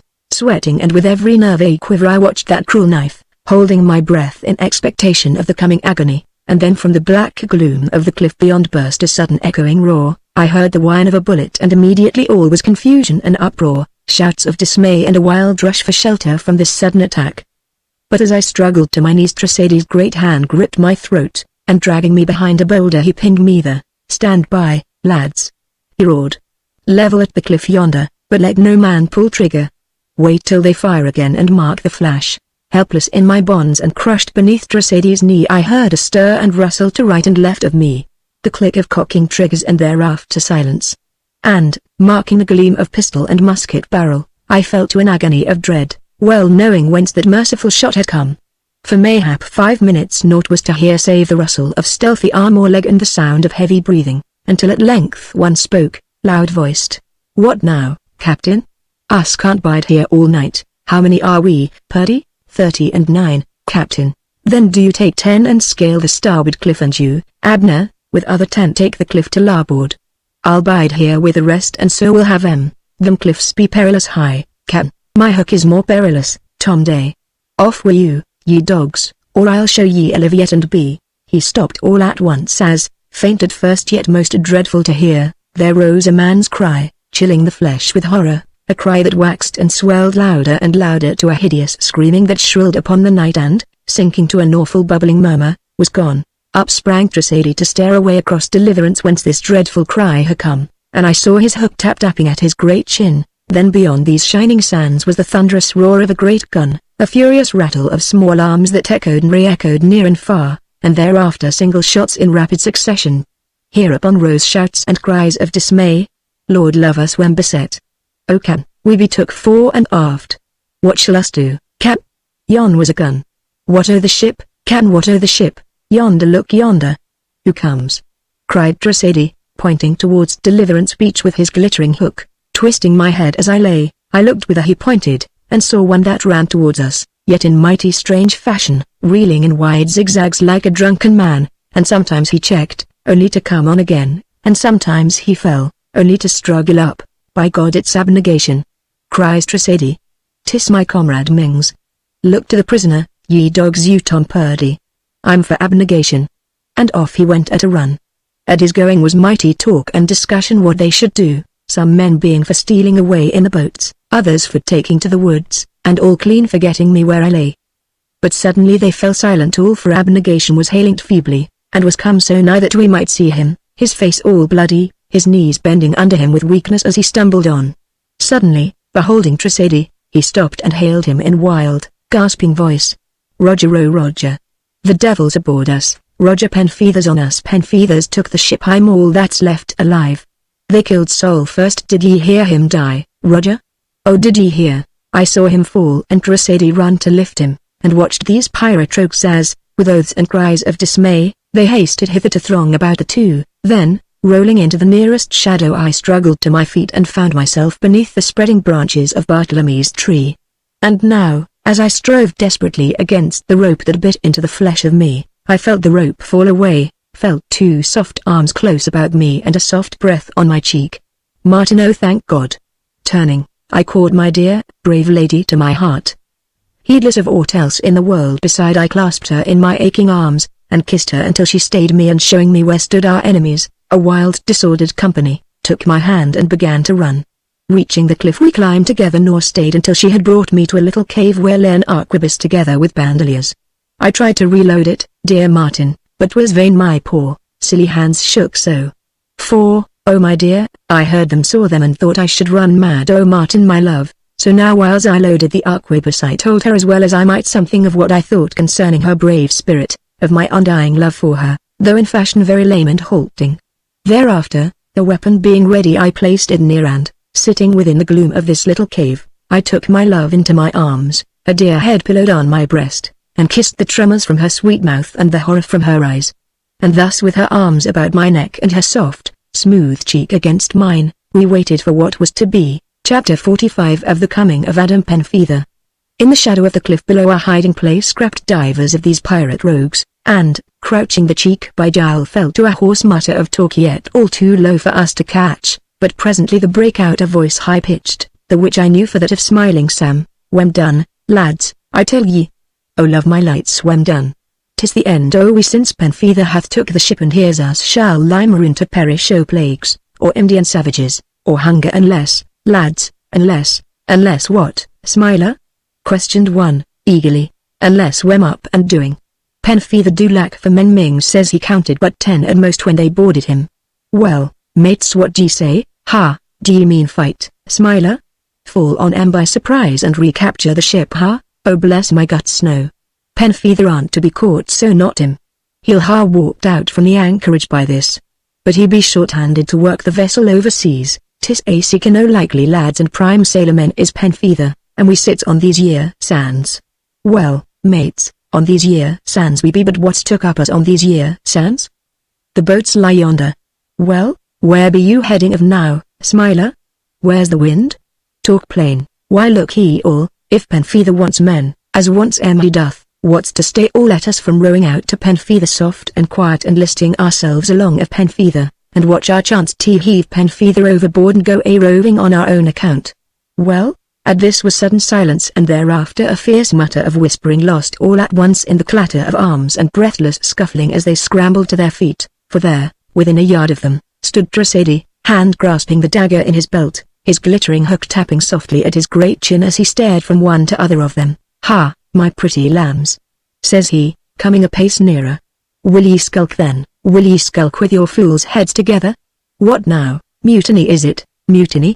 And what's come o' my prisoner Martin? I don't spy him hereabouts." Now at this they shuffled, staring about and upon each other and, as I think, missed me for the first time. "You, Tom Purdy, step forward so.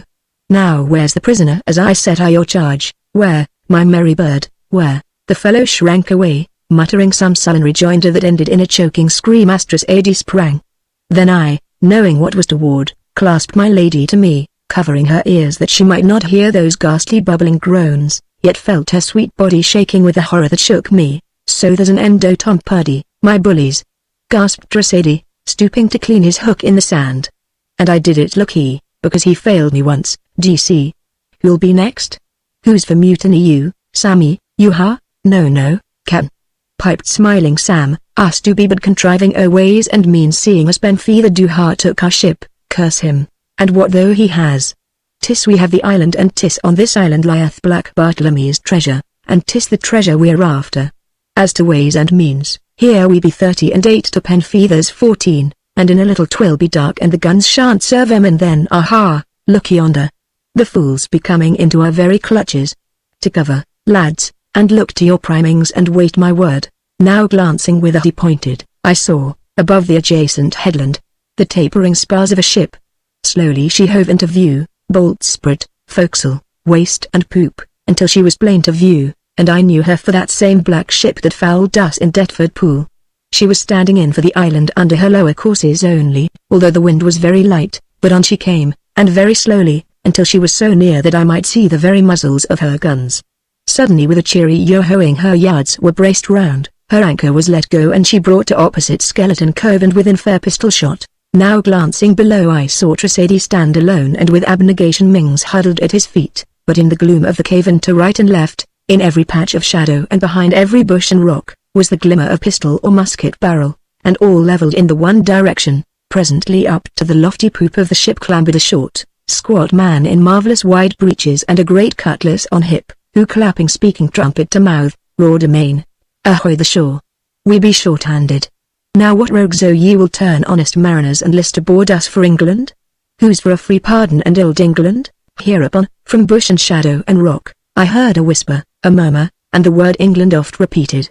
Tressady heard it also, and stepping forward he drew a long furrow in the sand with the toe of his shoe. "Look ye my hearty boys," says he, pointing to this furrow with his hook, "the first man as setteth foot athwart this line I send to hellfire along o Tom Purdy yonder. Ahoy the shore!"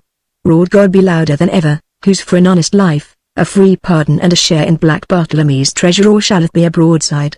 Here be every gun full charged wi' musket balls and 'tis point blank range. Which shall it be?" Once again rose a murmur that swelled to an angry muttering, and I saw smiling Sam come creeping from the shadow of the cave. "O Can," he piped, "'tis plaguey desperate business. Here's some on us like to be bloody corpses, but I'm wi' you, Can Roger, whether or no, 'tis me to your back, to my back, Sammy. Why so you shall, lad, so you shall, but I'll hire your pistols first, Smiler so." And whipping the weapons from the great fellow's belt, Tressady gave them to Abnegation Mings where he lay in the shelter of a rock, and sitting down, crossed long legs and cocked an eye at the heavens. "Hearties all," quoth he. "The moon sinketh apace and 'twill be ill shooting for 'em in the dark, so with dark 'tis us for the boat's muffled oars we clap 'em aboard by the forechains larboard and starboard, and the ship is ours, bullies ours, well and good, Can," piped smiling Sam. "But how if she slip her cable and stand from us, and how shall she, my fool lad?" And the wind dropped. "The winds failed 'em and they lie helpless, and that's gospel true, Can." Aye, when will you? "Just the word, Can," quoth divers voices in fierce answer. "Oh sink me!" groaned Mings, "here lies poor Abnegation shattered alow and aloft. Oh burn me, here's luck." "But you'll take me along, Roger?" "If death boards me tonight I'd rather go in honest fight than lying here like a sick dog, so you'll have me along, Roger?" "Aye that will I, lad, that will I, and, ahoy the shore!" roared Godby's great voice again. "Let them rogue dogs as'll turn honest mariners, them as is for England and a free pardon, stand by to come aboard and lively. In 10 minutes we open fire wi' every gun as bears." Now here there brake forth a clamour of oaths, cries and dismayed questioning. "Lord love us, what now, Cap? Is us to be murdered, look ye? Doomed men we be, lads. shall us wait to be shot, mates? What shall us do, Captain? What shall us do, lie low? Quoth Tressady, rising. Bide still all and let no man stir till I give word. In half an hour or less 'twill be black dark very well, for half an hour I'll hold 'em in parley, I'll speak 'em smooth and mighty friendly, here shall be no shooting. I'll hold 'em till the moon be down and Smiler shall come wi' me come, Sammy lad come. So saying he turned and I watched him stride out upon that spit of sand hard by Bartlemy's tree and this great fat fellow trotting at his heels. Upon the edge of the tide Tressady paused and hailed loud and cheerily, "Penfeather ahoy! Oh Adam Penfeather, here come I Roger Tressady for word wi' you. Look ye Adam, we've fought and run foul of each other this many a year, I, half round the world and all for sake o' black Bartlemy's treasure as is mine by rights, Adam, mine by rights. Well now tonight let's, you and me, make an end once and for all one way or t'other. There's you wi' my ship true, Adam, true. But here's me with the island and the treasure, Adam, and the treasure. And what then? Why then, says I, let's you and me, either come to some composition or fight it out man to man, Adam, man to man. So come ashore, Captain Penfeather, you as do be blacker pirate than ever was Bartlemy, come out yonder on the reef alone with me and end it one way or t'other. Come ashore, Adam, come ashore if ye dare adventure. Ahoy you, Tressady. Roared Godby in reply, Captain Adam is ashore we this moment, look as to know you, ye rogue. Round sprang Tressady as out from the dense shadow of Bartlemy's tree stepped Adam Penfeather himself. He stood there in the moonlight very still and viewing Tressady with head grimly outthrust, his arms crossed upon his breast, a pistol in the fist and deadly menace in every line of his small, spare figure. I'm here, Tressady, says he, his voice ringing loud and clear. And I am come to make an end o' you this night. It hath been long a doing, but I have ye at last, Roger. Be ye sure, Adam, so sure as death, Tressady, for I have ye secure at last. Bleed me but you're out there, Adam, you're out there. The boots on t'other leg, for hereabouts do lie 38 o' my lads watching of ye this moment and wi' finger on trigger, I know it, says Adam nodding. But there's never a one dare shoot me, for the first shot fired ashore shall bring a whole broadside in answer, d'ye see. But as for you, Tressady, pray if you can, for this hour you hang is it, Adam? Says Tressady, and with swift glance towards the sinking moon, and who's to do it who? The B-38 shall swing ye aloft so soon as I give 'em the word, Tressady, you do talk rank folly, Adam, folly, and ye know it. Says he smiling and stealing furtive hand to the dagger in his girdle. But and I should die this night I take you along wi' me and you can later, but he got no further, for smiling Sam, and marvellous nimble, whipped up a stone, and leaping on him from behind smote him 2 murderous blows and, staggering helplessly, Tressady pitched forward upon his face and lay upon the verge of the incoming tide. Beholding his handiwork, smiling Sam uttered a thin, high shrilling laugh, and spitting upon that still form kicked it viciously. Oh, Captain Penfeather, cries he, 'tis the Smiler hath saved ye the labour, look ye. 'Tis Sam hath finished Tressady at last and be damned to him. And now 'tis the Smiler as do be first to list wi' ye.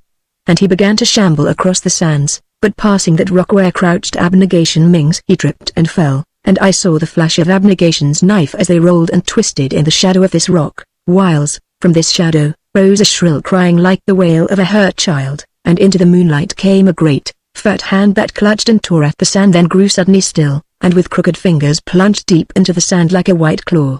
Then, tossing aside his bloody knife, Abnegation Mings struggled to his feet and came staggering to kneel above his comrade Tressady and to turn up the pallid face of him to the moon. And now Adam thrust away his pistols and with hands clasped behind him, turned to face the gloomy shadows of Skeleton Cove. Come out, sons o' dogs, says he. Step forward and show yourselves, and lively it is.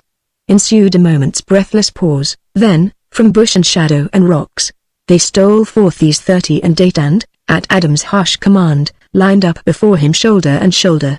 Well, says Adam, pacing slowly along their rank to peer into every sullen, hangdog face. Am I captain here? I or no? Aye. They cried in eager chorus, and us was promised a free pardon, captain.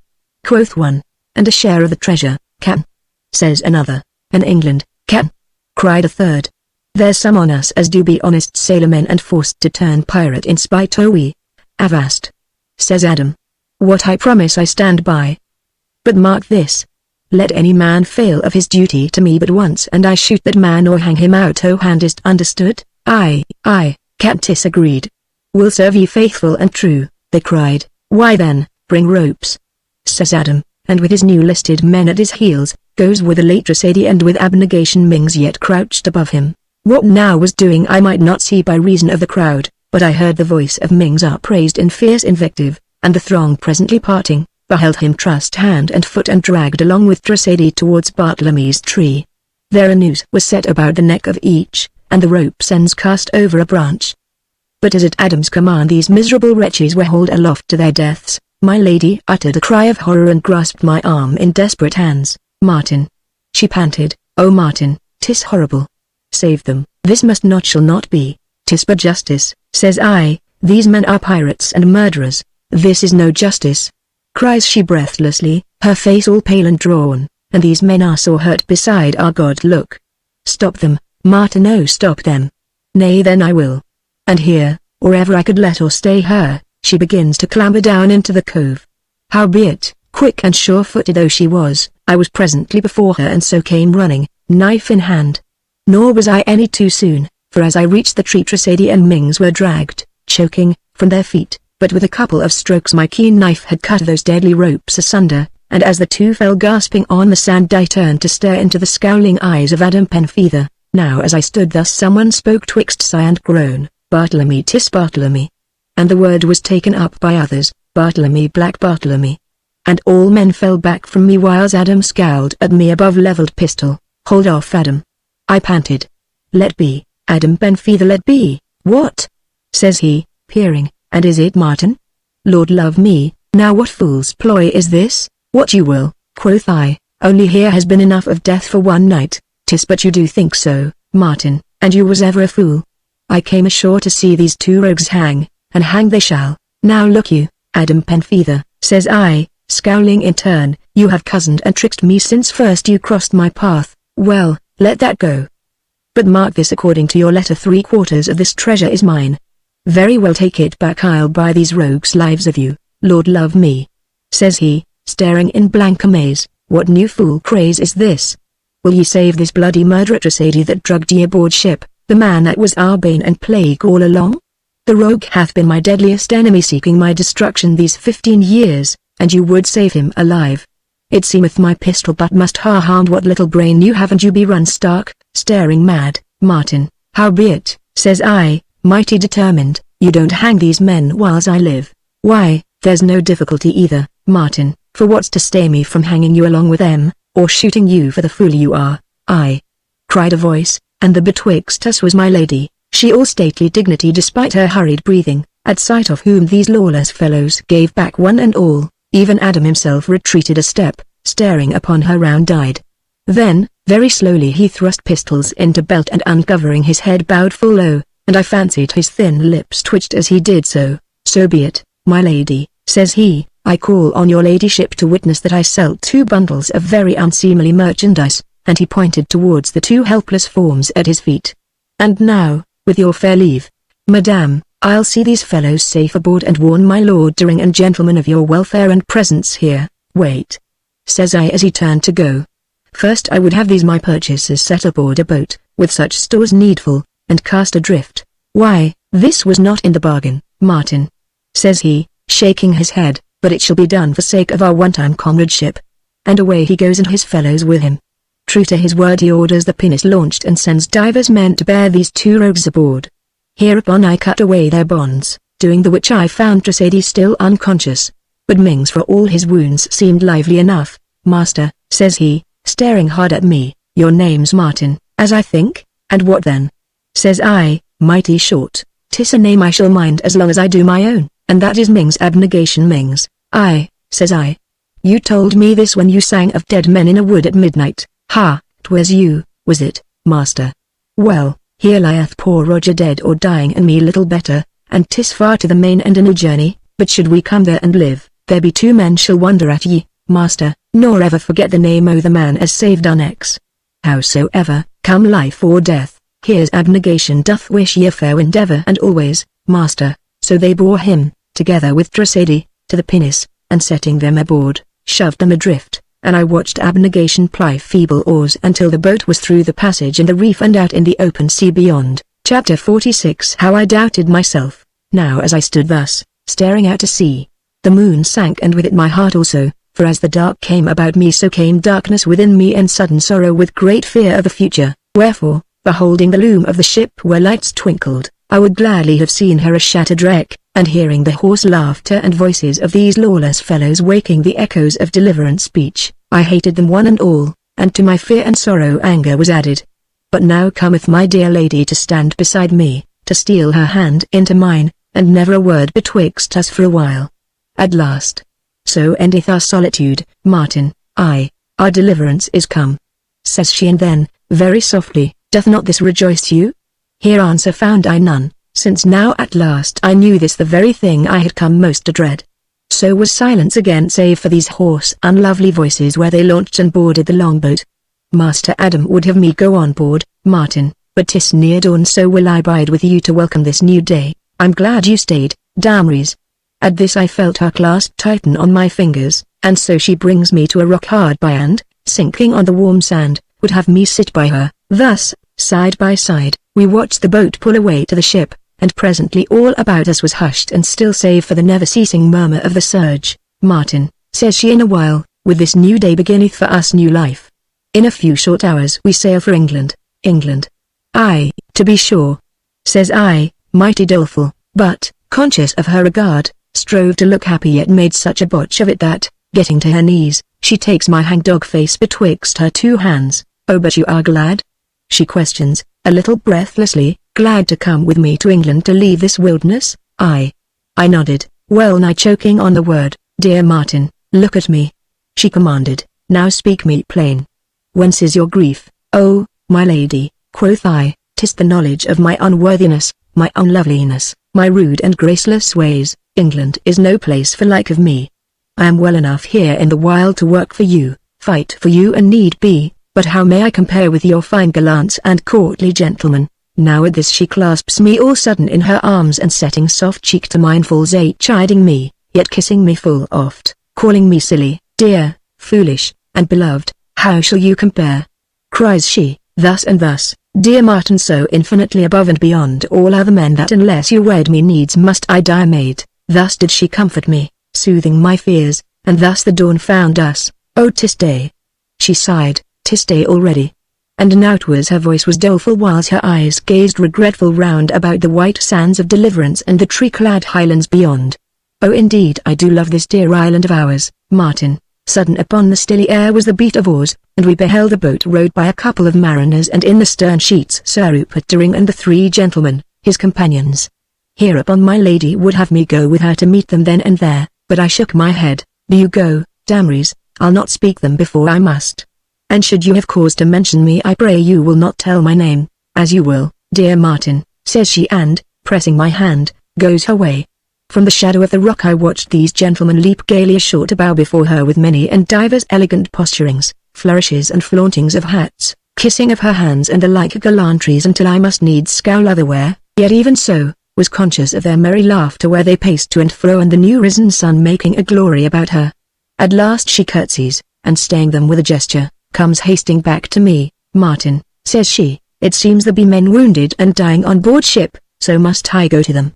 Will you not come with me? Nay, I answered, I'll to the caves for such things as you would bring away. Why then, my spoon, Martin, and 3-legged stool, bring these. Nay wait, 'tis there I would bid farewell to this our dear island. Wait me there, Martin. So away she goes on her errand of mercy, leaving me to my thoughts and these all of England and my future life there. I was fain to picture myself married and happy in my lady's love, my life thenceforth a succession of peaceful days amid the ordered quiet of that Kentish countryside I knew and loved so well. With the eye of my mind I seemed to see a road winding twixt bloomy hedgerows, past chattering brooks and pleasant meadows, past sleepy hamlet bowered mid trees, and so, 'neath a leafy shade, to where rose tall gates, their pillars crowned by couchant leopards wrought in the stone, and beyond these a broad avenue, its green shadows splashed with sunlight, leading away to the house of Conisby Sheen with its wide terrace where stood my lady waiting and expectant, yet nowhere could I vision myself. And now I must needs bethink me of Godby's long, dark road with the beckoning light and the waiting arms of love, and in my heart the old doubt waked and a fear that such peace, such tender meetings and welcome sweet, were not for such as I, nor ever could be. From these gloomy reflections I was roused by a giggling laugh, and glancing about, espied Sir Rupert and his 3 fellows, their finery somewhat the worse for their late hardship, yet themselves very gay and debonair nonetheless as they stood viewing me and mighty interested. Presently Sir Rupert steps up to me with his haughtiest fine gentlemanly air and no civility of bowing. "Let me perish, but here's notable change," says he, surveying my rich attire, so that I yearn for my rags again. "Here is strange metamorphosis. The sullen and rustic Simon bloometh at beauty's mandate, Caliban is tamed." At the which sally his companions giggled again. "Sir," quoth I, and awkwardly enough, "I am in no mood for your pleasantries. If therefore you have aught else to say of me, pray remove out o' my hearing." This protest Sir Rupert fanned airily aside with beringed hand. "I gather," says he, "that you have been at some pains of service to my Lady Brandon in her late dolorous situation. Here receive my thanks. I wish none o' your thanks, sir, none the less I bestow 'em on my Lady Brandon's behalf. Furthermore, enough, sir, I would be alone. Furthermore," he continued, and with another airy motion of his white fingers, "I would have you particularly remark that if my Lady Brandon, lacking better company, hath stooped to any small familiarities with you, these must be forgot and, ha!" I cried, springing to my feet, "Begone, paltry fool, lest I kick you harder than I did last time at Conisbee. Insolent gallows rogue." He panted, reaching for his sword hilt, but as he freed it from scabbard I closed with him and, wrenching it from his hold, belaboured him soundly with the flat of it, and such of his companions as chanced within my reach, until hearing shouts, I espied Adam approaching with divers of his grinning fellows, whereupon I snapped the blade across my knee and hasted from the place. I strode on haphazard in a blind fury, but reaching the woods at last and safe from all observation, I cast myself down therein, and gradually my anger grew to a great bitterness. For, thinks I, gallows rogue am I in very truth an outcast from my kind, a creature shamed by pillory and lash, a poor wretch for spiteful fortune's buffets. Hereupon, being a blind fool ever, I cursed the world and all men in it saving only my unworthy self. And next, bethinking me of my dear lady who of her infinite mercy had stooped to love such as I, it seemed that my shame must smirch her also, that rather than lifting me to her level I must needs drag her down to mine. She, wedding me, gave all, whiles I, taking all, had naught to offer in return save my unworthiness. Verily it seemed that my hopes of life with her in England were but empty dreams, that I had been living in the very paradise of fools unless, here I raised bowed head, and clenching my fists stared blindly before me. How if the ship should sail without us? Chapter 47. How my doubting was resolved for me. The sun being high risen and myself famished with hunger, I set off for our habitation by paths well hid from observation and yearning mightily to find my lady there. Having scaled the cliff I reached the little plateau, and parting the bushes, recoiled from the muzzle of a piece levelled at me by a squat, grim fellow. "What, Godby?" says I, frowning, "D'ye take me for murderer still, then?" At this he let fall his musket in blank amaze, and then came running and with hands outstretched. "O pal!" cries he, "O pal, have I found ye at last? Ha, many's the time I've grieved for ye and my fool's doubts. O you, Martin, choke me else. I'm sorry, pal, burn me, but I've repented my suspecting o' you ever since, though to be sure you was mighty strange aboard the Faithful Friend and small wonder. But here's me full o' repentance, Martin, so if you can forgive poor Godby, full and freely," says I, whereupon he hugs me and the tears running down his sunburnt cheeks. "Then we're pals again, Martin, and all's bowman, and what o' me?" Turning about I beheld Adam on the threshold of the cave. "What o' me, shipmate, I what?" says I, folding my arms. "Ha, doth the tap o' my pistol butt smart yet, Martin? I know you beyond all doubt for pirate and buccaneer. All past and done, Martin. I know you planned from the first to seize the Faithful Friend. Aye, but where's your proof their Faithful Friend is blown up, and by your hand, like as not? True again, so it was, Martin, and thereby did I outwit Tressady and saved the lives of my own people. You have been at great pains to befool me to your evil ends. At no pains, Martin, was purely simple matter. You have been the death of divers men on this island, but always in fair fight," says he, glancing at me in his furtive fashion. "'Twas the more me, comrade, and black rogues all, so you say, and who's to deny it, shipmate? Aye, who indeed? It seems you've killed 'em all. Ha, d'ye doubt my word, Martin?" "Aye, I do so, and judging from what I know, I do take ye for a very rogue, and so I'm done with you henceforth." "Rogue?" says he, 'tis an ill word. And yet I had rather be rogue than fool, and you are the fool of the world, Martin, for here are you seeking quarrel with your best friend. Friend? Quoth I, O God protect me from such. Now, look ye, you have named me rogue and good as called me liar, which is great folly seeing you do lie in my power. So here will I prove my friendship and the depth of your folly. Nay, I'll hear no more, but you will. Cover him, Godby, and fire if I say so. O Lord love me. Groaned Godby, but obeyed nevertheless, and looking where he stood, his piece levelled at me, I knew he would obey Adam's word despite his anguished looks. And now, says Adam, crossing his arms, here's the truth own't. I found a poor wretch bent on vengeance, murder, and a rogue's death, which was pure folly. I offered you riches, the which you refused, and this was arrant folly. I took you for comrade, brought you aboard ship with offer of honest employ which you likewise refused, and here was more folly. Your conduct on board ship was all folly. So, despite yourself, I set you on a fair island with a right noble and handsome lady that you, by love, might perchance learn some little wisdom. Well, you fall in love. Stop! Cried I, clenching my fists. Not I, says he, uncrossing his arms, and I saw he had levelled a pistol at me in the crook of his arm. I'm no fine gentleman for ye to bruise, so haul your wind and listen. You fall in love with my lady, as how could you help, and she with you, which is a matter of some wonder. So here are you full o' love, but doth this teach ye wisdom? Never a whit. For now must you fall foul and belabour our foregallants, and from mere fine gentlemen transform them into your deadly enemies, and here was folly stupendous. And now you must quarrel with me, the which is folly absolute. Thus do I find ye fool persistent and consistent ever, and I, being so infinitely the opposite, do contemn you therefore. And now how are you done? I demanded, raging. Not quite, Martin. You balked me either hanging these two rogues Drosady and Mings, and here was pitiful folly, since to hang such were a wise and prudent measure. Thus have you loosed murder on my heels again. Well, let that go. But you doubted my word, you named me rogue, and for this you shall fight me. So saying he stepped into the cave and brought thence that same bejeweled Spanish rapier. I've no mind to fight with you, says I, turning away. An excellent blade, says he, making a pass in the air, then he tendered it to me hilt foremost and with a little bow. 'Tis right you should know I am wearing a chain shirt. No matter, quoth he, drawing, there is your throat or your eye come. So point to point we fell to it. I had been somewhat esteemed at the art once, and now I matched his vicious thrusts with cunning parades, with vaults and passes, pushing at him when I might, so that twice I was very near. But suddenly as he retreated before my attack, his blade darted and flashed and he called out, 1. And now he pressed me in turn with quick thrusts and bewildering feints, and presently called out again, 2. 3. 4.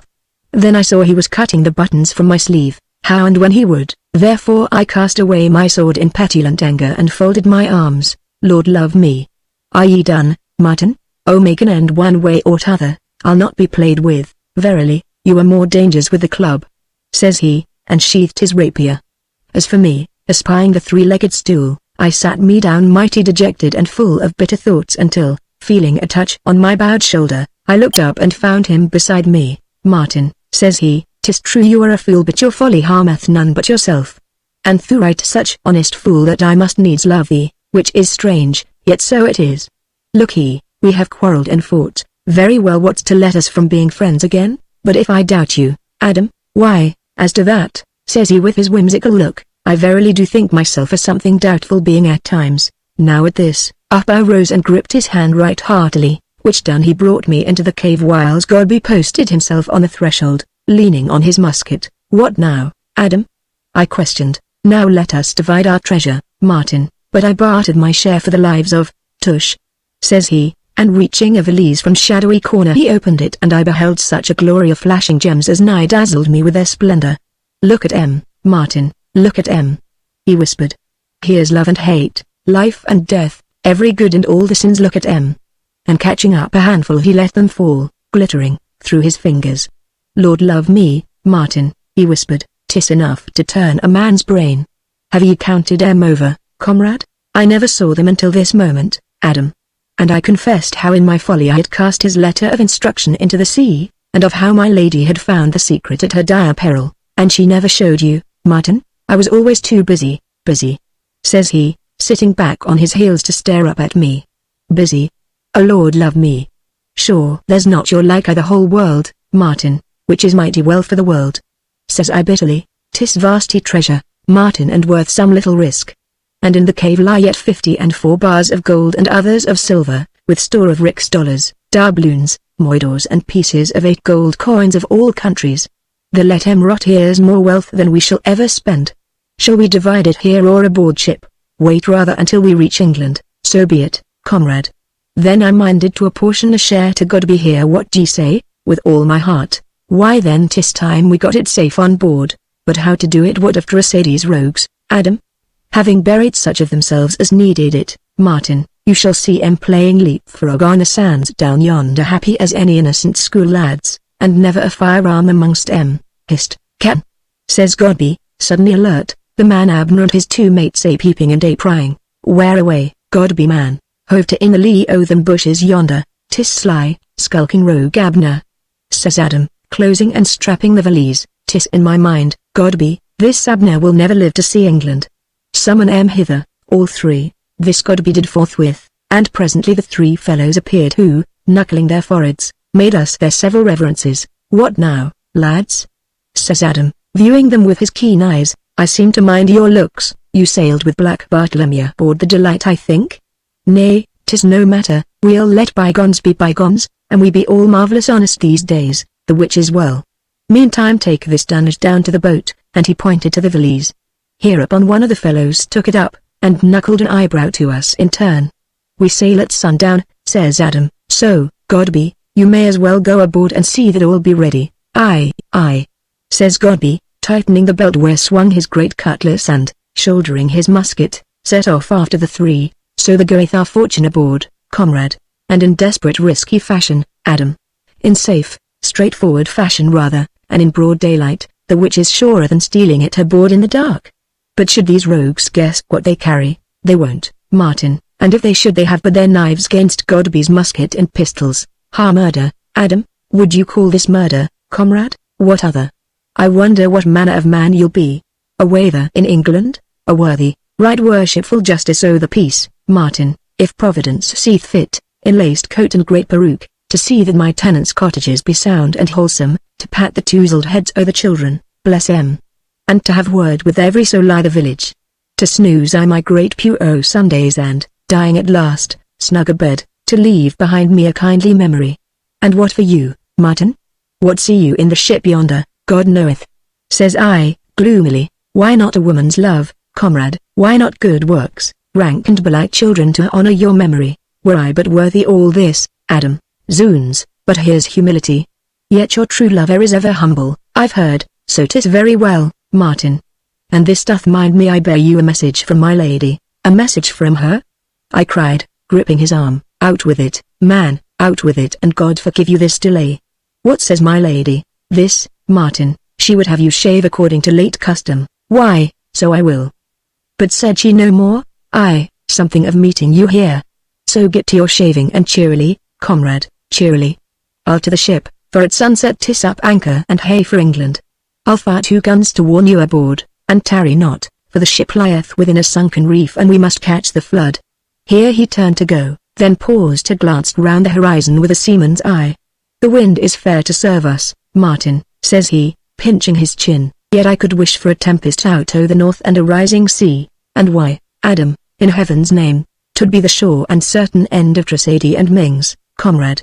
Howbeit what's done is done and all things do lie in the hands of Providence, so do I cherish hope. Go and shave, Martin, go and shave. Left alone I betook me to my razors and shaved me with unwonted care, yet hearkening for her quick, light step the while. Scarce was my labour ended that I thought to hear the rustle of leaves and hasted from the cave, calling on her name and mighty joyous and eager. Damries! Art here at last, dear my lady? And so came face to face with Sir Rupert. He stood smiling at my discomfiture, yet his black brows were close, but he halted and folded his arms and I could see the betraying bulge of the pistol on his great side pocket. For a while he measured me with his eye, at last he spoke.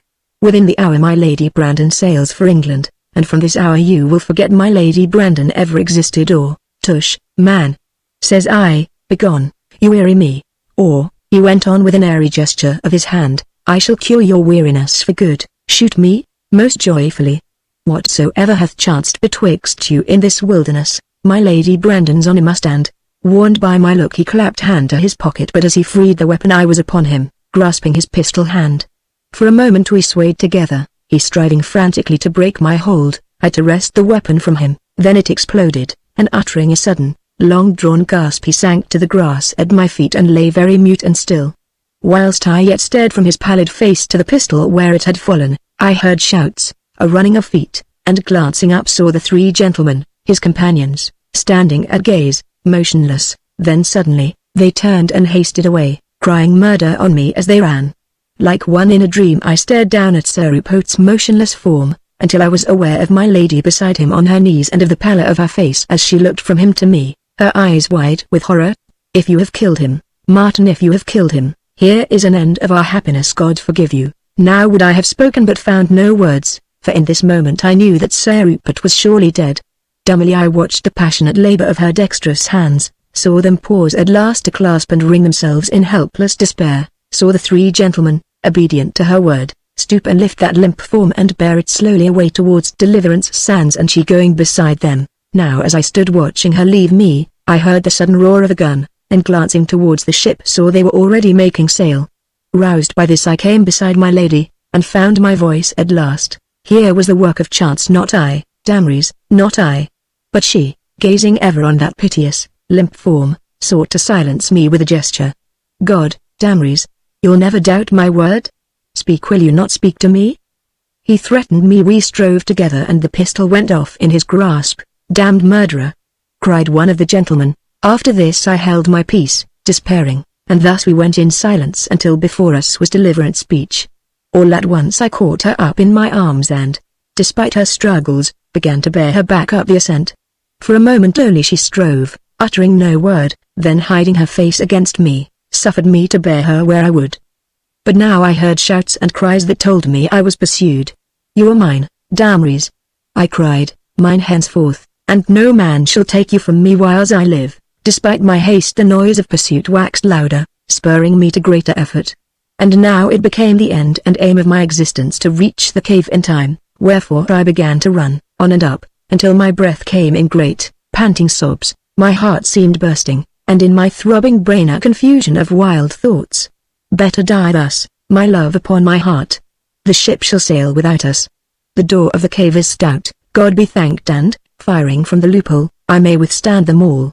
Breathless and reeling I gained the plateau at last, but as I staggered towards the cave I tripped and fell heavily, crushing her beneath me. But I struggled up, and bearing her within the cave, laid her upon my bed and closing the door, barred it. Then I reached my muskets from their rack and set them in readiness. This done, and finding my lady so still and silent, I came to view her where she lay and, peering in the dimness, uttered a great cry to see the pale oval of cheek horribly bedabbled with blood. Trembling in a sickness of fear I sank beside her on my knees, then, seeing she yet breathed, I parted the silky hair above her temple and so came on a cruel gash. Now as I strove to staunch this precious blood I heard again the echoing thunder of a gun. Damrys, says I, clasping her to me and kissing her pallid lips, O Damrys, they are summoning us to England. D'ye hear, beloved, d'ye hear? Well, they shall call in vain, they shall sail without us. Love hath found us and here with love will we abide. Wake, beloved, wake and tell me you would have it so. But, save for her breathing, and despite all my pleading and caresses, she lay like one dead. So I brought water and bathed her face and throat and wrists, yet all to no purpose, so that fear grew to agony. How if she die thus? Thinks I, why then I can die likewise. But again, how if she wake, and finding the ship gone, despise me and, in place of her lover, look on me as her jailer? For a long while I crouched there, my head bowed on my fists, since well I knew that England might shelter me nevermore. And yet to part with her that was become my very life. As I knelt thus, in an agony of indecision, was sudden tumult of knocking upon the door and the sound of fierce voices. Come forth, murderer! Open to us, rogue, open! But still I knelt there heeding only the hurry of my thoughts. How if the ship sail without us? How if she wake and know me for her jailer? How might I endure loneliness? How part with her that was become my life? Belike she might not hate me. Open, murderer, open! Roared the voices. A murderer! How if she believe this? Better loneliness and death than to read horror of me in her every look. And now beyond the door was silence, and then I heard Adam hailing me. "Oh oh, shipmate, unbar. Tide's on the turn and we must aboard. And trust me, Martin, for your comrades will see justice done ye. So come, Martin, you and my lady, and let's aboard." "Aye, aye, Adam," quoth I, "better die o' solitude than live with a breaking heart." "So cheerily it is, Adam." Then rising, I took my dear lady in my arms, and holding her against my heart, I kissed her hair, her closed eyes, her pale, unresponsive lips, and bearing her to the door, contrived to open it and stepped forth of the cave. And here I found Adam, pistol in hand, with divers of his fellows and the 3 gentlemen who scowled amain, yet, eyeing Adam's weapon, did no more than clench their fists and mutter of gibbets and the like. "Look you, Adam," says I, "my lady is stunned of a fall, but 'twill be no great matter once we come aboard. Let us go." "Why then, Lord love you, Martin, hasten," says he, "for tide's falling and it's all we shall do to clear the reef." Reaching Deliverance Sands I saw the boat already launched and manned and, wading into the water, laid my lady in the stern sheets. "Come!" cried Adam, reaching me his hand. "In with ye, man." "Not I, Adam." "Why, what now, comrade?" says he, staring. "Now my hand, Adam, and a prosperous voyage. How, comrade, will ye stay marooned in this desolation?" And he stooped to peer down at me. "Martin," says he, gripping my hand and staring into my eyes, "doth this mean you are safe for here by reason of the mystery of Sir Rupert's sudden end?" "Mayhap," says I, and loosed his hand. "What think you? That you are no murderer, comrade, nor ever will be. My lady said as much once. Farewell, Adam." And I waded back to the beach. "Give way, lads," cries he, "give way." I heard the splash and beat of their oars, and when I turned to look I saw them halfway across the lagoon. Then I turned and wandered aimlessly along these white sands that had known so often the light tread of her pretty feet. Very slowly I went, with eyes that saw not, ears that heard not, and my mind a confusion of bitter thoughts. At last I reached the little plateau, and from this eminence beheld the ship standing away under a press of sail, and saw that night was at hand. Suddenly as I watched, the ship, her lofty masts and gleaming canvas swam all blurred and misty on my sight, and sinking to my knees I bowed my head. "Almighty God," says I, "thou hast shown unto me the wonder of love and the heaven it might have been, but since love is not for me, teach me how I may be avenged." But now, even as I prayed thus, my voice brake upon a great sob, insomuch that I might pray no more. Therefore I cast myself upon my face, forgetting all things but my great and bitter loneliness, and so came night and shut me in. Here then I make an end of this narrative of Black Bartlemy's treasure, but how and in what manner I came to my vengeance is yet to tell.